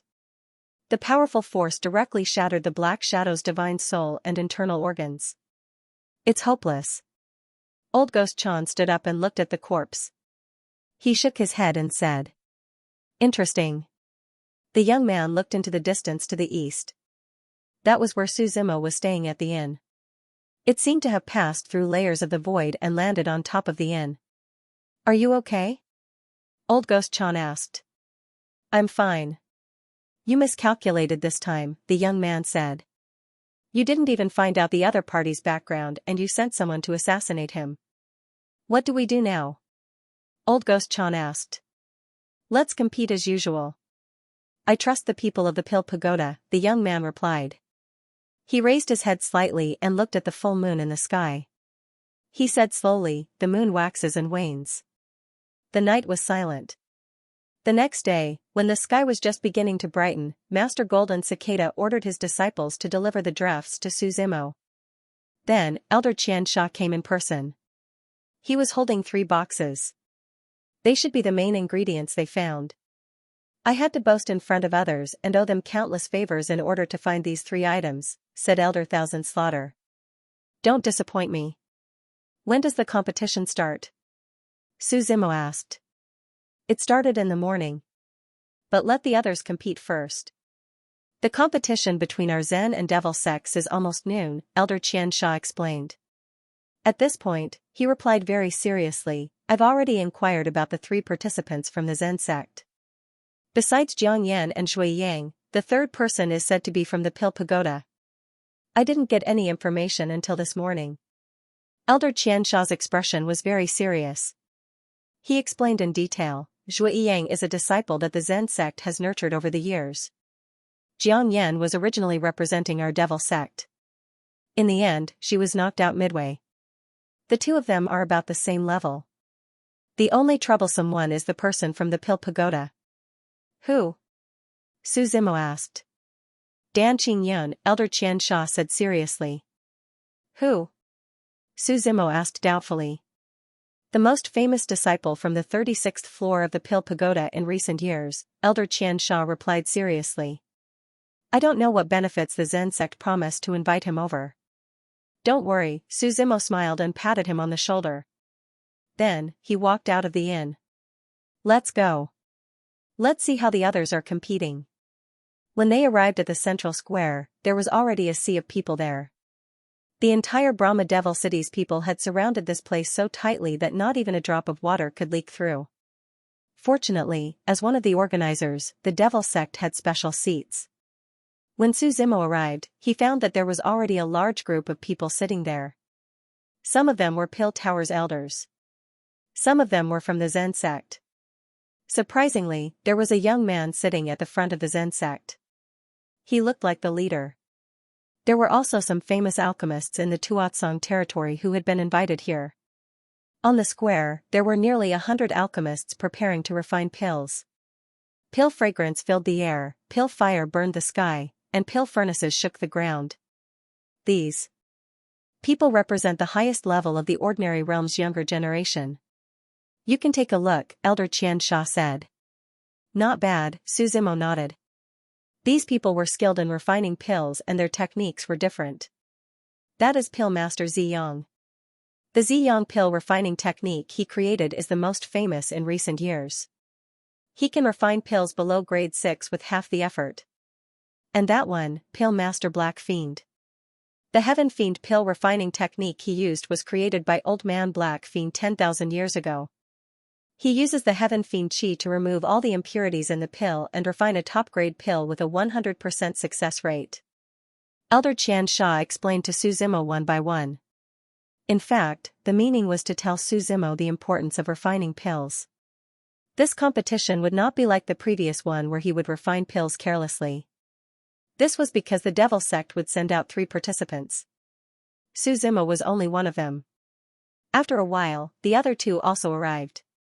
A man and a woman. They looked somewhat similar. After Elder Qiansha's introduction, Suzimo knew that they were twins. The man was called Wang Yuan and the woman was called Wang Yi. They were alchemists that the Devil Sect had cultivated for the Myriad Laws Pill Assembly. The 3 of you must work together to win this competition for our Devil Sect, Elder Qianxia said. Don't worry, Elder. We will do our best, Wang Yuan promised. Don't be careless, Elder Qianxia warned. At this moment, in the central square, the pill refinement process had already reached its end. One after another, people began to form their gold cores. Although everyone's alchemy techniques were different, the Great Tao originated from the same source. In the end, they would all refine pills. It's just that there's a difference in grade. All alchemy techniques were for the sake of making it easier for people to refine pills. Just as Elder Thousand Slaughter was chatting with a few people, a young man slowly walked over from not far away. Behind the young man was a little girl, who was still holding a stick of candied hawthorn in her hand. It was as if the candied haws never left his hands. The young man's face was as if he was bathing in the spring breeze, giving off a gentle feeling. He was dressed in a tight black robe, and his eyes were deep and dark. The black robe on his chest reflected the shape of a pagoda. It's Dan Qingyun, Elder Thousand Slaughter said in a low voice. The so-called most famous disciple of the Pill Tower's younger generation? Suzimo asked. That's right. Elder Thousand Slaughter nodded. Dan Qingyun walked over and greeted the few elders of the Pill Tower. Then, he walked straight towards Suzimo. Fellow Daoist Su. Dan Qingyun took the initiative to greet him. Do we know each other? Suzimo asked, puzzled. I saw you refine pills in the central square yesterday, Dan Qingyun said with a smile. After going back, I still couldn't figure out the secret of your technique. That's why I'm here to ask you for advice. May I know what technique it is? We're opponents now, Suzimo reminded him. It's just a discussion about pills. Is it that important to win? Dan Qingyun said with a smile. It's not important to me. But you can ask Elder Thousand Slaughter if he's willing, Suzimo said with a smile. Elder Thousand Slaughter's expression turned ugly. He said calmly, the competition is about to begin. I'll have to trouble you to return to the Zen sect's side. It won't be good for your reputation. Forget it, forget it.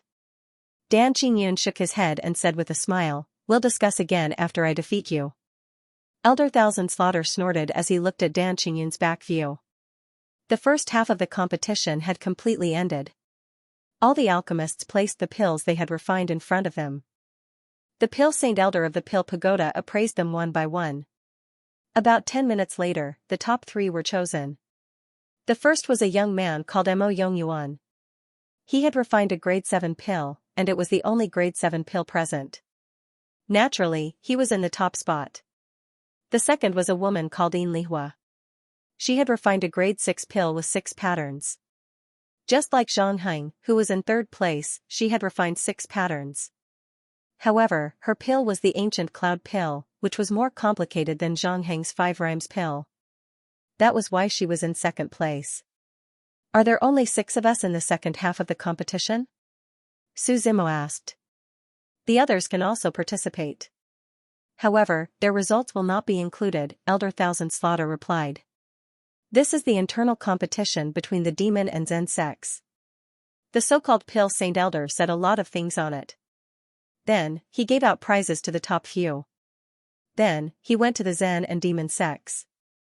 The sect master of the Western region Brahma sect, Brahma Wenzhong, had also just appeared. He was dressed in a black and gold robe. His expression was calm as he strode forward.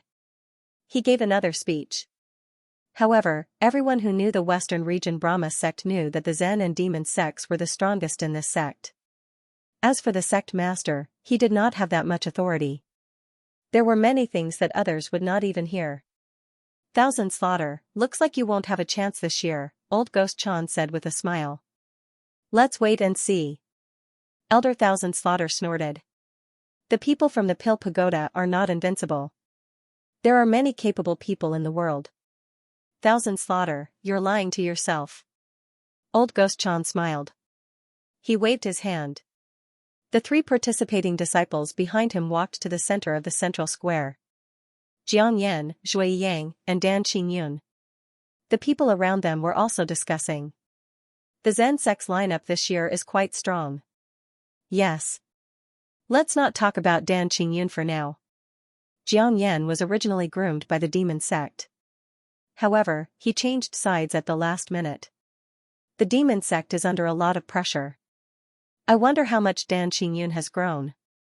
I remember that 13 years ago, he challenged the 36th floor of the Pill Pagoda and was undefeated. After that, he wandered the mountains and rivers and challenged the major alchemy families. He was undefeated. Now that 13 years have passed, outsiders rarely see him refine pills in public. This is the first time. Everyone had different opinions. Most of them were praising Dan Qingyun. As for the others, they were almost reduced to background. Some people even placed bets on the side. Dan Qingyun's odds were as high as 1 to 30, but few people placed bets. When Su Zimo and the other 2 from the demon sect walked out, the place was much quieter. Who are these people from the demonic sect?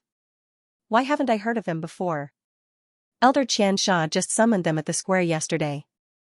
You didn't come to see them yesterday, someone explained with a smile. Elder Xianxia is desperate. Jiang Yan has been poached by others. What can we do? Then how can we compete? The demonic sect is bound to lose. We have to go through the motions. Everyone was laughing. It was as if there was no suspense in this competition from the beginning. The Pill Saint Elder looked at the 6 of them and looked around. He was the most respected elder in the Pill Tower. People called him the Pill Saint. From this, one could see his status. The 6 of you have half an hour. There are no restrictions on the materials and types of elixirs. After the elixir is formed, the grade, Tao pattern, and time will be the criteria.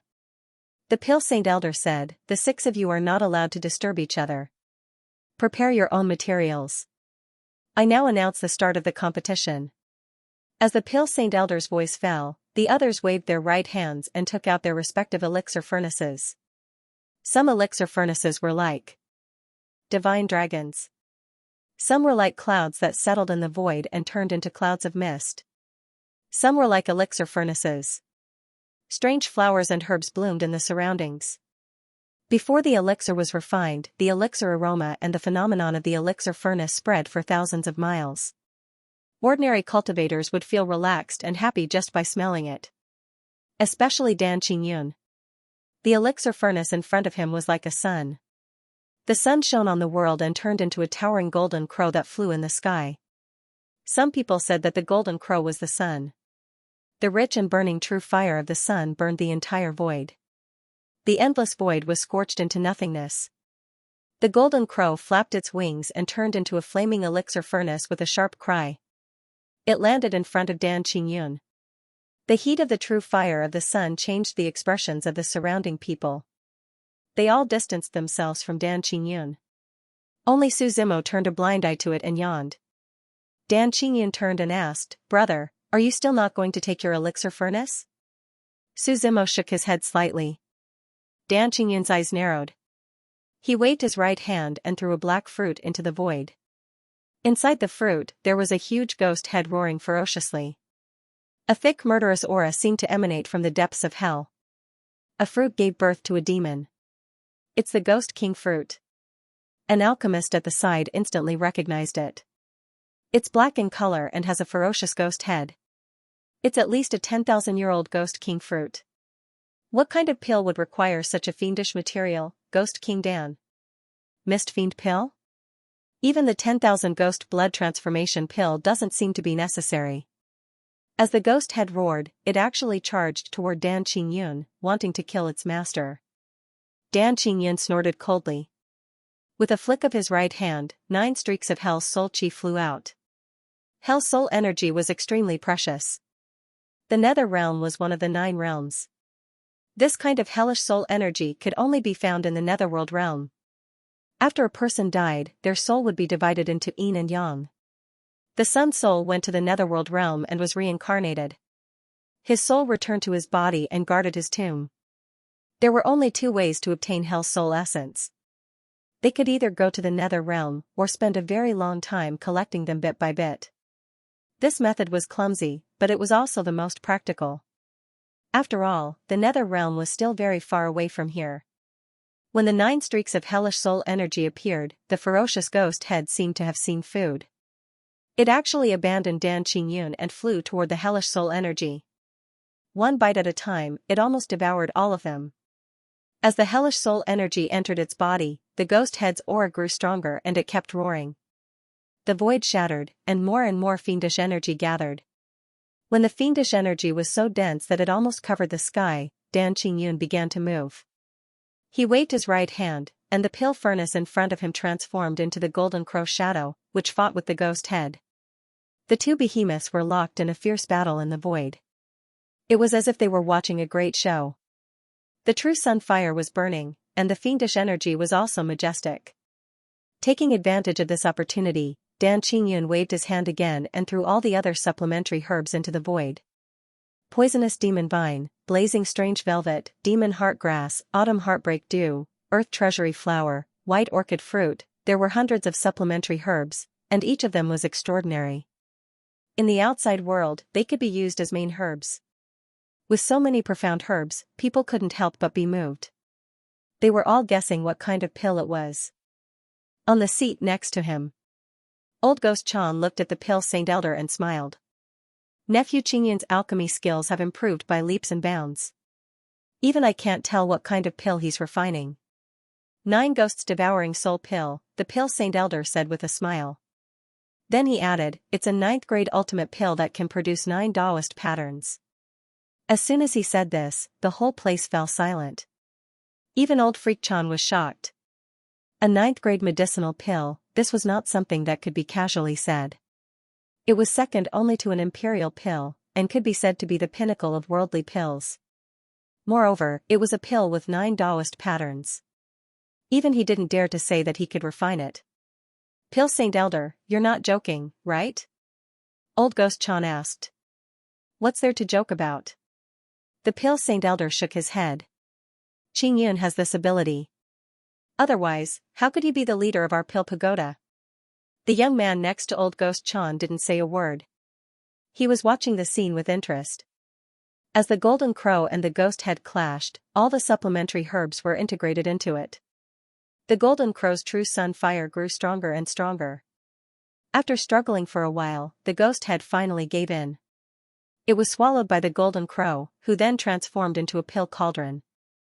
The pill cauldron vibrated in the void, and flames kept burning. When Su Zimo saw this, he chuckled softly. Dan Qingyun was indeed a strong opponent. If he didn't have the supreme mystery pill scripture, he might not have won. After all, he rarely studied alchemy. Unfortunately, now that he had the 10 great divine techniques, there were few things he couldn't do. He didn't have a pill cauldron because his alchemy technique was special. What the supreme mystery pill scripture taught him was an alchemy method that had been lost since ancient times.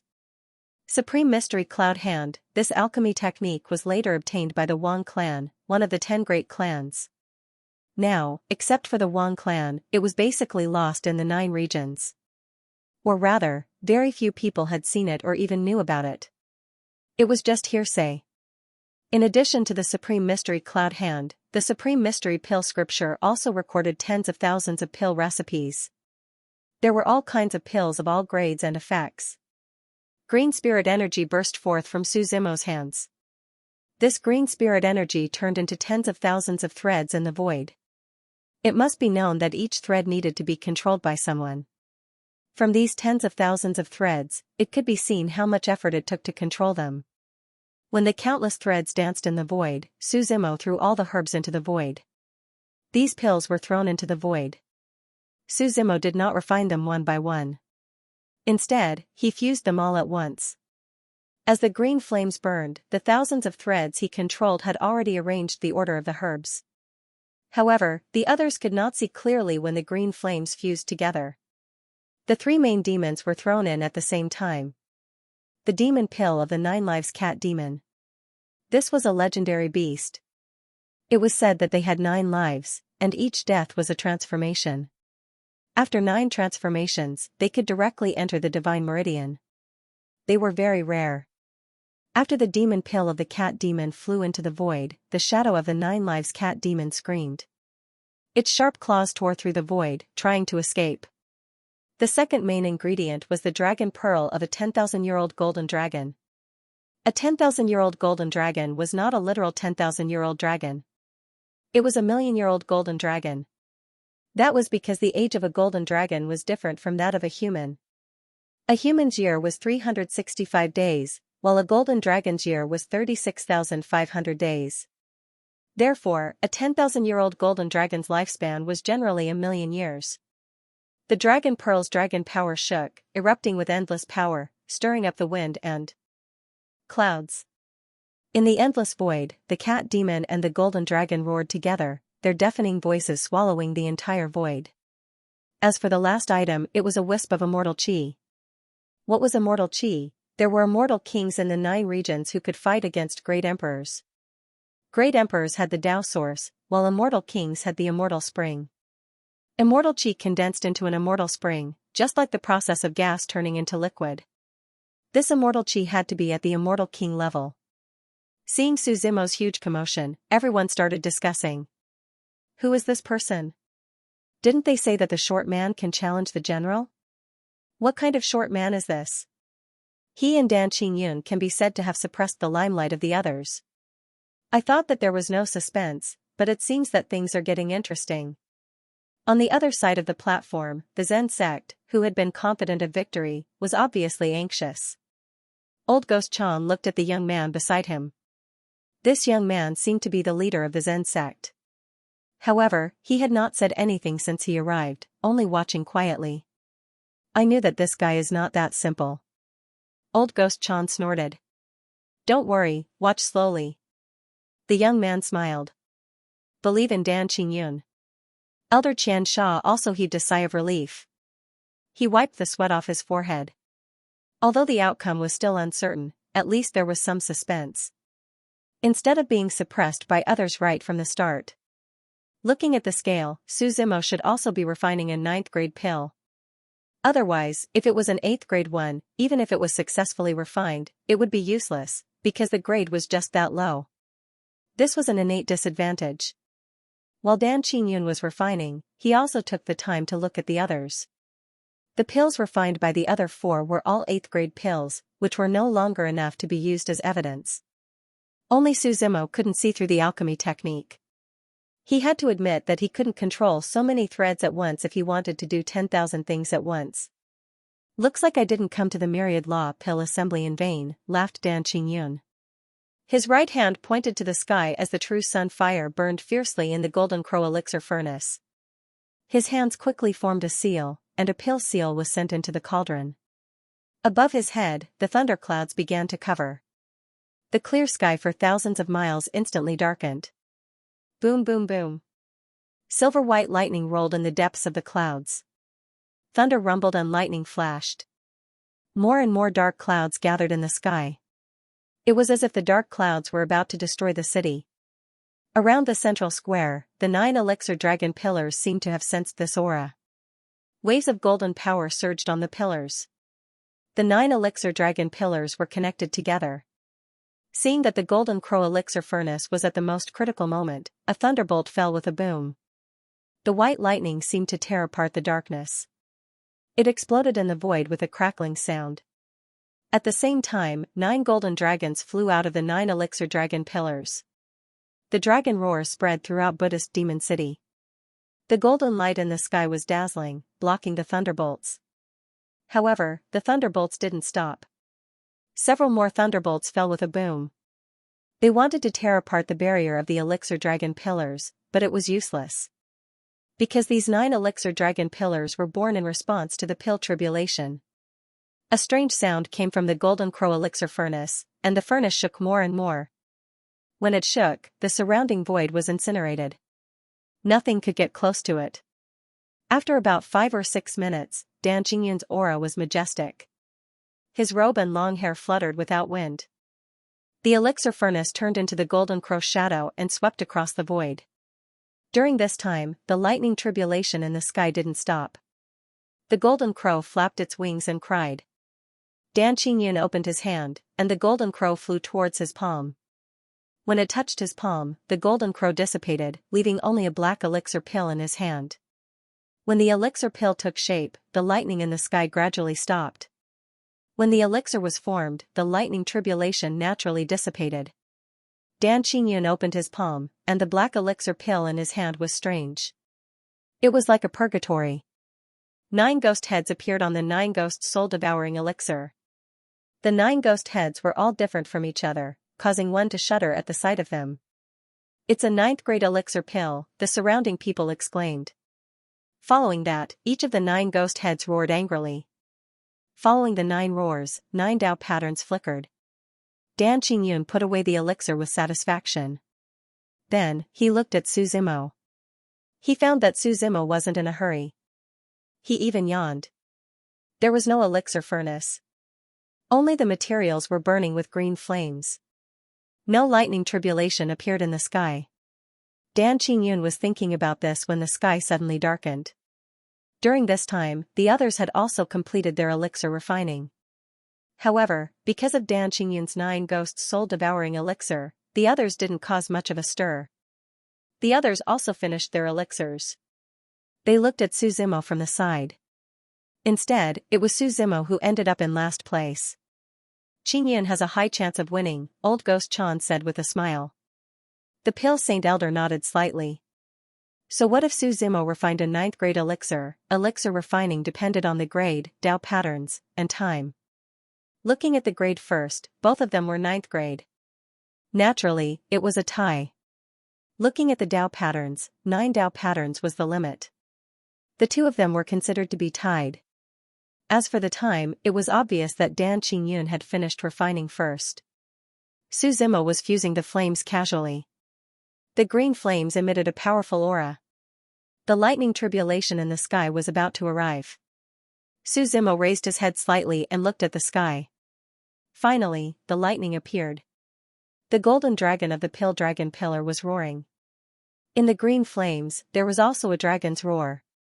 It was the dragon pearl of the 10,000-year-old golden dragon, faintly reflecting the light.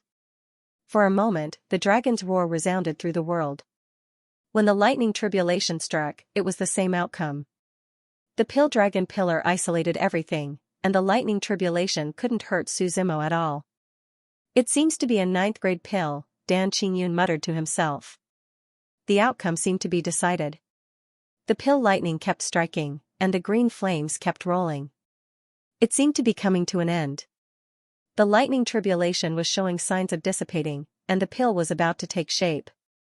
At this moment, Su Zimo suddenly waved his right hand. He forcefully took the pill that was about to take shape out of the green flames. On this pill, the shadow of a golden dragon and the 9 lives cat demon were half fused. They formed a monster that was neither cat nor dragon. It had the head of a cat, but there were dragon horns on its head. Especially its eyes, they seemed to have merged into one. It was dark and majestic. On its body, the dragon scales and cat fur were fused into one, and the dragon claws were extremely sharp. Is this guy crazy? Dan Qingyun said in surprise. The pill was about to take shape, and he would directly destroy it by doing this. Su Zimo stepped into the air and directly stepped into the air from the area covered by the pill dragon pillar. Without the protection of the pill dragon pillar, Su Zimo faced the lightning tribulation in the sky directly. He threw the incomplete pill in his hand directly into the void. The lightning tribulation was about to dissipate, but now that the pill appeared, the lightning tribulation was even more majestic. It condensed in the void as if it was provoked. It seemed to want to destroy the pill immediately. The silver-white lightning turned into black lightning. It descended with an aura that could destroy the world. However, Su Zimo was still indifferent as he watched his pill be annihilated by the lightning. Only then did he slowly extend his right hand, and the green spiritual energy of supreme mystic energy condensed in his palm. As he stretched out his hand, the green spiritual energy suddenly exploded. It turned into a monstrous beam of light that shot into the sky with a powerful force, as if it wanted to disperse the heavenly tribulation in the sky. Vast and mighty green spirit chi was surging. It sank into the heavenly tribulation, and the sky was pitch black. Everyone looked up and saw only Su Zimo's figure standing in the sky. His black robe fluttered in the wind, and his gaze was calm, as if there were endless lightning flashing in his eyes. The aura around him suppressed everything. Facing the vast thunder tribulation, the strength of a single person could shake the heavens. What is this guy trying to do? This kind of alchemy technique is unheard of. Even the Pill Tower's pill sage elder frowned. He had spent his entire life refining pills, but he didn't dare to say that he was invincible in the ordinary realm. However, there were not many people in the world who could surpass him. Moreover, in terms of knowledge, he was definitely not inferior to anyone. However, he could not understand the young man's alchemy at all. There was only one explanation: the pill refining technique he was using did not originate from the ordinary realm. This was the only way to explain how vast and boundless the 9 regions were. At this moment, Su Zimo's majestic voice rang out from the void. Core profound 38 tribulations. Unending and boundless, just like the heavens. Count, rush, wrong, image, measurement, separation. The will of Taishan was destined to the heavens. Heaven, earth, and man were all unattainable. Supreme profundity cultivators were alchemists. The pill scripture was written, and the heavenly wheel was formed. This sentence was the wedge of the supreme profundity pill scripture, which was also the so-called preface. Supreme profundity, the pill sage below muttered to himself. As he repeated Su Zimo's words, his eyes were listless and unfocused, as if he had fallen into some kind of trance. Pill sage elder, what's wrong? Old Ghost Chan asked from the side. However, the pill sage elder ignored him and only repeated Su Zimo's words. After repeating this for a while, he suddenly raised his head. His eyes widened abruptly. It was as if he had thought of something. Pill sage elder, are you all right? Old Ghost Chan continued to ask. Supreme profundity, that's the supreme profundity pill scripture. The pill sage elder's face was ashen, and he said excitedly and dejectedly. As soon as he finished speaking, the outcome in the sky had already been decided. The vast thunder tribulation and Su Zimo confronted each other for a quarter of an hour, then completely annihilated the pill and disappeared without a trace. The pill tribulation came quickly and left quickly as well. The sky cleared up, and in an instant, it was clear again. It was as if nothing had happened just now. The thunder tribulation is gone, the people around discussed. Where's the pill he refined? It seems to have been destroyed by the thunder tribulation. Pfft, I thought he had some tricks up his sleeve. All bark and no bite. Could it be that he knows he's going to lose, so he did this on purpose? On the platform, Old Ghost Chan looked excited. He looked at the pill sage elder and said with a smile, "What supreme profundity pill scripture, pill sage elder, please announce the results." His pill was destroyed.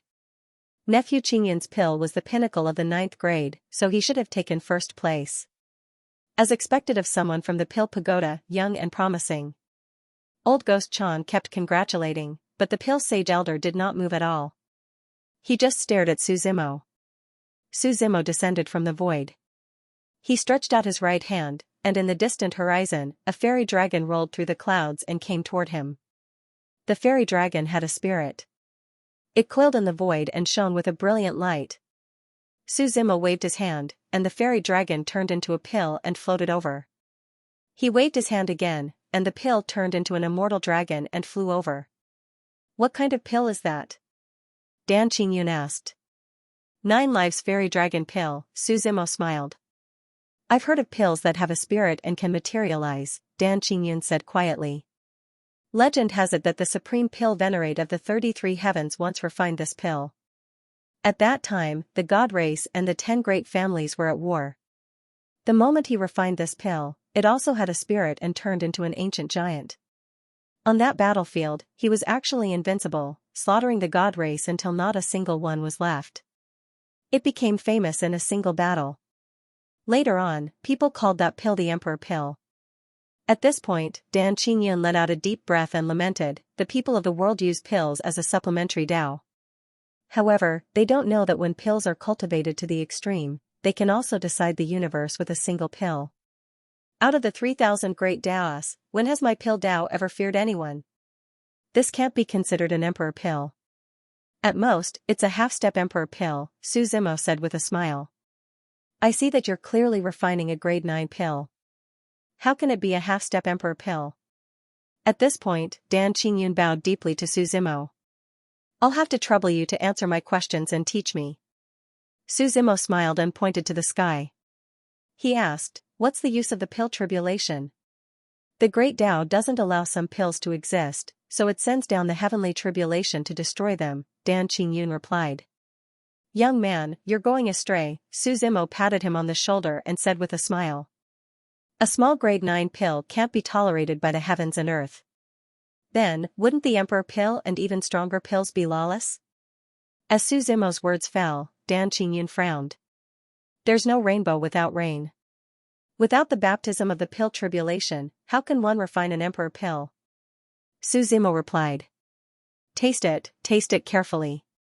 Dan Qingyun opened his mouth. He felt like he had a lot of things to say, but he couldn't find the words to say them. Pill tribulations were meant to destroy pills. This was what he had always known. Now, it was as if his understanding had been shattered. He was told that pill tribulations were used to cleanse pills. His thoughts were in a mess. Looking at Suzimo's back, Dan Qingyun only felt that his figure was incomparably majestic. It was as if the sun was setting. His back was very long. Referee, aren't you going to announce the results? Suzimo looked at the pill Saint Elder and asked. Oh. The pill Saint Elder instantly came back to his senses and quickly walked over. Old Ghost Chan and Elder Xianxia followed closely behind. The people from the Zen and Demon sects surrounded them. The pill Saint Elder looked carefully. The other people's pills were all grade 8, so he directly ignored them. He looked at Dan Qingyun's pill and said, Peak grade 9 pill, 9 ghost soul devouring pill. He then came in front of Suzimo.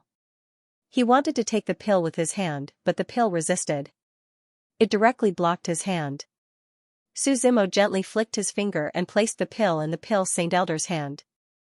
The pill Saint Elder carefully held the pill in front of his eyes and carefully observed it. Pill Saint Elder, you have to identify whether it's a half-step Emperor pill or a grade 9 pill, Old Ghost Chan said from the side. I've been debating pills for so many years and have never made any mistakes, the pill Saint Elder replied calmly. He looked at the pill in his hand. The entire pill was like a natural amber. It was crystal clear and contained all kinds of strange phenomena. The pill had a spirit. The spiritual energy was like a river and the immortal energy was like smoke.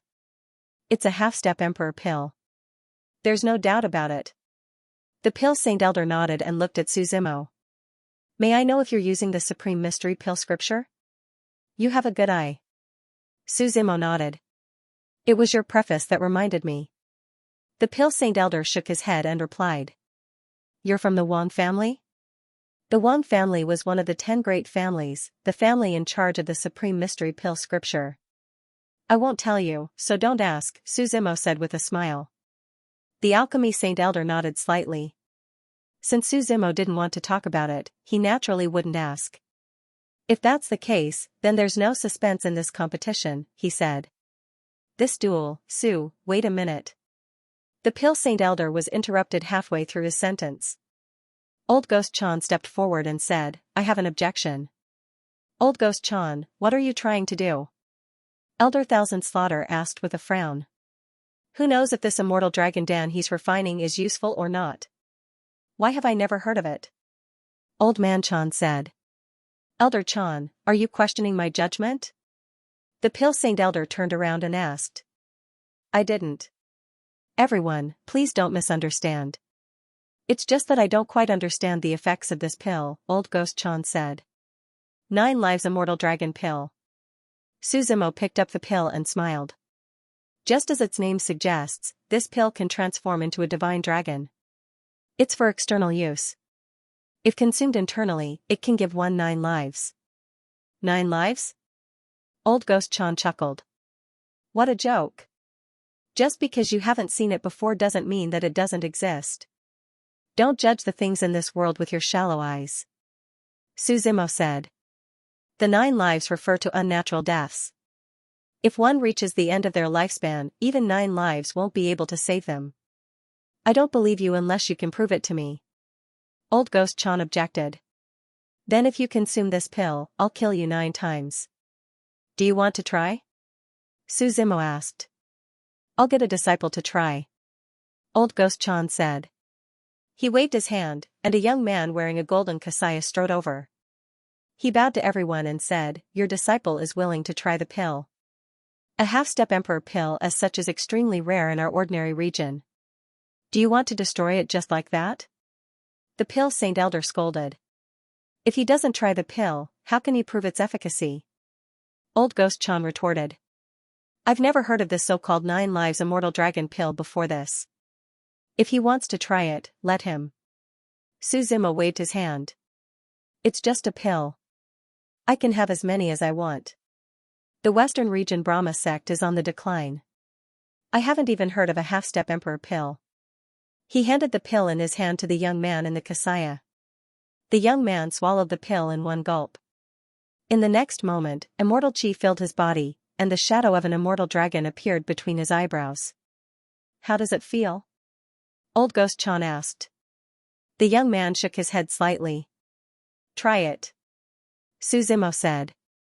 Old Ghost Chan frowned slightly and struck the young man with his palm. His palm was full of energy and destroyed the young man with one strike. After the young man was killed, before Old Ghost Chan could examine him carefully, he saw an immortal dragon crisscrossing above the young man's corpse. The Een spirit that was about to leave was immediately pulled back. The Een spirit was forcefully pulled into the young man's body. Then, immortal chi filled the surroundings. The young man's body slowly rose into the air. In the next moment, his tightly shut eyes abruptly opened. His eyes were filled with confusion. Old Ghost Chan looked embarrassed. Do you want to try again? Suzimo asked. It's just one time. It doesn't mean anything. Old Ghost Chan snorted coldly. The wind in his right palm rose again. It was majestic and powerful, and he attacked the young man again. However, he still suffered the same fate. Old Ghost Chan refused to give up. Golden light flashed in his palm and he even began to whip the young man's corpse. He kept hitting the young man's corpse.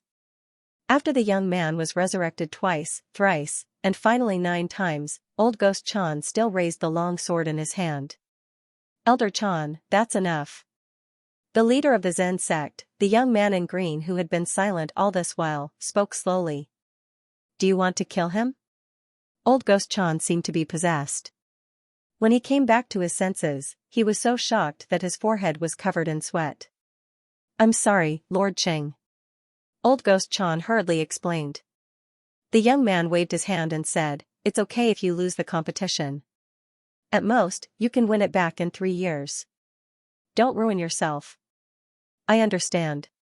Old Ghost Chan nodded. The main reason was that he had been in charge of the Myriad Dharma Pill convention this time.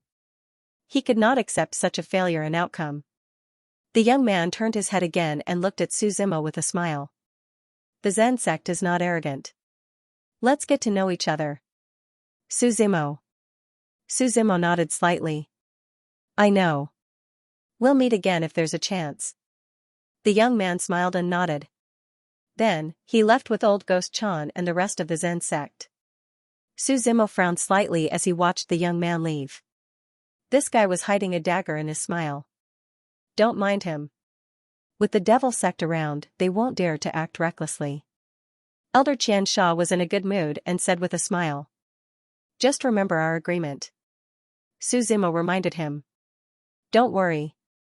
I'll arrange for you to go to the small world tomorrow, Elder Xianxia replied. It's best if it's today, Suzimo said calmly. Then let's do it this afternoon, Elder Xianxia said readily. If he won the competition, he would be able to answer to the devil sect. Naturally, he was willing to agree to anything. Suzimo nodded and prepared to leave the central square, but he was stopped by the Pale Saint Elder. Fellow Taoist Su, are you interested in becoming a guest elder of my Pale Tower? The Pale Saint Elder asked with a smile. Not interested, Suzimo shook his head. The guest elder position will always be reserved for you, the Pale Saint Elder said with a smile. Suzimo waved his hand and left the central square with the moon-plucking fairy and Miss Jing. Where are we going now? Miss Jing asked. Didn't you say there's a border auxiliary hall here? Suzimo said. Then let's go inside and see if there's any news about the Xianyuan family. Miss Jing nodded. The three of them walked down the main street of Buddhist Demon City. On one side of the bustling street, there was a deep and serene mansion. The mansion was built with simple blue bricks and green tiles, but it looked very imposing. There were 2 guards at the door. They wore the same clothes as the county yeoman's constables. The sleeves were 3 feet long, and the right side of the collar was dark blue. They wore a long saber shaped like a crescent moon. They wore official hats on their heads. On the plaque above their heads, the words Border Auxiliary Hall shone brightly, emitting a dignified aura. After the 3 of them walked in, the guards didn't stop them. The mansion was very large, and they couldn't see the end of it. All kinds of ancient buildings rose from the ground. One word, vast. Guards wearing the same style of clothes could be seen everywhere, and each of them was holding a roll of bamboo books in their arms. Some of them even wobbled as they walked because they were holding too many books. The floor under their feet was paved with white jade. This is the largest intelligence center in Buddhist Demon City. They don't collect information from other places. They only provide information about the small world at the ends of the earth, Miss Jing said. From what happens every day to what you eat today, everything is recorded very clearly. It's really that amazing, Suzimo said with a smile. You can go and ask. Maybe there really is news about the Xianyuan family, Jing Yunjing replied. The 3 of them walked for a while, and after asking a few passing guards, they finally arrived in front of a large hall. A middle-aged man with a mustache and a blue robe received the 3 of them. Are the 3 of you here to ask for information? Asked the middle-aged man. Suzimo nodded. He looked around the entire hall. The decorations inside were very simple. There were a few bookcases and a few wooden tables. A pot of incense was placed on the table beside him, causing the entire hall to be filled with its fragrance. Do you have a border assistance order? The middle-aged man asked. What's the use? Suzimo shook his head and replied. You must be newcomers, the middle-aged man said with a smile. If you're just asking for ordinary information, then you naturally don't need a border protection order. If it's something secretive, I can't do it. Is the information about the Xianyuan family considered a secret? Suzimo asked. Hearing Suzimo's words, the middle-aged man was stunned. Then, he quickly smiled and said, Come in with me first. He waved his hand, and a small door instantly appeared on the originally calm wall of the hall. This small door was deep and led to unknown places. The group followed the middle-aged man into the small door. The area inside was once again vast. It was divided into small rooms, and the group walked into one of the small rooms. You want to ask about the Xianyuan family? The middle-aged man sat down and asked. To be precise, it should be the location of the Xianyuan family, Su Zimo replied. Who are you? The middle-aged man smiled. You're here for the Xianyuan sword? Does your border assistance hall have to ask about the origin of your guests when you're asking for information? Su Zimo laughed. That's not necessary, but it involves the Xianyuan family, so it's necessary, the middle-aged man waved his hand and replied. We're all ordinary rogue cultivators, so there's nothing to ask, Su Zimo said. Even if I tell you, you might not know. Who told you that the Xianyuan family is in the small world at the ends of the earth? The middle-aged man continued to ask. Don't you think you're talking too much? Su Zimo replied. Then forgive me for not being able to tell you. The middle-aged man shook his head. You didn't intend to tell us, did you? Su Zimo stood up and asked. Go back, the middle-aged man said indifferently. That's not a place you should go. Seems like you know something, Su Zimo said. There were many people like you who came for the Xianyuan sword, and they didn't listen to advice. Later on, they all became corpses, and now they should be bones. That's enough, Su Zimo said with a smile. What's enough? The middle-aged man asked. Your answer is that you know that the Xianyuan family is in the small world. That's enough, Su Zimo said. The middle-aged man waved his hand and did not answer Su Zimo's question. He stood up and tidied up the things on the table next to him. Only after Su Zimo and the others left did he stop what he was doing and hurriedly walked into the depths of the room. What do you think? Miss Mirror asked. They should have informed the Xianyuan family. We've alerted them, Su Zimo said with a smile. But it's not bad. We didn't plan to be sneaky anyway. You mean they're related to the Xianyuan family? Miss Mirror asked in surprise. Trust my intuition, Su Zimo said with a smile. Walking out of the Bianfu Hall, he looked in the direction of the small world and said with a smile, it seems that there will be a lot of twists and turns on this trip. Do you want us to go in with you? Miss Mirror asked. No need, Su Zimo said with a wave of his hand. If I can't handle it, you can't do anything. After saying that, Su Zimo smiled again and looked at Miss Mirror strangely. He replied, I hope you'll still be here when I come out. Of course I'll be waiting for you, Miss Mirror said with a smile. That would be for the best. Su Zimo nodded. The three of them talked as they arrived at the Great Sage Hall. Elder Xianxia was already waiting inside. This time, they did not enter the room on the right. Instead, they went directly to the corridor on the left. There was a very large array there. On the formation, Black Devil Chi and Buddhist Chi revolved around it. They turned into two clouds of smoke and swirled around the formation. Within the range of the formation, the ground was engraved with countless runes. When the group approached, these runes emitted a powerful aura. Each rune turned into energy and floated in the void. There were a total of 49 people who activated the formation. They stood on both sides of the formation, each controlling their own runes. Open! Someone shouted. Instantly, the void trembled, and the heavens and the earth cracked. Countless runes manifested into a gate in the void. This void gate was 100 meters tall. Standing in front of it, one would feel extremely small. The power of devouring was forming. Inside the void gate was a vortex that rotated clockwise. Go in. This is the entrance to the small world, Elder Thousand Slaughter said. As for the exits, there are many. They all lead to different places. You'll know when you get there. Do me a favor, Su Zimo said. What is it? Elder Thousand Slaughter asked. There are two of my companions outside. Help me keep an eye on them, Su Zimo said. What? Are you afraid that your two confidants will run away? Elder Thousand Slaughter said with a smile. Friend or foe, I'll know when I come out, Su Zimo said with a smile. Elder Thousand Slaughter was stunned for a moment, then nodded. I won't let them lead Buddhist Demon City. Su Zimo nodded slightly. After saying that, he stepped into the void gate. Every time he traveled through space, it was like this. The world spun and the void pulsed without any rules. The space nodes would constantly change. A small world like this had no fixed space nodes. Moreover, the space walls were especially strong. Apart from the void gate, it was as difficult as ascending to the heavens to enter from any other place. After being exiled in the void for an unknown period of time, Suzimo's figure finally flickered and was pulled in. When he opened his eyes, he was already on a void platform. This void platform was specially used to welcome people. There were also several disciples of the Zen and demon sects guarding it.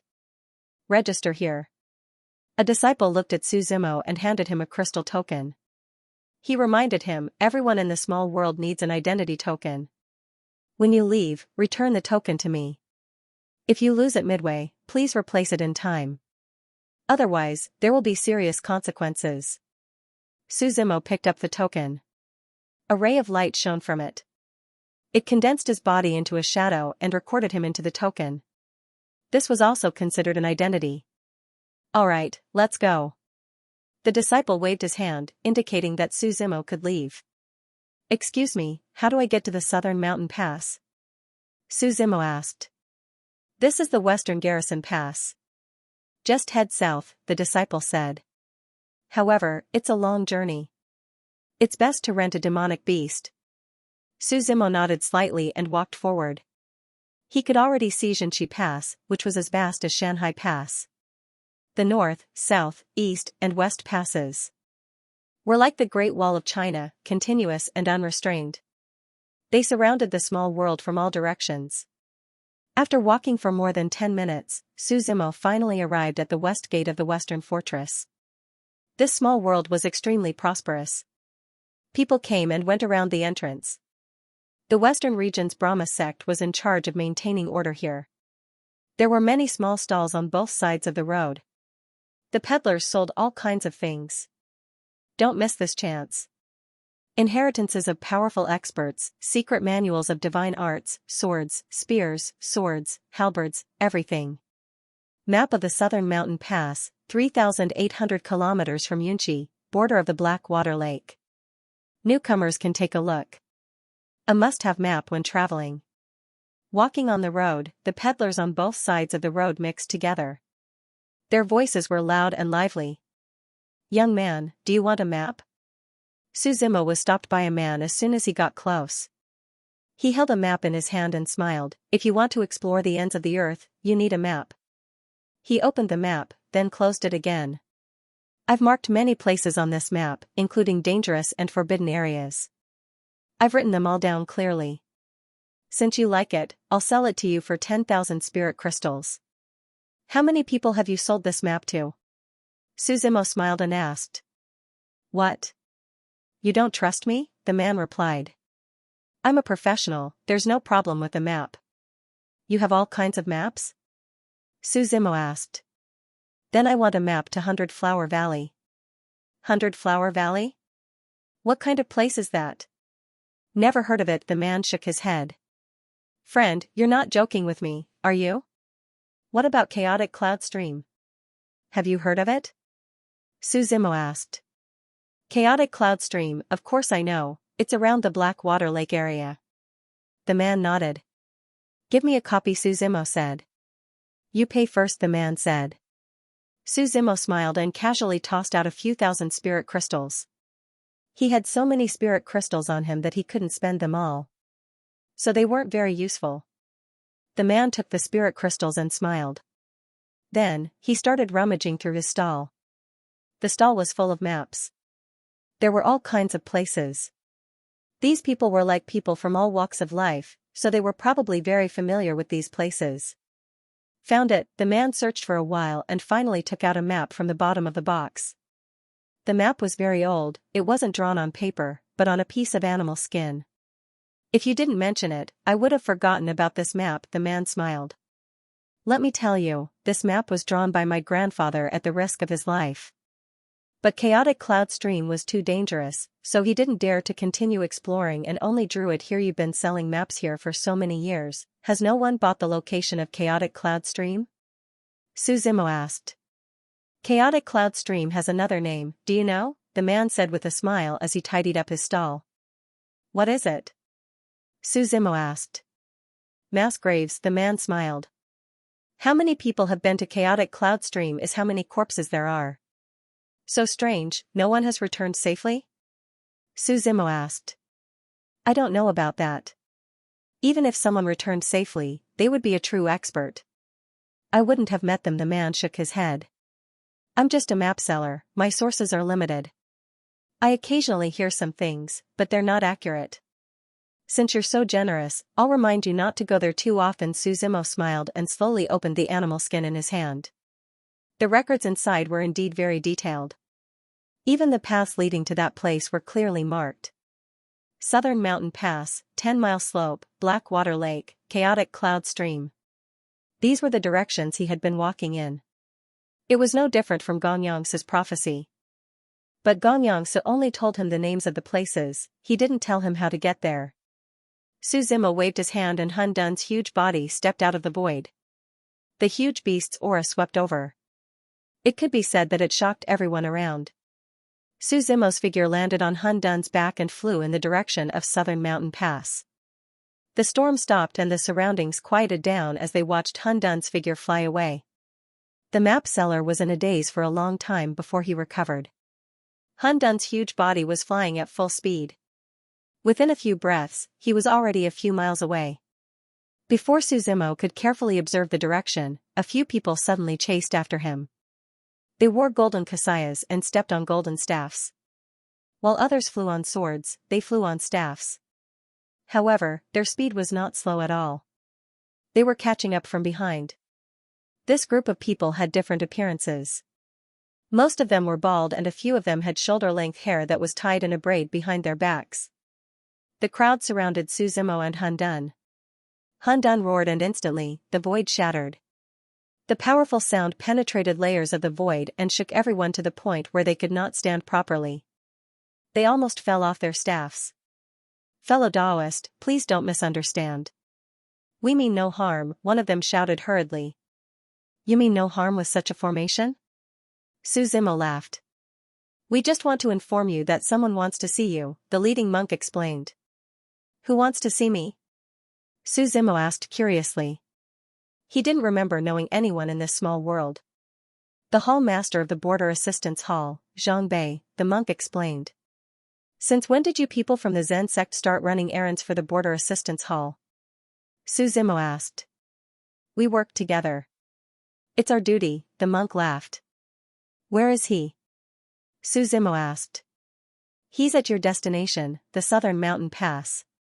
We'll escort you there, the monk said. Seems like you know my whereabouts very well, Su Zimo said. The monk only smiled and did not answer. Forget it. Let's go and see what the border assistance hall is up to. Su Zimo waved his hand. This group of people surrounded Su Zimo in a circular formation. They seemed to be afraid that Su Zimo would leave. They walked all the way to the Southern Mountain Pass. Due to Hun Dun's fast speed, the Southern Mountain Pass appeared in their line of sight after 6 hours. Unlike the Western Mountain Pass, there was not a single person in the Southern Mountain Pass. An endless series of checkpoints stood quietly on the ground. The green city wall seemed to be whispering silently. Apart from a man standing in front of the Southern Mountain Gate, there was no other figure in sight. Fellow Taoist, the monk gestured to the crowd and left. Su Zimo kept Hun Dun and slowly landed on the ground. The man in front of the city gate walked over slowly. He walked like a dragon and tiger, his green robe fluttering in the wind. The 33rd Hall Chief of the Bianfu Hall, Zhang. The man in green was the first to speak. Fellow Taoist. Hall Master Zhang is too polite, Su Zimo replied. What business do you have with me? Taoist, Zhang pointed with his right hand, and the void in front of him split open into a void gate. Su Zimo nodded. Taoist ist, Taoist ist. After entering the space door, Su Zimo realized that this was just a small space that had been opened not long ago. Was area. When the two of them entered, there were already 2 other people waiting for them. Let me introduce them. Zhang pointed at the 2 people and smiled at Su Zimo. Laozu and Black Scorpion from the Devil Sect. Laozu of Zen Buddhism, the monk of 10,000 Buddha. Su Zimo was stunned for a moment, but he quickly reacted. The 3 people standing in this small space could be said to have decided the fate of the entire Brahma demon city and even the small world at the ends of the earth. When they casually stepped on the ground would tremble. Laozu of the Dhyana and fiendish sex was equivalent to having the right to speak for the Brahma sex in the western regions. There was also the hall master of the auxiliary hall. Things seemed to be getting more and more interesting. What? Why are you looking for me? Su Zimo asked. I don't think we know each other. In today's myriad law pill assembly, Taoist Brothers Supreme Mystery Pill scripture is truly an eye-opener, the myriad Buddha monk said with a smile. Later, you went to the border defense hall to get information about the Xianyuan family. We noticed you at that time. Zhang Bei quickly said, let's not beat around the bush. We investigated Taoist Brother. This investigation gave us a shock. Some time ago, Taoist Brother killed a great emperor in Beiluo City. The great emperor of Fog City from Tandi Mountain. You guys are quite well informed, Su Zimo replied. He had only been here for less than half a day, but the other party had already tracked him to Beiluo City. Don't misunderstand, Taoist Brother. It's just that sometimes, cooperation needs to be built on a certain level of strength, Zhang Bei said with a smile. What do you want to cooperate on? Su Zimo asked. You even created such a small space. Are you afraid that someone will hear you? Are you looking for the Xianyuan family? Zhang Bei asked. Aren't you asking the obvious? Su Zimo asked. Then, do you know Fairy Wanhua? Zhang Bei continued asking. Su Zimo narrowed his eyes and remained silent for a while. He took a deep breath and asked, is Fairy Wanhua in the 100-Flower Valley? Seems like Taoist Brother knows quite a lot, Zhang Bei said. Other than them, Zhang Bei thought that no one else knew about Fairy Wanhua's existence. He didn't expect Su Zimo's reaction to know something. Miss Jing, Su Zimo's gaze was calm. He clenched his right hand slightly, and the surrounding space was constantly shattering. Taoist Brother, please calm down, Zhang Bei hurriedly explained. Taoist Brother, do you have a conflict with Fairy Wanhua? Just say it. What do you want to cooperate on? Su Zimo calmly replied. If Taoist Brother is looking for the Xianyuan family, I think it's probably for the Xianyuan sword. But I'm afraid it won't be that easy, Zhang Bei said. Seems like you guys know a lot about the Xianyuan family, Su Zimo replied. The Xianyuan family is under Fairy Wanhua's protection. To be honest, we've been investigating for a long time, but we haven't found anything, the Black Scorpion replied. Everyone knows that Buddhist Demon City is under our control. The small worlds at the ends of the world are under our control. But they don't know that there's an anomaly in the small worlds. You don't get along with Fairy Wanhua? Su Zimo asked. Not only do we not get along with her, we've done everything we could to eliminate her, the monk replied. Now that everything is ready, we only need Taoist Brothers' help. How are we going to cooperate? Su Zimo asked. If we kill Fairy Wanhua, we'll be able to completely rule over this small world. While Taoist Brother will be able to obtain the Xianyuan sword, this is a win-win situation, Zhang Bei answered. The four of us are quite confident in dealing with a single Fairy Wanhua. What's Fairy Wanhua's cultivation? Su Zimo asked. The first time we met her, she was an immortal king. But we're still worried, feeling like she's hiding something, Zhang Bei answered. That's also the reason why we haven't openly offended her yet. But now that Taoist Brother is here, unless she becomes a saint, we'll definitely win, Su Zimo thought for a bit. You killed Fairy Wanhua for this pocket dimension? Su Zimo asked. Tao Brother, you seem to have underestimated the value of this pocket dimension, Xianxia smiled. This pocket dimension is a place left behind by the age of old. There are a lot of ancient inheritances here. It's the fastest way for us to understand the age of old, as well as the best cultivation resources. It's been over 1,000,000 years since our ancestors created this pocket dimension, and we've only explored half of it. Ever since Fairy Wanhua arrived, she's been stealing our inheritances and hurting our disciples. We've only been angry without saying anything, so your arrival is the best opportunity. What's your plan? Su Zimo asked. Taoist Brother has agreed, Zhang Bei said with a smile. If the four of us go together, we'll be too big of a target and alert the enemy. Tao Brother, you can pretend you didn't see us and go alone. When you reach Baihua Valley and meet Fairy Wanhua, you can summon us. Saying so, Zhang Bei gave a badge to Su Zimo. He explained, "This badge is a teleportation badge. Once it's broken, it'll teleport us to your side." Su Zimo received the badge and nodded. Originally, he wanted to meet the Xianyuan family and Fairy Wanhua face to face, but having a few helpers now wasn't a bad idea. As for trusting Zhang Bei's words, he didn't trust them at all. Things like cooperation with benefits were the most unstable. Whoever offered more benefits would be the one to cooperate with. This was a principle that had existed since the beginning of time. The world was bustling with activity, there were always benefits to be had. After chatting with Zhang Bei's group for a bit, Su Zimo left. He was now at the southern mountain pass. The endless city walls disappeared at the end of his vision. There wasn't a single person in the southern mountain pass. According to Zhang Bei, there were 4 passes at the ends of the world: north, south, east, and west. The demon sect was in charge of the eastern mountain pass, the Zen sect was in charge of the western mountain pass, and the border assistance hall was in charge of the northern mountain pass. As for the southern mountain pass, as well as the places beyond it, they were all under Fairy Wanhua's control. The southern mountain pass was guarded by the 4 heavenly kings. Before Fairy Wanhua arrived, the 4 heavenly kings were appointed by the western region's Brahma sect. Later on, the 4 heavenly kings all joined Fairy Wanhua and helped her guard the southern mountain pass. This was also something that the Brahma sect of the western region could not let go of. If it was allowed to continue developing, it might really threaten the Brahma sect of the western region one day. Su Zimo could tell from the attitude of the western region's Brahma sect. Most likely, the Brahma demon Grand Sage was not here. Perhaps even the Brahma sect of the western regions did not know where their ancestors had gone. The Lich had reappeared, and Fairy Wanhua was dominating the area. The Brahma sect of the western regions was probably no longer as powerful as they once were. Walking into the southern mountain pass, all kinds of ancient buildings rose from the ground. There were residences in the shape of cranes, statues of 9-headed birds, and palaces that shone brightly. It could be seen that this place had once been prosperous.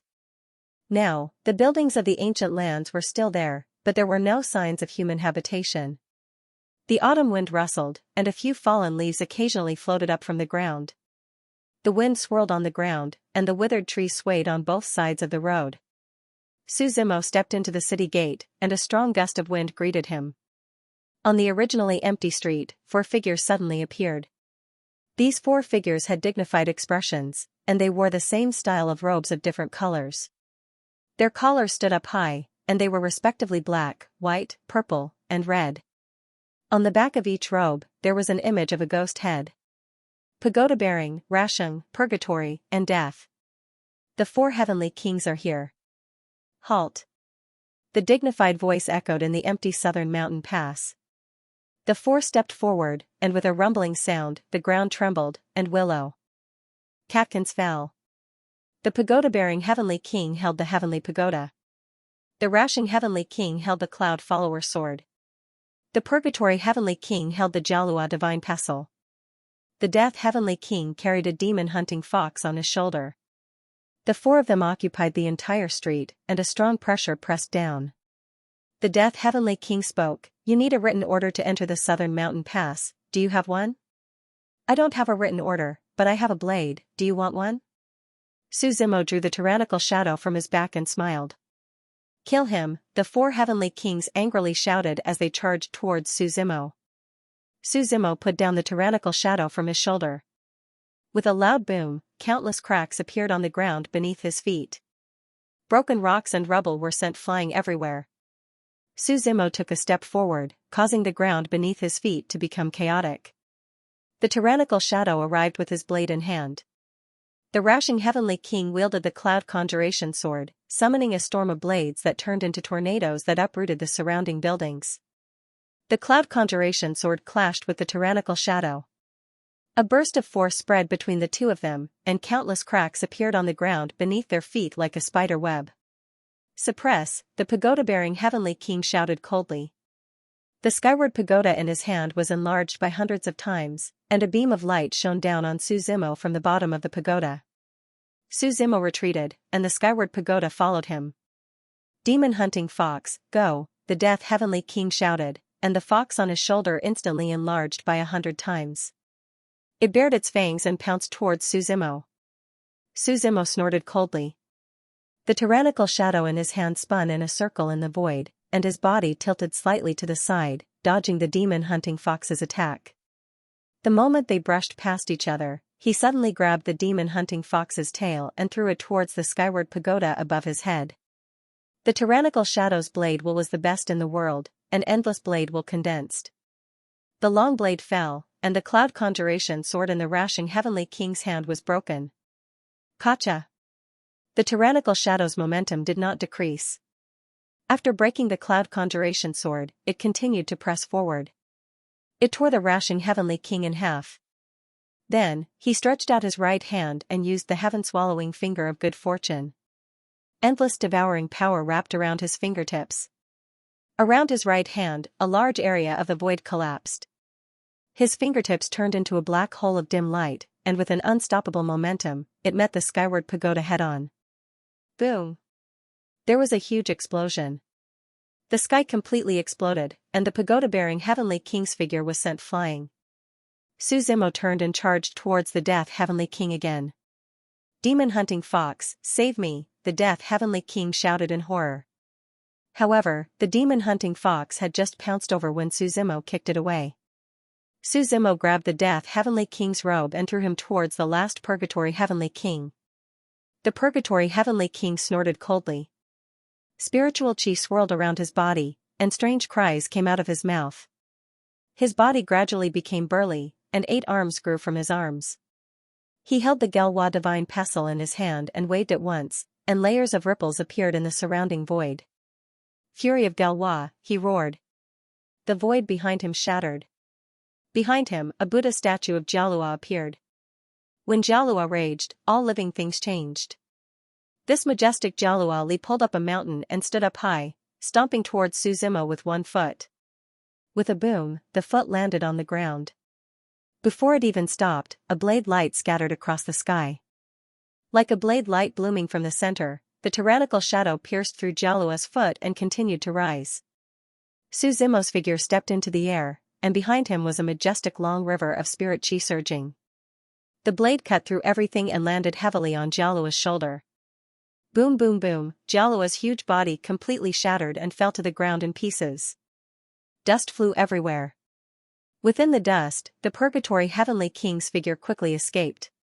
However, he didn't even take a few steps before he was swallowed by the chaos that descended from the sky. What's the point? Su Zimo shook his head. He only wanted to pass through, but these people just had to block his way.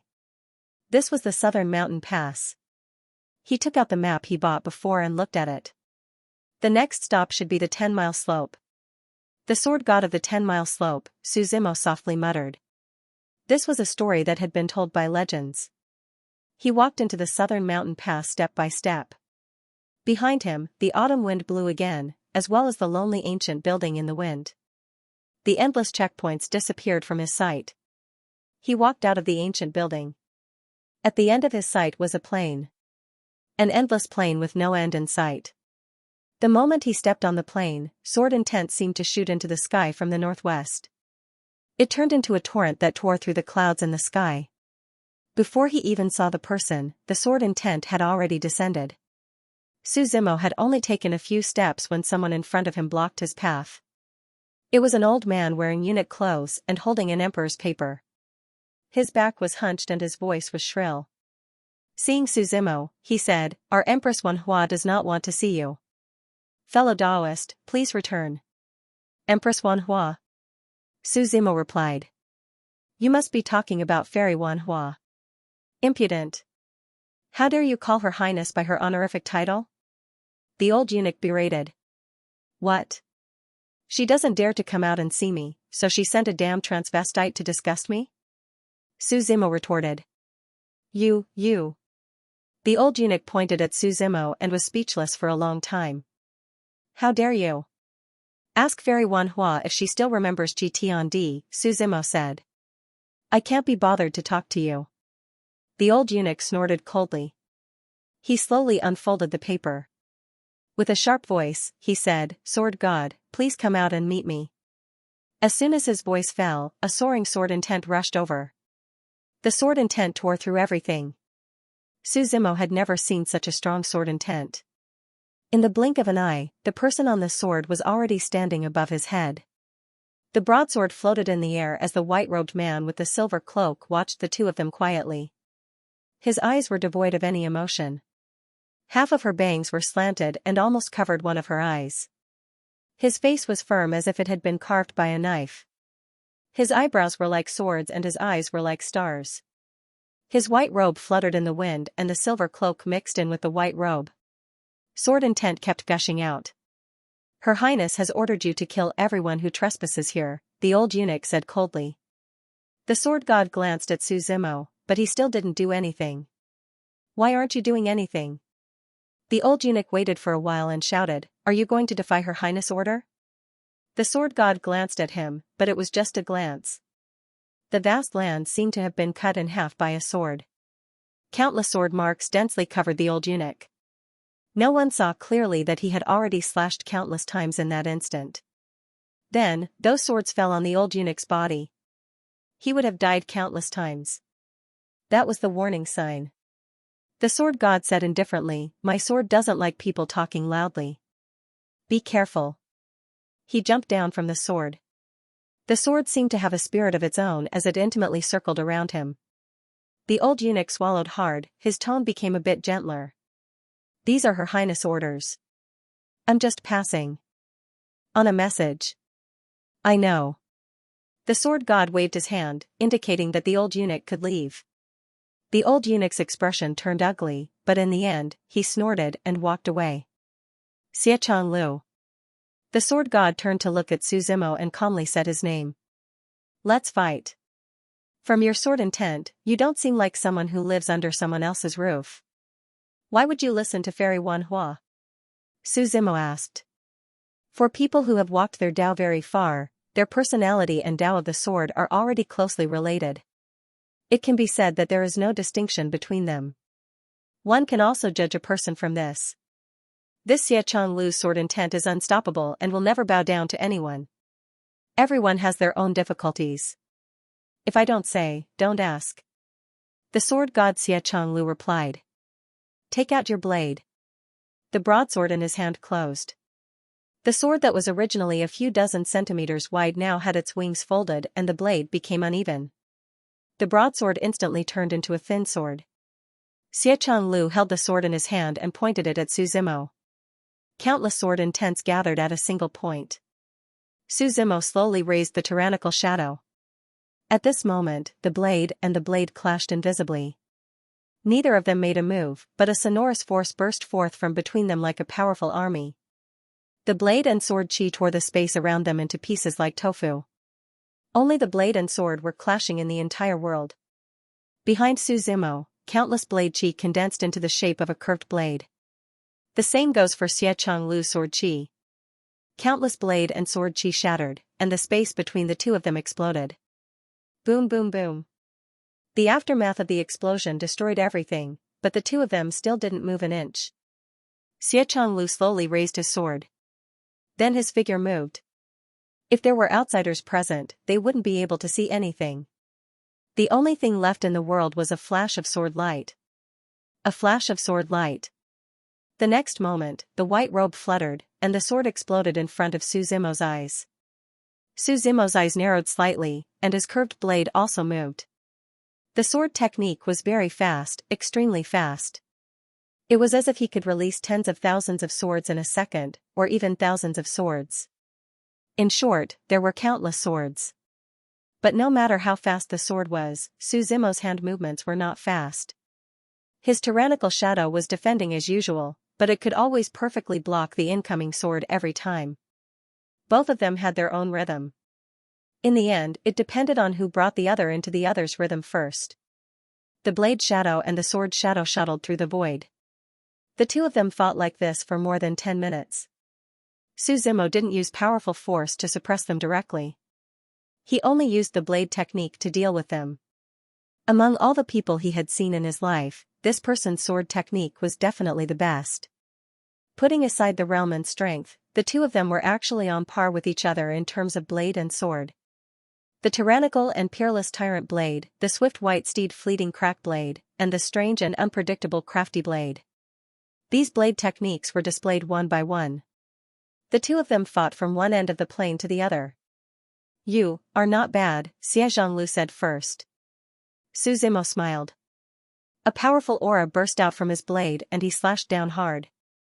It was time for this pure competition between blade and sword to end. He glanced sideways. Wherever his eyes looked, the blade would go. When the powerful aura burst out, Xianxia kept retreating. He stabbed his long sword into the ground and kept retreating for more than 10 meters.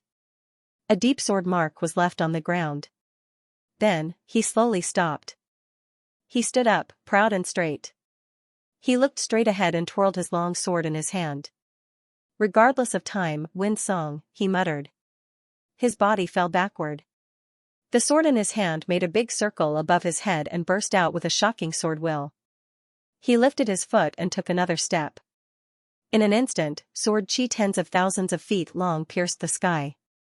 His long sword was aimed at Su Zimo. "Kill." Su Zimo did not dodge. He raised the tyrannical shadow in his hand and the skyblade will burst out. The two of them crossed again. Elegy of the sword. Tao seeking reversal samsara. The two of them shouted at the same time. The sword in Xianxia's hand seemed to have emotions. It sang a sad song as if it was crying. The sword wind merged with the oncoming wind. The body moved, the sword arrived, and the wind rose.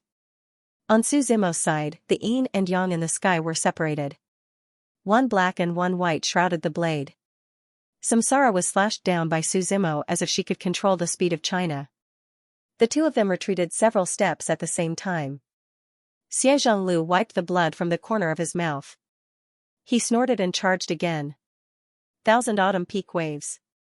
He raised his sword. The sword chi behind him condensed into a monstrous wave. Waves of sword chi tens of thousands of feet long rose into the sky. They turned into torrents of water. Xianxia himself was like the 1,000-year peak that would never fall in this torrent. The whale wave and the ichthyosaur's wrath. He shouted angrily again. Amidst the waves, a creature that looked like both a whale and a dragon flashed past. Just like that, he drifted through the raging waves. When Xianxia's sword fell, the dragon fish, 1,000 autumn peak, and 10,000 zhang raging waves all seemed to gather at one point. All of them gathered on the sword before falling down heavily. Boom boom boom. The blade split into long streams and collided with Su Zimo's tyrannical shadow. Tao seeking burial of heaven. The two extreme torrents collided, and the sword intent around Xianxia grew stronger and stronger. It had already affected half of the void. The aftershocks of the explosion forced the two of them apart. Xianxia stepped into the air, looking down at the entire plain. The whale rises and 10,000 dragons sink. When the waves fall, heaven and earth will be destroyed. As the two sentences fell at the same time, his entire body completely disappeared. There was only a sword in the world. The sword swam proudly in the sky. Sometimes it was a sword, sometimes it was a mighty dragonfish. Finally, under the surging lightning and thunder, the vast sword pierced through layers of the void and charged towards Su Zimo. Good sword technique, Su Zimo praised. He raised the tyrannical shadow, his gaze solemn, and the tip of the blade facing the sky. His gaze and the blade were in the same line. He muttered a few words to himself. Tao seeking divine wilderness. In the next moment, his purple robe and black hair fluttered without any wind.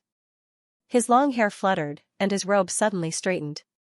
The aura of the ancient divine wilderness spread out in this desolate land. In his previous life, he created the 19 forms of Tao seeking. The divine wilderness was a move he had felt. It was just a move in his imagination. But in this life, he had seen many forbidden lands, and even the ruins of the gods had been turned upside down. He combined the thoughts of his previous life and finally created this move. The tyrannical shadow rose and fell. The power of the divine wilderness enveloped the sword. Then the world went dark. In this darkness, a blade and a sword clashed against each other.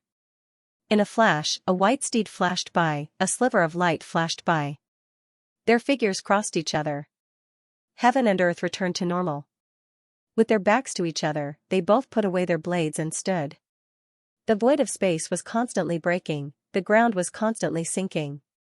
The blade and sword intense continued for a long time, destroying this void of space again and again. Only after a few minutes did everything return to normal. Su Zimo slowly turned around. Xianxia also turned around. But the moment he turned around, his legs were already broken from where they should have been. He collapsed on the ground. "Where did your worries come from?" Su Zimo asked. "Once he has worries, his sword won't be as pure as it used to be." "Don't kill Fairy Wanhua." Xianxia looked up and struggled to speak. "Why not?"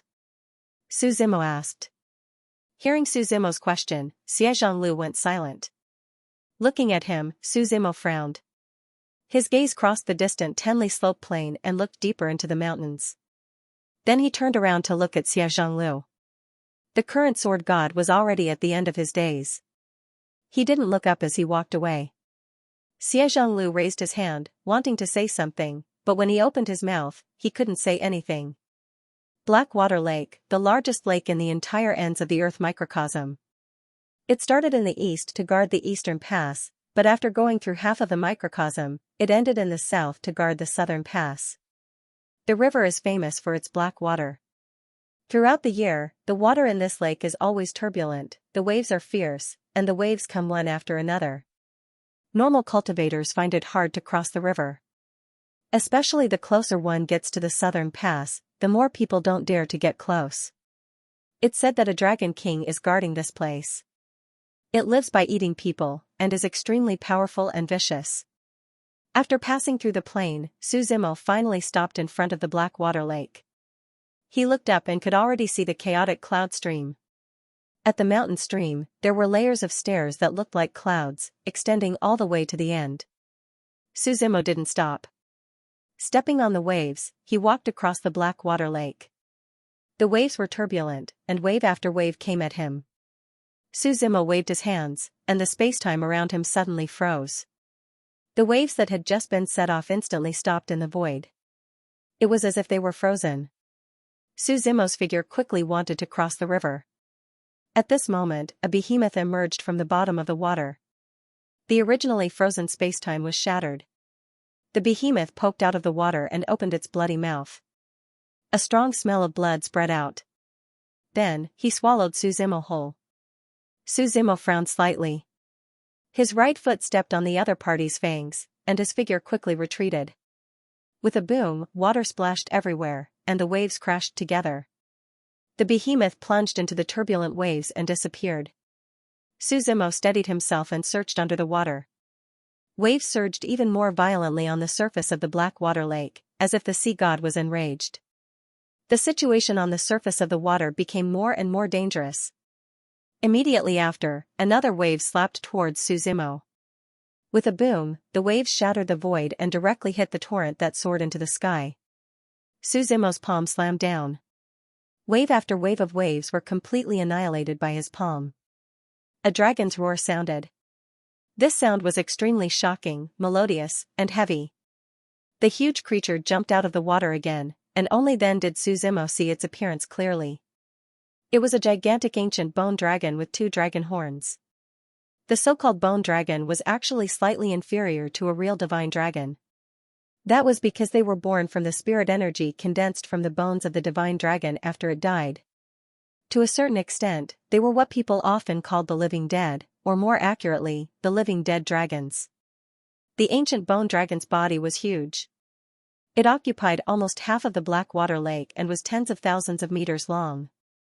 One could imagine how powerful it was when it was alive. When the fangs swallowed over, Su Zimo stomped down with the tyrannical shadow in his hand. A strong wind blew under his feet, and a rumbling sound was heard. An explosion sounded in the void. Under the powerful impact, the ancient bone dragon's figure flew back into the Blackwater Lake. Su Zimo, on the other hand, flew even higher into the void. The ancient bone dragon roared and spoke in human language. "Human, you shouldn't have disturbed Matron Wanhua's peace." "Dragons are also dogs for humans," Su Zimo said with a smile. "You're already half dead. Aren't you afraid of angering the Laozu sect to death?" It was still fine in the Yuanyang continent, but the dragons were almost wiped out. Firstly, it was because of the battle with war god Mutian. Secondly, it was because many dragon powerhouses had ascended. However, in the 9 regions of the sky beyond heaven, the dragons were extremely powerful. Ordinary people did not dare to provoke them, and even babies did not dare to cry. Dragons. The ancient bone dragon snorted coldly. I've stopped being a member of the dragon race a long time ago. Those pedantic old fellows, following matron Myriad Flowers is the best choice. When it spoke up to this point, the ancient bone dragon continued, do you want to follow Mistress Myriad Flowers with me? You won't regret it in the future. Suzimo chuckled and said, what? You're still not satisfied with being a dog. You're courting death. The ancient bone dragon roared.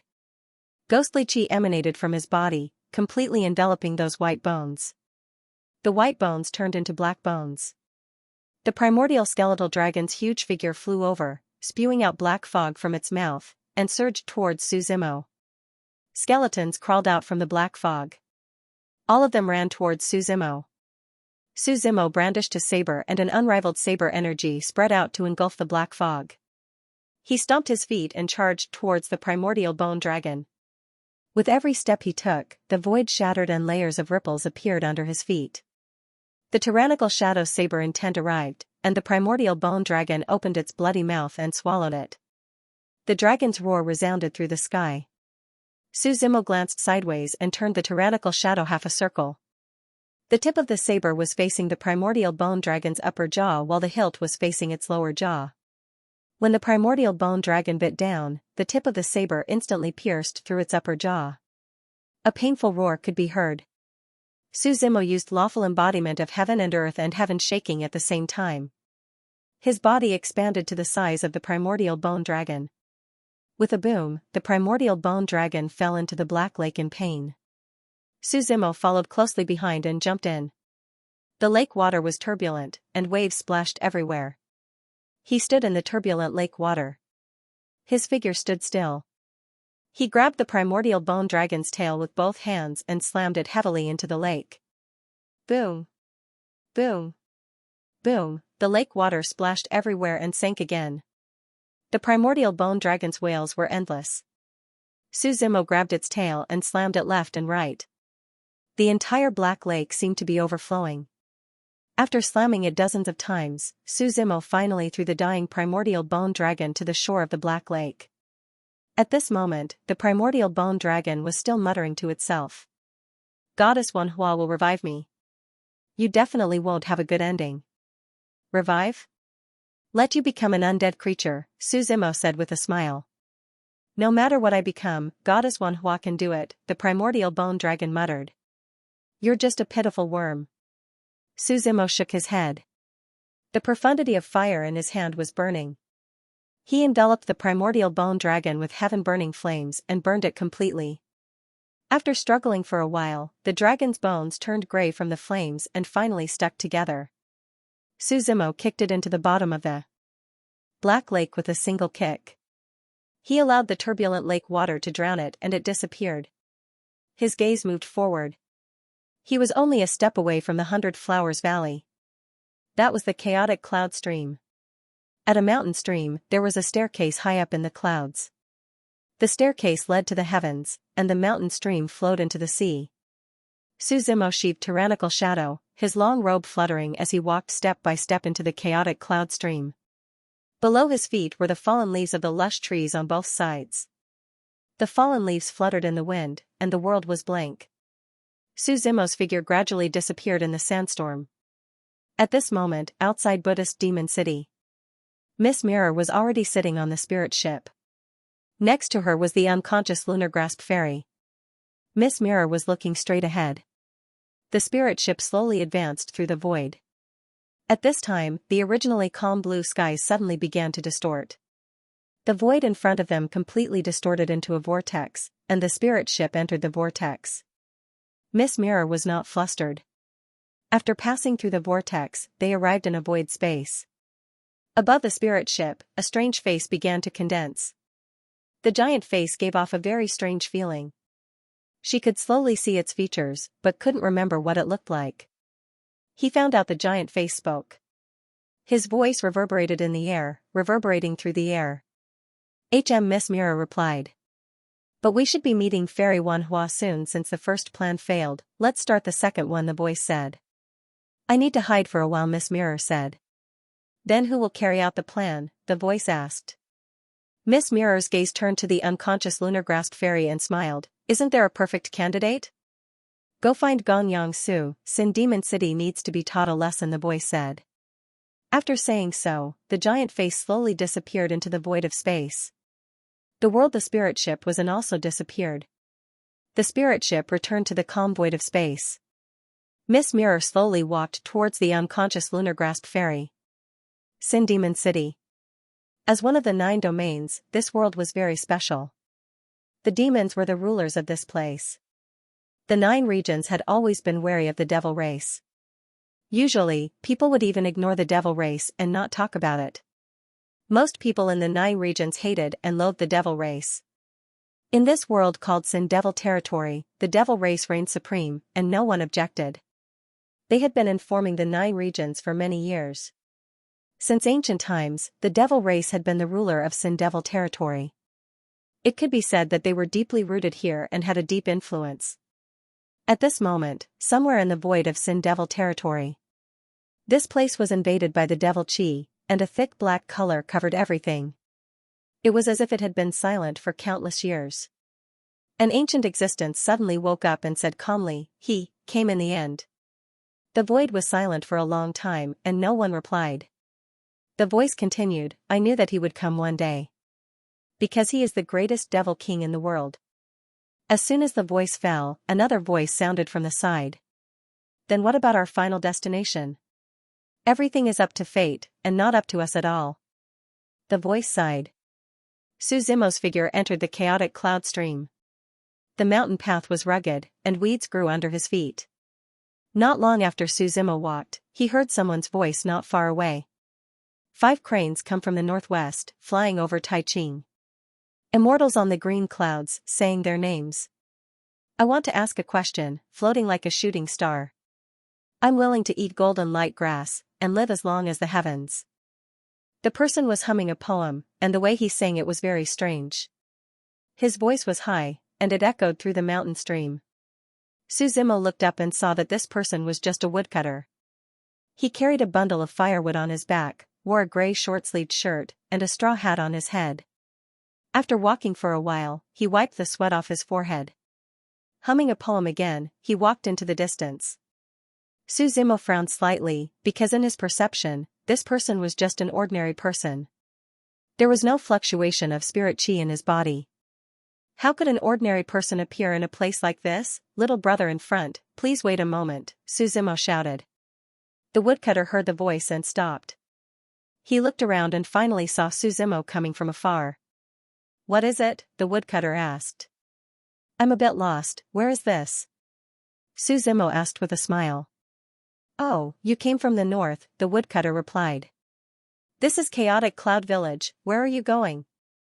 100 Flowers Valley, Su Zimo replied. We don't have 100 Flower Valley here. Did you come to the wrong place? Woodcutter asked, puzzled. Who taught you that Tao of Tao? Su Zimo asked. The dojo on the mountain. There are immortals there. I heard the immortals' disciples recite it every morning, so I learned it, the woodcutter replied. Is the Tao dojo on top of the cloud ascension stairs? Su Zimo pointed in a direction and asked. The woodcutter nodded slightly. Su Zimo sized up the woodcutter again. Then, he took a step forward and ran up the ladder. He was very fast and disappeared from the woodcutter's sight in a few breaths. What a strange person. The woodcutter shook his head slightly. Then, he carried the firewood on his back and walked forward while singing. The ladder was very high. It lived up to its reputation of ascending the clouds. Su Zimo walked in the air for nearly an hour before arriving at the top. It was like the peak of a mountain. There were dense pine trees planted on it. Even in the late autumn season, the pine and cypress trees were still green and stood on the cliff. Surrounded by the pine and cypress trees, there was a quaint Dao hall with a decent area. The Dao hall's architectural style was gray. Walls surrounded the Dao hall, and the entrance was a gate that looked like an iron fence. At that moment, the sound of a bell came from inside. 2 young men in Dao robes guarded the 2 sides of the door. Su Zimo looked up and saw the words Laojun Temple engraved on the Dao Hall. There was a line of couplets on both sides. 3,000 years of spring and autumn, the vast peak of the Dao. Su Zimo walked up the stairs, but he was stopped by the young Taoist priests on both sides. "Benefactor, what do you want?" the Taoist priest on the left asked. "I want to visit your Dao Hall," Su Zimo said. "The Dao Hall is not welcoming guests now." "Benefactor, please leave." The Taoist priest on the right shook his head. Just as he finished speaking, a majestic voice suddenly sounded from inside the Dao Hall. "Since it's a fated person, let him in." Hearing that voice, the 2 Taoist priests looked at Su Zimo in surprise. Then, they closed and opened their hands, and the heavy door of the Dao Hall slowly opened. "Benefactor, please enter." "Fated person?" Su Zimo was a little puzzled. However, he still walked into the Dao Hall. The Dao Hall looked very large, but in fact, many places were empty. There were not many halls and houses. There were white stone steps under his feet, and not far from the white stone steps was a clear river. The river flowed very slowly, and there were fish jumping up and down from time to time. On top of the river, there was a white jade bridge. After Su Zimo walked in, the bell in the Dao Hall rang again. The sound was very urgent, and it rang out one after another, shaking the void. Su Zimo stepped onto the bridge. On the other side of the bridge, there was a very prominent hall. He could vaguely see several figures in the hall. There were lush pine trees on both sides. As he walked forward, he could already hear the voice coming from the hall. In ancient times, the 4 extremes were destroyed, and the 9 continents were broken. The heavens were not restored, and the earth was not full. The fire was not extinguished, and the water was vast and endless. Ferocious beasts devoured the common people, and wild birds seized the old and the weak. There were people teaching above, and the disciples below were reading in unison. It was a solemn and dignified scene. When Su Zimo walked down the jade bridge, the sound of the recitation suddenly stopped. All the disciples stopped and looked at the person walking in from the outside. Under everyone's gaze, Su Zimo walked into the hall. This hall was no different from an ordinary hall. There were disciples standing on both sides, and an old Taoist wearing a spacious robe and holding a horsetail whisk sat at the top. The old Taoist had the demeanor of an immortal, and his Tao was upright. He was tall and straight, and his beard was long and white. "You're here." Before Su Zimo could say anything, the old Taoist spoke first. "You know me?" Su Zimo asked. "Of course. Otherwise, how could you enter my Dao Hall?" The old Taoist smiled. "Are you sure you didn't get the wrong person?" Su Zimo asked. "Why don't I have any impression of you?" "Think carefully." "You've been here before," the old Taoist said. "I've been here before?" Su Zimo was stunned. He frowned slightly, but he had no impression of him. "Forget it. You've been reborn, but you don't have many memories." The old Taoist sighed. He waved the horsetail whisk in his hand. The Tao concept dissipated, and he said calmly, "Today's lesson is over. All of you can leave. We're dismissed." The disciples bowed and slowly walked out of the hall. After everyone left, the old Taoist stood up and walked down from the high platform step by step. When he walked over, his thin figure seemed to have an aura of its own. His aged body contained an endless amount of power, which made people feel intimidated. "Old Taoist, just say what you want to say." "There's no need to beat around the bush," Su Zimo replied. "I can't say." The old Taoist shook his head. He pointed to the sky and replied, "God is watching us from above." "You believe in the heavenly Tao?" Su Zimo sneered. "No, but we're all cultivating under the heavenly Tao." "You have to believe it even if you don't," the old Taoist said. "Who are you?" Su Zimo asked. An old friend that you've forgotten," the old Taoist said. He looked at Su Zimo carefully. He said, "You look like him, but I know that you're not him. You'll never be him. He's dead, and he'll be dead forever. When he comes back, he won't be him anymore." I don't understand what you're saying. Suzimo shook his head. What era is it now? The old Taoist asked. I'm not sure. I heard that the Middle Ages just passed, and it's the new year now, Suzimo replied. Miss Mirror had told him about the division of eras before. After the Middle Ages, the 9 regions were divided into the Old and New Years. What about before the Middle Ages? The old Taoist continued to ask. It's the ancient times, Suzimo replied. What about before the ancient times? The ancient times. It's the archaic times. It's been so long, the old Taoist muttered in a voice that Suzimo couldn't hear clearly. What's wrong? Suzimo asked. You're wrong. Before the ancient times, it's not the archaic times, but another era. The old Taoist's eyes were cloudy. He looked ahead in a daze and was silent for a long time. Then he said, although that era was short, it was bright. However, it was extremely resplendent and made people yearn for it. We call it Demon's Descent. As soon as he finished speaking, Suzimo froze in place. He felt as if there were many mysteries lingering in his mind. Mo Lin, could it be that the 9 domains also experienced the era of the demon race? As far as he knew, the previous demon master should have died in battle in the previous era. Then, the era was destroyed, and the universe was reborn into this new era. However, not all of the demons had perished. Many of them had survived. A part of it was sealed in the primordial devil cave. Some of them, like Beaumont, had fallen into a deep slumber. Can you be more specific? Suzimo asked. You have to find the answer yourself. This is a form of training and experience. The old Taoist shook his head and said. What kind of era was that? Suzimo asked. Only those who have truly experienced that era will understand. I can't say. The old Taoist priest shook his head. I only exist to tell you one thing. What is it? Suzimo frowned and asked. Not everyone in this world is your enemy. You can borrow the strength of many like-minded people, the old Taoist priest explained. He slowly took out a list of names and handed it to Suzimo. Suzimo took the list and glanced through it. Countless names were written on it. Lord of the Undead Realm, Blazing Flame Realm, Thousand Calamities, Apocalypse. What are these? Suzimo asked. Useful people, the old Taoist priest replied. How do I use them? That's up to you, the old Taoist priest smiled. Are you going to use them or put them in an important position, the path that you didn't manage to complete several 100 million years ago? Don't make the same mistake and fail again. Who exactly are you? Suzimo asked. Everything you see right now is an illusion. It doesn't matter who I am, the old Taoist priest shook his head and replied. Because these illusions were left behind by me several 100 million years ago.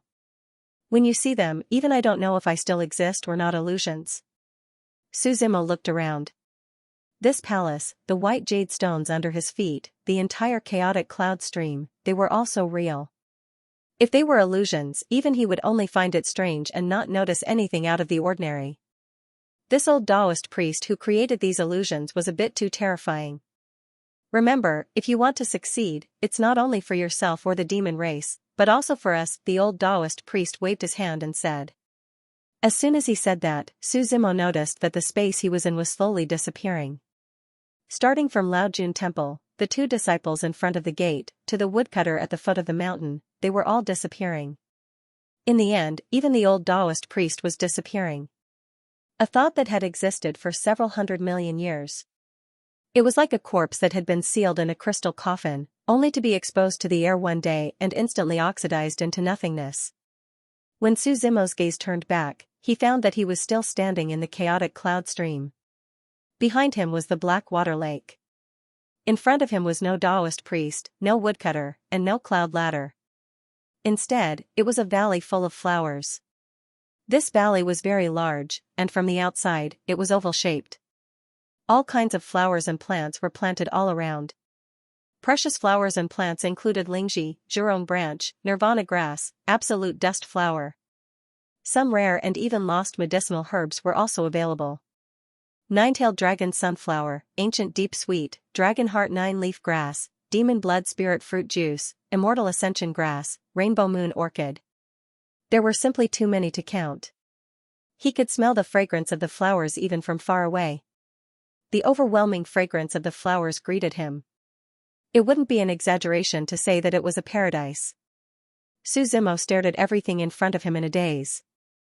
If not for the paper in his hand, which was filled with names, he would have been in a daze. Everything that had just happened felt surreal to him. He silently put away the piece of paper. The flowers of the flower valley bloomed beautifully, competing with each other for beauty. Suzimo walked step by step into the valley. This valley was very large. It wasn't until he entered the valley that Suzimo was able to see the scene inside clearly. It was like a city of flowers. Flowers could be seen everywhere. Houses rose from the ground one after another. These houses were all built with vines of flowers. The surroundings were covered by thorns and flowers. There were many people living here. They were like primitive people, wearing simple clothes and crowns of flowers. When Suzimo walked in, a large group of people immediately surrounded him. They were actually singing and dancing, singing a song that he couldn't understand. From time to time, they would sprinkle flower petals on Suzimo. Not long after, the crowd parted, and an old woman walked in. She bowed to Suzimo and spoke with an old voice, "Esteemed guest, welcome to our 100 Flowers Valley. Where's Fairy Wanhua?" Suzimo asked. "The Empress told me to take you around the city for a bit before meeting her," the old woman replied. Suzimo frowned. He doesn't know what Fairy Wanhua is trying to do. The old lady's wrinkled face continued to smile. "Dear guest, please follow me." The people around all scattered. The old lady's body trembled as she walked forward step by step. It's as if with every step she takes, her old body will collapse at any moment. Suzimo followed behind her and looked at the nearby buildings along the way. Along the way, there were many different colors. The inside of the Valley of Flowers was like a city of flowers. The walls of the valley became the walls of the city. All they met on the way were flower demons. Some of them had already taken human form, while others still retained their demon characteristics. They sang and danced happily, creating a scene of prosperity. The old lady brought Suzimo to a place filled with flower buds. This place was filled with flower buds. Their flower buds were purple, the stamens in the center looked like whips, extending out from the flower buds. A few unbloomed flower petals circled around. When the sun shined down, there were small figures dancing on top of them. "This is the light year snow lotus, but the people outside like to call it the forget-me-not love lotus," the old lady introduced. "This lotus has no other use, its only use is that it doesn't wither for a long time. Because of that, many people use it to describe undying love. It's also a flower that men and women often send as gifts. Unfortunately, this light year snow lotus is very dependent on its environment, so it can't be planted and can only reproduce itself. Now that humans have been plucking it without restraint, this flower is close to extinction. Outside of 100 Flowers Valley, you won't see this again." Saying so, the old lady's figure continued to walk forward. Suzimo glanced at the light year snow lotus, then followed her. The old lady's figure stopped again. This time, in front of her was a mountain of fire velvet flowers. And they weren't normal fire velvet flowers, but yin-yang velvet flowers. The highest quality of fire velvet flowers. 30,000 years ago, pill master Wu Shuzi of the Pill Pagoda created a pill recipe. It can create a blood demon pill. This pill can reverse one's bloodline, forcefully changing one's fate. It can increase a person's strength by 100 times, although after using it, they'll become a cripple. But 100 times increase in effectiveness is still very tempting. In the ordinary realm, everyone wanted to obtain a pill like this as a backup. The yin-yang strange velvet's reproduction was similar to the light year snow lotus. It could not be planted and could only reproduce on its own. In the current ordinary realm, the yin-yang wondrous velvet is also on the verge of extinction. The old granny brought Suzimo around the entire flower valley. After walking through more than half of the flower valley, every time they stopped at a place, she would briefly introduce it to Suzimo. What kind of draft, what kind of effect, and how magnificent it is now. After circling more than half of Flower Valley, Suzimo saw many flower demons. There were drought ink lotus, soaring cloud, purple garden, colored glaze, moon primrose, southern candle. Listening to these names, they seem to be different from the flowers and plants in our common sense. However, these were truly flower demons. They were no different from humans. They were all existences with flesh and blood and souls. After circling around, the two of them stopped in front of a very wide palace gate. The granny looked at Suzimo and smiled. "What did you see?" "The suffering of the plant race," Suzimo replied. "Everything in this world can actually be distinguished by animals and plants. However, be it humans, demons, monsters, beasts, or even other races, immortals, or gods, they all felt extremely noble. They were unwilling to cooperate with animals, which was why there were more than 3,000 races in the world. However, compared to animals, plants were born to be a weaker race. This was because plants and trees, unless they had deep roots, like the legendary divine trees and immortal grasses, had consciousness. They could move freely and absorb the essence of the world. It was very difficult for most flowers and trees to cultivate. This was because their souls were extremely weak. It was not that they could not leave the earth or even move. Only by cultivating step by step over a long period of time would they have a chance to change their fate. And in this long period of time, the dangers they would encounter were far greater than they could imagine. Just like the light-year snow lotus and the yin-yang strange velvet. Their fates were self-evident. Plants are also a type of living being. "Why are we born like this?" the old granny asked. "Actually, Empress Wanhua is the same type of person as you. You want to change the fate of the demons, but Empress Wanhua also wants to change the fate of plants." "What are you trying to say?" Suzimo asked. "Cooperate? You will have to tell Empress Wanhua that." The old granny pointed at the palace in front of her. "I only want to change your view. You don't have to be enemies. You might have mistaken my goal." Suzimo calmly replied. "I came to Centauria Valley for the Xianyuan family. As for Fairy Wanhua, if she doesn't stop me, I will ignore her." Due to the matter with Qi Tiandi, Suzimo had always been wary of Fairy Wanhua. However, he did not view her as an enemy. After all, the matter between him and Qi Tiandi was only a transaction that could not be completely trusted. As one understood more about this world, one would realize that there were fewer and fewer trustworthy people around one. "You want to meet the Xianyuan family. Once you enter the palace, you will naturally have your answer," the old granny explained. Suzimo took a deep breath and nodded. He stepped forward and walked into the palace. The shape of the palace was also very unique. It looked like a blooming flower. The petals fell straight on the ground, forming a 50-degree angle with the ground, filling the air with a myriad of colors. At the same time, they carried their own fragrant scent. The flower stalk was like a pillar that supported the sky, supporting the entire palace. The white mist spread down the steps as the petals fell. Suzimo walked up the stairs, step by step, until he reached the entrance of the palace. There were many flower demons on both sides bowing towards him, welcoming Suzimo's arrival. As he walked into the palace, the scene became even more shocking. Thousands of flowers bloomed at the same time, colorful and beautiful. As far as the eye could see, there was a dazzling array of flower demons. All of them had beautiful postures. Some were like a waterfall, flowing down the walls of the palace, sparkling and translucent. Some were like fake mountains and pavilions, holding up the entire world.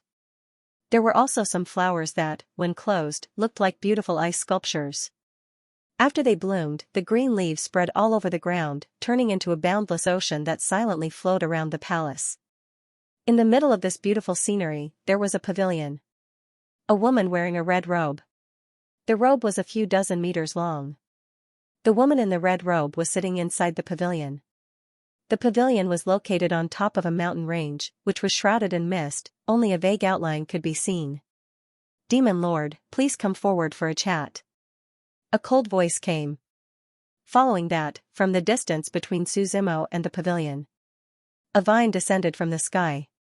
Just like that, it was erected between Suzimo and the pavilion. The vine pierced through the void of space, crossing an endless amount of light. Its length couldn't be seen, its roots couldn't be seen. After the vines connected, colorful flowers began to bloom on the vines. Each of these flowers was a few dozen meters wide. Just like that, they flowed in front of Suzimo towards the pavilion where Fairy Wanhua was. As the vine connected to the void of space, thousands of flowers bloomed on the vine. Su Zimo took a step forward, stepping into the blooming flowers on the vine. Red, green, purple, green, black, white, all of them bloomed in the void of space, forming a beautiful picture of flowers. It was only after he slowly walked into the pavilion that he was able to see it clearly. This pavilion was located in the void of space, giving off a feeling of being able to see all the mountains below. From the top of the pavilion, he looked afar. His gaze pierced through the void of space, seeing the Black Lake, the 10-mile slope, the southern mountain pass, as well as half of the Earth's small world. When Su Zimo turned around again, he saw Fairy Wanhua in front of him. She looked like a young girl in her prime. Her hair was tied up in a ponytail, her red cheeks still had a hint of immaturity. She was wearing a flower-filled dress.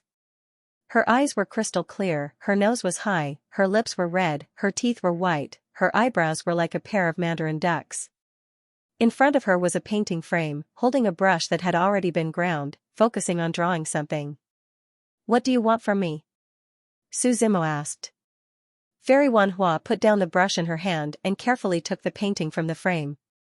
Giving it to Su Zimo, she said, "For you." Su Zimo received the painting and frowned as he looked at it. The painting seemed to be depicting a great battle. The heaven's path was showing its might. Lightning flashed in the sky as a crack was ripped open. A crack that couldn't be closed. In the sky, there was an eye, as if it was the eye of the heaven's path. It was dignified and inviolable, as if even looking at it was an offense. As if it ruled over everything. With a single glance, it could see through the yin and yang of the world, the joys and sorrows of life, the millions of races, the billions of living beings. At the same time, a giant hand made of stars rushed out from endless light years away. The hand of stars grabbed the eye of the heavenly Tao. Underground was the blood purgatory sea and countless struggling figures. Due to the limited size of the paper, Su Zimo's reading stopped abruptly here. This scene was inexplicably familiar. Su Zimo closed his eyes and thought for a moment. Then, he exhaled deeply. Previously, he had been to the palace where an existence called the Empress had once lived. There, he even encountered the remnant consciousness of the Tianwu Emperor and the nine-night immortal king. He remembered that there was a mural in the palace that also described a great battle. The contents of these two books were extremely similar. It was just that the people above were different. "What did you see?" Fairy Wanhua stood up and asked. "A big battle," Su Zimo said.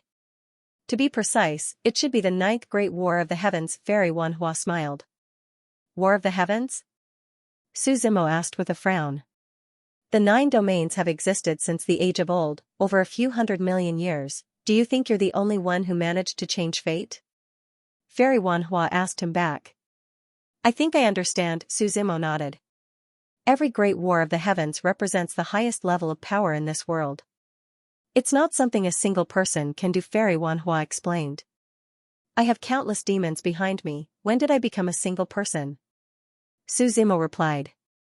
"Furthermore, I'm only here for the Xianyuan family." "You can't touch the Xianyuan family," Fairy Wanhua directly told him. "I once promised great sage Xianyuan that I would protect the people of his family. I didn't say I wanted to hurt the Xianyuan family, I only want to use the Xianyuan sword." Su Zimo said. "The Xianyuan sword is the 3rd most powerful weapon in the world. Do you think they'll easily borrow people? If they do, that's for the best, but if they don't, then they can't blame me." Su Zimo said. "How many things in this world do you think aren't solved with your fists? Seems like the demon lord wants to stand against me." Fairy Wanhua chuckled. "Right now, you're the one who wants to stand against me," Su Zimo replied. "You seem to know a lot. I'm quite interested." Su Zimo slowly took out the warp badge that Zhang Bei's group gave him. As soon as the badge was crushed, a powerful presence began to spread. Around the pavilion, the void of space began to form the shape of a vortex. This vortex kept spinning until it finally lit up the sky, overflowing with the power of warp. "It's the Western Domain's Brahmin sect." Fairy Wanhua smiled. "Seems like they can't wait any longer." As soon as she said that, several large hands tore the sky apart and came out of the vortex. The power of Buddha and demon filled the void of space. The 1,000 Buddha monk, Black Scorpion as well as Zhang Bei's group all came out. "Goddess Wanhua, long time no see." Zhang Bei was the first to greet her. "The 4 of you, come at me together, Fairy Wanhua chuckled. She waved her right hand. The void of space in front of them began to change. The pavilion that Su Zimo's group was in was forcefully moved to another void of space. Let's fight here, to avoid disturbing the peace of my Baihua Valley. This void of space was a void of space. You could say that it was located at the bottom of an endless void. Goddess Wanhua, as long as you agree to leave this place, we'll stop. What do you say? Zhang Bei asked. We also don't want to be your enemy. When the Brahmin demon Grand Sage created this small world, I was already here. Your ancestors didn't have any objections, but you juniors are quite ambitious, Fairy Wanhua replied. If that's the case, then there's nothing to discuss, Black Scorpion scoffed. Demonic chi began to surge around his body, spreading into the void of space. Minor Saint Demonic Fist. He shouted as a heavy presence came from his right fist. Bang bang bang sounds came from his fist as Black Scorpion's figure charged towards Fairy Wanhua. The entire void of space collapsed. While the 1,000 Buddha monks all stood at attention, clasped their hands and began to chant. Heavenly violet cloud net, as if a Tao Father Arhat had manifested, he stepped through the void of space, spreading a golden light all over the place. With each step, the Arhat created a new heaven and earth. The sound of Buddha filled his chest and resounded. Next to him, Zhang Bei also stood with a prideful expression. His body grew a few times taller, almost like a giant, his white robe fluttering in the wind as he carried a stone tablet on his back. The stone tablet was simple and unadorned, looking extremely ancient. The word heaven was carved on top of it. Unfortunately, there was only half of the stone tablet, the other half was nowhere to be found. But that still wasn't enough to erase its presence. Suppress! Zhang Bei shouted. The stone tablet behind him shot up into the sky, turning into a black streak of light that tried to suppress Fairy Wanhua. Fairy Wanhua only chuckled. With a flick of her right hand, a flower petal fluttered down. As the petal fell, the void of space went silent. In a split second, the petal grew several hundred times bigger, blocking Wanhua Fairy's path. The minor saint's demon fist came down, the Arhat's palm came down, and half of the heaven's steel went through the void of space, suppressing everything. But all of this was blocked by the petal in front of them. Deep inside the void of space, ripples were constantly moving. Boom boom boom, the black petal was completely undamaged, but the three of them also increased their power a bit. Dao brother, go! Zhang Bei looked at Su Zimo and shouted. Su Zimo's gaze became serious. This Wanhua Fairy's strength is a bit suspicious. Logically speaking, since Wanhua Fairy knows so much, she's most likely a powerful existence from the age of old. Su Zimo was already prepared to let Beimon's group out. If she was a great saint, he wouldn't be a match for her. But from the looks of it, Wanhua Fairy doesn't seem to be as strong as he thought. The tyrannical shadow was unsheathed, the sound of blade clanging could be heard. The will of the skyblade slash condensed into a sky-high blade mark, heading straight for Wanhua Fairy. Several forces exploded in the void of space at the same time. With a boom, the void of space completely collapsed. The five of them scattered, each standing in the void of space. Black Scorpion roared again, the demonic clouds around him boiled and scattered. Great Saint's demon fist, he roared. A demon's head appeared where his fist was, as if his arm wasn't an arm anymore. It was the body of a peerless demon. In the past, Brahma Demon Great Sage comprehended both Zen and Demon. Let's see how much you juniors have learned, Wanhua Fairy casually said. Kill! Black Scorpion roared, stepping on air, the demonic aura behind him covered everything. The 1,000 Buddha monk also clasped his hands together, his eyes closed, his eyebrows turned into a straight line. About half a meter long, gray-white in color. In the blink of an eye, dozens of shadow appeared in the void of space. Dozens of myriad Buddha monks stood in various spots in the void, chanting and muttering Buddhist mantras. Om, Ma, and I, Pad, Me, Hum. This was the 6-syllable mantra of Buddhism. It was all about punishing evil, and each word represented a type of Tao. They corresponded to the 6 realms of samsara. When several 10,000 Buddhas chanted at the same time, the Buddhist light shone on all things, filling the void, and everything was shrouded in a golden light. The Great Sage Demonic Fist and the Buddhist 6 syllables attacked Fairy Wanhua from both sides. As Fairy Wanhua waved her hands, countless flower petals began to circle around her palms. The two palms collided with the Buddha demon force. Rumble. Explosive fluctuations continuously spread out. Zhang Bei's silhouette soared through the air. His hands were holding the mountain, and he carried the heavenly steel on his back. Half of the heavenly steel merged with the mountain. Zhang Bei leaped into the air and stepped on the heavenly steel with one foot. Then, he pressed down on Fairy Wanhua. Another boom was heard. The endless void shattered. Fortunately, this was the depths of the void. Other than the void, there was nothing else. The void could restore itself. Otherwise, if it was in the outside world, who knew what would happen to the flower valley? As the heavenly steel pressed down, a sea of flowers appeared above Fairy Wanhua's head. The sea of flowers floated by, burying both the heavenly steel and Zhang Bei inside. "Brother Su, save me!" Zhang Bei screamed in fear. Su Zimo's eyes narrowed as the fire ultimacy in his right hand flashed. The fire burned everything, including the sky, enveloping the sea of flowers. However, in the sea of flowers, a petal suddenly floated over and turned into a huge ice flower. The flower was about 100 meters tall, a bit similar to a man-eating flower, but it was completely covered in ice. As soon as it opened its mouth, it seemed to be able to swallow as much fire ultimacy as Su Zimo had. Su Zimo coldly snorted as the fire ultimacy changed into the lightning ultimacy. Crack crack crack, the lightning kept striking down, destroying the ice flower in the blink of an eye. As the sea of flowers scattered, Zhang Bei fell down from the void with wounds all over his body. But at least he managed to keep his life. Zhang Bei stood up and quickly retreated, looking at Fairy Wanhua with a bit of fear. The 1,000 Buddha monk and the black scorpion were also sent flying backward. "Do you know what the full name of your heavenly steel is?" Fairy Wanhua chuckled. "I don't." Zhang Bei shook his head.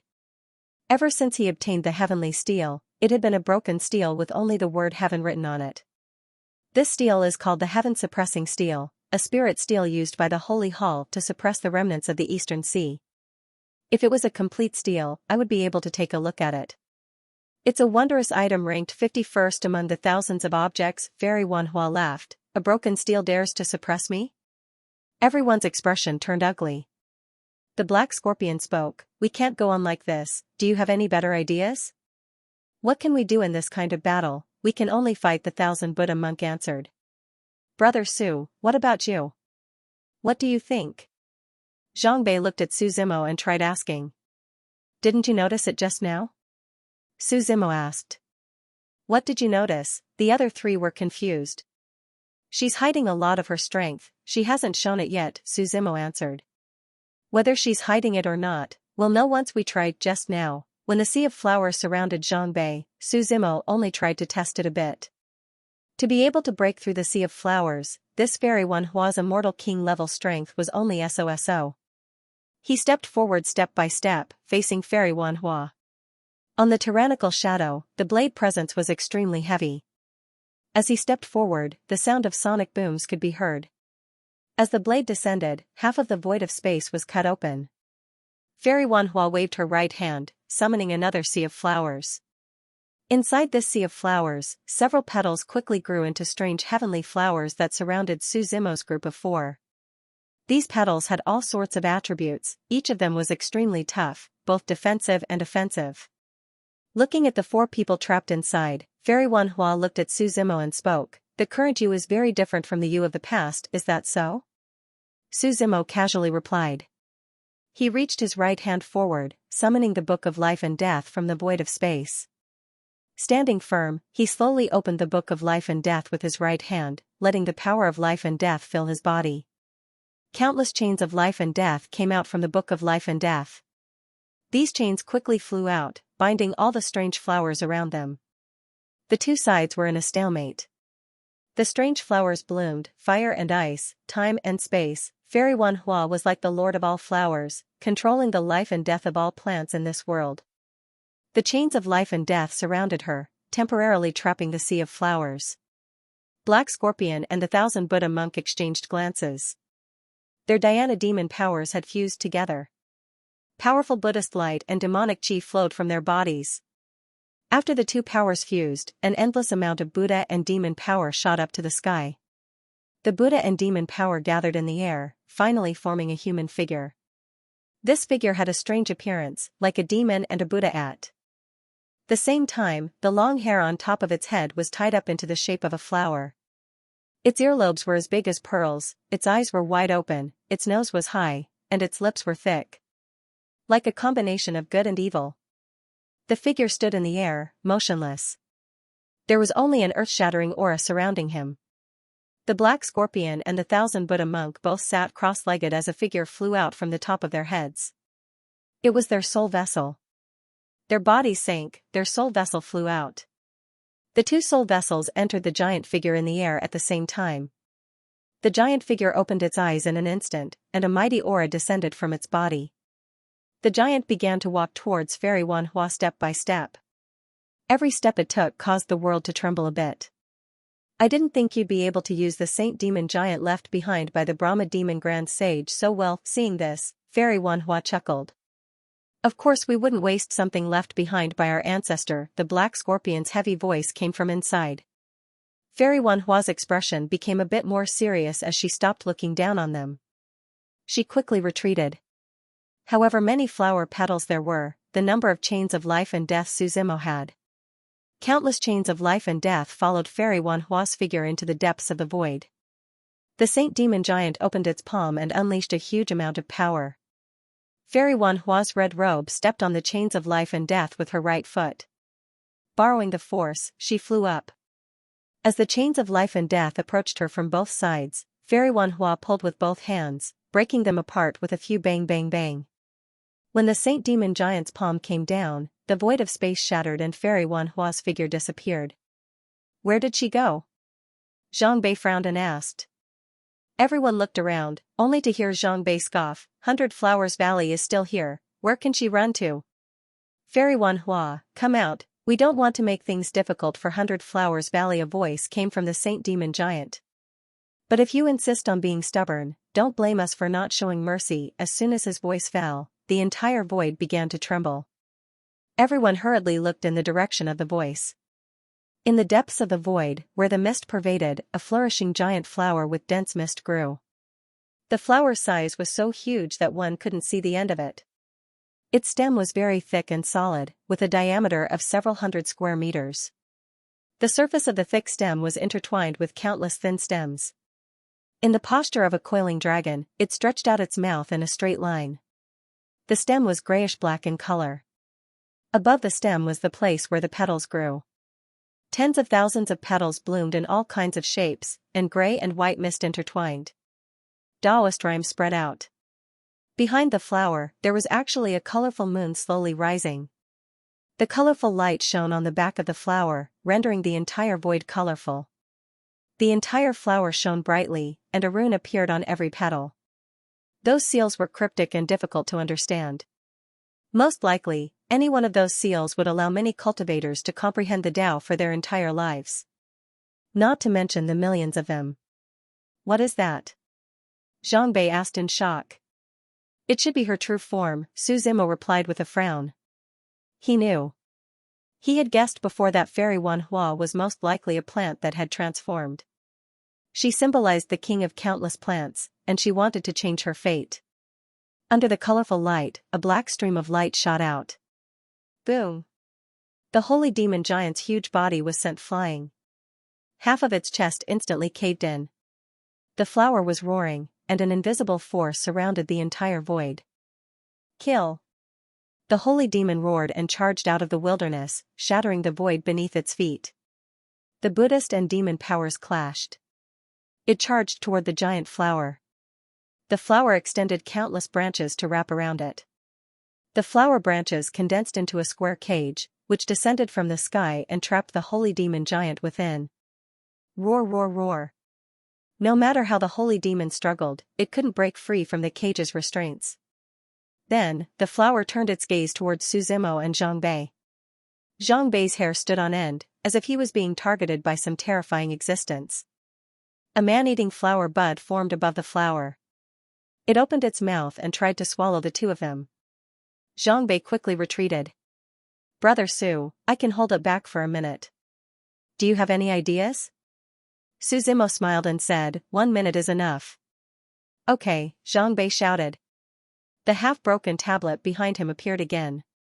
At this moment an earth-shattering aura erupted from his body.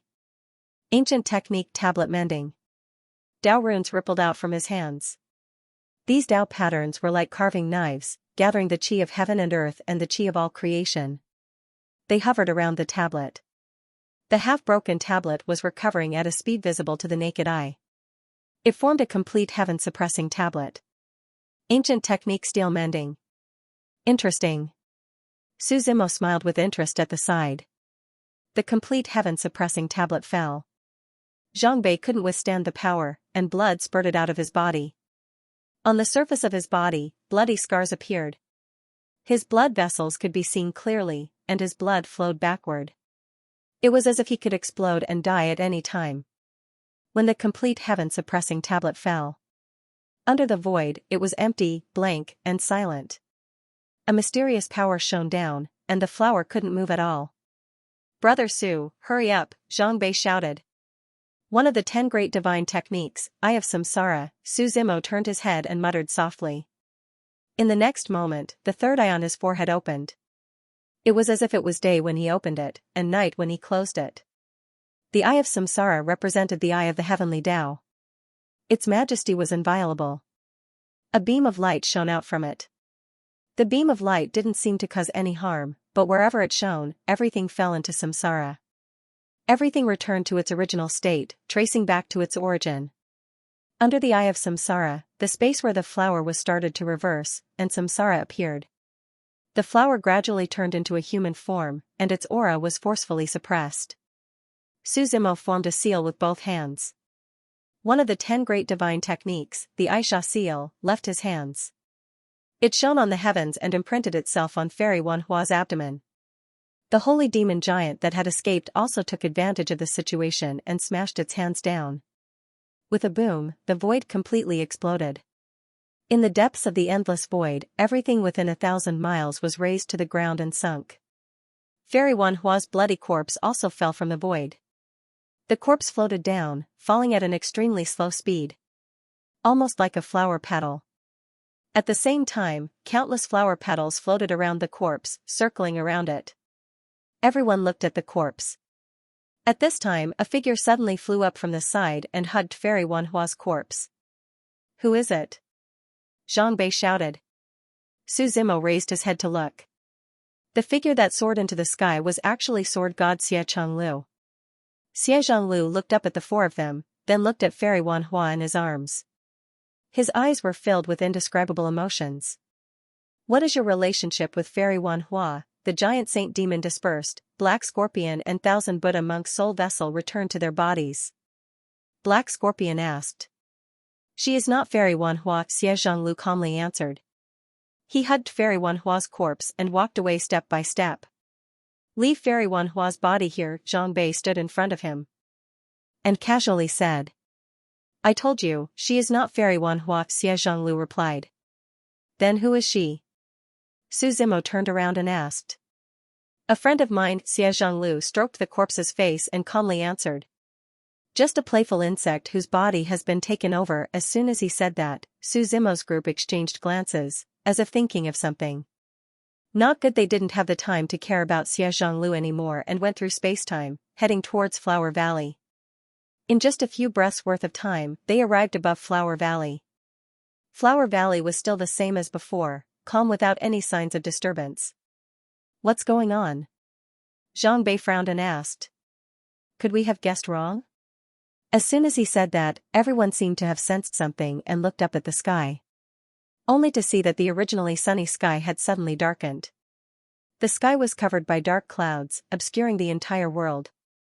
Looking up, they couldn't see the depths of the clouds, only the howling wind could be heard. The autumn wind carried a sense of destruction as it slowly blew past. Deep within the clouds, a ray of light shone down. And as the light shone, the roar of an ancient divine beast could be heard. 2 golden luans pulled a golden chariot, flying over from the depths of the vast and mighty sky. When the carriage appeared, everyone felt an oppressive pressure. It was as if there was an irresistible will coming from the depths of their souls. The curtains of the carriage were opened by a slender, jade-like hand, and a woman walked out from within. Judging from her silhouette, she should be a woman. However, no matter how hard he tried, he could not see her appearance clearly. She was shrouded in mystery. Fairy Wanhua? Su Zimo probed. When Xie Zhonglu appeared, many of the doubts in his heart had already been cleared up. The reason why Fairy Wanhua was so weak was because her real body was not in the ordinary realm. This was merely a puppet that represented her will. And as the sword god, the only reason Xie Zhonglu listened to her orders was so that the body that Fairy Wanhua had taken over wouldn't be harmed. What made Su Zimo most suspicious was Fairy Wanhua's cultivation. Zhang Bei and the others once said that Fairy Wanhua should be an immortal king. But after coming to Flower Valley, Su Zimo took a look around and found that Fairy Wanhua was similar to him, carrying the same mission.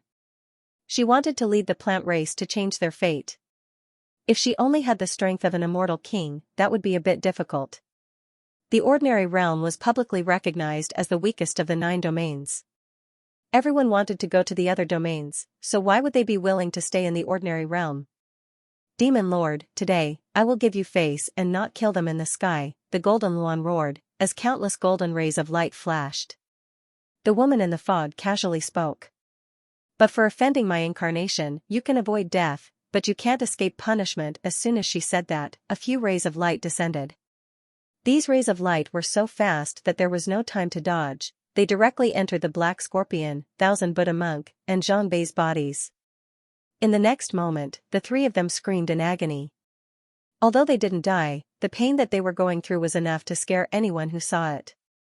It wasn't hard to imagine how much pain these combatants were going through. Su Zimo leapt into the air, facing the Golden Luan's carriage from afar and casually asked, "What do you want?"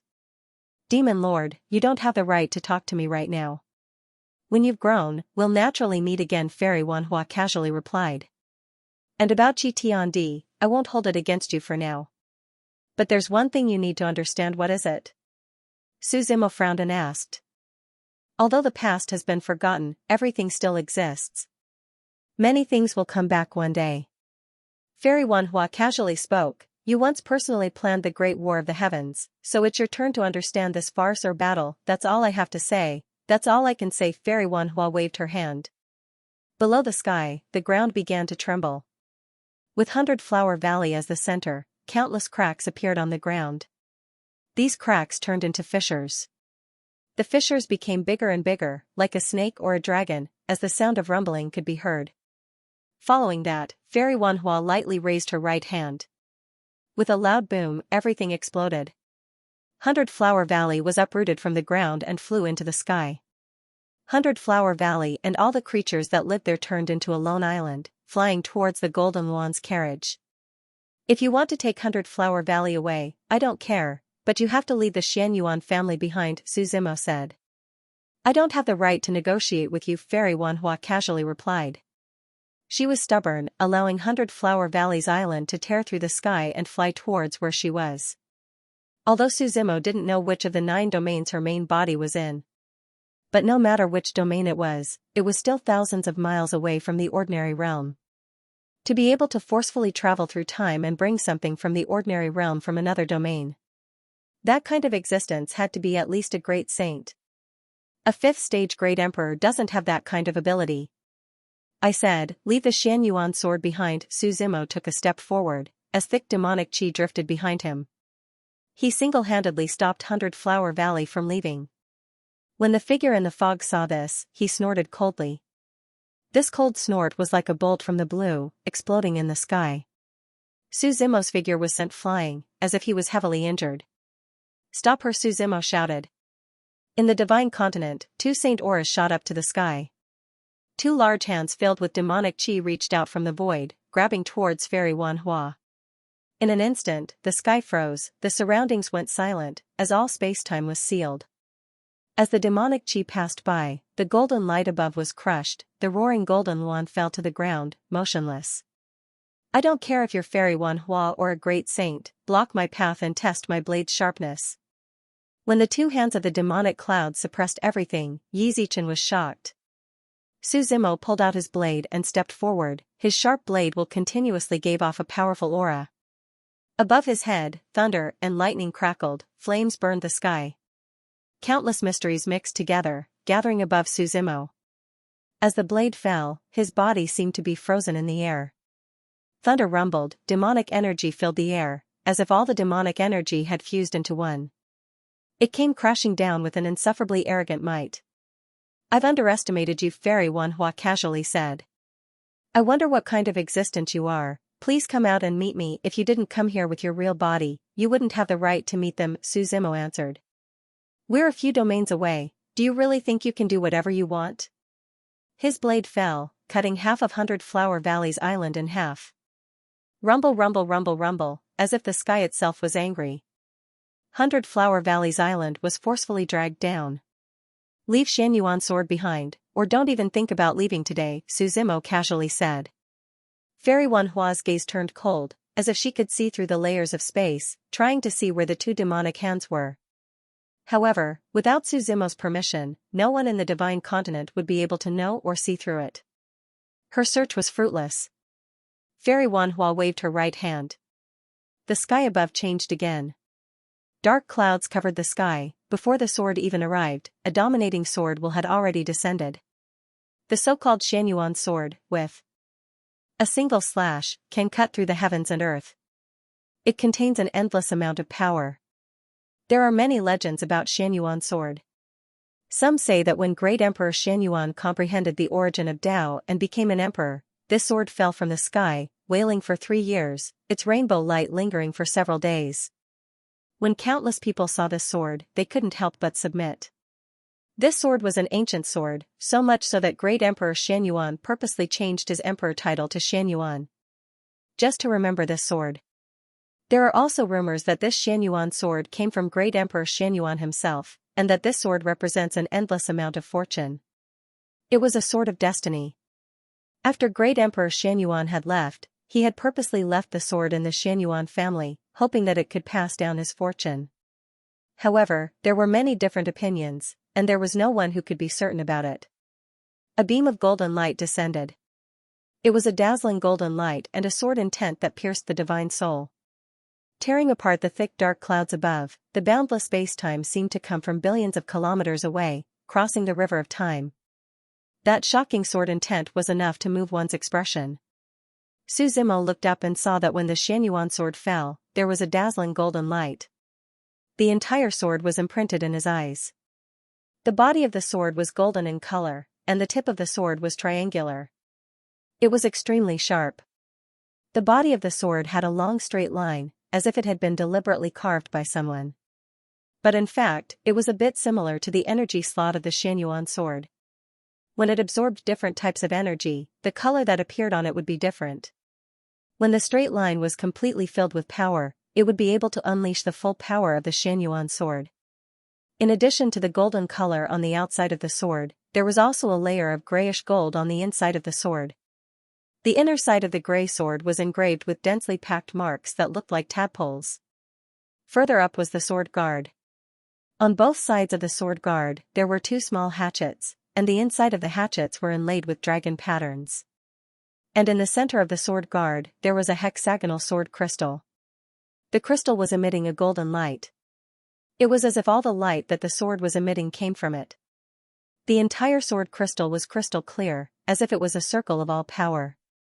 Just like that, the Xianyuan sword descended from the void, traveled billions of kilometers, and stabbed into the void in front of Su Zimo. The hilt of the sword was constantly trembling, and the golden light on it was still flashing. "I've already given you the Xianyuan sword, let the 100 Flower Valley come," Fairy Wanhua said calmly. "If I knew this would happen, I wouldn't have gone through so much trouble," Su Zimo shook his head and said. He waved his hand, and the 2 demonic hands were thrown over the floating island of the 100 Flower Valley, then returned to the Divine Continent. And under Fairy Wanhua's gaze, the island was also swallowed by the void. Because the land where the 100 Flower Valley used to be was uprooted, there was now a bottomless abyss. "Consider this a test, consider the Xianyuan sword my gift to you," Fairy Wanhua said. "Test?" Su Zimo shook his head. "What I want, I will definitely get, I don't need anyone's gift. I hope you can reach the same height as us soon, Fairy Wanhua said. As soon as she said that, the golden bird screeched and took off, then disappeared into the void of space. The thick clouds around them slowly dispersed. Zhang Bei's group stood up from the void of space in a sorry state. Everyone looked around, and after confirming that there was no danger, the three of them bowed deeply to Su Zimo. Thank you for saving our lives, Brother Su. Su Zimo waved his hand, then picked up the Xianyuan sword in front of him. The sword was extremely heavy. Even for him, it felt heavy when he held it in the palm of his hand. A sword of faith, Su Zimo muttered to himself. It was only now that he understood that the power that the Xianyuan sword absorbed was the power of faith from believers. All living beings worshipped it like a bodhisattva or Buddha, absorbing the power of faith and faith to cultivate. Normally, the invisible power and spirit energy of heaven and earth couldn't move the Xianyuan sword. This might be difficult for others, because the power of faith wasn't something that could be gathered in a short amount of time. Even Buddhism and Taoism had to work hard for countless years before they could be worshipped by many mortals. But for Su Zimo, he didn't lack this kind of power of faith at all. After all, he had an entire world standing behind him. Although he didn't control the entire divine land, it wasn't too hard for him to gather a bit of power of faith. Now that Fairy Wanhua left with the 100-Flower Valley, and Brother Su obtained the Xianyuan sword, you really killed two birds with one stone, Zhang Bei smiled. Indeed, the black scorpion also nodded.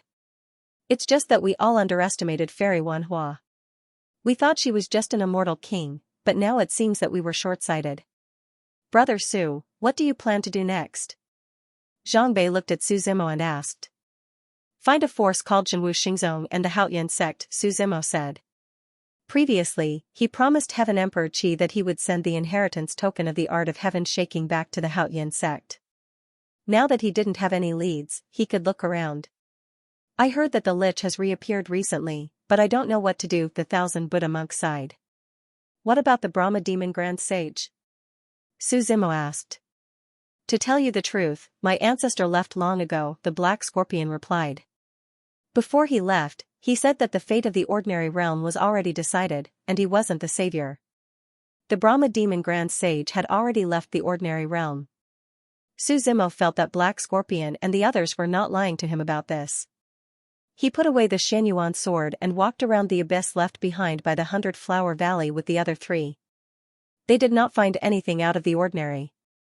It could be said that Fairy Wanhua and the 100-Flower Valley had indeed left. Brother Su, if you have nothing else to do, you can come to the Brahma sect of the western regions. Black Scorpion invited with a smile. Let us do our part as hosts. I won't be going.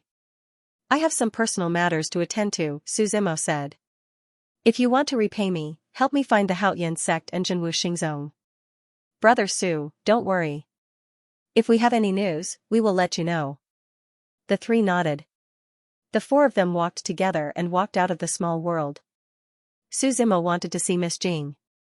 The guess in his heart had finally become a reality. There was a huge monster secretly watching his every move. It even wanted to drag him into this. The only pity was that he did not see the Brahma Demon Grand Sage. However, he could understand that the Brahma Demon Grand Sage would not let the ordinary realm restrict him. At this level, what they cared more about was their own Tao, rather than being some great hero or savior. Some people cultivated the Tao of salvation. Some people cultivated the Tao of solitude. The Tao encompassed all things. It was vast and boundless. It contained the 7 emotions and 6 desires, life and death. Before leaving the small world, Su Zimo once again saw the sword god Xiachang. His black hair had turned white in an instant. His white hair was like silk, fluttering in the air like snowflakes. There was no joy or sorrow in his eyes. He carefully held the woman in his arms and walked under the sky. Where are you going to take her? Su Zimo walked up and asked. She told me before that she wanted to travel the 9 realms with me. I'm going to take her there, Xiachang replied calmly. You're not going to save her? Su Zimo asked. As soon as he finished speaking, the sword intent around Xiachang suddenly soared. Staring at Su Zimo, he paused and asked, Can he still be saved? Others can't, but I can, Su Zimo replied. he had the Tree of Life. The Tree of Life could not only prolong a person's life. Every 1,000 years, it would bear a fruit. This fruit could reconstruct one's body and even condense one's soul. Of course, the premise was that this person's soul had not yet reached the nether realm. As one of the 9 regions, the nether realm was the home of all living beings in the 9 regions. The final destination of all the souls of the dead. Once a soul went there, it would be a death sentence, and they could only go to samsara. Please save her. Without any hesitation, Xianxia knelt down in front of Suzimo. He was the sword god. Originally, his sword Dao should have been indomitable and unyielding, using the sword in his hand to kill everything. Unfortunately, the Dao of the sword was destined to fall because of a woman. What's your relationship with her? Suzimo asked. She's my wife, Xianxia replied. 10 years ago, she chased after a blue demon rose and mistakenly entered the 100-Flower Valley. In the end, she was controlled by Fairy Wan Hua and became her representative in the ordinary realm. When I arrived, I couldn't stop her, so I stayed in this subworld to protect her. 10 years ago, then her soul had most likely already entered the nether realm, Suzimo said. I can temporarily protect her body and lock her young soul. As long as her Yin soul comes out of the nether realm, she can be revived. The nether realm. Xianxia muttered in a low voice, then looked at Suzimo and solemnly nodded. Please. Suzimo waved his right hand and a leaf of life floated down. The leaf covered the woman's heart. It turned into thick life qi that filled the woman's body, flowing through her meridians and veins.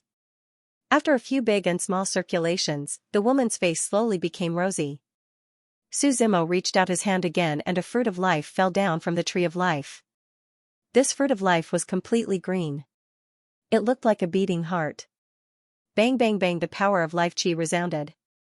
The power of yin and yang coiled around his hands. The 2 forces of yin and yang separated as the eye of samsara opened between his eyebrows. The light of samsara shone on the woman's body. Using samsara to trace the origin, Suzimo forcefully found the woman's young soul that was scattered between heaven and earth. The seals in his hand kept flying out, forcefully inserting the young soul into the woman's body. The woman coughed violently a few times, but then fell unconscious again, her expression peaceful. The yin and yang forces turned into 2 long lines that coiled around the woman's body. It's done, the young soul can be forcefully locked in for 3,000 years, Suzimo said. But after 3,000 years, once the fruit of life's power is exhausted, there will be no more life qi. Xianxia deeply bowed to Suzimo. He picked up the woman's body and waved his right hand, opening his small world. At his level, he could already create a small world. If he became an emperor in the future, the small world could also become the source of the Tao. The woman was placed into the small world by Xianxia. Suzimo turned and prepared to leave. The reason why he saved the woman was because he admired Xianxia. It had been a long time since he met someone with such a pure sword Tao. Unfortunately, it was still destroyed by the woman. But in this kind of matter, one was willing to take the hit and the other was willing to take the hit. Bystanders could not judge. Most experts did not want to have anything to do with their descendants. If you had someone you cared about in your heart, then that person's life or death would affect your heart. So even if the heavenly martial sect declined or was destroyed, the heavenly martial emperor would not return. If the Litri appeared, the Brahma demon grand sage would not care. The most heartless were experts. They were rational, not emotional. They knew what kind of Tao they wanted to walk and were willing to give up anything for it. Suzimo was about to leave, but Xianxia kept following behind him. Why are you following me? Suzimo asked with a frown. You helped me, so I am willing to wield the sword for you for 1,000 years. After 1,000 years, I will go to the nether realm to find the Yin soul. Life or death, Xianxia said seriously. He knew in his heart how difficult it was to bring back the Yin soul from the nether realm. It was almost an enemy of the entire realm. If it was easy, it would be easy to revive her. You don't have to follow me, Suzimo said with a shake of his head. This is my principle. I don't want to die with regrets, Xianxia said. He knew that if he went to the nether realm, he would most likely die. So before he went, he wanted to return Suzimo's favor. Even if Suzimo did not care, he would still return it. This was his principle. Suzimo shook his head and ignored Xiaozhonglu. He headed out of the small world. There were several teleportation formations in the small world. He could return to the Brahma Demon City or go to other places. However, Suzimo still chose to return to Brahma Demon City. Xiaozhonglu followed closely behind him through the teleportation formation in Western Garrison Pass. The two of them returned to Brahma Demon City. Space warped and they floated in the void for a long time before reappearing in the Great Holy Hall. Elder Xianxia had been waiting for a long time. Fellow Taoist Suzimo, Elder Xianxia hurriedly called out when she saw him. Those two girls have gone missing. That's to be expected, Suzimo said. If Elder Xianxia could keep an eye on Lady Jing, then she would be too weak. Fellow Taoist Su, you won't blame me, right? Elder Xianxia asked. Suzimo shook his head and said, prepare a quiet room for me. I don't want anyone to disturb me. There are rooms in the Great Holy Hall for my devil sect. No one will enter, Elder Xianxia hurriedly said. Under Elder Xianxia's lead, the three of them left the Great Holy Hall's teleportation formation and arrived at the room on the left. Elder Xianxia said a few words before leaving. Xiaozhonglu volunteered to stand guard at the door. This room was just an ordinary room. There was no difference. Suzimo sat cross-legged, and his divine soul entered the divine land. Master, Baimont and the others greeted him. You heard what those people said before, Suzimo asked. Yes, Baimont and the seven-faced demon general nodded. After the destruction of the New Age, we fell into a deep slumber. It seems there are many things in the 9 regions that we don't know. If we can find the primordial devil cave, they might be able to answer these questions, the seven-faced demon general said. Fairy Wanhua said that I was the one who started the War of the Heavens. It seems things are more complicated than we thought, Suzimo replied. Tell me, how can we undo the seal of the primordial devil cave? After the primordial devil cave was exiled, everyone knew that it was the Holy Hall's doing. I don't think the Holy Hall alone is enough. The heavenly Tao must be involved as well, Baimont said. We have to personally go to the land of exile and take a look. Do you know where the entrance to the banished land is? Suzimo asked. To be precise, there is no entrance to the exiled land, Baimont replied. They exiled us demons and had no intention of letting us return. That's right, but there's no entrance. We can force our way through. The seven-faced demon general snorted. Let me fuse with this demon heart first, Suzimo said. He slowly took out the demonic heart. Billowing demonic chi surged out, and the seal on its surface flickered continuously. The demonic heart soared into the sky and floated in the void with rolling power. Suzimo stretched out his hand, and the Xianyuan sword flew over from thousands of miles away. Sharp sword radiance and golden light shone in his hands. At the same time, the power of faith emanated from the bodies of Baimont and the other 1,000 demons tribe members. The power of faith transformed into a torrent that reached the sky. The torrent remained in the void and filled the entire sky. Then, it turned into a beam of light and landed on the Xianyuan sword. In an instant, the Xianyuan sword's power increased tremendously. The sword will continue to rise. The energy in the center of the demonic heart soared into the sky and turned into a deep red color. The demonic heart seemed to have sensed something. Billowing demonic chi surged out from the demonic heart. More and more demonic chi covered the sky. The demonic heart started to beat. Dong dong dong. Like the sound of war drums, it reverberated through the sky. As the demonic heart beat, the hearts of the demons in the 1,000 demons tribe started to beat as well. Thousands of hearts beat at the same time. The scene was earth-shattering. The Xianyuan sword will soar into the sky. Suzimo held the Xianyuan sword in his hand and stepped into the sky. The demonic heart seal was activated, and a vast pagoda was formed in the sky. The pagoda's divine light was restrained, and it was full of Tao. There were a total of 33 floors. It descended from the sky and enveloped the entire demonic heart. This pagoda was the seal.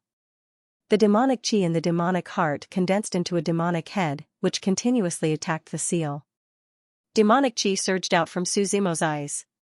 The demon body of purgatory was activated, and purple demonic seals appeared on his skin. His hair was as black as ink. The Xianyuan sword shone with a golden light, and the sword will soar into the sky.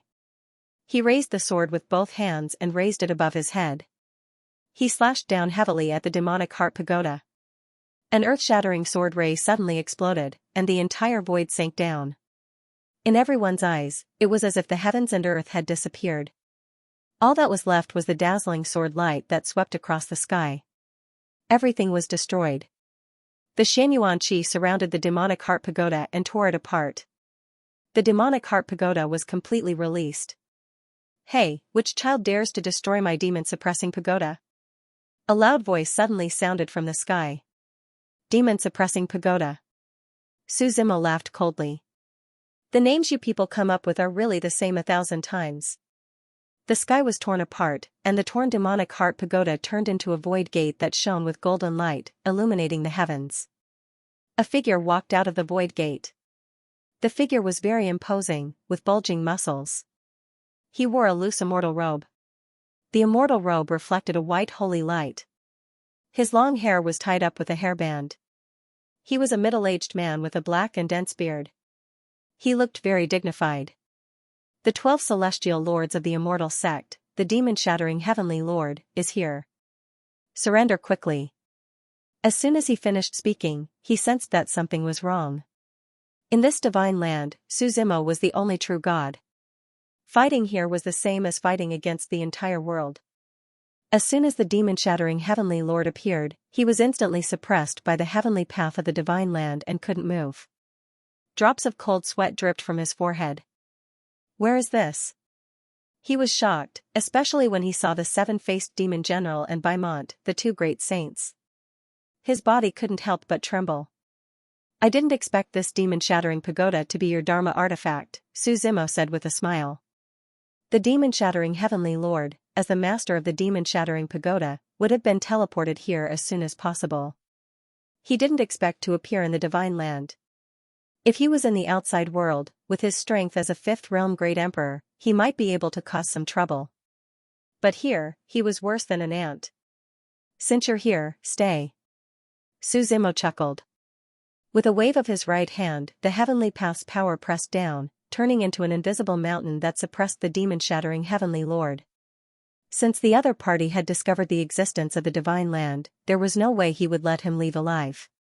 However, since the demon-shattering heavenly lord came from the holy court, he should be able to find out a lot of things from him.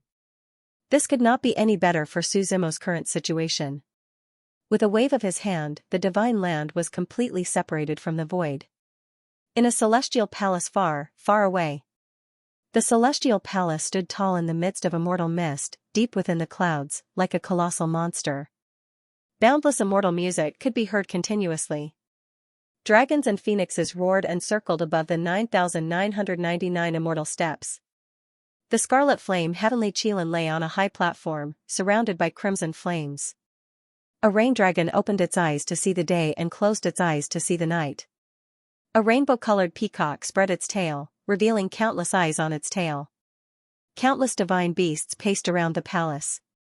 At this moment, in the palace, a boy was wiping the life lamp in the main hall. There were hundreds of life lamps here, densely packed together, flickering between light and dark. Suddenly, the child turned around and saw that one of the life lamps had dimmed. Moreover, the candle flame was withering and could be extinguished at any moment. "Venerated ancestor, venerated ancestor." The child jumped in fright and hurriedly ran outside. The child arrived in front of a large hall. There was no door to the hall, and it was a sealed secret chamber. The hall was like a jade pavilion, completely shrouded in immortal mist. The place was filled with dense immortal mist, and one could step on it with immortal qi. "Venerated ancestor, this is bad. Xirshu Shatterer's life lamp has dimmed. I'm afraid he's in trouble," the child shouted as he knelt in front of the hall. "Where did Shatterer go?" After a moment of silence, a majestic voice sounded. The voice was faintly discernible. It seemed to come from the main hall, but it also seemed to come from all directions. "I don't know.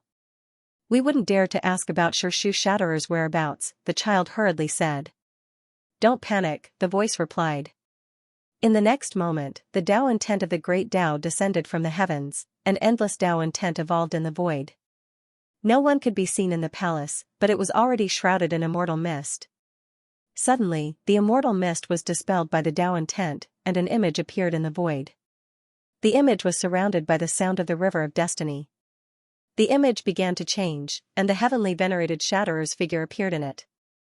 It was like a mirror, retracing the scene before the heavenly venerated Shatterer disappeared. The devil-shattering heavenly venerable was meditating when he suddenly spat out a mouthful of blood.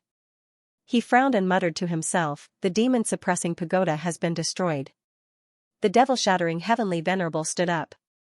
His aura was extremely powerful as he tore open a void tunnel with a single hand. Then, his figure disappeared into the void tunnel. As the devil-shattering heavenly exalted traversed through the void, the image constantly moved along with him. Gradually, for some reason, the fog in the image became thicker and thicker. In the end, even the devil-shattering heavenly venerate's figure disappeared. He couldn't see anything clearly. The void of space became empty. Eh? A voice rang out from within the hall.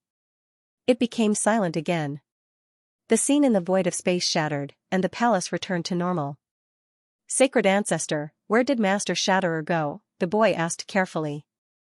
"The Dao River can't track him down," the voice replied flatly. "How could that be?" the boy exclaimed in shock. "The Dao River traces back to the 9 regions, and everything in the world is reflected within it. How could there be anything that cannot be traced back?" "There are only 2 explanations," the voice calmly deduced. "Either there's an existence of the same realm as me that has blocked the mysteries of heaven, or Shatterer went to a place where the Dao River can't trace him." As the voice fell, the boy only knelt on the ground, not daring to say anything else. Because he couldn't go into detail. An existence of the same realm as the sacred ancestor wasn't something he could talk about. As for a place where even the Dao River couldn't trace, other than the primordial devil cave that had already been exiled, he hadn't seen a second place like that. Neither of these explanations was something he could guess. The devil-suppressing pagoda was broken, so Shatterer should have gone to the devil-suppressing pagoda. "If I remember correctly, the devil-suppressing pagoda should have trapped the demon heart," the sacred ancestor said. "That's right," the boy nodded and hurriedly explained. "This is the Immortal Master's order. The 12 celestials of the Immortal Gate each have their own duties, and Master Shatterer is the demon heart's guardian. Everyone has their own duties. Shatterer put the demon heart in the 1,000 Bull Dao court. Do you think I don't know?" the voice coldly snorted. The boy was so scared that he quickly lay down on the ground. "This disciple doesn't know, the Immortal Master has always been in charge of this matter. The matter of Shatterer must have something to do with the Demon Master. Go investigate it thoroughly. I can't leave right now," the voice lightly said. "This disciple will inform the Immortal Master right away," the boy knelt and said. "Take my command medallion. Otherwise, no one will pay attention to you," the voice said. A white token floated down from the void. The boy took the token and felt relieved. He stood up, bowed, and said, "This disciple will take his leave." In the divine continent, the mountain formed by endless power crushed the demon Shatterer inside. Not to mention running away, the demon Shatterer couldn't even move. Suzimo didn't have time to care about him anymore. Instead, he reached out his right hand, and the demon heart in the sky turned into a torrent of demonic chi that surged towards him. The demon body of suppressing hell seemed to be summoned by something, and the demonic chi around him became even more majestic. A crackling sound came from inside his body. The demonic chi directly reflected on Suzimo's chest. As the torrent of demonic chi entered, Suzimo felt an indescribably powerful force fill his body. The demon body of suppressing hell from before was just a simple body, and this demon heart was the heart, the source of all power. As this power boiled, Suzimo felt the blood in his body flowing in reverse. Not only was the power in his body powerful, but even his soul and consciousness seemed to have entered a dark void. The 5 realms of the Great Emperor, Suzimo was now at the 2nd stage, the Void Refinement Realm. The 3rd stage was the Ascension Realm. The so-called Ascension Realm meant that one's soul was indestructible, able to control heaven and earth, move mountains and fill seas, chase the moon and meteors, and travel thousands of miles in an instant. The soul was bestowed with divine sense. This was the most important, because before this, the soul was unconscious and controlled by the body's consciousness. Once one reached the Ascension realm, they could produce two consciousnesses. One was the main consciousness, and the other was the secondary consciousness. These two consciousnesses were related to the later stages of cultivation to the Great Saint realm, and were very crucial. The body, soul, and two consciousnesses merged into one, and everything they did was divine. Su Zimo's consciousness entered a dark void. The demon heart seemed to have a special power. It was like a demonic path that was left behind, and black characters condensed and formed in the void. These characters floated and rushed toward Su Zimo's glabella. Su Zimo sat cross-legged with a solemn expression. More and more meridians and acupoints in his body were opened up. The power on his body skyrocketed, and the void distorted around his body. As time passed, a divine will soared into the sky. Su Zimo slowly opened his eyes. He had reached the third stage of the Ascension realm of the Great Emperor. If one looked carefully, they would find that his soul was dozens of times stronger. The strengthening of his divine soul was not supported by any spells. It was truly powerful. Before this, Su Zimo had a second battle physique, which was the 9-cycle palace physique for the divine soul. Now that his divine soul had strengthened, the 9-cycle palace physique had completely merged with it. 9 cycles was the limit. The palace physique was the limit of defense. In terms of divine soul power alone, Su Zimo felt that no one in the Great Emperor realm, be it Heavenly Venerables or Life and Death realm, was stronger than his divine soul. It was not an exaggeration to say that his divine soul was invincible among the 5 realms of the Great Emperor realm. He took a deep breath. After entering the mighty prowess realm, Su Zimo felt that he had a better understanding of the 10th meridian. When he had just entered the Great Emperor realm, the 10th meridian was definitely out of his reach. However, as his realm increased, more and more meridians and dark acupoints in his body were opened up. The accumulated power also became stronger and stronger. He knew that in the end, a torrent of power would completely open up the 10th meridian. From there, he would enter the Great Sage realm. However, there was still a big gap between now and then. His divine soul was restrained, and more power was boiling in his body. Su Zimo's figure stepped down from the sky. Baimont and the others also came up to welcome him. "Congratulations, Master." "I'm still far from it." Su Zimo waved his hand, not in a hurry. He knew that the road ahead was long and winding, so this kind of thing could not be rushed. Cultivation, when the conditions were right, success would follow naturally. What was important was comprehension. "Let's take a look at this so-called devil-shattering Heavenly Venerable first," Su Zimo said. Everyone walked in front of the devil-shattering Heavenly Venerable. Because the power formed by the infinite Great Tao was suppressing the devil-shattering Heavenly Venerable, he did not have the strength to resist. In the Divine Continent, Su Zimo could borrow the power of various great Taos at will. "Now we can get to know each other," Su Zimo said with a faint smile. You are the Demon King." The devil-shattering Heavenly Venerable's forehead had not stopped sweating since just now. He knew what the person in front of him meant. He had once created an era, started the Great War, and even spread darkness across the entire continent. Even though the world had changed, and the sun and moon had changed, when this man appeared again, the fear of the past was awakened once again. He couldn't forget, and neither could many people in the Holy Hall.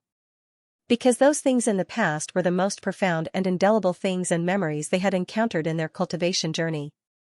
They were things and memories that were branded in their bones. "Is it important to you whether I am or not?" Su Zimo replied. "No matter what, you can't change your status as a prisoner. If you are the Devil Master, I, the devil-shattering Heavenly Exalted, would not feel wrong to die by your hands." "I would be worthy of the name devil-shattering," said the devil-shattering Heavenly Exalted. "I don't intend to let you die," Su Zimo said. "Tell me about the Holy Court." "Don't waste your breath." "I won't say anything about the Holy Hall," said the devil-shattering Heavenly Exalt. "What if I let you go?" Su Zimo asked. "In exchange for freedom and life." "I have never made deals with demons," the devil-shattering Heavenly Exalt said indifferently, unmoved. Su Zimo stood up. He knew that it was useless to say anything more to this kind of person. He wasn't afraid of death, had no weaknesses that could threaten him, and had a deep grudge against the demons. He looked at Beaumont and asked, "Is there any way to forcibly check his memories?" "It's possible for others, but not for the Holy Court," Beaumont shook his head. "Everyone in the Holy Court is connected to their life lanterns. If you forcibly search their memories, their life lanterns will go out, and they will die. The Holy Court isn't as easy to deal with as you think." "Then let's lock him up first." "You guys think of a way to interrogate him," said Suzumo. Although the devil-shattering heavenly exalt didn't get anything out of him, he wasn't dejected. He didn't have much hope in the first place. After entering the Ascendant Realm, he looked at the Xianyuan sword in his hand. To be more precise, it was useless. But as the third most powerful existence in the universe, it was even stronger than his tyrannical shadow. Especially since it was a sword of faith. The amount of faith power it received also determined its strength. Suzumo planned to fuse the Xianyuan sword with his tyrannical shadow. It was impossible for him to give up on the tyrannical shadow and switch to the Xianyuan sword. The tyrannical shadow had accompanied him all the way. In a sense, it was no longer just a cold weapon. It was more like a companion. After fusing with the Xianyuan sword, he didn't know how strong the tyrannical shadow would be. But he could imagine that it wouldn't be weaker than other weapons. Suzumo planned to fuse with the Xianyuan sword in the Divine Continent. Because if it was in the 9 regions, once the tyrannical shadow formed, the heavenly tribulation it attracted was probably not something he could deal with now. The Divine Continent was independent and wasn't affected by the 9 regions. It also blocked the heavenly Tao of the 9 regions. The heavenly Tao of the 9 regions couldn't control his Divine Continent. Everything would be much simpler then. The only problem now was how to forge it. When he forged the tyrannical shadow and the true God sword, it was the stone tribe who helped him fuse them. Now that he had fused them with the Xianyuan sword, the difficulty would increase by 1,000 times. Suzumo had never come into contact with weapon forging. With his cultivation level, ordinary weapon forging wouldn't be difficult for him. Just like when he was refining pills, one was his cultivation level, and the other was the supreme mystery pill scripture. But in terms of weapon forging, this time, it was like refining an emperor pill, or even better. He didn't have powerful weapon forging techniques to help him, so Suzumo didn't dare to rashly forge. If he failed and damaged the 2 weapons, it wouldn't be worth it. He thought about it and decided to find someone else to forge them.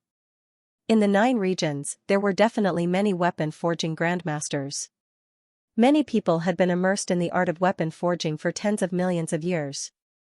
There should be better choices. Suzumo decided to take it one step at a time. "Master." The 7-faced demon general and the others walked over. Suzumo waved his hand and moved the demon breaker heavenly sovereign to the 1,000 demons tribe so that he wouldn't be a hindrance. "Now, let's talk about the primordial devil's den," Suzumo said. "Now that the primordial devil's den has been exiled, if we want to go there, we'll have to break through the spatial barrier." The 7-faced demon general said, "It's just that the spatial walls of the 9 domains are not something that we can break through. Even a great sage won't be able to do it." Suzumo nodded slightly. He had been to the Eternal Continent before. That was a small world, and he could break through the spatial barrier to return. But the spatial barrier of the 9 regions wasn't something that other worlds could compare to. "Do you have any ideas?" Suzumo asked. Beaumont and the demon general shook their heads. "There's definitely a way, but we don't know about it," Beaumont said. "We don't know much about the 9 regions." "I know someone." "Maybe we should ask him," Suzumo said. "Who?" The 7-faced demon general hurriedly asked. "Old man Zhuqiu," Suzumo said word by word. Back in Beiluo City, old man Zhuqiu had helped him. Miss Jing had told him that her master, Gangyang Su, and old man Zhuqiu were known as the 2 heroes. They were the best in the Tao of divination in the ordinary realm. However, old man Zhuqiu had given him the last chapter of the great divination art for free, but he hadn't divined the whereabouts of the Xianyuan sword. Neither Miss Jing nor Gangyang Su could be trusted, but Suzumo had a feeling that old man Zhuqiu wouldn't harm him. He hadn't wanted to kill Miss Jing and Gangyang Su because he wanted to recruit them. If the great divination art really existed in this world, and it was omniscient, it would be of great benefit to him. Unfortunately, in the end, Miss Jing and Gangyang Su were just people with ulterior motives. The meaning of Miss Jing's existence was to stay by his side and guide him into a trap. Since we parted in Beiluo City, Master, have you found old man Zhuqiu's whereabouts? Baimont asked. Su Zimo flicked his finger, and a strand of demonic qi surged out of his palm. This strand of demonic qi will lead me to him, Su Zimo said. He had left a strand of demonic qi on Miss Jing, old man Zhuqiu, and Gongyang Su, just in case. Unfortunately, he couldn't sense Miss Jing and Gongyang Su's demonic qi. Only old man Zhuqiu still had demonic qi. After chatting with Baimont and the others for a while, Su Zimo left the divine continent. He returned to his room in the great sage hall. When he opened his eyes, his soul and body had completely merged. His eyes grew deeper. The third eye on his forehead was originally the eye of samsara. But ever since the demon heart returned, the demon body of purgatory's strength greatly increased, and more power began to surge toward his forehead. The demonic qi seemed to want to invade his third eye. Su Zimo did not stop what would happen in the end. He stood up, and his eyes and hair seemed to have become even darker. He opened the door, and Xie Zhonglu was guarding the door. No one is looking for me, right? Su Zimo asked. The people from the Pill Tower came once to pay you a visit, but they've already left, Xie Zhonglu replied. Let's go then. Su Zimo nodded. After leaving the Great Sage Hall, Su Zimo knew that his trip to Brahma Demon City was coming to an end. Devil Qi surged in his palm as old man Zhuqiu's position guided him to the east. He didn't reject Xie Zhongliu's offer to follow him. Instead, he summoned Hun Dun and rode to the east with Xie Zhonglu. Half a month later. Hun Dun had been flying for an unknown period of time, but he still couldn't see old man Zhuqiu's location marked by the demonic aura. It was estimated that it was even further east. However, the journey was dusty, and the two of them passed by a very prosperous city. Su Zimo decided to stop and rest for a while.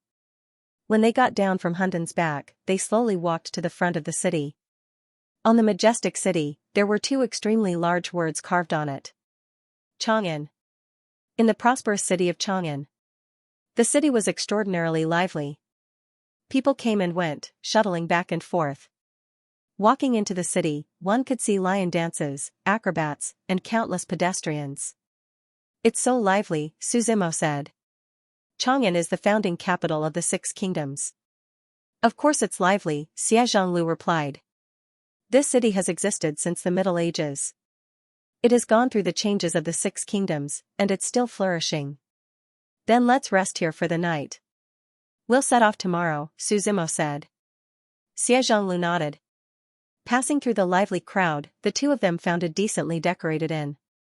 When they entered the inn, most of the people on the first floor were already seated, and it was very noisy. Thus, the two of them were led to the second floor by the waiter. They habitually sat by the window facing the street. Xie Zhonglu sat by the window, his gaze fixed on half of Chang'an City from the second floor. His gaze was deep and filled with inexplicable emotions. The previous dynasty here was the Ming Empire, Xie Zhonglu said softly. The one founded by Emperor Ming? I heard that it was destroyed by Emperor Shi, Su Zimo replied. He had been to Emperor Ming's small world before. Emperor Ming had died at the hands of the Lich. To be precise, his soul had been controlled by the Lich. Thus, he knew more or less about it. That's right. After Emperor Shi destroyed the Ming Empire, this place was especially desolate, Xie Zhonglu replied. After Emperor Shi left, the Zhou family, who had helped Emperor Shi destroy the Ming Empire, occupied this place. They created a new empire, the Great Zhou. You know this place very well, Su Zimo said. I learned swordsmanship in Emperor Ming when I was 3 years old. I've lived for hundreds of years. This place has long been my home. It's a pity that I couldn't do anything when the Ming Empire was destroyed. Emperor Shi was too strong, Xie Zhonglu said emotionally. I've been in this small world at the ends of the earth for nearly 1,000 years. Now that I've returned, I feel especially unfamiliar. Everything is different from what I imagined. As the two of them were talking, the waiter of the inn had already served the special dishes. Please enjoy. Seeing the waiter leave, a group of people walked up the stairs from the second floor. They were all young men and women. They wore luxurious robes with an oval shape under the robes. They were all dark blue and had a pattern of two crossed swords on their chests. It was obvious that they were not ordinary people. After the group of people came up, they sat in a private room separated by a screen. There was no door in the private room, only a screen. From Suzimo's angle, he could even see into the private room. Junior sister Euro, did you understand the four sword forms that Master talked about today? One of the young men asked. Reverse hack, spinning swing, straight stab, and reverse strike. Master said that these four forms are the foundation of swordsmanship and are also the essence. If you can comprehend it, you can derive an endless number of sword moves, the woman replied in a gentle voice. Junior sister is ignorant and doesn't know the way. This group of people were chatting and laughing, discussing sword moves all the time. At this moment, another person walked up the stairs. This person was dressed very much like a beggar. His clothes were ragged and tattered, his hair was messy and his face was dirty. One could smell the stench of blood from afar. Moreover, one of his legs was broken.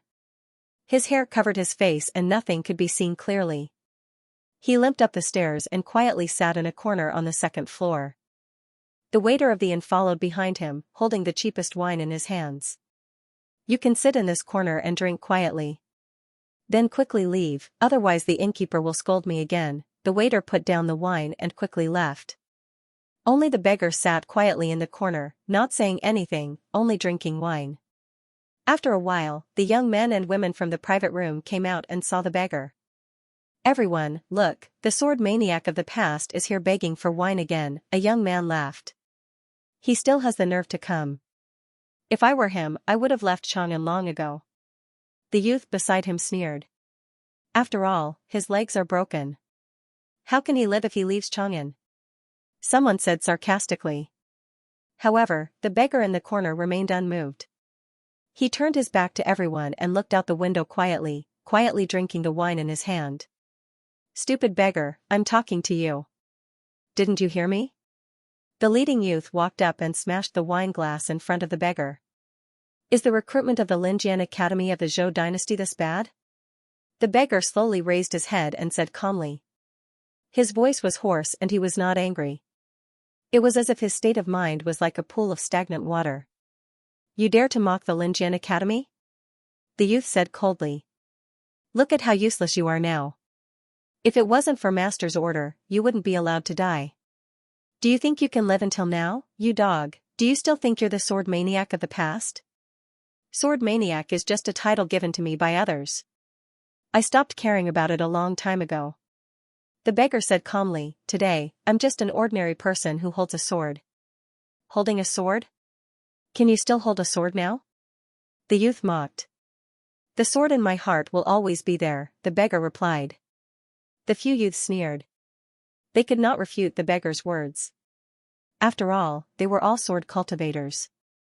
One of the youths said, Li Zi, the Zhou dynasty is flourishing.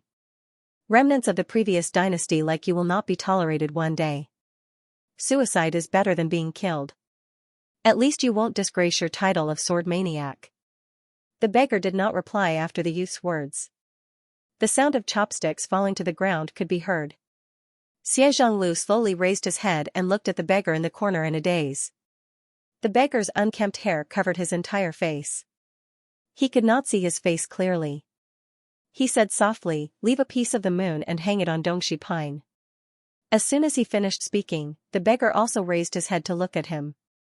Master? Xie Zhonglu asked tentatively. You're back? The beggar finally spoke. The hair on his face fell to the sides.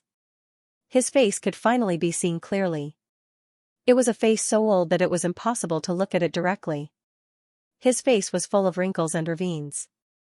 His eyes were turbid, without a trace of vitality. His lips were dry and cracked, and he was as thin as a zombie. Master, how did you become like this? Xie Changlu asked in disbelief. He walked forward, but was stopped by the young men and women. You know him? The young man in the lead looked at Xie Zhonglu and asked. Get out of the way, Xie Zhonglu said coldly. Oh, you don't seem to have a good temper. The young man was unmoved and smiled. Since you know him, then you should be a remnant of the previous dynasty. Come with us. Just as the young man's voice fell, a loud boom was heard. Xie Zhonglu had yet to draw his sword, but only a small amount of sword will burst forth from the scabbard, directly sending the young man flying from the second floor. The window was shattered, and the young man fell heavily onto the street. How dare you hurt senior brother Ming? Do you know who we are? The other young men quickly distanced themselves and drew their swords, looking at Xie Zhonglu cautiously. I don't know, and I don't need to know, Xie Zhonglu said calmly. I only know that whoever stands in my way will end up like him. You just wait. The Linjian Academy will not let this matter rest. A young man said fiercely, and the others hurriedly left the inn. Xie Zhonglu brought the old man to Su Zimo. This is my master. In the 300 years of my cultivation in the Ming Empire, he has always been the one who taught me the way of the sword. He led me into the sect, Xie Zhonglu introduced. Take a seat. Su Zimo waved his hand and smiled. You two haven't seen each other for a long time. Don't mind me. Xie Zhonglu nodded and asked, Master, how did you end up like this, and those people just now, who were they? I am Li Zi, a nobody. The old man first introduced himself to Su Zimo. Then he replied, when the Ming Empire was destroyed, you knew that there was nothing you could do, so you left and prepared to travel around. But I still chose to stay. I know that. Xie Zhonglu nodded. The establishment of the Zhou dynasty was faster than we expected, and the Golden Age came even earlier. I have lived here for 1,000 years, and gradually got used to the changes of the new dynasty. Li Zi sighed and said, in these 1,000 years, my swordsmanship became stronger and stronger. I often sparred with others, and people called me the sword maniac. About 13 years ago, the new emperor of the Zhou dynasty came to power. He invited 2 swordsmen from somewhere and said that he wanted to establish a school. The head and vice head of the school were the 2 nameless swordsmen. This proposal was opposed by many. There were 3,000 swordsmen in Chang'an, and they could all forget about me, the sword maniac. Speaking of this, Li Zi sighed again. At that time I had not yet calmed down and could not see through the glory of the mortal world. Therefore, he volunteered to compete with the 2 swordsmen. My meridians were destroyed, and I was defeated in a few moves. Even my leg was broken in that battle. How could this be? Xie Zhonglu took a deep breath. Then why did you not leave Chang'an? They did not allow me to leave Chang'an, and they did not allow me to die. Li Zi smiled. Why? Xie Zhonglu did not understand. Do you still remember the swordsmanship manual? Li Zi asked. Of course. Xie Zhonglu nodded. Regardless of time, it is still Renquang and Renjin. Speaking of this, Xie Zhonglu also understood. They came for the swordsmanship manual. As long as they do not get the swordsmanship manual, I will never die, Li Zi replied. Look carefully, there are countless eyes watching us now. Xie Zhonglu looked around, and below the inn, there were a few people who were moving strangely. Although they were hidden, they could not escape the eyes of the sword god. Can we stay here for a few days? Xie Zhonglu looked at Su Zimo and asked. A few days? 3 days. Xie Zhonglu said, I can finish this in 3 days. Good. Su Zimo nodded. Zhonglu, you don't have to worry about this, Li Zi said quickly. Leave Chang'an as soon as possible. This is their world, and I do not want to implicate you. When the Ming Empire was destroyed, I could not do anything. When the people I loved died, I could not do anything, Xie Zhonglu said after a moment of silence. Master, in my eyes, you are half a father. This time, don't make me feel powerless again. Li Zi nodded deeply. As a swordsman, he knew that Xie Zhonglu's swordsmanship had been suppressed for too long. It needed to be released, and the heart of the sword also needed to be sharpened. As the 3 of them chatted, footsteps came up from the second floor. Third uncle master, that person is upstairs. He's the one who injured senior brother Ming. We suspect that he's a remnant of the previous dynasty. Footsteps and voices sounded at the top of the stairs. Don't jump to conclusions, a magnetic voice replied. Then, the group went up to the second floor. Other than the few familiar youths from before, there was an old man this time. The old man wore a green robe, and on his chest was the same pattern of 2 crossed swords. His beard reached his chest, and there was a long blue sword at his waist. Looks like there's trouble, Su Zimo smiled. Xie Zhonglu looked straight ahead, stood up slowly, and looked at the people walking up. I'm Lu Zhonglin from the Linjian Academy. May I know who you are? The old man did not act arrogantly, but introduced himself and asked calmly. Su Zimo smiled but did not say anything. Xie Zhonglu replied calmly. Why did you injure my student? Please give me a reasonable explanation, Lu Zhonglin said. Does mocking and insulting my teacher count? Xie Zhonglu asked. I wanted to go to your academy, but since you're here, please give me a reasonable explanation. Li Zi's matter is different, so it can't be compared, Lu Zhonglin replied. Now, I'll have to trouble you to come with me. Just as well, I want to meet the headmaster of your academy, Xie Zhonglu said. Su Zimo stood up and stretched his neck. They followed Lu Zhonglin's figure and left the inn, heading towards the Linjian Academy. Because Li Zi's legs were inconvenient, Xie Zhonglu had to support him. If there's any danger later, don't worry about me, just leave, Li Zi reminded him. If I don't take out the swordsmanship manual, they won't do anything to me. Master, don't worry, Xie Zhonglu explained. I'm just going to seek justice. It's a normal competition, not an enemy of the great Zhou dynasty. Li Zi nodded slightly. Walking on the bustling streets, Chang'an City was divided into the inner city and the outer city. The outer city was where ordinary people lived. Most outsiders would stay in the outer city. The inner city was where the generals and ministers of the Linjian Academy lived. Only the famous people of the great Zhou dynasty could live there. Walking into the inner city, it was less prosperous than the outer city. However, the surrounding buildings were all either rich or expensive. Deep and serene mansions stood tall, with all kinds of trees planted on both sides. Beneath his feet was a picturesque granite. Li Zi. Lu Zhonglin smiled as he led the way. You still don't intend to hand over the sword manual?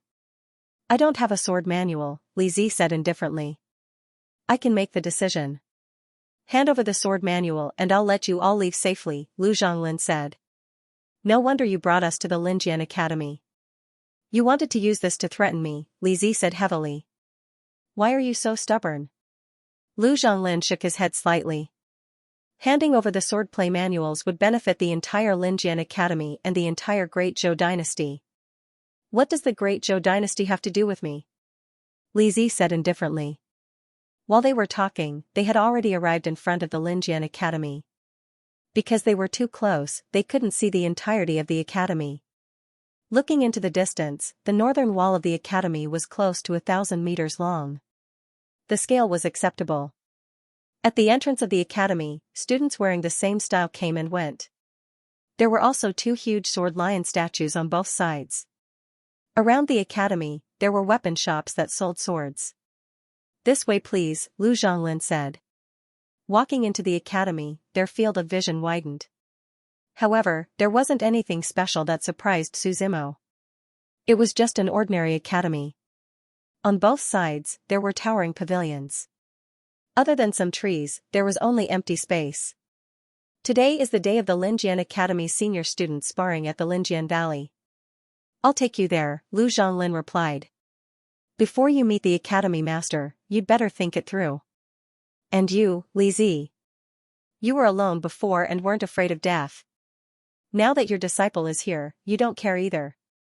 The 3 of them followed Lu Zhonglin's figure and walked into the Linjian Academy. After passing through a few tree-lined avenues, they began to hear a commotion in front of them.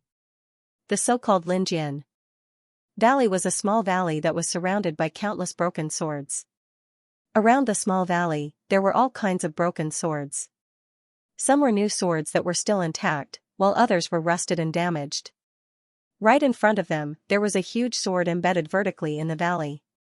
Under the huge sword, there were many arenas. At this moment, the students surrounded the arenas, cheering loudly. Xie Zhonglu raised his head slightly.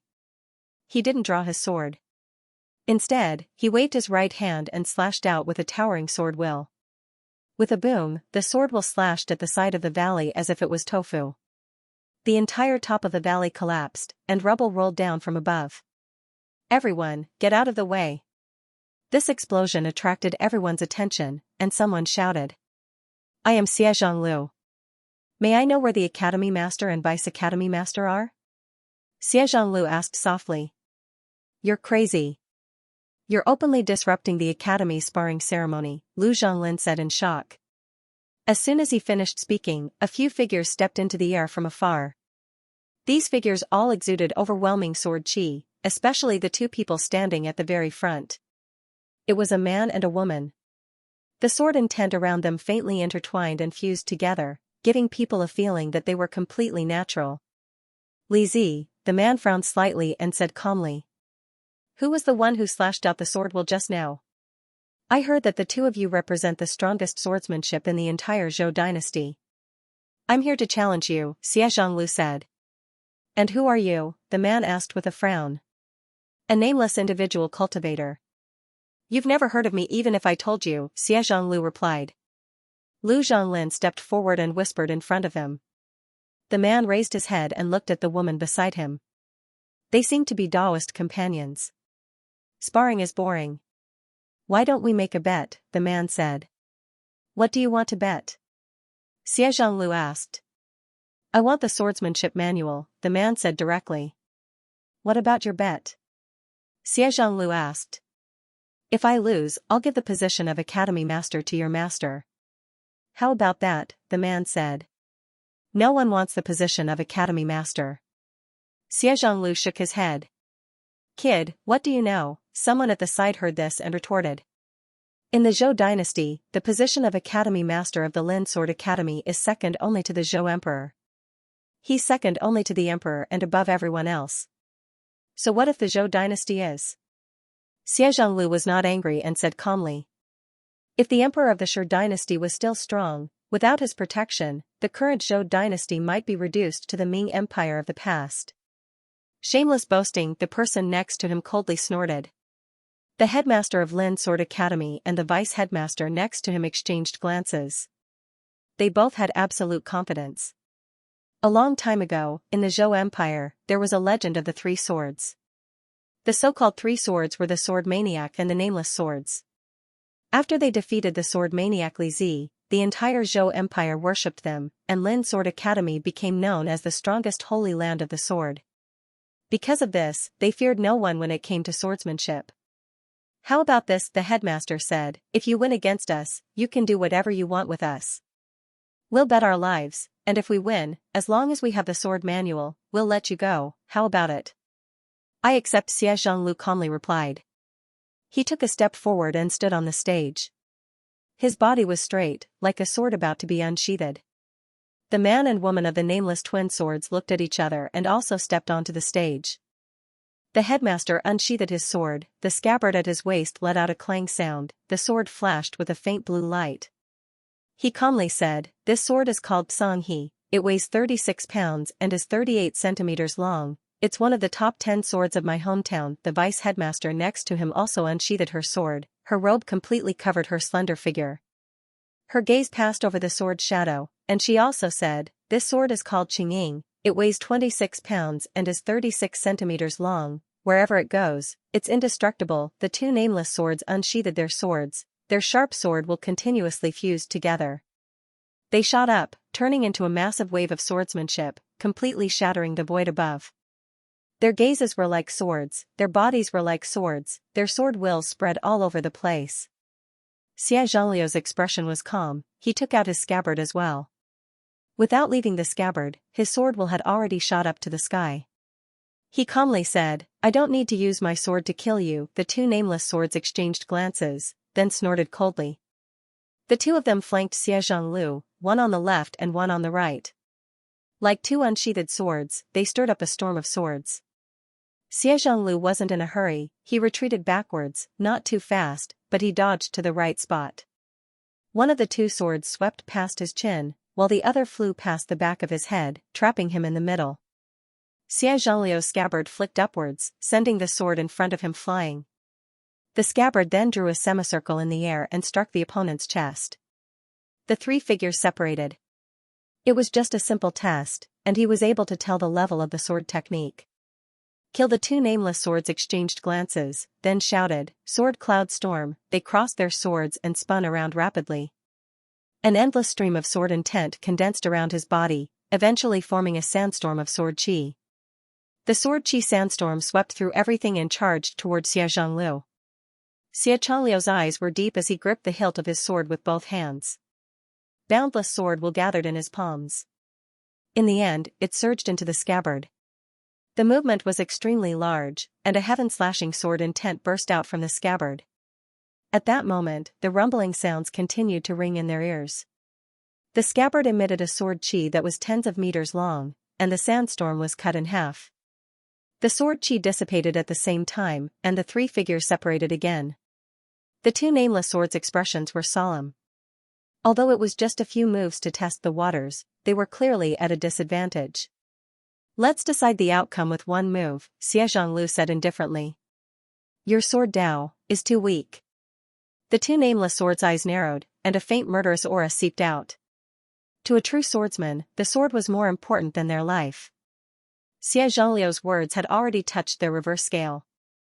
The two of them slowly raised their hands. The Zhonghe sword and the shadow-bearing sword were raised at the same time. The swords passed over their heads, and green and blue spiritual energy spread out. The two of them held their hands together, and the two swords merged into one in an instant. A blue thunderbolt flickered from the sword, accompanied by electric arcs. "Thunderclap ninth heaven," the two of them shouted loudly. Countless thunderbolts scattered down, enveloping the void above their heads. With a crackling sound, the two figures disappeared. What appeared in front of them was only a series of destructive lightning bolts. "Your sword moves are too clumsy. You only want the sword manual, but you don't look at your own foundation," Xie Zhonglu said. "Even if I give you the sword manual, it'll be a waste." "Shut up." A roar came from the thunderbolts. Xie Zhonglu held his sword horizontally in front of his eyes and slowly pulled out the blade. A dark sword light flashed. His long hair fluttered, and endless sword chi filled the surrounding void. With a wave of his sword, a supreme power descended on the sword. Li Zi lamented, "Changliu's sword Dao has already reached such a level." Su Zimo smiled. In terms of sword Dao, Xie Zhonglu was worthy of the title of sword god. However, he had too many worries in his heart, causing his sword to be unable to reach his heart. Now that woman's death could be considered to have broken the last shackle on Xie Zhongliu's body. 1,000 years later, he would either die in the nether realm or save his lover's soul. There were only these two choices, so he was no longer afraid. The sword intent was like a runaway horse, erupting uncontrollably. The lightning sword intent of the two nameless swords was suppressed, and the originally aggressive thunderbolts couldn't move an inch. They could only dodge the sword chi coming from all around. "I can't lose to you, I won't accept this." A roar came from the thunderbolts again. "Thousand sword immortal slaying." The originally blue-white thunderbolts turned into dark yellow thunderbolts, as if their power had increased by several times. Similarly, endless sword intent came from the thunderbolts, heading straight for Xie Zhonglu. Xie Zhongliu's gaze was calm as he stepped into the air, no matter how many sword intents came at him. As soon as they came into contact with him, they were instantly assimilated and used by him, turning someone else's sword intent into his own. "How can this be? How can this be?" The voice from the thunderbolts was in disbelief. "I told you, you don't understand the sword." Xie Zhongliu's figure flashed, and in the next moment, the sword in his hand pierced through the thunderbolts. Boom! A huge explosion occurred. In this valley, the shockwaves spread far and wide, shattering the stage below, and the valleys on both sides were also heavily damaged. Many of the elite disciples of Lin Sword Academy couldn't avoid the shockwaves, all of them coughing up blood. The thunderbolts dissipated, and the two nameless swords flew out. "You've lost, according to the rules of the competition. Your lives are now in my hands," Xie Zhonglu replied calmly. There was fear in the eyes of the two nameless swords, their heavily injured bodies struggled to dodge backwards. Xie Zhonglu stepped forward, raising the sword in his hand. "Have mercy." At this moment, a very sharp voice came from afar. Then, there was a dragon's roar mixed with the cry of horses. Not far away, dragon horses galloped through the air. These draconic horses were pulling an imperial palanquin. On both sides of the palanquin, there was an old man in a long robe. The draconic horses seemed to have intelligence as they slowly stopped 3 meters away from the group. The ground shook as the draconic horses neighed. The palanquin landed steadily on the ground. "We're all swordsmen, why force us?" A voice came from the palanquin, laughing. "Xianxia, give me some face, break one of his legs and spare his life, how about it? Emperor Zhou, save us." Seeing the person in the palanquin speak, the two nameless swords quickly begged for help. "Your face is nothing." Xianxia raised his head and laughed disdainfully. "How dare you?"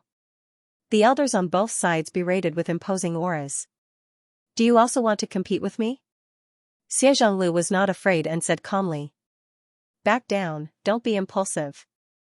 Emperor Zhou spoke with a gentle voice. The golden curtain of the palanquin opened and a middle-aged man slowly walked down. This middle-aged man was not old, but he gave people a feeling of old age. It was as if a newly born tree was about to wither. His long hair was black and white, tied up in a bun, and his face was full of wrinkles. He wore a dragon robe that was majestic and gave people the feeling of a saint. "Greetings, Emperor Zhou." The people of Linjian Academy quickly knelt down and shouted. "Rise." Emperor Zhou raised his hand and walked towards Xianxia. "I know you. You used to be Li Zi's disciple and stayed in the small world for thousands of years. You only came out recently." Emperor Zhou smiled.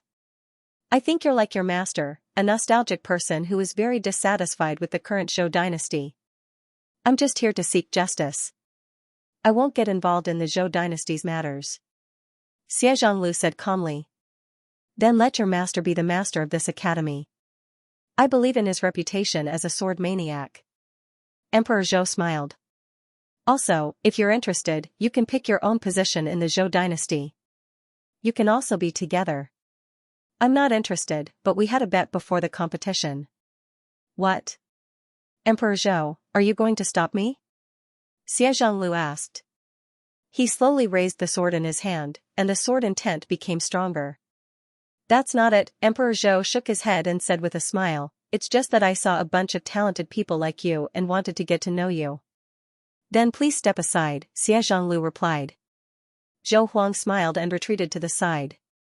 The two old men next to him were somewhat unconvinced, but Emperor Zhou waved his hand to stop them. "Emperor Zhou, you can't abandon us." Seeing this scene, the nameless two swords started to panic.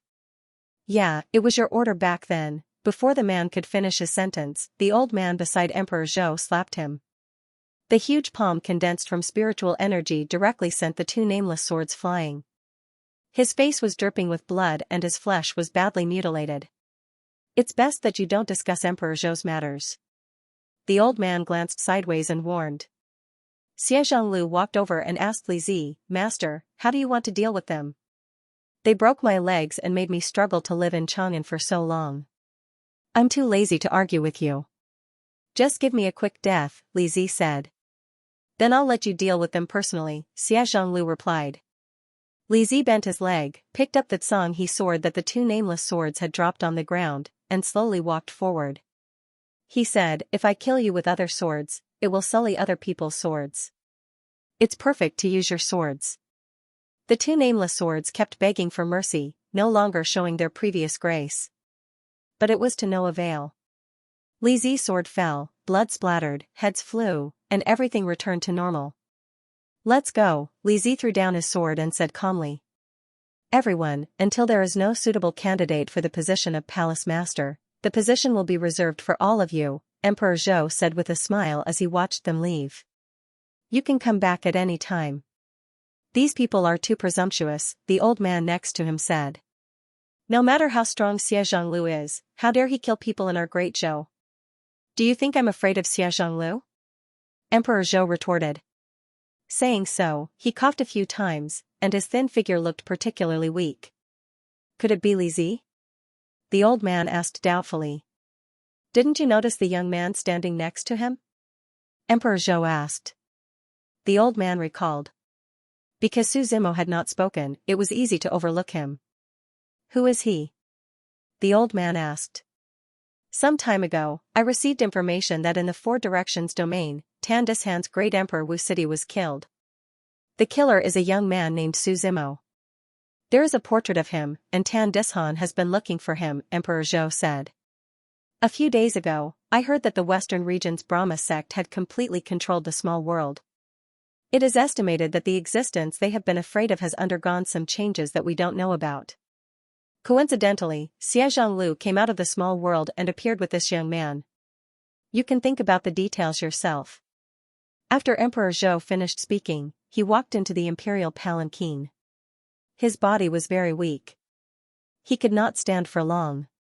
Your Majesty, you mean that the person who killed great Emperor Wu City is this young man, and the changes in the small world are also related to him? The old man quickly asked. In that case, Your Majesty, why don't you recruit him? Our Chang'an will be much stronger.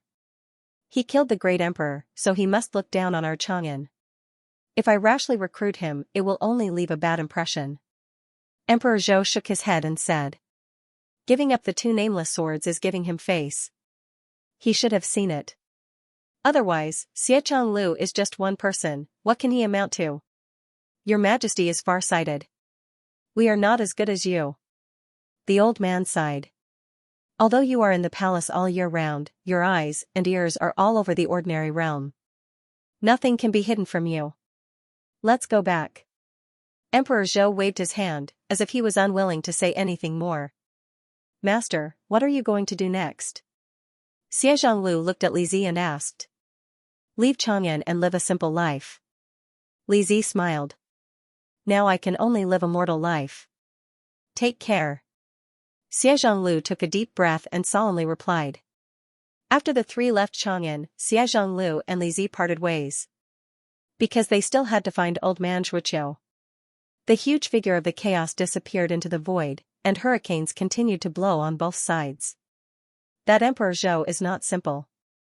Xie Lu suddenly said. He recognized me. Su Zimo said. Otherwise, he would not have let us leave so easily. This Chang'an is quite interesting. I owe you another favor. Xie Lu said. Follow me and your life will be in danger at any time. This favor is nothing. Su Zimo replied. He knew his enemy, so he naturally understood the danger. I am afraid of everything, but I am not afraid of death. Xie Lu replied. Han Dun flew for several days. After passing through Chang'an, Xie Liu's heart seemed to have been opened, and he had a place to vent. His sword Dao cultivation was also growing at a speed visible to the naked eye. It was not an exaggeration to say that he could advance 1,000 miles in a day. It was as if his thousands of years of accumulation in the small world of the ends of the earth had finally blossomed. He had attained the realm of sword Dao. What is the sword manual that the nameless two swords are pursuing? Su Zimo asked. With the nameless two swords cultivation, I think the person behind this should be Emperor Zhou, Xie Lu replied. The so-called sword manual is just a remnant. It is not strong, but it is getting stronger because of the misdirection of rumors. My master is unwilling to hand it over because he knows that he can only live with the sword manual. As the two were talking, Han Dun's figure stopped above a ruin.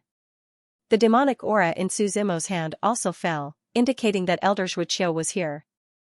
We're here. The two jumped off Han Dun's back, landed on the ground, and looked ahead. It was an ancient ruin.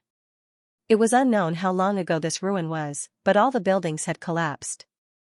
The only thing that could be seen were some broken fences and broken walls. Moreover, these broken fences and broken walls had been damaged for a long time, and many traces had been erased by the passage of time. What is Elder Zhuqiu doing here? Su Zimo thought to himself. The two walked in the ruins, and the uneven soil under their feet was mixed with gravel. After walking for 5 or 6 minutes, they finally saw Elder Zhuqiu. He was sitting under a big tree. The tree was quite huge, and the branches were like giant umbrellas, covering dozens of meters around. The branches and leaves were so dense that even the sunlight could not penetrate them. But the strange thing was that the tree had been dead for a long time. A dead tree should wither. This was a universal truth. However, this tree was clearly lifeless, but its leaves were greener than any other tree. Elder Zhuqiu held 3 incense sticks in his hand, and there was a square incense burner in front of the tree. He inserted it into the burner and placed many offerings in front of it. It seemed that he was worshipping the tree, and was kneeling and kowtowing to the tree. Elder Zhua, we meet again. Su Zimo walked forward and smiled. Elder Zhuoqiu glanced at him but didn't say anything. He just stood up and quietly looked at the tree in front of him. Su Zimo could not figure out what the other party was thinking, but it was obvious that this was not the time to disturb others. The three of them stood there calmly for more than 10 minutes. Gradually, Su Zimo discovered that the tree in front of him had undergone some changes. The originally emerald green leaves actually blossomed. Black petals quickly bloomed from the tree and fell to the ground. Accompanied by the occasional breeze, countless black petals spun in the void. These petals were so dense that they covered the void above their heads. Elder Zhuoqiu slowly turned around and looked at Su Zimo with a smile. Look, it's welcoming you. It? Su Zimo asked, this tree, why can't I feel its life aura? In the past, when you left, I asked you when you were coming back. You told me that when the 9 Deaths tree blossoms, it will be the time of your return. But I waited for you, century after century. I was tired of waiting, I no longer had any hope, I had already accepted my fate. Elder Zhuoqiu seemed to be talking to Su Zimo, but also seemed to be talking to himself. Then you suddenly came back without any warning. I don't know how to face you again. You're talking about the previous demon lord, I don't know much about him. Su Zimo replied. You are Su Zimo, but you are also the demon lord. Elder Zhuoqiu said. Perhaps Su Zimo will die, but the demon lord will never die. I don't like those words. First of all, you have to understand that the name Su Zimo is above everything. Including the demon lord. Su Zimo replied. I know that you have an independent consciousness, but what I said is also the truth. You will slowly understand. Elder Zhuoqiu replied. What's the matter with Gong Yangsu? Su Zimo asked. He's just a person whose fate has been arranged since birth. Or rather, he was specially born for you. Elder Zhuoqiu replied. I can't say too much. I came here because I have a few things I want to ask you. I hope you can clear up my doubts. Su Zimo said. I will do my best within the rules. Elder Zhuoqiu nodded. First of all, I want to fuse with the Xianyuan sword. I need someone who is very skilled in refining. Su Zimo said. The northern sea of the Tuatsang region is inhabited by the Dragon Lady. In the ordinary realm, there is no refining technique in the world. Elder Zhuoqiu said. Thank you. Su Zimo nodded and said, second of all, I want to go to the ancient devil cave's land of exile. Is there any way to do so? Hearing this, Elder Zhuoqiu's eyes flashed for a moment before returning to normal. After a long silence, he said, I don't know about this, and it's impossible for me to know. But there is one person who definitely knows. Who? Su Zimo asked. I don't dare to say his name.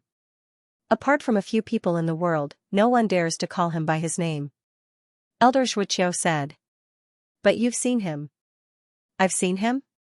Su Zimo asked. Do you still remember Beiluo City's Weiyang Palace? Elder Zhuoqiu asked.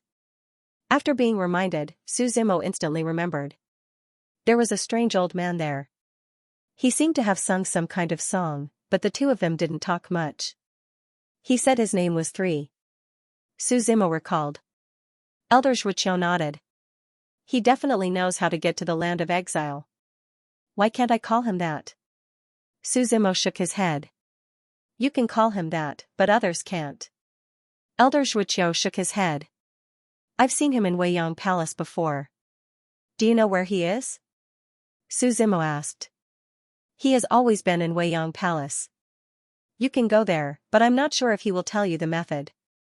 Elder Zhuoqiu replied. Do you know who he is? Su Zimo asked. I've guessed a little, but I'm not sure. I can't tell you. This is the rule.